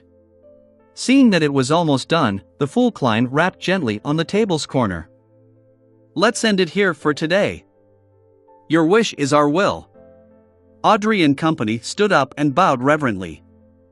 After they vanished from above the gray fog, Klein left the area and returned to the real world. He first took out his wallet and got the paper crane which was folded by Willaseptin. Spreading it across the table, he picked up a pencil and simply wrote, "There's something." After folding the paper crane and stuffing it under his pillow, Klein got into bed and genuinely took an afternoon nap. In his hazy dream, he once again saw the pitch-black plains and the towering steeple. Passing through the plains and through the wooden doors, Klein arrived at the familiar corner. A black pram came out of the thick shadows as Willaseptin, wrapped in silver silk, sucked at his right thumb and derided angrily, "You are getting more and more impolite." Klein laughed dryly and said, "With our relationship, there's no need for such pleasantries, right?" Willaseptin harumphed and said, "Speak, what's the matter?" "This is the thing, I recently encountered Amon's avatar," Klein said directly. The baby's mouth widened a little as though he was about to cry. It took him great effort to control himself as he said, "I haven't been born for more than a month." "There's nothing I need from you." "I only wish to ask you a question," Klein quickly added. Willaseptin raised his fleshy arm and waved it. "What is it?" Klein immediately said with a smile, "Amon's avatar can steal the destiny of others and appear while replacing their identities. I wish to know how I can see through such a terrifying matter." Willaseptin chuckled as he pointed up at the sky with his index finger. "Pray for help. From the looks of it, using the powers of the gray fog can be used to discover the grafting of destiny." Klein heaved a sigh of relief as he felt even more certain. When he thought of the word using, he was referring to using his marionette to pray to the fool while he entered above the gray fog. Through the point of light representing his believer, he could survey the surrounding area to seek out any abnormalities. In a sense, this was equivalent to the fool's observation, and equivalent to an augmented true vision. But the problem is that I can't stay above the gray fog to observe for grafting all the time. It might be the case that, in between two of the observation periods, Amon could have entered Buklun Street and have done something. Klein thought before asking with some deliberation. "Anything you would like to remind me of?" Willaseptin turned his head away without looking at him as he mumbled, "You have to visit me and my parents once this week. During high tea." "No problem." Klein agreed without any hesitation. Only then did the baby turn his head back and giggle. "Next week, around Wednesday or Thursday, there might be some changes in your destiny." "Is that so?" Klein nodded in thought as he watched the black pram slowly retreat into the shadows. After waking up from his dream, he packed up his items and began setting up an altar without any rest. This time, the target of his prayer was the Evernight goddess herself, and not artificial death. This was to prevent Amon from prying upon the source of the stirring via the changes in destiny and, thus, noticing something wrong. How could the Evernights blessed be praying to artificial death? After setting up the ritual, Klein wiped his face and turned into the cold-looking Gehrman sparrow, causing his height to drop a little lower. After igniting the first 2 candles in front, Klein made the ordinary candle representing himself burn with a yellow flame. There were 2 candles in front. One was a candle made of night vanilla and slumber flower to represent Evernight, and the other was a candle made up of white chestnut flowers and wild rose to represent concealment. Following that, he created a wall of spirituality, dripped full moon essential oil, and burned some herbal powder that pleased the goddess. Bit by bit, he completed the ritual. Towards the end, Klein took 2 steps back, activated his spirit vision, and chanted softly, "I pray for the power of the dark night. I pray for the power of the mystery. I pray for the goddess's loving grace." I encountered Blasphemer Amon's avatar in Backland. He was gathering the characteristics of a marauder pathway demigod. I seek for the blessings of concealment so as to complete the mission of eradicating the blasphemer's avatars. Night vanilla, a herb that belongs to the red moon, please pass my supplication to the goddess. Moonflower, a herb that belongs to the red moon, please pass my supplication to the goddess. After he was done chanting, Klein patiently waited for a while, but nothing happened. There wasn't any reply. The goddess is in a critical period of gaining control over the death pathway's uniqueness and is unable to respond beyond anything normal? Should I try to pray to artificial death? After all, if there are the blessings of concealment, Amon wouldn't be able to see it. If it doesn't, then the source of stirring destiny wouldn't point to me. Klein frowned little by little as he ended the ritual and cleared the altar. He felt that he needed to find other solutions. After he finished clearing the desk and turned around, prepared to head for the reclining chair, a figure suddenly appeared in front of him. The figure wore a simple linen robe with signs of patching. By the figure's waist was a belt made of tree bark. Raven black hair cascaded down freely as the figure's feet didn't wear any socks or shoes, making them covered in dust and wounds. It was a lady. She had extremely normal facial features. Her ghostly black eyes were no different from the common person, but just looking at her left Klein feeling a sense of extreme peace and serenity. Even though feelings of alarm rose up within him, they were unable to overpower the peacefulness. Chapter 992 Orodz's Congratulations. Chapter 992 Orodz's Congratulations. You are? Klein asked in a rather complicated state of calmness. The lady in a simple robe nodded and said, "Ariana, servant of concealment." Servant of concealment. Ariana. Klein's eyes constricted, as he knew who the lady was. As a former Nighthawk, how could he not be aware of the name Ariana? She was the Evernight Cloister's matron, head of the 13 archbishops, a likely candidate for the future pope. Regardless of which identity she had, she was part of the general knowledge that couldn't be avoided in religious studies and mysticism. As for the name, Servant of Concealment, Klein had read about it in Emperor Rozel's diary. Considering the similar name of Attendant of Mysteries, he suspected that this pointed to an angel. Meanwhile, based on the law of Beyonder characteristics conservation, with a sequence O in existence, it meant that Attendant of Mysteries couldn't be a sequence 1 angel. Therefore, Klein believed that the Servant of Concealment was likely sequence 2 of the Evernight pathway. It isn't that the goddess didn't reply, but that she used a very special way to respond. She directly sent her servant over.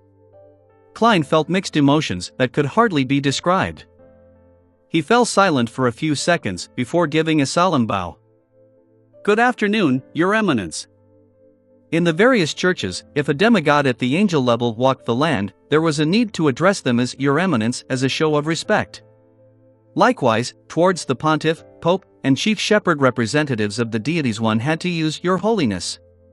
In addition, a church's head was synonymous with the Holy See or Apostolic See. Of course, many a time, the Holy See could also represent the church's headquarters itself. Ariana tapped her chest 4 times in a clockwise fashion and replied in a pious manner, "May the goddess bless you." She then said, "I'm an ascetic. You can just call me ma'am." "Yes, ma'am Ariana." Klein didn't insist. Ariana looked at him calmly for 2 seconds and directly asked, "You plan to deal with blasphemer Amon's avatars in Backland?" "Yes, I wish to obtain the blessings of concealment," Klein frankly replied. At this moment, he felt a little stumped because this was different from what he expected. He originally expected the goddess to answer by blessing him. Then, he and Pelez Zoroast could join forces to wipe out all of Amon's avatars in Backland. During this process, it wouldn't expose Leonard or the Marauder Pathway Angel. But now, with the blessings becoming something corporeal that would be involved in the battle, Pelez Zoroast would immediately be discovered once he took action. When that happened, it was hard to predict what would ensue. Don't tell me I don't need to ally with Pelez Zoroast? I'll only get him to provide intel and then split some of the spoils of war? Klein's thoughts rapidly ran through his mind as Ariana spoke unhurriedly. I can provide the power of concealment to shield everything that happens from the prying of fate. However, I cannot guarantee that I can eliminate all of Amon's avatars in Backland. Pelez Zoroast said that he has the means of doing so. The person who understands Amon the best is indeed a sequence one of the same pathway. Klein thought and said, "Ma'am Ariana, I have already come up with a well-thought-out plan. All you need is to provide the power of concealment. You do not need to be involved in the actual battle. Leave the rest to me." Ariana nodded and raised her right arm as she spread her palm. Points of light lit up, profound and resplendent as they quickly outlined an emblem in her palm. This emblem was completely crystallized, as though it was made of obsidian. It made one realize its existence when looking at it, but it appeared to vanish when not looking at it. This is my Evernight coat of arms. It doesn't possess any characteristics or power by itself. The only use is that, when triggered, it will establish a connection with me, regardless of where you are in the real world, Ariana explained simply. Before you begin your operation, remember to use it. I will provide you with the power of concealment. If you need more direct assistance, use Ancient Hermes to chant Ariana when triggering it. This is equivalent to an itemized altar and ritual that points to her. Oh, at the level of angel, the range of responding to prayers has extended to the entire world? Klein instantly grasped the true nature of the Evernight coat of arms. As a Bizarro sorcerer, he did not have the means to reply to prayers. This was a trait that could be obtained only at Sequence 3. Of course, as Sea God and the Fool, he was very well versed in such matters. Klein didn't stand on ceremony as he accepted it and bowed sincerely. "Thank you." After saying that, he tapped 4 spots in a clockwise manner on his chest, forming the sign of the Crimson Moon. Praise the lady! This way, he could still join forces with Pelez Zoroast. As long as he triggered the Evernight coat of arms without using Ancient Hermes to chant Ariana's name, everything would be fine. Praise the lady, Ariana replied piously. Her figure then vanished as though she had been erased by an eraser. This is a departure by entering a concealed state? Klein pursed his lips in thought. Meanwhile, he was filled with suspicion over Ariana's swift arrival. After all, the Evernight pathway wasn't well versed in methods such as teleport. To go from Winter County all the way to Backland required a significant amount of time. My ritual isn't the kind that prays for a direct descent. Could it be that Ma'am Ariana happened to be in the vicinity, in the Backland diocese? Isn't that too much a coincidence? If it isn't one, it only serves to exacerbate the problem. What is she doing in Backland? The undercurrents are stirring. Klein retracted his gaze and patiently waited a while before turning back into Dwayne Dantes. He found a pen and some paper once again and drew the symbol that was a mixture of concealment and mystery prying. When the final stroke was written, the full-body mirror in the master bedroom produced a dark but pure light, as though a silent undercurrent was surging out from the bottom of a lake. Right on the heels of that, fireworks appeared, bursting in the sky. Colors of gold, silver, red, and blue exploded as words formed in the mirror. Welcome back, Great Master. Your humble servant, Rhodes, has witnessed the retrieval of a portion of your authority. I'm thrilled that you are gradually recovering your aura. You will eventually return to your supreme position and make the entire world turn silent under your watch. This is really passionate. There's always something new. Klein nodded in silence. Amidst the fireworks, those words dissipated and formed into a new sentence. Great Master, what instructions do you have for me? I have a question, Klein said calmly. In a place where being in darkness can result in danger, how should one create a safe but pure darkness? There are two kinds of dangers involved. 1, it will make a person directly vanish in the darkness, and 2, it will cause strange monsters to appear and attack. The fireworks in the full-body mirror calmed down as aqueous light rippled. Silver words surfaced one after another. Great Master, are you referring to the forsaken land of the gods? This magic mirror actually knows quite a lot. He also gave me a free question in passing. Klein nodded and said, that's right. Without any breaks in between, Rhodes's full-body mirror produced new lines of Loanese text. The formation of the forsaken land of the gods is related to the second creator's fall. The danger of night there stems from the transformation of two essential powers. First, it's the remnants of the Evernight goddess's divine powers. Second, it's the influence left behind by the creator. He wielded partial authority over shadows, darkness, fallen, corruption, and mutation.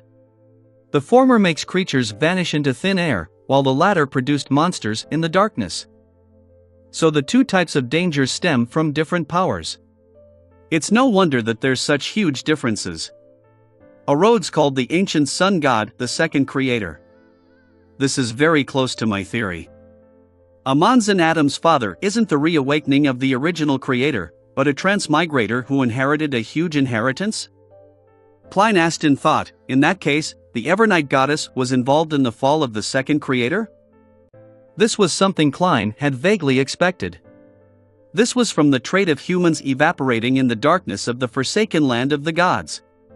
It was very similar to the strange disappearances if one didn't sleep at night in the ruins of the Battle of the Gods.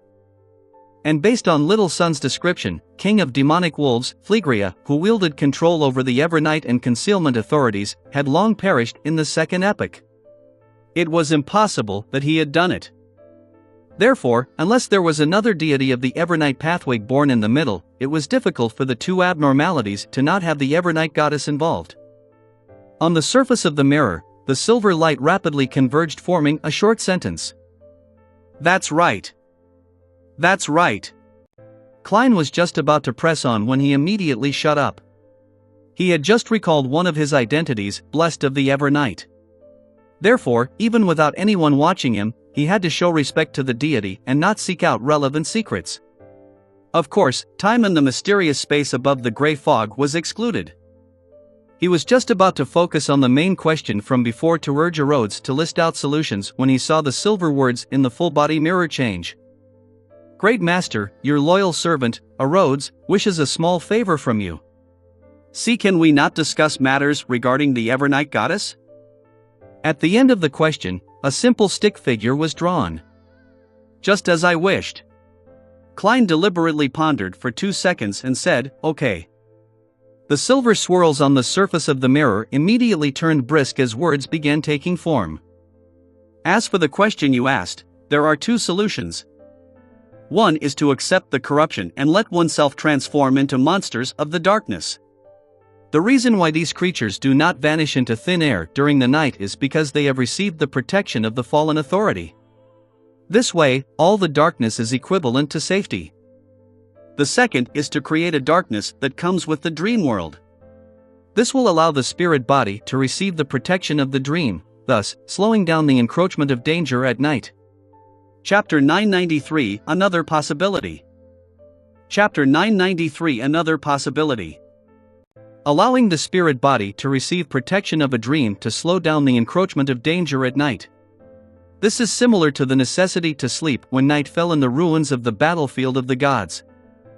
Also, the powers in the forsaken land of the gods likely isn't under the goddess's control.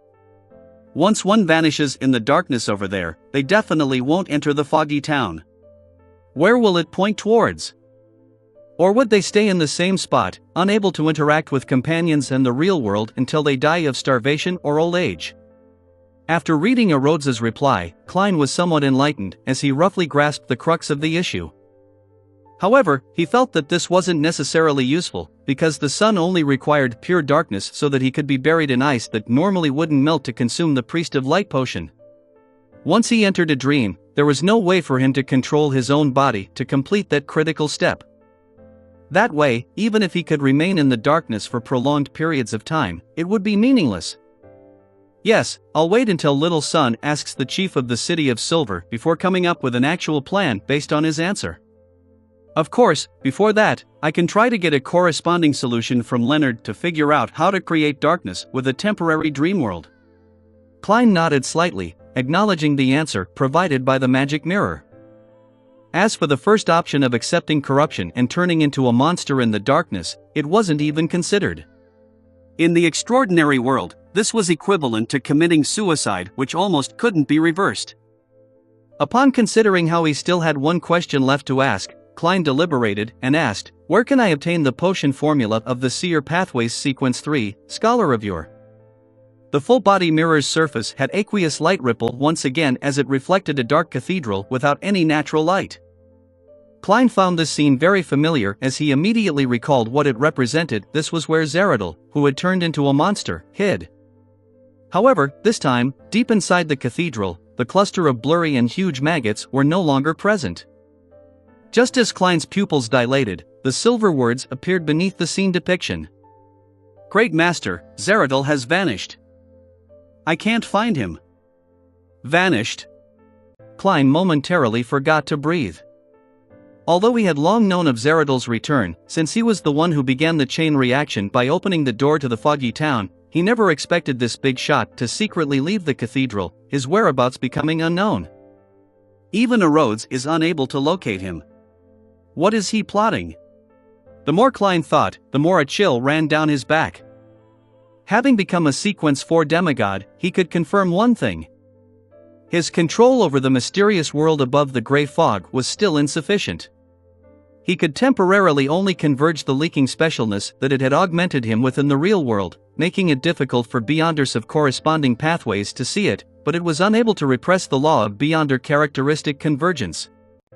As for the gray fog, it had proven time and time again that he had an invisible form of attraction towards Beyonders of the Seer, Apprentice, and Marauder pathway. Amongst them, the effects on the Seer pathway was most evident. Besides, I myself am quite an attractive Sequence for Bizarro sorcerer. It's not impossible for Zeradal to suddenly come to Backland one day.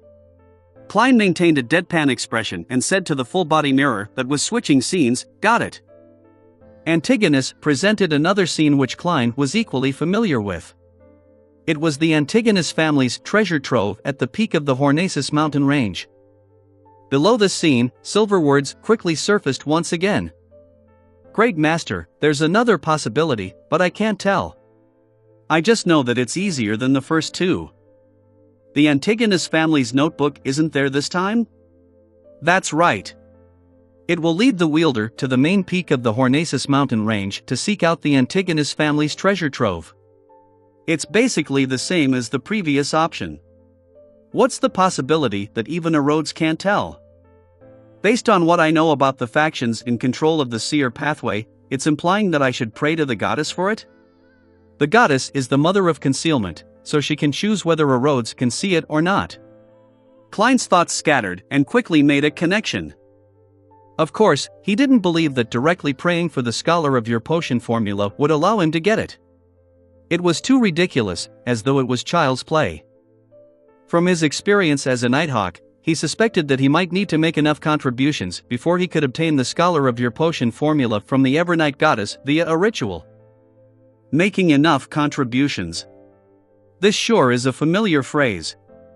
Klein sighed as he began having some ideas. Clearly, he had hints on how to do so handle the artificial death faction of the Numinous Episcopate. However, Klein suspected that the goddess only had up to the Scholar of Your sequence for the Seer pathway potion formulas, and not the subsequent ones at the angel level. This was because the Antigonus family's angel didn't perish immediately back then but had hidden in a secret palace, losing control to become a monster and was in a half-sealed state. In addition, the Fool card was also there and hadn't been retrieved yet. At this moment, Klein had the intention of asking about Amon's avatars, but he suddenly recalled that within the memories of the rat demigod, the warning about the Marauder Pathway Angel and Amon had been given by this very mirror. As his thoughts flashed through his mind, Klein narrowed his eyes, looked at the full-body mirror, and nodded. Alright, that's it for today. Head back. If there's anything in the future, I'll summon you again. Yes, Master. Goodbye, Master. Your loyal and humble servant, Arodes, is constantly waiting to return to your side. Light gathered on the mirror's surface, depicting a stick figure waving its hand. After everything returned to normal, Klein turned around and picked up the paper with the previously drawn symbol. With a snap of his fingers, he made it burst into scarlet flames. The ash floated down as he spread open his left hand. In it were 2 maggots shimmering with solid, mysterious symbols.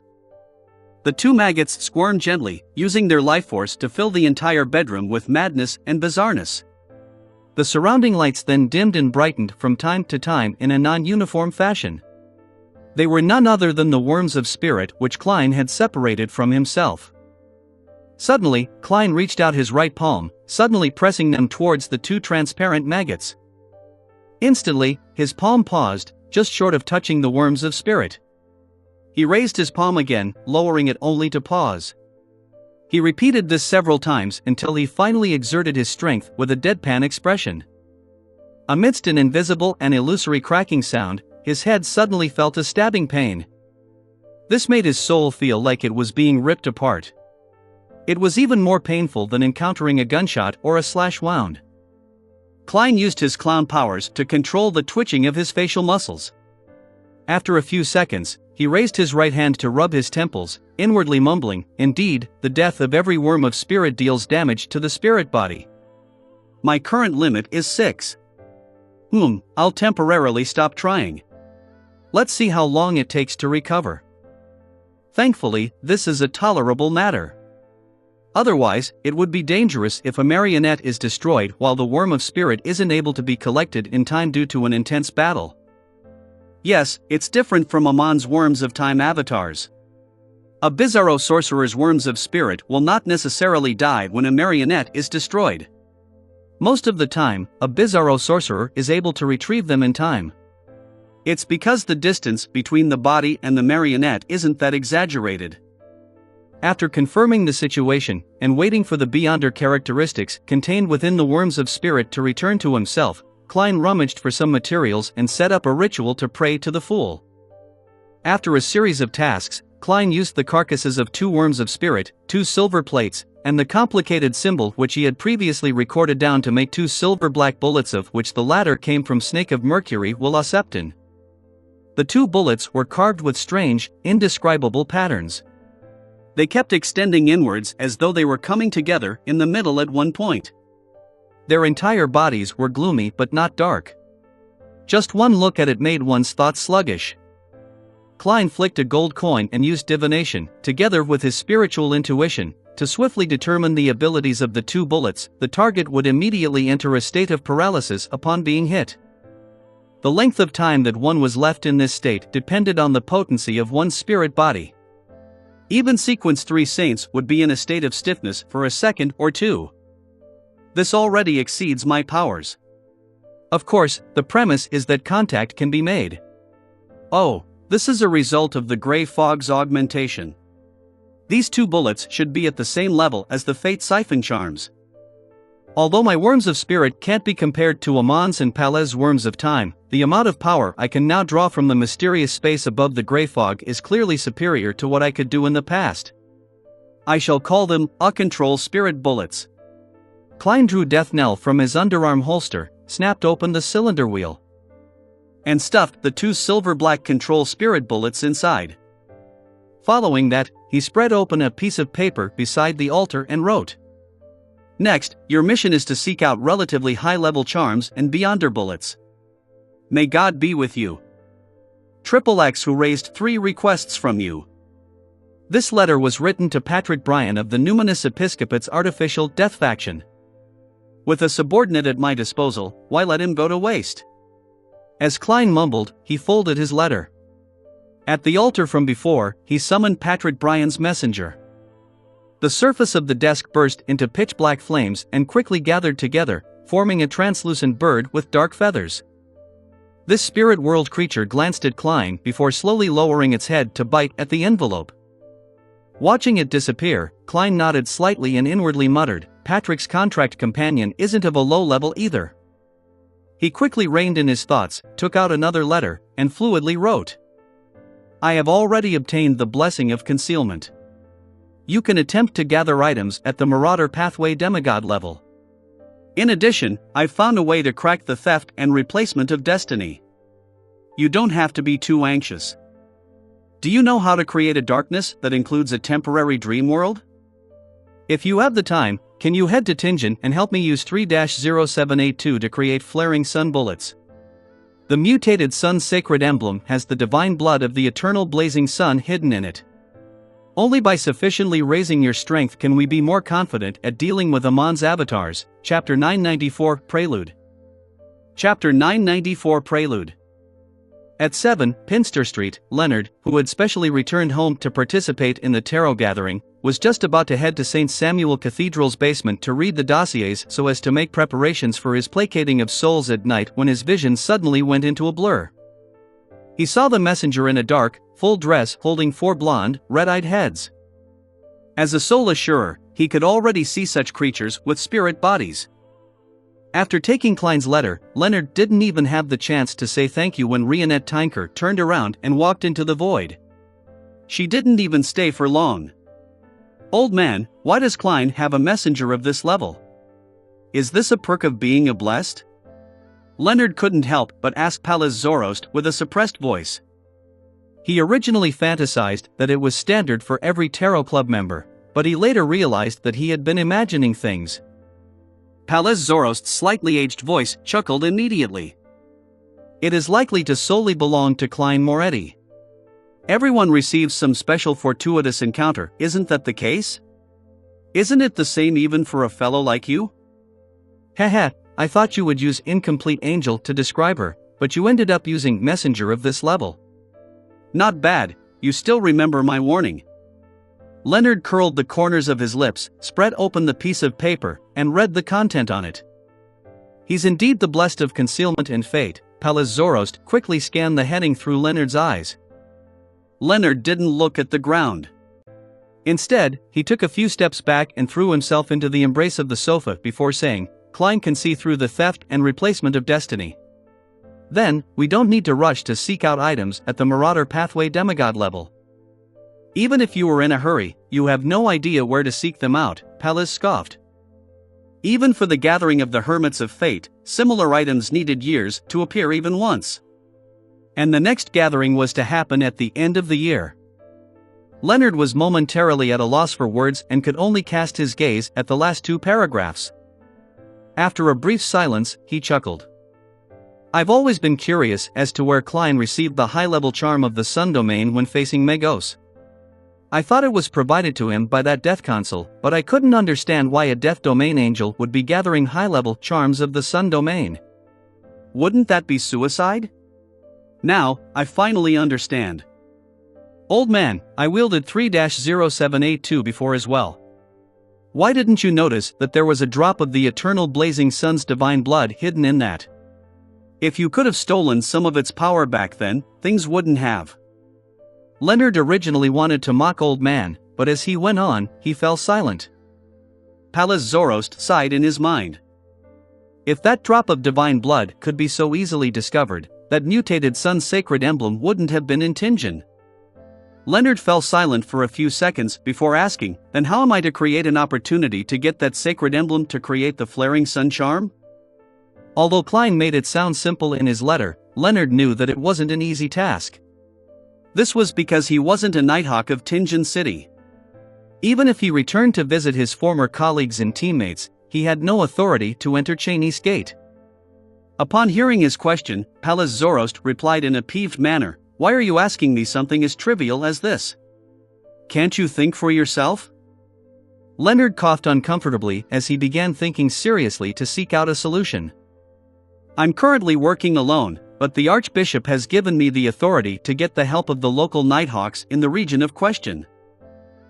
If all the souls in Backland have been placated, and if I haven't finished digesting my potion, wouldn't I have to do it at other dioceses? When that happens, if Tingen happens to have a paranormal accident, it will be very reasonable for me to return and get 2 Nighthawks and use 3-0782. After Leonard finished muttering to himself, Pallas Zoros chuckled. Not bad. You came up with an idea so quickly. But have you thought about it? You are placating them, not purifying them. This is contradictory with obtaining 3-0782. It will easily incur suspicion. Leonard, who had been praised, immediately laughed. Old man, that's because you aren't aware. Back when I joined the Nighthawks team, there was one line in the education I received: only under the premise of having the ability to purify can placating achieve the best results. Emperor Roselle had also once said that to solve problems, you need a stick in one hand and a carrot in the other. Pallas Zoros immediately sked. Then follow your plan. Of course, that's assuming that you can finish Anthony Stevenson's missions in a week or 2. If you haven't obtained the sun flare bullets before the actual operation of eliminating Amon begins, then it would no longer be necessary. Leonard recalled the list of missions written on the pieces of paper as his forehead twitched. He then forced himself to forget about his worries and mumbled, I wonder when the mission to punish the Sanguine will begin. I wonder if the Sanguine has a sealed artifact at the Marauder Pathways demigod level.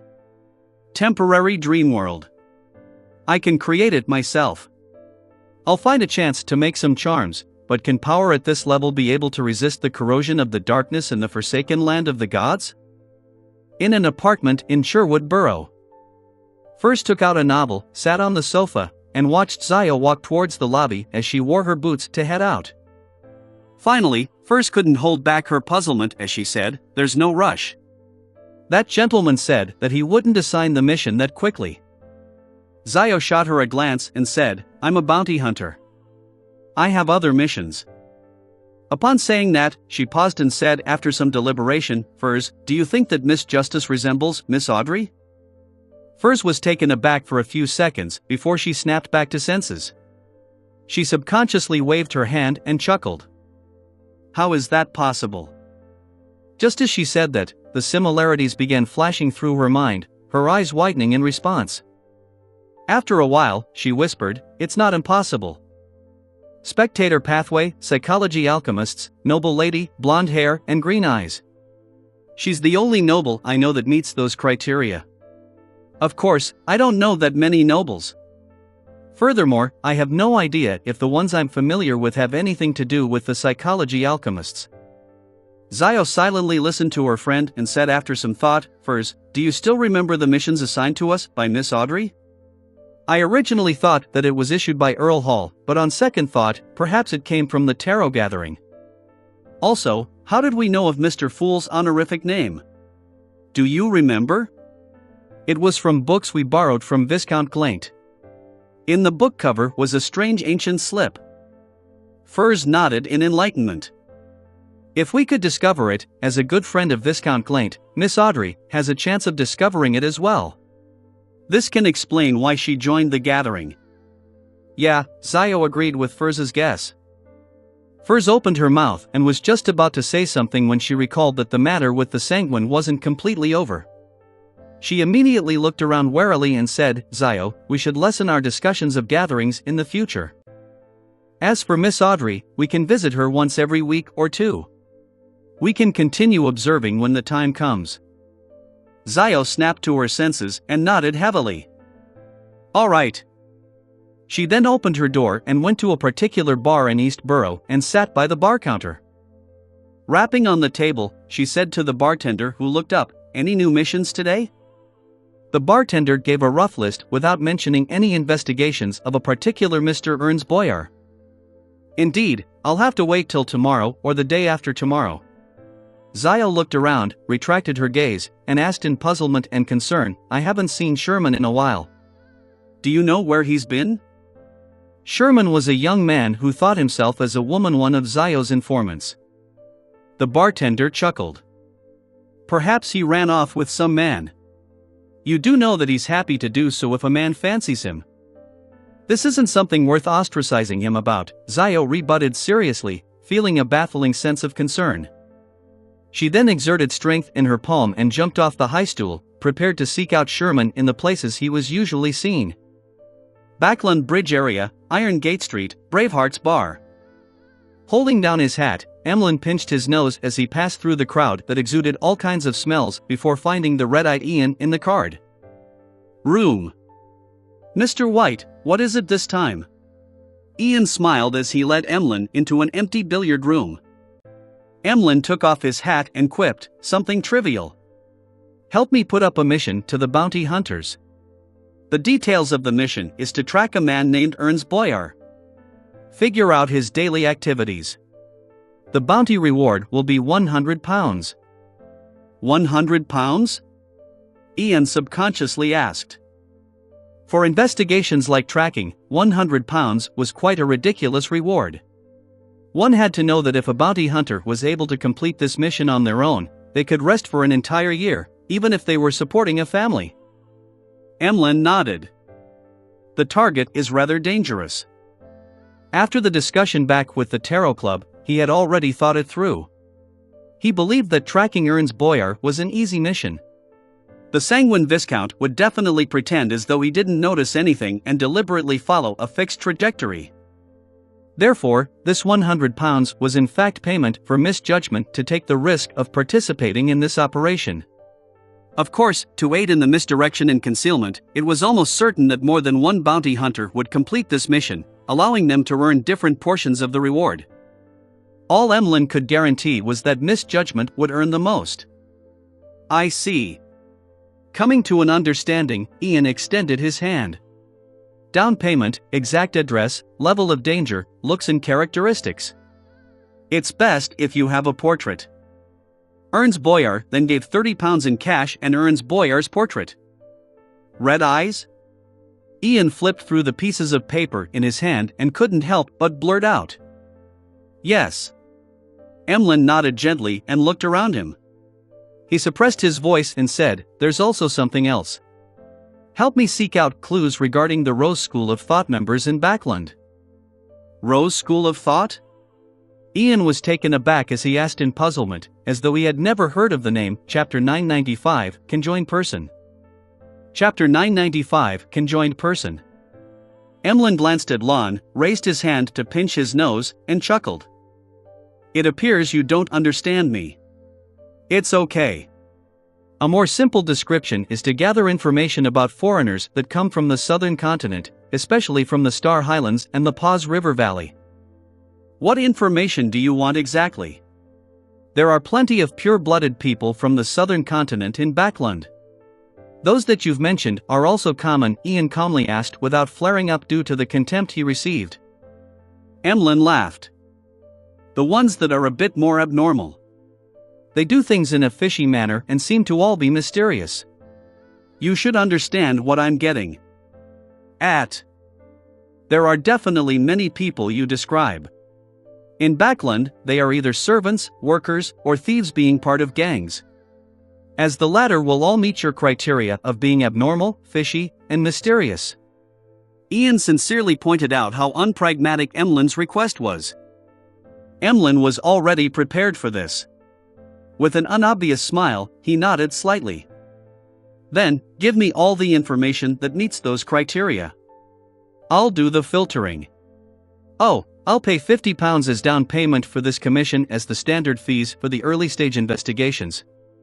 The subsequent payment will be counted based on how much information of value is provided. Each one will cost £20. Who is the one to determine its worth? Ian asked after a few seconds of thought. For him, having a £50 income for preliminary work like this was enough for him to accept the job. It was more than enough to hire a dozen people or so to investigate the areas from East Borough to Cherwood Borough for half a month. He didn't mind how much he could only from the £50, as there were many people here who relied on him for their survival. He needed to arrange jobs with payment for them to do from time to time, otherwise, he would never be able to be kept abreast with the latest developments. Emlyn sized up Ian and scoffed. Of course it will be me. You should know how trustworthy I am. Detective Moriarty never told me that, Ian mumbled and sighed. All right. Our last cooperation was still pretty good. I choose to trust you. Emlyn nodded in satisfaction, took out his wallet, and counted another £50 worth of notes. During this process, Emlyn momentarily felt the pinch when he realized he only had £407 in savings. And now there's only £357. He looked away from the notes and handed the cash to Ian. He didn't stay. Putting on his hat, he walked out of the billiard room and left the Bravehearts bar. On the street, Emlyn stopped pinching his nose and looked up at the flame-like clouds. His expression gradually fell heavy as he silently muttered, "That wraith from before isn't around. Where did it go?" Humph, Ian acted as though he had never heard of the Rose School of Thought, but his racing heartbeat had betrayed him. Also, he actually didn't ask if Sherlock Moriarty is back in Backland. He didn't even show any concern. Could it be that Sherlock has already returned to Backland and that he has already met him? Rorstad Archipelago, City of Generosity, Byam. In an area near the harbor, Admiral of Stars Catlia had brought along Frank Lee, who had his sleeves rolled up which revealed his brown hair, to an area outside a house with gas wall lamps. They came to an empty corner and watched as a figure appeared out of the shadows. It was bloodless Heath Doyle who was in charge of monitoring Artisan Sealth. He was thin and his skin was so pale that it was transparent. He looked so frail that a gust of wind could topple him. Did anything strange happen recently? Catlia nudged the gold-rimmed glasses on her nose. Heath Doyle tersely acknowledged. 3 days after you left, a stranger visited Sealth. He stayed for about 15 minutes. I didn't approach for fear of being discovered. Based on your instructions, I sent men to tail the stranger, but they lost his trail. What did that stranger look like? Catlia asked with a slight nod. Heath Doyle took out a piece of raw beef from a leather pouch by his waist. The blood on it remained fresh, but it didn't show any signs of contamination. It appeared to be a pure piece of solid meat. Right on the heels of that, this piece of beef melted in Heath Doyle's hand, dripping to the ground like water. They then squirmed like they had life, drawing a portrait. This is the effect I want. Frank Lee's eyes shimmered as he watched this scene, expressing his intentions with excitement. Under his gaze, Heath Doyle had the intention to run, but he slightly slanted his body and pointed to the ground. Roughly like this. At this moment, a blood portrait had already taken form. It was that of a man with a mustache, with facial features that resembled that of the Paws River Valley. His greatest characteristic was the 3-ear studs on both his ears. Golden ear studs, thin body, not much fat, very athletic, Heath Doyle added. Catlia retracted her gaze from the ground and asked, and then? Heath Doyle tersely acknowledged. No one visited Sealth after that, other than his temporary servants and chef he hired. I got men to investigate them. They are clean. Sealth has an evening stroll at a fixed time every day. He will bring a prostitute home, allowing her to leave only at daybreak. I've been constantly tailing him, but I never discovered any contact with odd people. He has been acting very normally all this time? Catlia asked with a frown. From her point of view, not having any abnormalities made it most abnormal. After all, this involved Rose School of Thought members that believed in the primordial moon. Heath Doyle nodded in affirmation. Yes.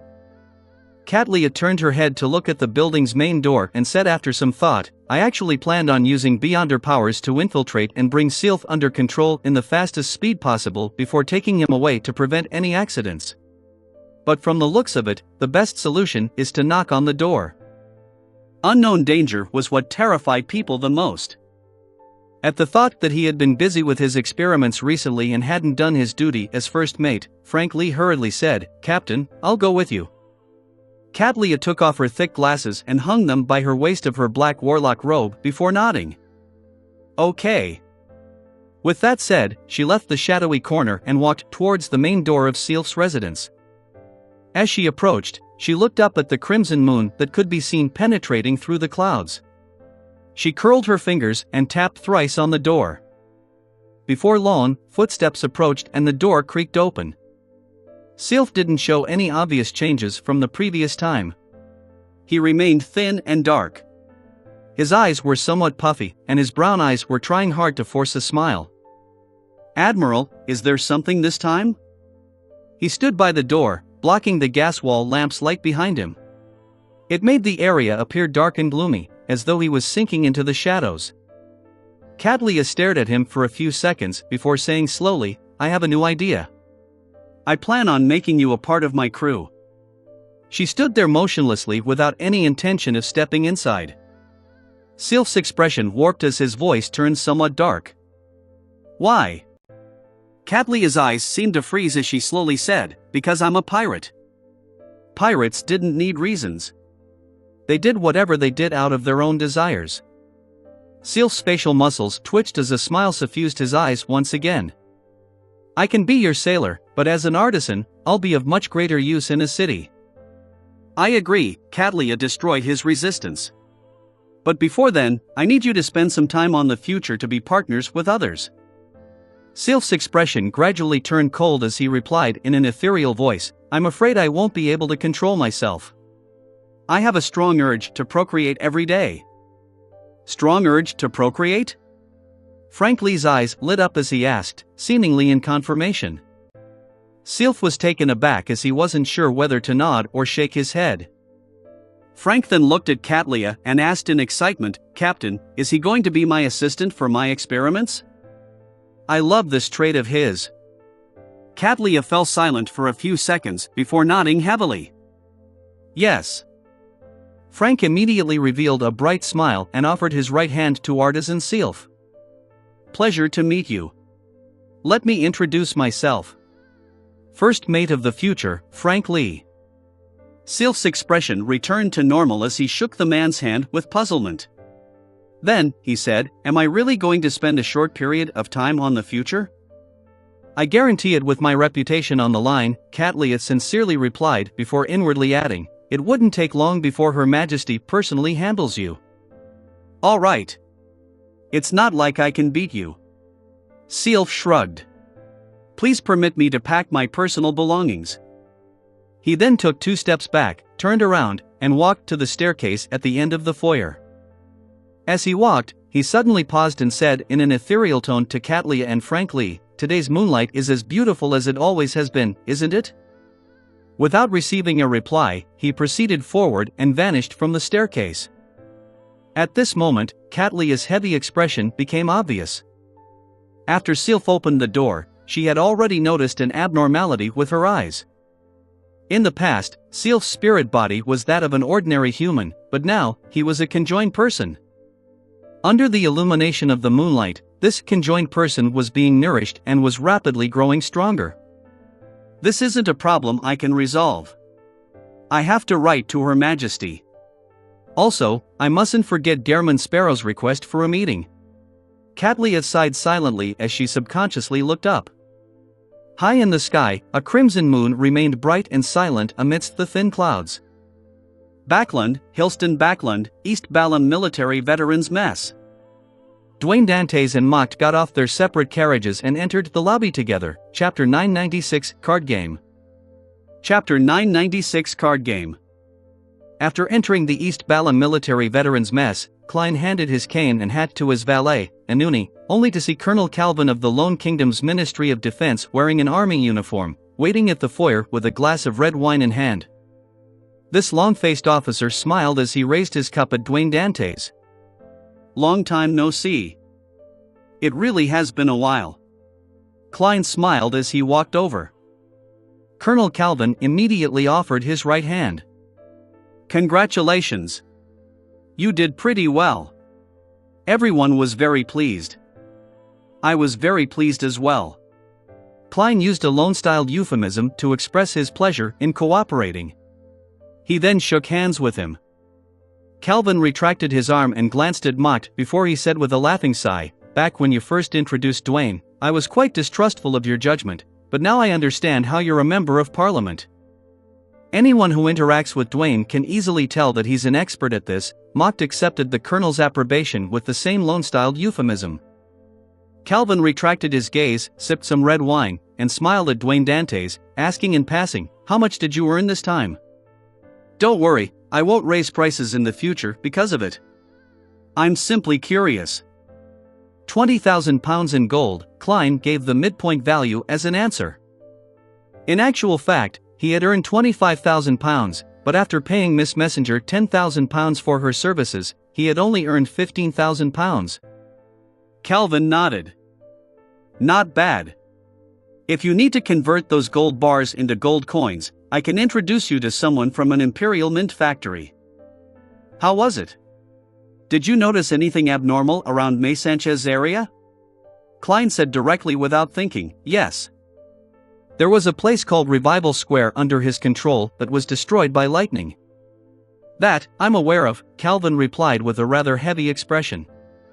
"But you probably do not know that the person before you was the one who created the lightning." Klein smiled and then said, "Also, May Sanchez seems to be maintaining a fragile balance among many factions, but in actual fact, he has already secretly aligned himself with a particular faction. Of course, I'm not exactly sure who it is. He had no intention of betraying the Church of the God of Knowledge and Wisdom. All he did was divulge a little to win the trust of the lone military. The only thing that can be confirmed is that it isn't us," Calvin nodded and said with a deep look in his eyes. "It's unlikely to be Intus." Klein helped him eliminate one of the wrong choices. Calvin tersely acknowledged. "That isn't a bad thing either. The few factions surrounding May Sanchez are supported by Intus. If he wishes to expand, there's no way he can circumvent them. When the time comes, perhaps we will have more arms sales on our hands." With that said, he offered a toast. "Holy Lord of Storms, to riches for everyone." As believers of the Evernight Goddess, Klein and Mott smiled in response without giving a direct answer.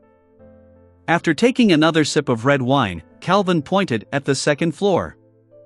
"Dwayne, I brought you here today to play cards with a VIP. Texas Hold'em." "Which VIP?" Klein asked with piqued interest. Calvin's expression turned solemn as he said with an unobvious smile, "Admiral Amirius. He has been given a post and is currently in charge of the Ministry of Defense." Admiral Amirius. The admiral, whose younger brother was stripped of his post as Governor General, had his mistress corrupted by the Mother Tree of Desire, and ended up losing his post as highest commander of the Central Sonia Seas Navy? I've worked with him before and even pretended to be him for some time. Indeed, when it comes to a demigod, as long as they didn't screw up too badly, and if they are willing to hold it in, they will always be able to step out of the nadir. Klein recalled everything that had happened at Oravi Island, turning wistful. Towards Admiral Amirius Revolt, he still felt some guilt towards him. Although most of what happened back then didn't have anything to do with him, his mistress's anomaly was ultimately a result of the Mother Tree of Desire's wish to control him. That is to say that our future cooperation requires His Excellency's approval? Klein asked in enlightenment.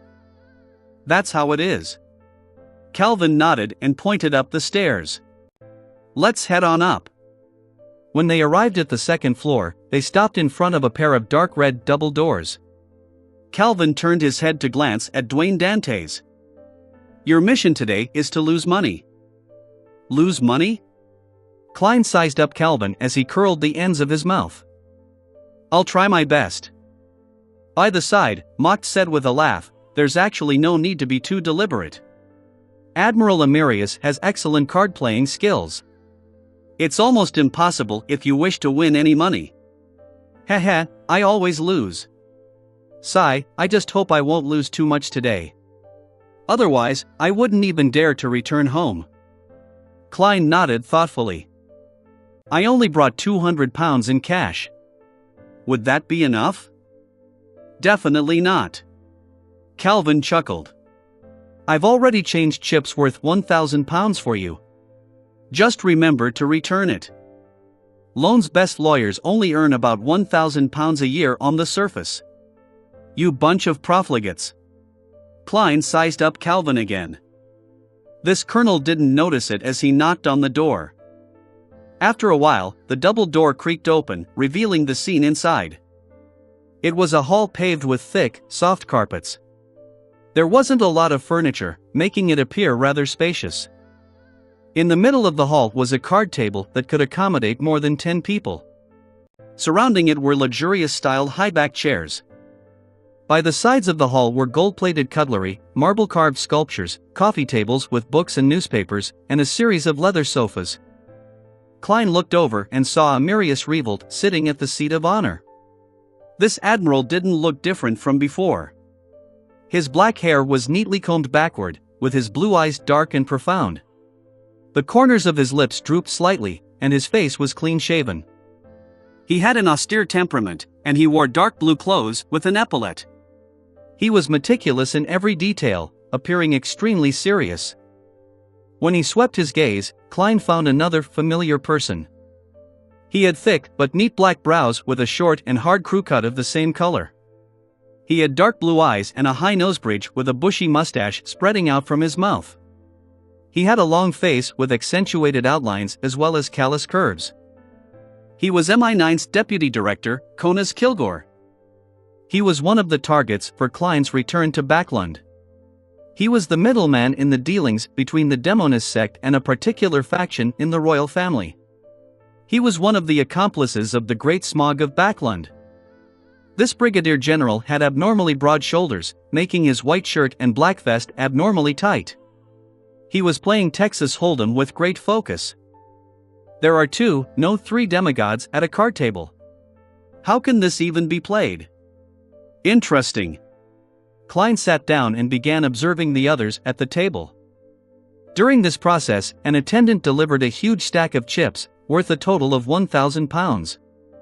In the first few rounds, Klein folded after looking at his cards. He acted very cautiously, acting as though he never called or raised unless he had good cards. As for Admiral Amirius, his style was the complete opposite of him. He was in no way conservative. He called almost every round, constantly raising in an extremely aggressive manner. Every round that he was involved in seldom reached the point where everyone showed their cards. Most people failed to withstand such aggression and, with the admiral's domineering force, they would call a round or two before folding. At times, someone would attempt to call Amirius Revolt's bluff, only to encounter 4 nines. The color in his face instantly drained as though he had been passed the death verdict by a judge. Conas Kilgore had a completely different style as well. He would occasionally lose a round, but the chips lost wouldn't be much, preventing him from having too great a loss. And in the next round after his loss, he would often be able to wipe out the person who won all his chips the previous round, forcing him to spend money to buy in again. Is there a need?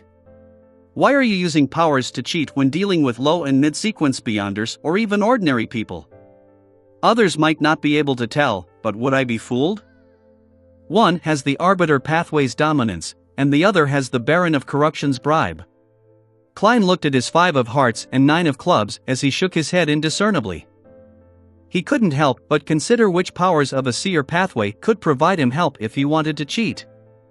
Turn all my opponents into marionettes? In that case, I can win as much as I want. I'm practically invincible, but it's of no pragmatic value. It's not like I'm planning for some deathmatch poker tournament. Unfortunately, there aren't any mosquitoes here. Otherwise, I can use their spirit body threads and turn them into marionettes to help me check out their whole cards. Faceless only allows me to change myself, not the cards. Magician's illusion? The effects would likely be pretty good when playing with ordinary people or low and mid-sequence beyonders. But there are 2 demigods here. Use a clown's ability to swap cards?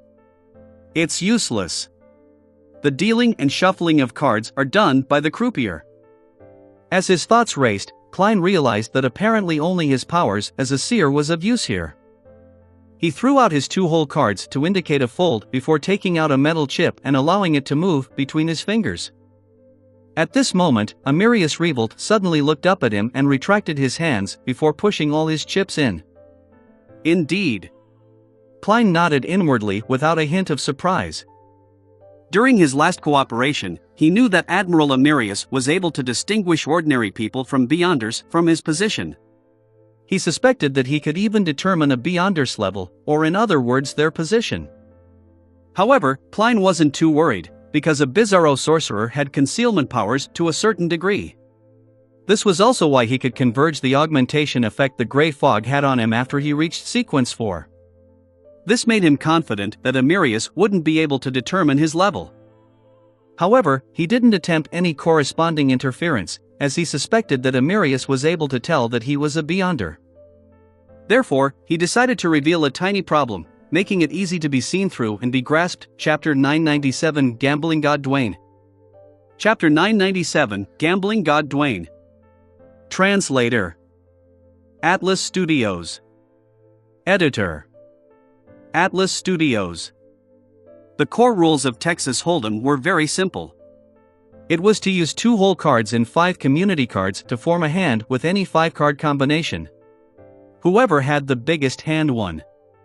And the community cards were dealt in 3 phases. 3 community cards to form the flop in the first phase, a 4th community card called the turn in the second phase, and a 5th community card called the river in the third phase. Each phase allowed players to fold, check, call, or raise. This continued until everyone was done or until one person didn't fold. Klein fiddled with the chip in his hand as he divined the existence of any lucky instances within the next few rounds. However, he was unable to tell which exact round it was. After all, it was only a quick and simple divination with average effects. Using this method to play with ordinary people and low-sequence Beyonders wouldn't be a problem as long as the correct strategy is used, but it's definitely inadequate against demigods. It's already quite a challenge to defeat a mid-sequence Beyonder. Must I close my eyes each round and do a complete dream divination? Haha, if that were the case, Dwayne Dantes might end up with the title Sleeping Gambling God. Klein sighed inwardly. He continued watching the round play out as he sat by the side. At present, he had already lost a big blind. 1. And a small blind. 2. When it was his turn. At this moment, Klein noticed one point: the MI9 deputy director, Conas Kilgore, had lost £20 to Admiral Amirius. A successful bribe. Admiral Amirius should be able to tell that Conas is using his powers as a baron of corruption, but he might not know that this MI9 deputy director is a demigod. The next round will be interesting. He. Klein jolted to attention as the new round began. He didn't check his whole cards when the croupier handed him 2 new ones. Instead, he placed the metal chip he was playing with in his hand onto his whole card, taking on the stance of not planning to look at them. After 2 people folded, the stern and old-fashioned Amirius Revolt casually took a look at his whole cards. After counting £5 worth of chips, he threw it into the middle of the table, having raised the stakes without garnering any surprises. Another person folded as mocked called. Right on the heels of that, Conas Kilgore, who had an unyielding personality, raised the stakes, throwing out a total of £20. Calvin confirmed his whole cards once again before calling. After one last person folded, Dwayne Dantes didn't do an actual count. He grabbed a handful of chips and threw it out. The croupier who was in charge of counting the chips glanced at it before precisely announcing Dwayne's action: £20. Call. I thought it would be £50. From the looks of it, I'm still not very used to these chips, the white-side-burned Dwayne Dantes with an outstanding temperament said with a laugh. However, he didn't add on the additional £30. At this moment, no one made a move. It was Amirius Revolt's turn again. This admiral didn't even glance at the remaining players. Picking up 5 10-pound chips, he threw them out. Another raise. He didn't show any perturbations in his emotions, acting as though he was ordering a cup of black tea. However, that indescribable sense of dominance and the act of repeatedly raising the stakes preflop made the mood at the table freeze. Such situations often implied that Admiral Amirius had excellent hole cards. Perhaps they were a pair of aces or a pair of kings, or an ace and king. Mocked decided to fold. Conas Kilgore rubbed his high-nose bridge and glanced around with his dark blue eyes before saying, "Call." Colonel Calvin confirmed his cards again. After 10 seconds of hesitation, he chose to fold. Dwayne Dantes touched the metal chip on his 2 hole cards and smiled. Call. After a round of expressing their intentions, there were only 3 players for the round. Then, the croupier flipped the 3 community cards in the middle of the table for the flop. 2 spade suit, 9 heart suit, K spade suit. The person who was up first was Admiral Amirius Revolt. He leaned forward slightly and said in a domineering manner, £50. He had immediately raised the stakes to £50. Mocked, Calvin, and company, including those who weren't in the game, felt stifled for some baffling reason. Conas Kilgore trembled slightly, but he ultimately grabbed £50 and threw it out. Dwayne Dantes glanced at the deputy director of MI9. Completely unfazed by the pressure, he said with a smile, "Call." Upon hearing this, Calvin turned his head and nodded at Dwayne Dantes with his deep blue eyes that resembled a nighttime lake, indicating his approval. From his point of view, Admiral Amirius's domineering stance didn't affect a person who came to lose money. At this moment, the red-vested croupier revealed the 4th card, the turn. 9 spade suit. There were 3 spades, increasing the chances of a flush tremendously. However, Admiral Amirius still didn't hesitate. He calmly pushed a stack of chips. £100. Conas Kilgore's fingers tapped on his hole cards, showing his lack of confidence. But ultimately, he chose to call. Dwayne Dantes glanced at this deputy director once again and maintained his warm smile. Call. At this point in time, he had yet to see his hole cards, making Calvin somewhat worried. He believed that such an act was going overboard, a clear act of throwing money away. It wasn't something Admiral Amirius, who was relatively conservative, might find acceptable. At this moment, the red-vested croupier revealed the final card, the river. 2 club suit. As such, the community cards took form. 2 spade suit, 9 heart suit, K spade suit, 9 spade suit, 2 club suit. £200. Admiral Amirius pushed a pile of metal chips in with an extremely domineering attitude. Conas Kilgore took a deep breath before pushing 2 stacks of chips. £500. This amount of money was half of his purported annual salary. Is he trying to bluff? Calvin and Mocked exchanged looks, believing that Brigadier General Kilgore had made it too obvious, making it easy to see through him. One had to know that when playing Texas Hold'em, apart from doing risk management and probability calculations, it also involved psychological battles most of the time. Be it in terms of body language, expression, or the style used for raises, they made it easy to expose one's hidden cards. Of course, good players could also use these details to deliberately misdirect their opponents. Dwayne Dantes sized up Conas Kilgore before he laughed. Then, like the previous few times, he said, "Call." Amirius raised his hands, prepared to push all his remaining chips, to pressure his opponents into folding. At this moment, he suddenly paused. His deadpan expression wore a look of solemnity. After a few seconds of silence, he calmly said, "Call." At this point, the whole cards could be revealed to compare each person's hand. Admiral Amirius flipped his card first. It was an ace spade suit and 10 spade suit. It formed a flush with the 2 spade suit, K spade suit, and 9 spade suit. It was a rather high-ranking hand, with the only ones bigger than it being a full house, 4 of a kind, straight flush, and royal flush. "It's your turn," Amirius then urged Conas. Conas first flipped open a single card, K diamond suit. It made 2 pairs with the K and 9 from the community cards. Following that, he picked up his second hole card. At that moment, the remaining poker cards at the red-vested croupier's end blurred. Pa! The whole card was flipped open, revealing itself, 9 club suit. "What?" Mocked and company exclaimed, hardly believing their eyes. This meant that Conas Kilgore had obtained a full house, 9s over kings. It was bigger than a flush. Sorry about that. Full house, Konas looked at Amirius and said with a smile. Then, he turned to look at Dwayne Dantes. You can reveal your cards. I'm also very curious as to what my cards are. Dwayne Dantes smiled. He picked up the metal chip that he had placed down on his cards and very casually flipped the 2 whole cards. What? Calvin and company rubbed their eyes. Dwayne Dantes's whole cards were a very weak pair, 2 heart suit, 2 diamond suit. There happened to be a very small pair in the community cards, 2 spade suit, 2 club suit. They formed a 4 of a kind, the smallest rank when it came to 4 of a kind, but it was higher ranked than all the full houses. Praise the lady. Dwayne Dantes drew the crimson moon across his chest in pleasant surprise, looking as though he had never expected it. An interesting round.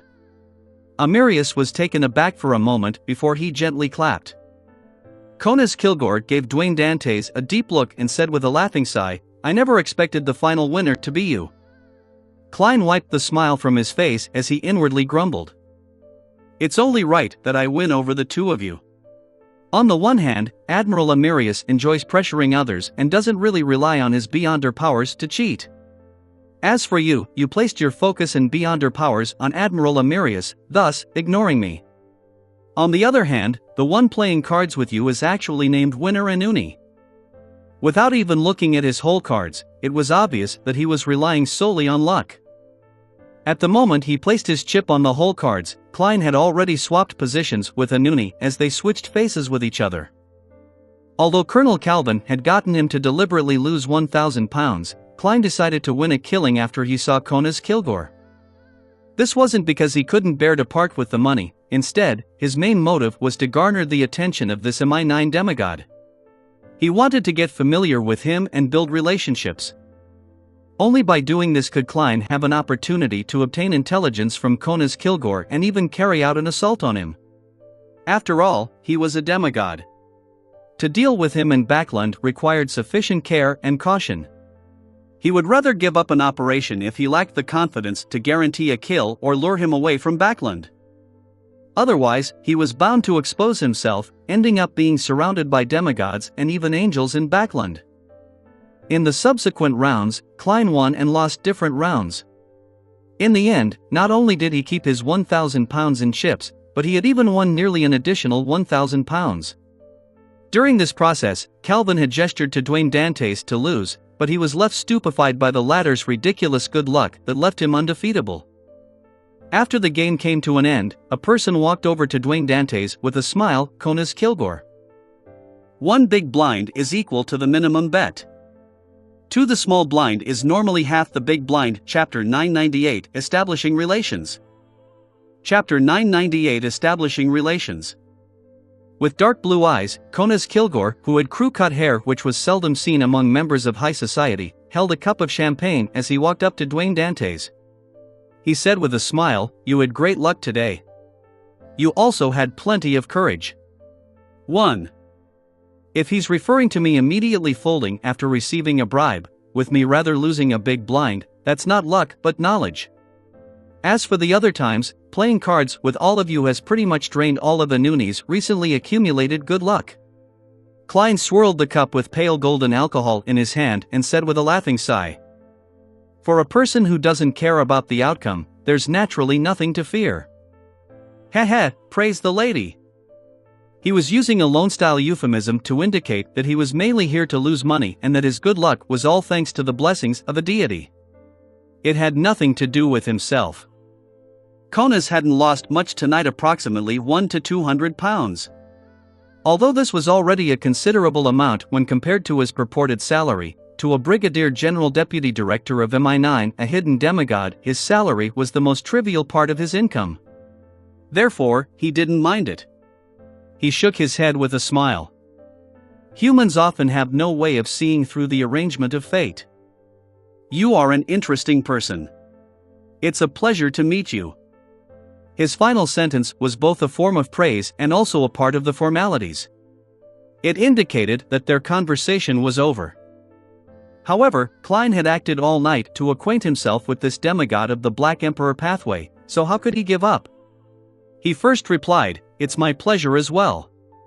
Then, he asked in a seemingly random manner, "Your Excellency, are you familiar with the manors in the backland suburbs? It's best if they come with forests for hunting."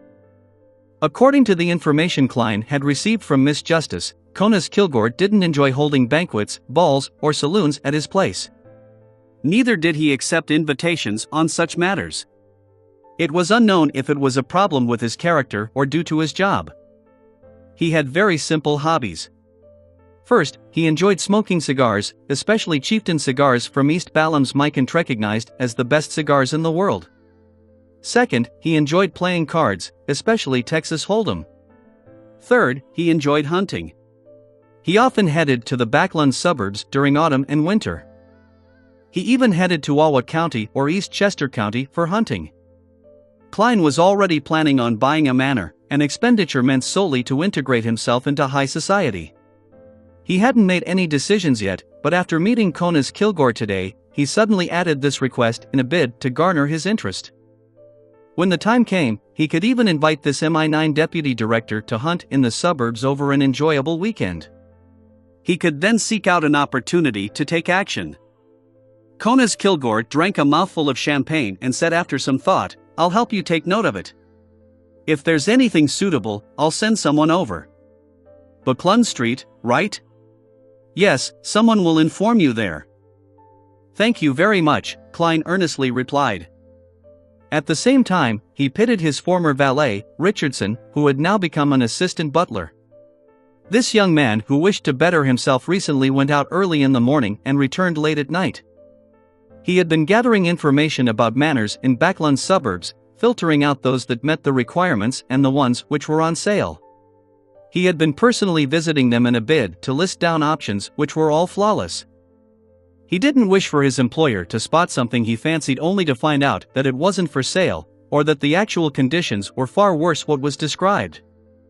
And after Klein suddenly changed his request, all the work that Richardson had done was undoubtedly made useless. The all-evil party in contracts always changes their requirements and requests. "Yes, after this is done, I'll get Tanaja to raise his annual salary by £5. As an assistant butler, he should naturally earn more than his time as a valet." £5. It was gone in just 1 or 2 raises in today's game. Richardson's annual salary is only enough to play a few rounds of Texas Hold'em. Klein sighed inwardly when he sensed eyes looking at him. He directly looked back and realized that it was Admiral Amirius Revolt. This old-fashioned and stern middle-aged man nodded gently and retracted his gaze. He had no intentions of communicating with Dwayne Dantes, nor did he get anyone to arrest this unaffiliated beyonder. After all, he was considered a working partner of the military, and it wasn't rare for a merchant, an adventurer with wide connections, to be able to obtain a potion. At this moment, Colonel Calvin and Member of Parliament Mott walked over to Dwayne Dantes with wine glasses in hand. "What happened?" Calvin asked with an exasperated and suppressed voice. As Dwayne Dantes had won nearly £1,000, he and Mott had to change their strategies to prevent Admiral Amirius from losing any money. They went from a tight strategy to an unrestrained one. They felt quite the pinch from losing several £100 each. As such, adding to everyone's losses, Admiral Amirius had won a total of nearly £300. With regards to this, Klein spread his hands. "I didn't even look at my whole cards." In between the lines, he meant that this was simply the blessings of some deity that controlled luck. At the moment, the deities, angels, and secret existences who had authority in the fate domain included, but were not limited to, the Evernight Goddess, the Fool, Snake of Mercury Wulasepton, Pallas Zoroast, Blasphemer Ammon, and Snake of Fate Ouroboros. "This is really such a vexing matter," Mott said with a bitter smile while shaking his head. "Calvin and I don't even dare to return home after what we've lost." They had roughly lost about half their purported annual income. Dwayne Dantes, with great sideburns, revealed a surprised look. "When did you guys lose?" He then pointed at the pile of chips at his seat. "I just happened to retain the £1,000 I bought in at the beginning. The rest are yours, isn't that so?" 1. Calvin and Mott were taken aback as they exchanged looks. Then, they revealed smiles. We must have counted wrongly due to the anxiety. Calvin gave an approving nod. Klein laughed and immediately changed the topic. He then began looking at supper that was placed on the coffee table beside him. City of Silver, in the spire of one of the twin towers. Derek Bird once again met the chief of the six-member council, Colin Iliad. You said that you have something you would like to ask me about? Colin, who had quite a number of old scars on his face, calmly asked the youth who wasn't considered too tall. Derek bowed and replied frankly, "Yes, Your Excellency. In the advancement for Priest of Light, I need pure darkness, but once I do it, it will be extremely dangerous. I'm wondering if there are any solutions." Colin Iliad listened seriously before nodding. You have to confirm one point: is it pure darkness, or darkness with zero light? These two concepts are very different. If it's the latter, you can obtain that in the Spire's underground dungeons. You've been there for some time, so you should know what I'm talking about. Derek had a deep fear for the Spire's dungeons because it was there that he first met Blasphemer Amon. Not only did he see the former captain of the expedition team, but he had even been parasitized. Unless it was necessary, he really didn't wish to recall it. At this moment, after receiving the chief's reminder, he began to slowly jolt his memories. He discovered that, under the spire, although each cell was given candles, one would have to wait for the guards to deliver food and medicine and ask for more once they finished burning. This didn't happen frequently, with it happening only thrice a day, with the gaps in between being very long. And in such an environment, phenomena like the appearance of monsters and the vanishing of humans never appeared. Derek recalled that he had been in darkness with zero light for some time without encountering any danger. He pondered for a moment and hesitantly said, "The darkness with zero light at the bottom of the spire has external powers involved?" It was this power that prevented the darkness from making people disappear or producing monsters? Colin Iliad looked at the two swords that were hung up in a cross-like fashion on the wall. He looked up and sighed. Yes, that's why it's called darkness with zero light, not pure darkness. Derek frowned slightly as he tried to recall. After a few seconds, he said without certainty, "If that's the case, the darkness outside the spire's basement isn't pure darkness as well." In many historical records, the nights before the Dark Ages didn't make people vanish or produce monsters. Now, the darkness must have undergone an abnormal change or had some other forces mixed into it to turn it dangerous. Not bad. For you to make such connections shows that you've improved. Therefore, let me ask you again. Do you need pure darkness or darkness with zero light?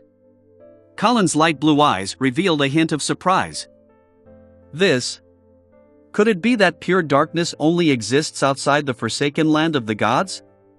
Derek turned gloomy before he pumped himself up. Your Excellency, I'm not too sure either.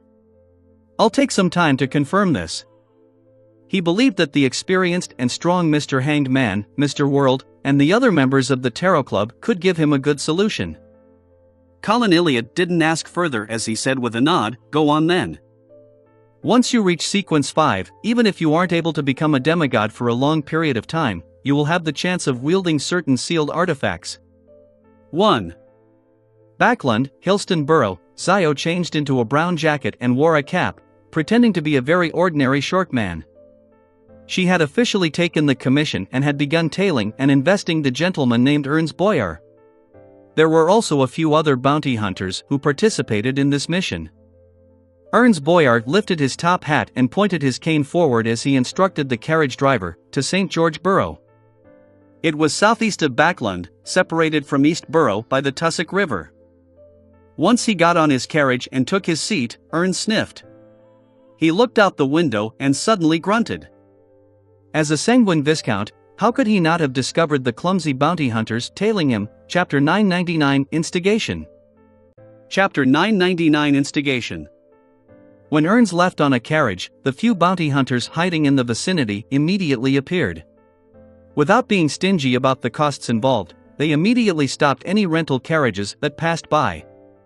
Some memorized the target carriage's traits and attempted to take shortcuts through the cramped, isolated paths to catch up to it. Others rode on the bikes they had prepared ahead of time, swerving through the crowds and carriages with their bells ringing. It was very easy for them to keep pace. Among them, only Zio was completely composed. She remained in her spot, watching Ernst and her peers leave. This transportation tool known as a bicycle is more useful than I imagined. It's no wonder so many bounty hunters have saved up to buy one. This can save expenses from taking carriages and save time walking. If one often has such tracking missions, then the money saved is enough to buy a brand new bike. The only problem is that this mode of transportation tool has very few models available. All of them have high seats. Zio was enticed. At this moment, a tracked carriage drove over from the crossroads and stopped in front of her. Zio happened to be at a station.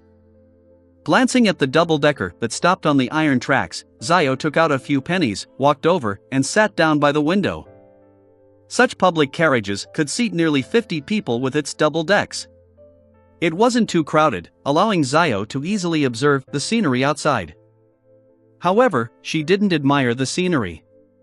Her mind was quickly outlining the exact appearance of her target: brown hair, red eyes, pronounced features, a nose bridge that was so high that it looked deformed, and an oil painting catalog in hand. With her supernatural senses as a sheriff, as well as the distance between them not being too great, Zio could vaguely grasp her target's current location and predetermined destination. Therefore, she remained very calm and even took off her cap while using the glass windows to tidy up her coarse and stubborn blonde hair. After several stations, Zio suddenly got up when the public carriage came to a stop as she alighted. This was the Backlund Bridge area. She had sensed that the target had already changed direction and was preparing to head towards the bridge. Zio immediately went on foot, planning to enter another street at the bend up ahead to board the public carriage that headed for the south bank of the Tussock River. She had good luck, with a public carriage driving over just as she arrived at the stop. Zio silently exhaled and took out another batch of pennies she had prepared, her urge to buy a bike strengthened. This tracked carriage was very crowded, but with her domineering aura as an arbiter, she was able to easily pass through the crowd, head up to the upper deck, and find a seat. The carriage moved slowly as Zio casually looked out the window when her gaze suddenly froze. She saw Sherman, who she hadn't been able to find anywhere. This young man who thought himself as a woman was carrying a paper bag with a few long loaves of bread and a stack of newspapers as he entered a narrow alley. His brown shoulder-length hair had grown longer, and his gray-patterned trousers seemed tighter. 1. Although his figure disappeared almost as quickly as he appeared, making it impossible for the average person to notice, Zio, who was a sheriff, easily made the necessary judgment. Sherman stopped renting his place in Eastboro and moved here? Seeing that Sherman was fine and that she was still tracking her target, she held back her urge to jump off the carriage to chase after him to ask him about his recent situation. Sherman carried the paper bag with several long loaves of bread and a stack of papers as he passed through alleys and streets, making a huge detour before entering an apartment building. He followed the cramped stairs to the third story, took out a key, and opened the door to where he lived. He seemed to possess some pretty good anti-tracking skills. With a creak, the door opened as Sherman's eyes lit up. He saw a lady wearing a black dress in front of him. This lady had a sweet, supple face and an impeccable figure. Even while standing at the window and blocking out the sunlight, making herself become cloaked in the shadows, she seemed to be gilded, making her appear holy and beautiful. "Why are you here?" Sherman stared at her in surprise but couldn't help but size her up. His unobvious Adam's apple bobbed up and down as he swallowed a mouthful of saliva. The next second, he turned his head and looked to the side as though he didn't dare look at her head-on. "Ma'am T. Trissy," Sherman stammered a greeting. Trissy slowly smiled as she allowed the poorly lit room to appear to become brighter. Then, she asked with a teasing tone, "Why don't you dare to look at me?" I don't know. I won like men." Why do I still have odd thoughts when looking at you?" Sherman continued, looking at the ground to his side as he stammered an answer. Trissy's expression immediately turned mixed before smiling as though nothing had happened. "Females can also appreciate the charm of beauty within their gender." She paused for a moment before saying, "I came here today because I have a mission for you. Your original progress has been very fast, leaving me very satisfied. But it seems like it has recently stopped. Sherman's face immediately wore a look of horror as he subconsciously took a step back. I don't think there's a need to do such things. Seeing Trissy silent, Sherman's gradually eloquently stringed his words. I really don't wish to instigate others into stealing, robbing, and murdering. That's too evil, too despicable. Even at the very beginning, those people you got me to assassinate seemed to be a little overboard. Although they had indeed cursed me, beat me, ostracized me, and spread bad rumors about me, using all kinds of means to harm me in exchange for joy, their actions didn't require them to pay with their lives. Unsurprised, Trissy smiled and said, "That's not what you said back then. You hated them and had wicked feelings for them. Once you obtained beyond her powers, you were so eager to seek revenge on them. I just made a tiny suggestion, and you planned several assassination missions. I always remember how you looked stained with blood, trembling in excitement and fervor." Sherman couldn't help but retreat as he heard that until he was stopped by the door, which had closed at some point in time. He then covered his face with his hands, shouting, "No! I have nightmares every night, dreaming of them surrounding me, covered in blood. They chase after me, bite me. Pa!" The paper bag fell to the ground as the long loaves of bread were scattered. The stack of newspapers happened to drop just beside them. "This is very normal." Trissy cut off Sherman. "This is a necessary psychological change for an assassin. Think about it. Didn't you wish to kill them when they were bullying you?" "Yes," Sherman answered hesitantly. Trissy then chuckled. "Just treat it as self-defense when being bullied, thus, killing them." Her speech had a natural allure that made one wish to listen and believe. Sherman rapidly calmed down and nodded. "From this point of view, it does seem much better." Upon hearing that, Trissy's dimples appeared as she teasingly added, "Besides, they weren't your match when they were alive, so what's there to be afraid of when they're dead? Even if they become ghosts or specters, it's nothing. You just need to seriously complete the ritual and consume one more potion, and then you'll be able to burn all those souls to oblivion. But I can't bear seeing people turn ugly, crazy, and evil under my acts of instigation." Sherman still seemed rather unwilling. Trissy indiscernibly curled the ends of her lips as she said with her smile maintained, "Those are evil thoughts they had to begin with. It has nothing to do with you. Even without you, those evil thoughts will erupt at specific moments and situations. Also, the missions I arranged for you are all related to the gangs. Aren't you most aware of what those people are like? Getting them to fracture and kill one another is mercy and kindness for people like you and the innocent people of Eastborough." Sherman subconsciously widened his mouth, swallowing the words he was just about to say. He instantly fell silent. Trissy's eyes swept past him and continued with a soothing voice, "You're just one step away from your target. As long as you complete the remaining ritual, you can drink the third potion to completely become a woman. When that happens, you can use the name Shermaine that you've already picked for yourself. What a nice sounding name it is, isn't it? Then, you can leave Backland as a woman, heading for Mid-Seashire or Desi Bay where you can begin a brand new life. You will no longer have anything to do with this place. Yes, you will definitely be filled with charm. Many excellent men will court you, and you can choose the one you like the most and are most satisfied with, walking down the aisle in a cathedral. You will have bubbly kids, and you can bring them up to be healthy children. You can bring them to Winter County for skiing, Desi Bay for holidays, and to the hunting grounds, which are pleasures that only nobles have. Didn't you say that you were willing to do anything to regain your true self?" Sherman's lips quivered, and after pursing them tightly for a while, he separated them and said, "Ma'am Trissy, I understand. I will proceed according to your instructions." After saying that, he seemed to lose all his strength as he stumbled to the ground. He subconsciously reached out to hold onto a coat rack beside him. During this process, his gaze happened to sweep past the stack of newspapers. It had already spread apart, revealing a particular report.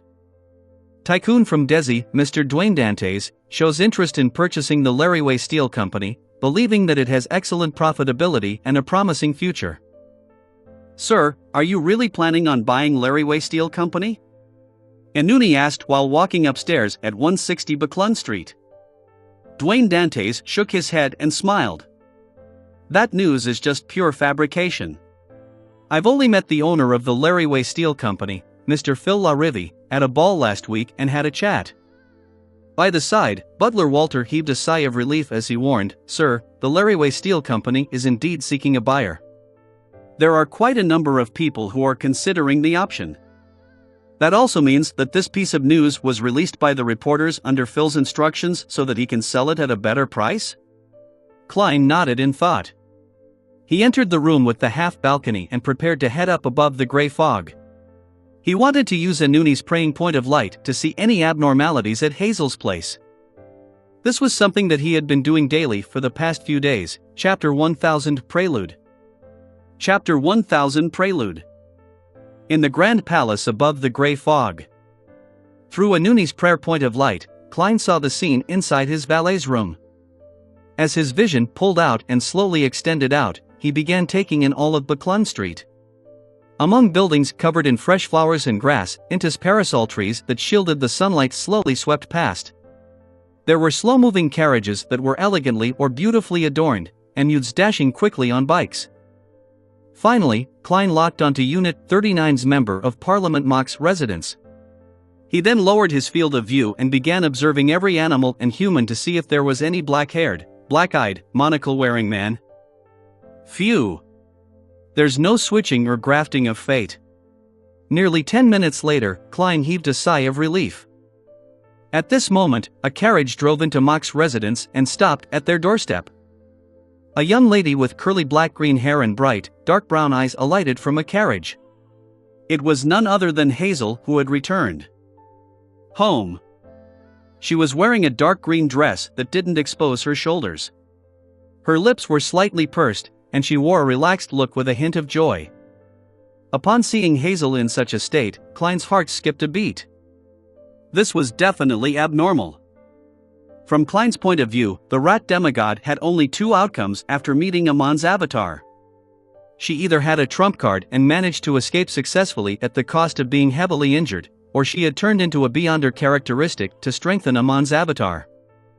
And regardless of the outcome, there was no way Hazel could find her teacher.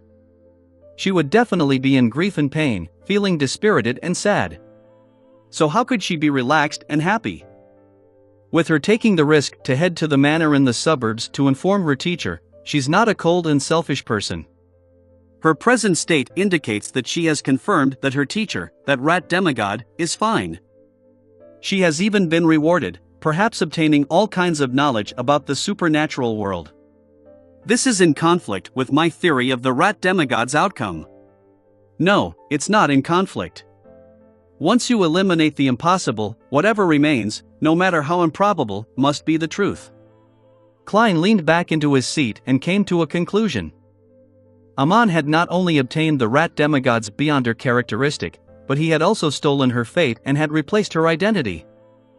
Therefore, to Hazel, her teacher hadn't encountered any mishaps and would only need a period of time to lie low. After making the confirmation, Klein silently exhaled and felt a little relaxed. To him, the most terrifying aspect of Amon was that no one knew what form or identity he would use to appear. It could be possible that Member of Parliament Mock would one day wear a monocle, or that insects in the garden would turn around with monocles on their faces. Therefore, after grasping the identity Amon might use to appear, Klein couldn't help but feel more assured. As for Amon's performance being problematic in front of Hazel, Klein believed that it was impossible. After all, Amon was a king of angels that was fundamentally good at deceit. Even if he mentioned something that differed from what the rat demigod had said, he could easily use the excuse of it being a test with what he now said being part of her formal education to fool her.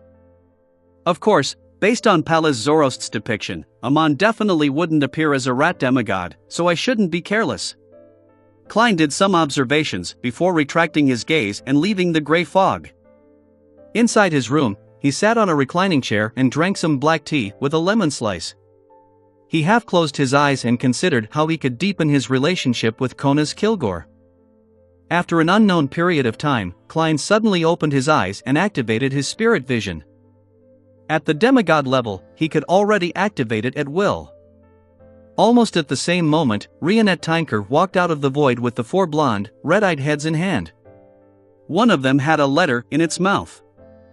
"Whose letter is it?" Klein asked as he reached out his right hand. Sharon, Rionette Tinker's other head answered. "Miss Sharon? She should be making her final preparations for the advancement. Why would she suddenly write to me?" Klein was slightly puzzled as he received the envelope. After he opened it, he found very little content. There was only a simple line. "Emlyn White is seeking out the Rose School of Thought." Emlyn is seeking out the Rose School of Thought? Klein pricked up his brows in surprise.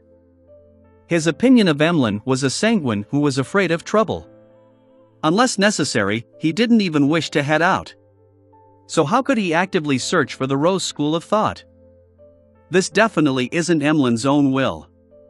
Yes, Emlyn had mentioned that some important figure of the Sanguine was meeting him. This is a new mission that the Sanguine gave him? It's very possible. However, why didn't he mention it in the Tarot Club? Oh, it was focused on the punishment operation, and he had other clues, so he temporarily kept it from us? Klein thought as he leaned forward. Under the watch of Miss Messenger's 8 eyes, he took out a piece of paper and a fountain pen from his coffee table. He wasn't curious about Emlyn's clues, because it was an obvious matter. Since Miss Sharon knew that Emlyn was seeking out the Rose School of Thought and had asked their mutual friend, Detective Sherlock Moriarty, about this matter, it meant that this sanguine had likely asked the help of the black market arms dealer Ian, from the Bravehearts bar. This also meant that, in Emlyn's previous commissions, he must have noticed Sharon or Merrick, otherwise, it was impossible for him to mention the Rose School of Thought to an ordinary person. I don't know enough about the apothecary pathway. I can't determine how Emlyn discovered a wraith or zombie. Klein crossed his right leg as he placed the letter on his thigh and began scribbling. This is likely a mission the Sanguine's upper echelons gave Emlyn. They hate the Rose School of Thought members who believe in the primordial moon, and they have directed this anger at the other factions of the Rose School of Thought. Upon writing this, Klein paused and added, I suspect that the Mother Tree of Desire has the intention of encroaching onto the authority of the Moon Domain, but I'm unsure why the primordial moon believers would join the Rose School of Thought. This secret existence seems to have a very complicated relationship with the Mother Tree of Desire. They are at odds, but they have also cooperated. It's hard to tell. Putting down his pen and folding the letter, Klein looked at Miss Messenger, who had been waiting. He asked with a chortle, How did you know that I'll be replying? One of Rionette Tinker's heads succinctly answered, Inkling. Right on the heels of that, the 4 blonde, red-eyed heads spoke one after another. You seem a little livelier recently. Your expression has also become much richer. As Klein pulled out the box that was connected to his golden pocket watch, he took out a gold coin from it and said with a self-deprecating smile, repeatedly wearing a thick mask isn't good for one's mental health. I realized that after becoming a demigod. Therefore, unless he was in situations where he needed to disguise or hide his feelings, he limited the use of his clown's power to control his emotions. Rionette Tinker didn't say a word as the heads bit on the gold coin and letter before vanishing. Watching Miss Messenger leave, Klein leaned back slightly and inwardly muttered. I wonder if Miss Sharon and Merrick will use the Sanguine to deal with the Rose School of Thought members in Backland. Miss Sharon is probably focusing her time and efforts on her advancement. She might not involve herself, but I can't be sure about Merrick. Emlyn changed into his Church of Earth Mother priest robes, and then wore a red coat and a silk hat before walking out the Harvest Church. He then got into a rental carriage by the roadside. After saying his destination, he casually cast his gaze out the window. At this moment, Emlyn sensed something as he abruptly moved his body, leaving shadowy afterimages in his wake as he moved to the side. Then, he saw a figure appear out of nowhere. It was a young man whose coat wasn't buttoned, revealing the white shirt and black vest within. His brown hair was a little moist and messy as though he hadn't combed it in a while. His brown eyes were filled with temperance, as though he was restraining certain urges deep within his heart. Upon seeing this pale corpse-like face, Emlyn tipped his chin and said with a smile, showing no signs of nervousness, You have finally come. Aren't you afraid that I'm a member of the Rose School of Thought that's here to finish you off? The young man's figure turned somewhat transparent. Emlyn scoffed and said, "Would I not be aware of the Rose School of Thought's history? Or matters about the betrayal of the Temperance faction and their escape? Well, how do I address you?" Marek, the young man replied. "Is this the information you received from the upper echelons of the Sanguine?" Emlyn was taken aback as he'd said, "You are smarter than I thought." He used such a remark to confirm the other party's guess. Marek slowly drew a breath and leaned forward slightly. "How did you notice our existence from the inside?" Emlyn leisurely leaned back into the carriage and said with a smile, "Humans have the smell of humans. Wraiths have the smell of wraiths." Marek fell silent for a few seconds before asking, "You Sanguine wished to deal with the Rose School of Thought members in Backlund?" "The important members," Emlyn replied by making an emphasis. "If that's the case, we can use ourselves as bait to help you fish out the Rose School of Thought members. However, I need confirmation." Marek rubbed his eyes and said directly, "I know you are unable to make the decision.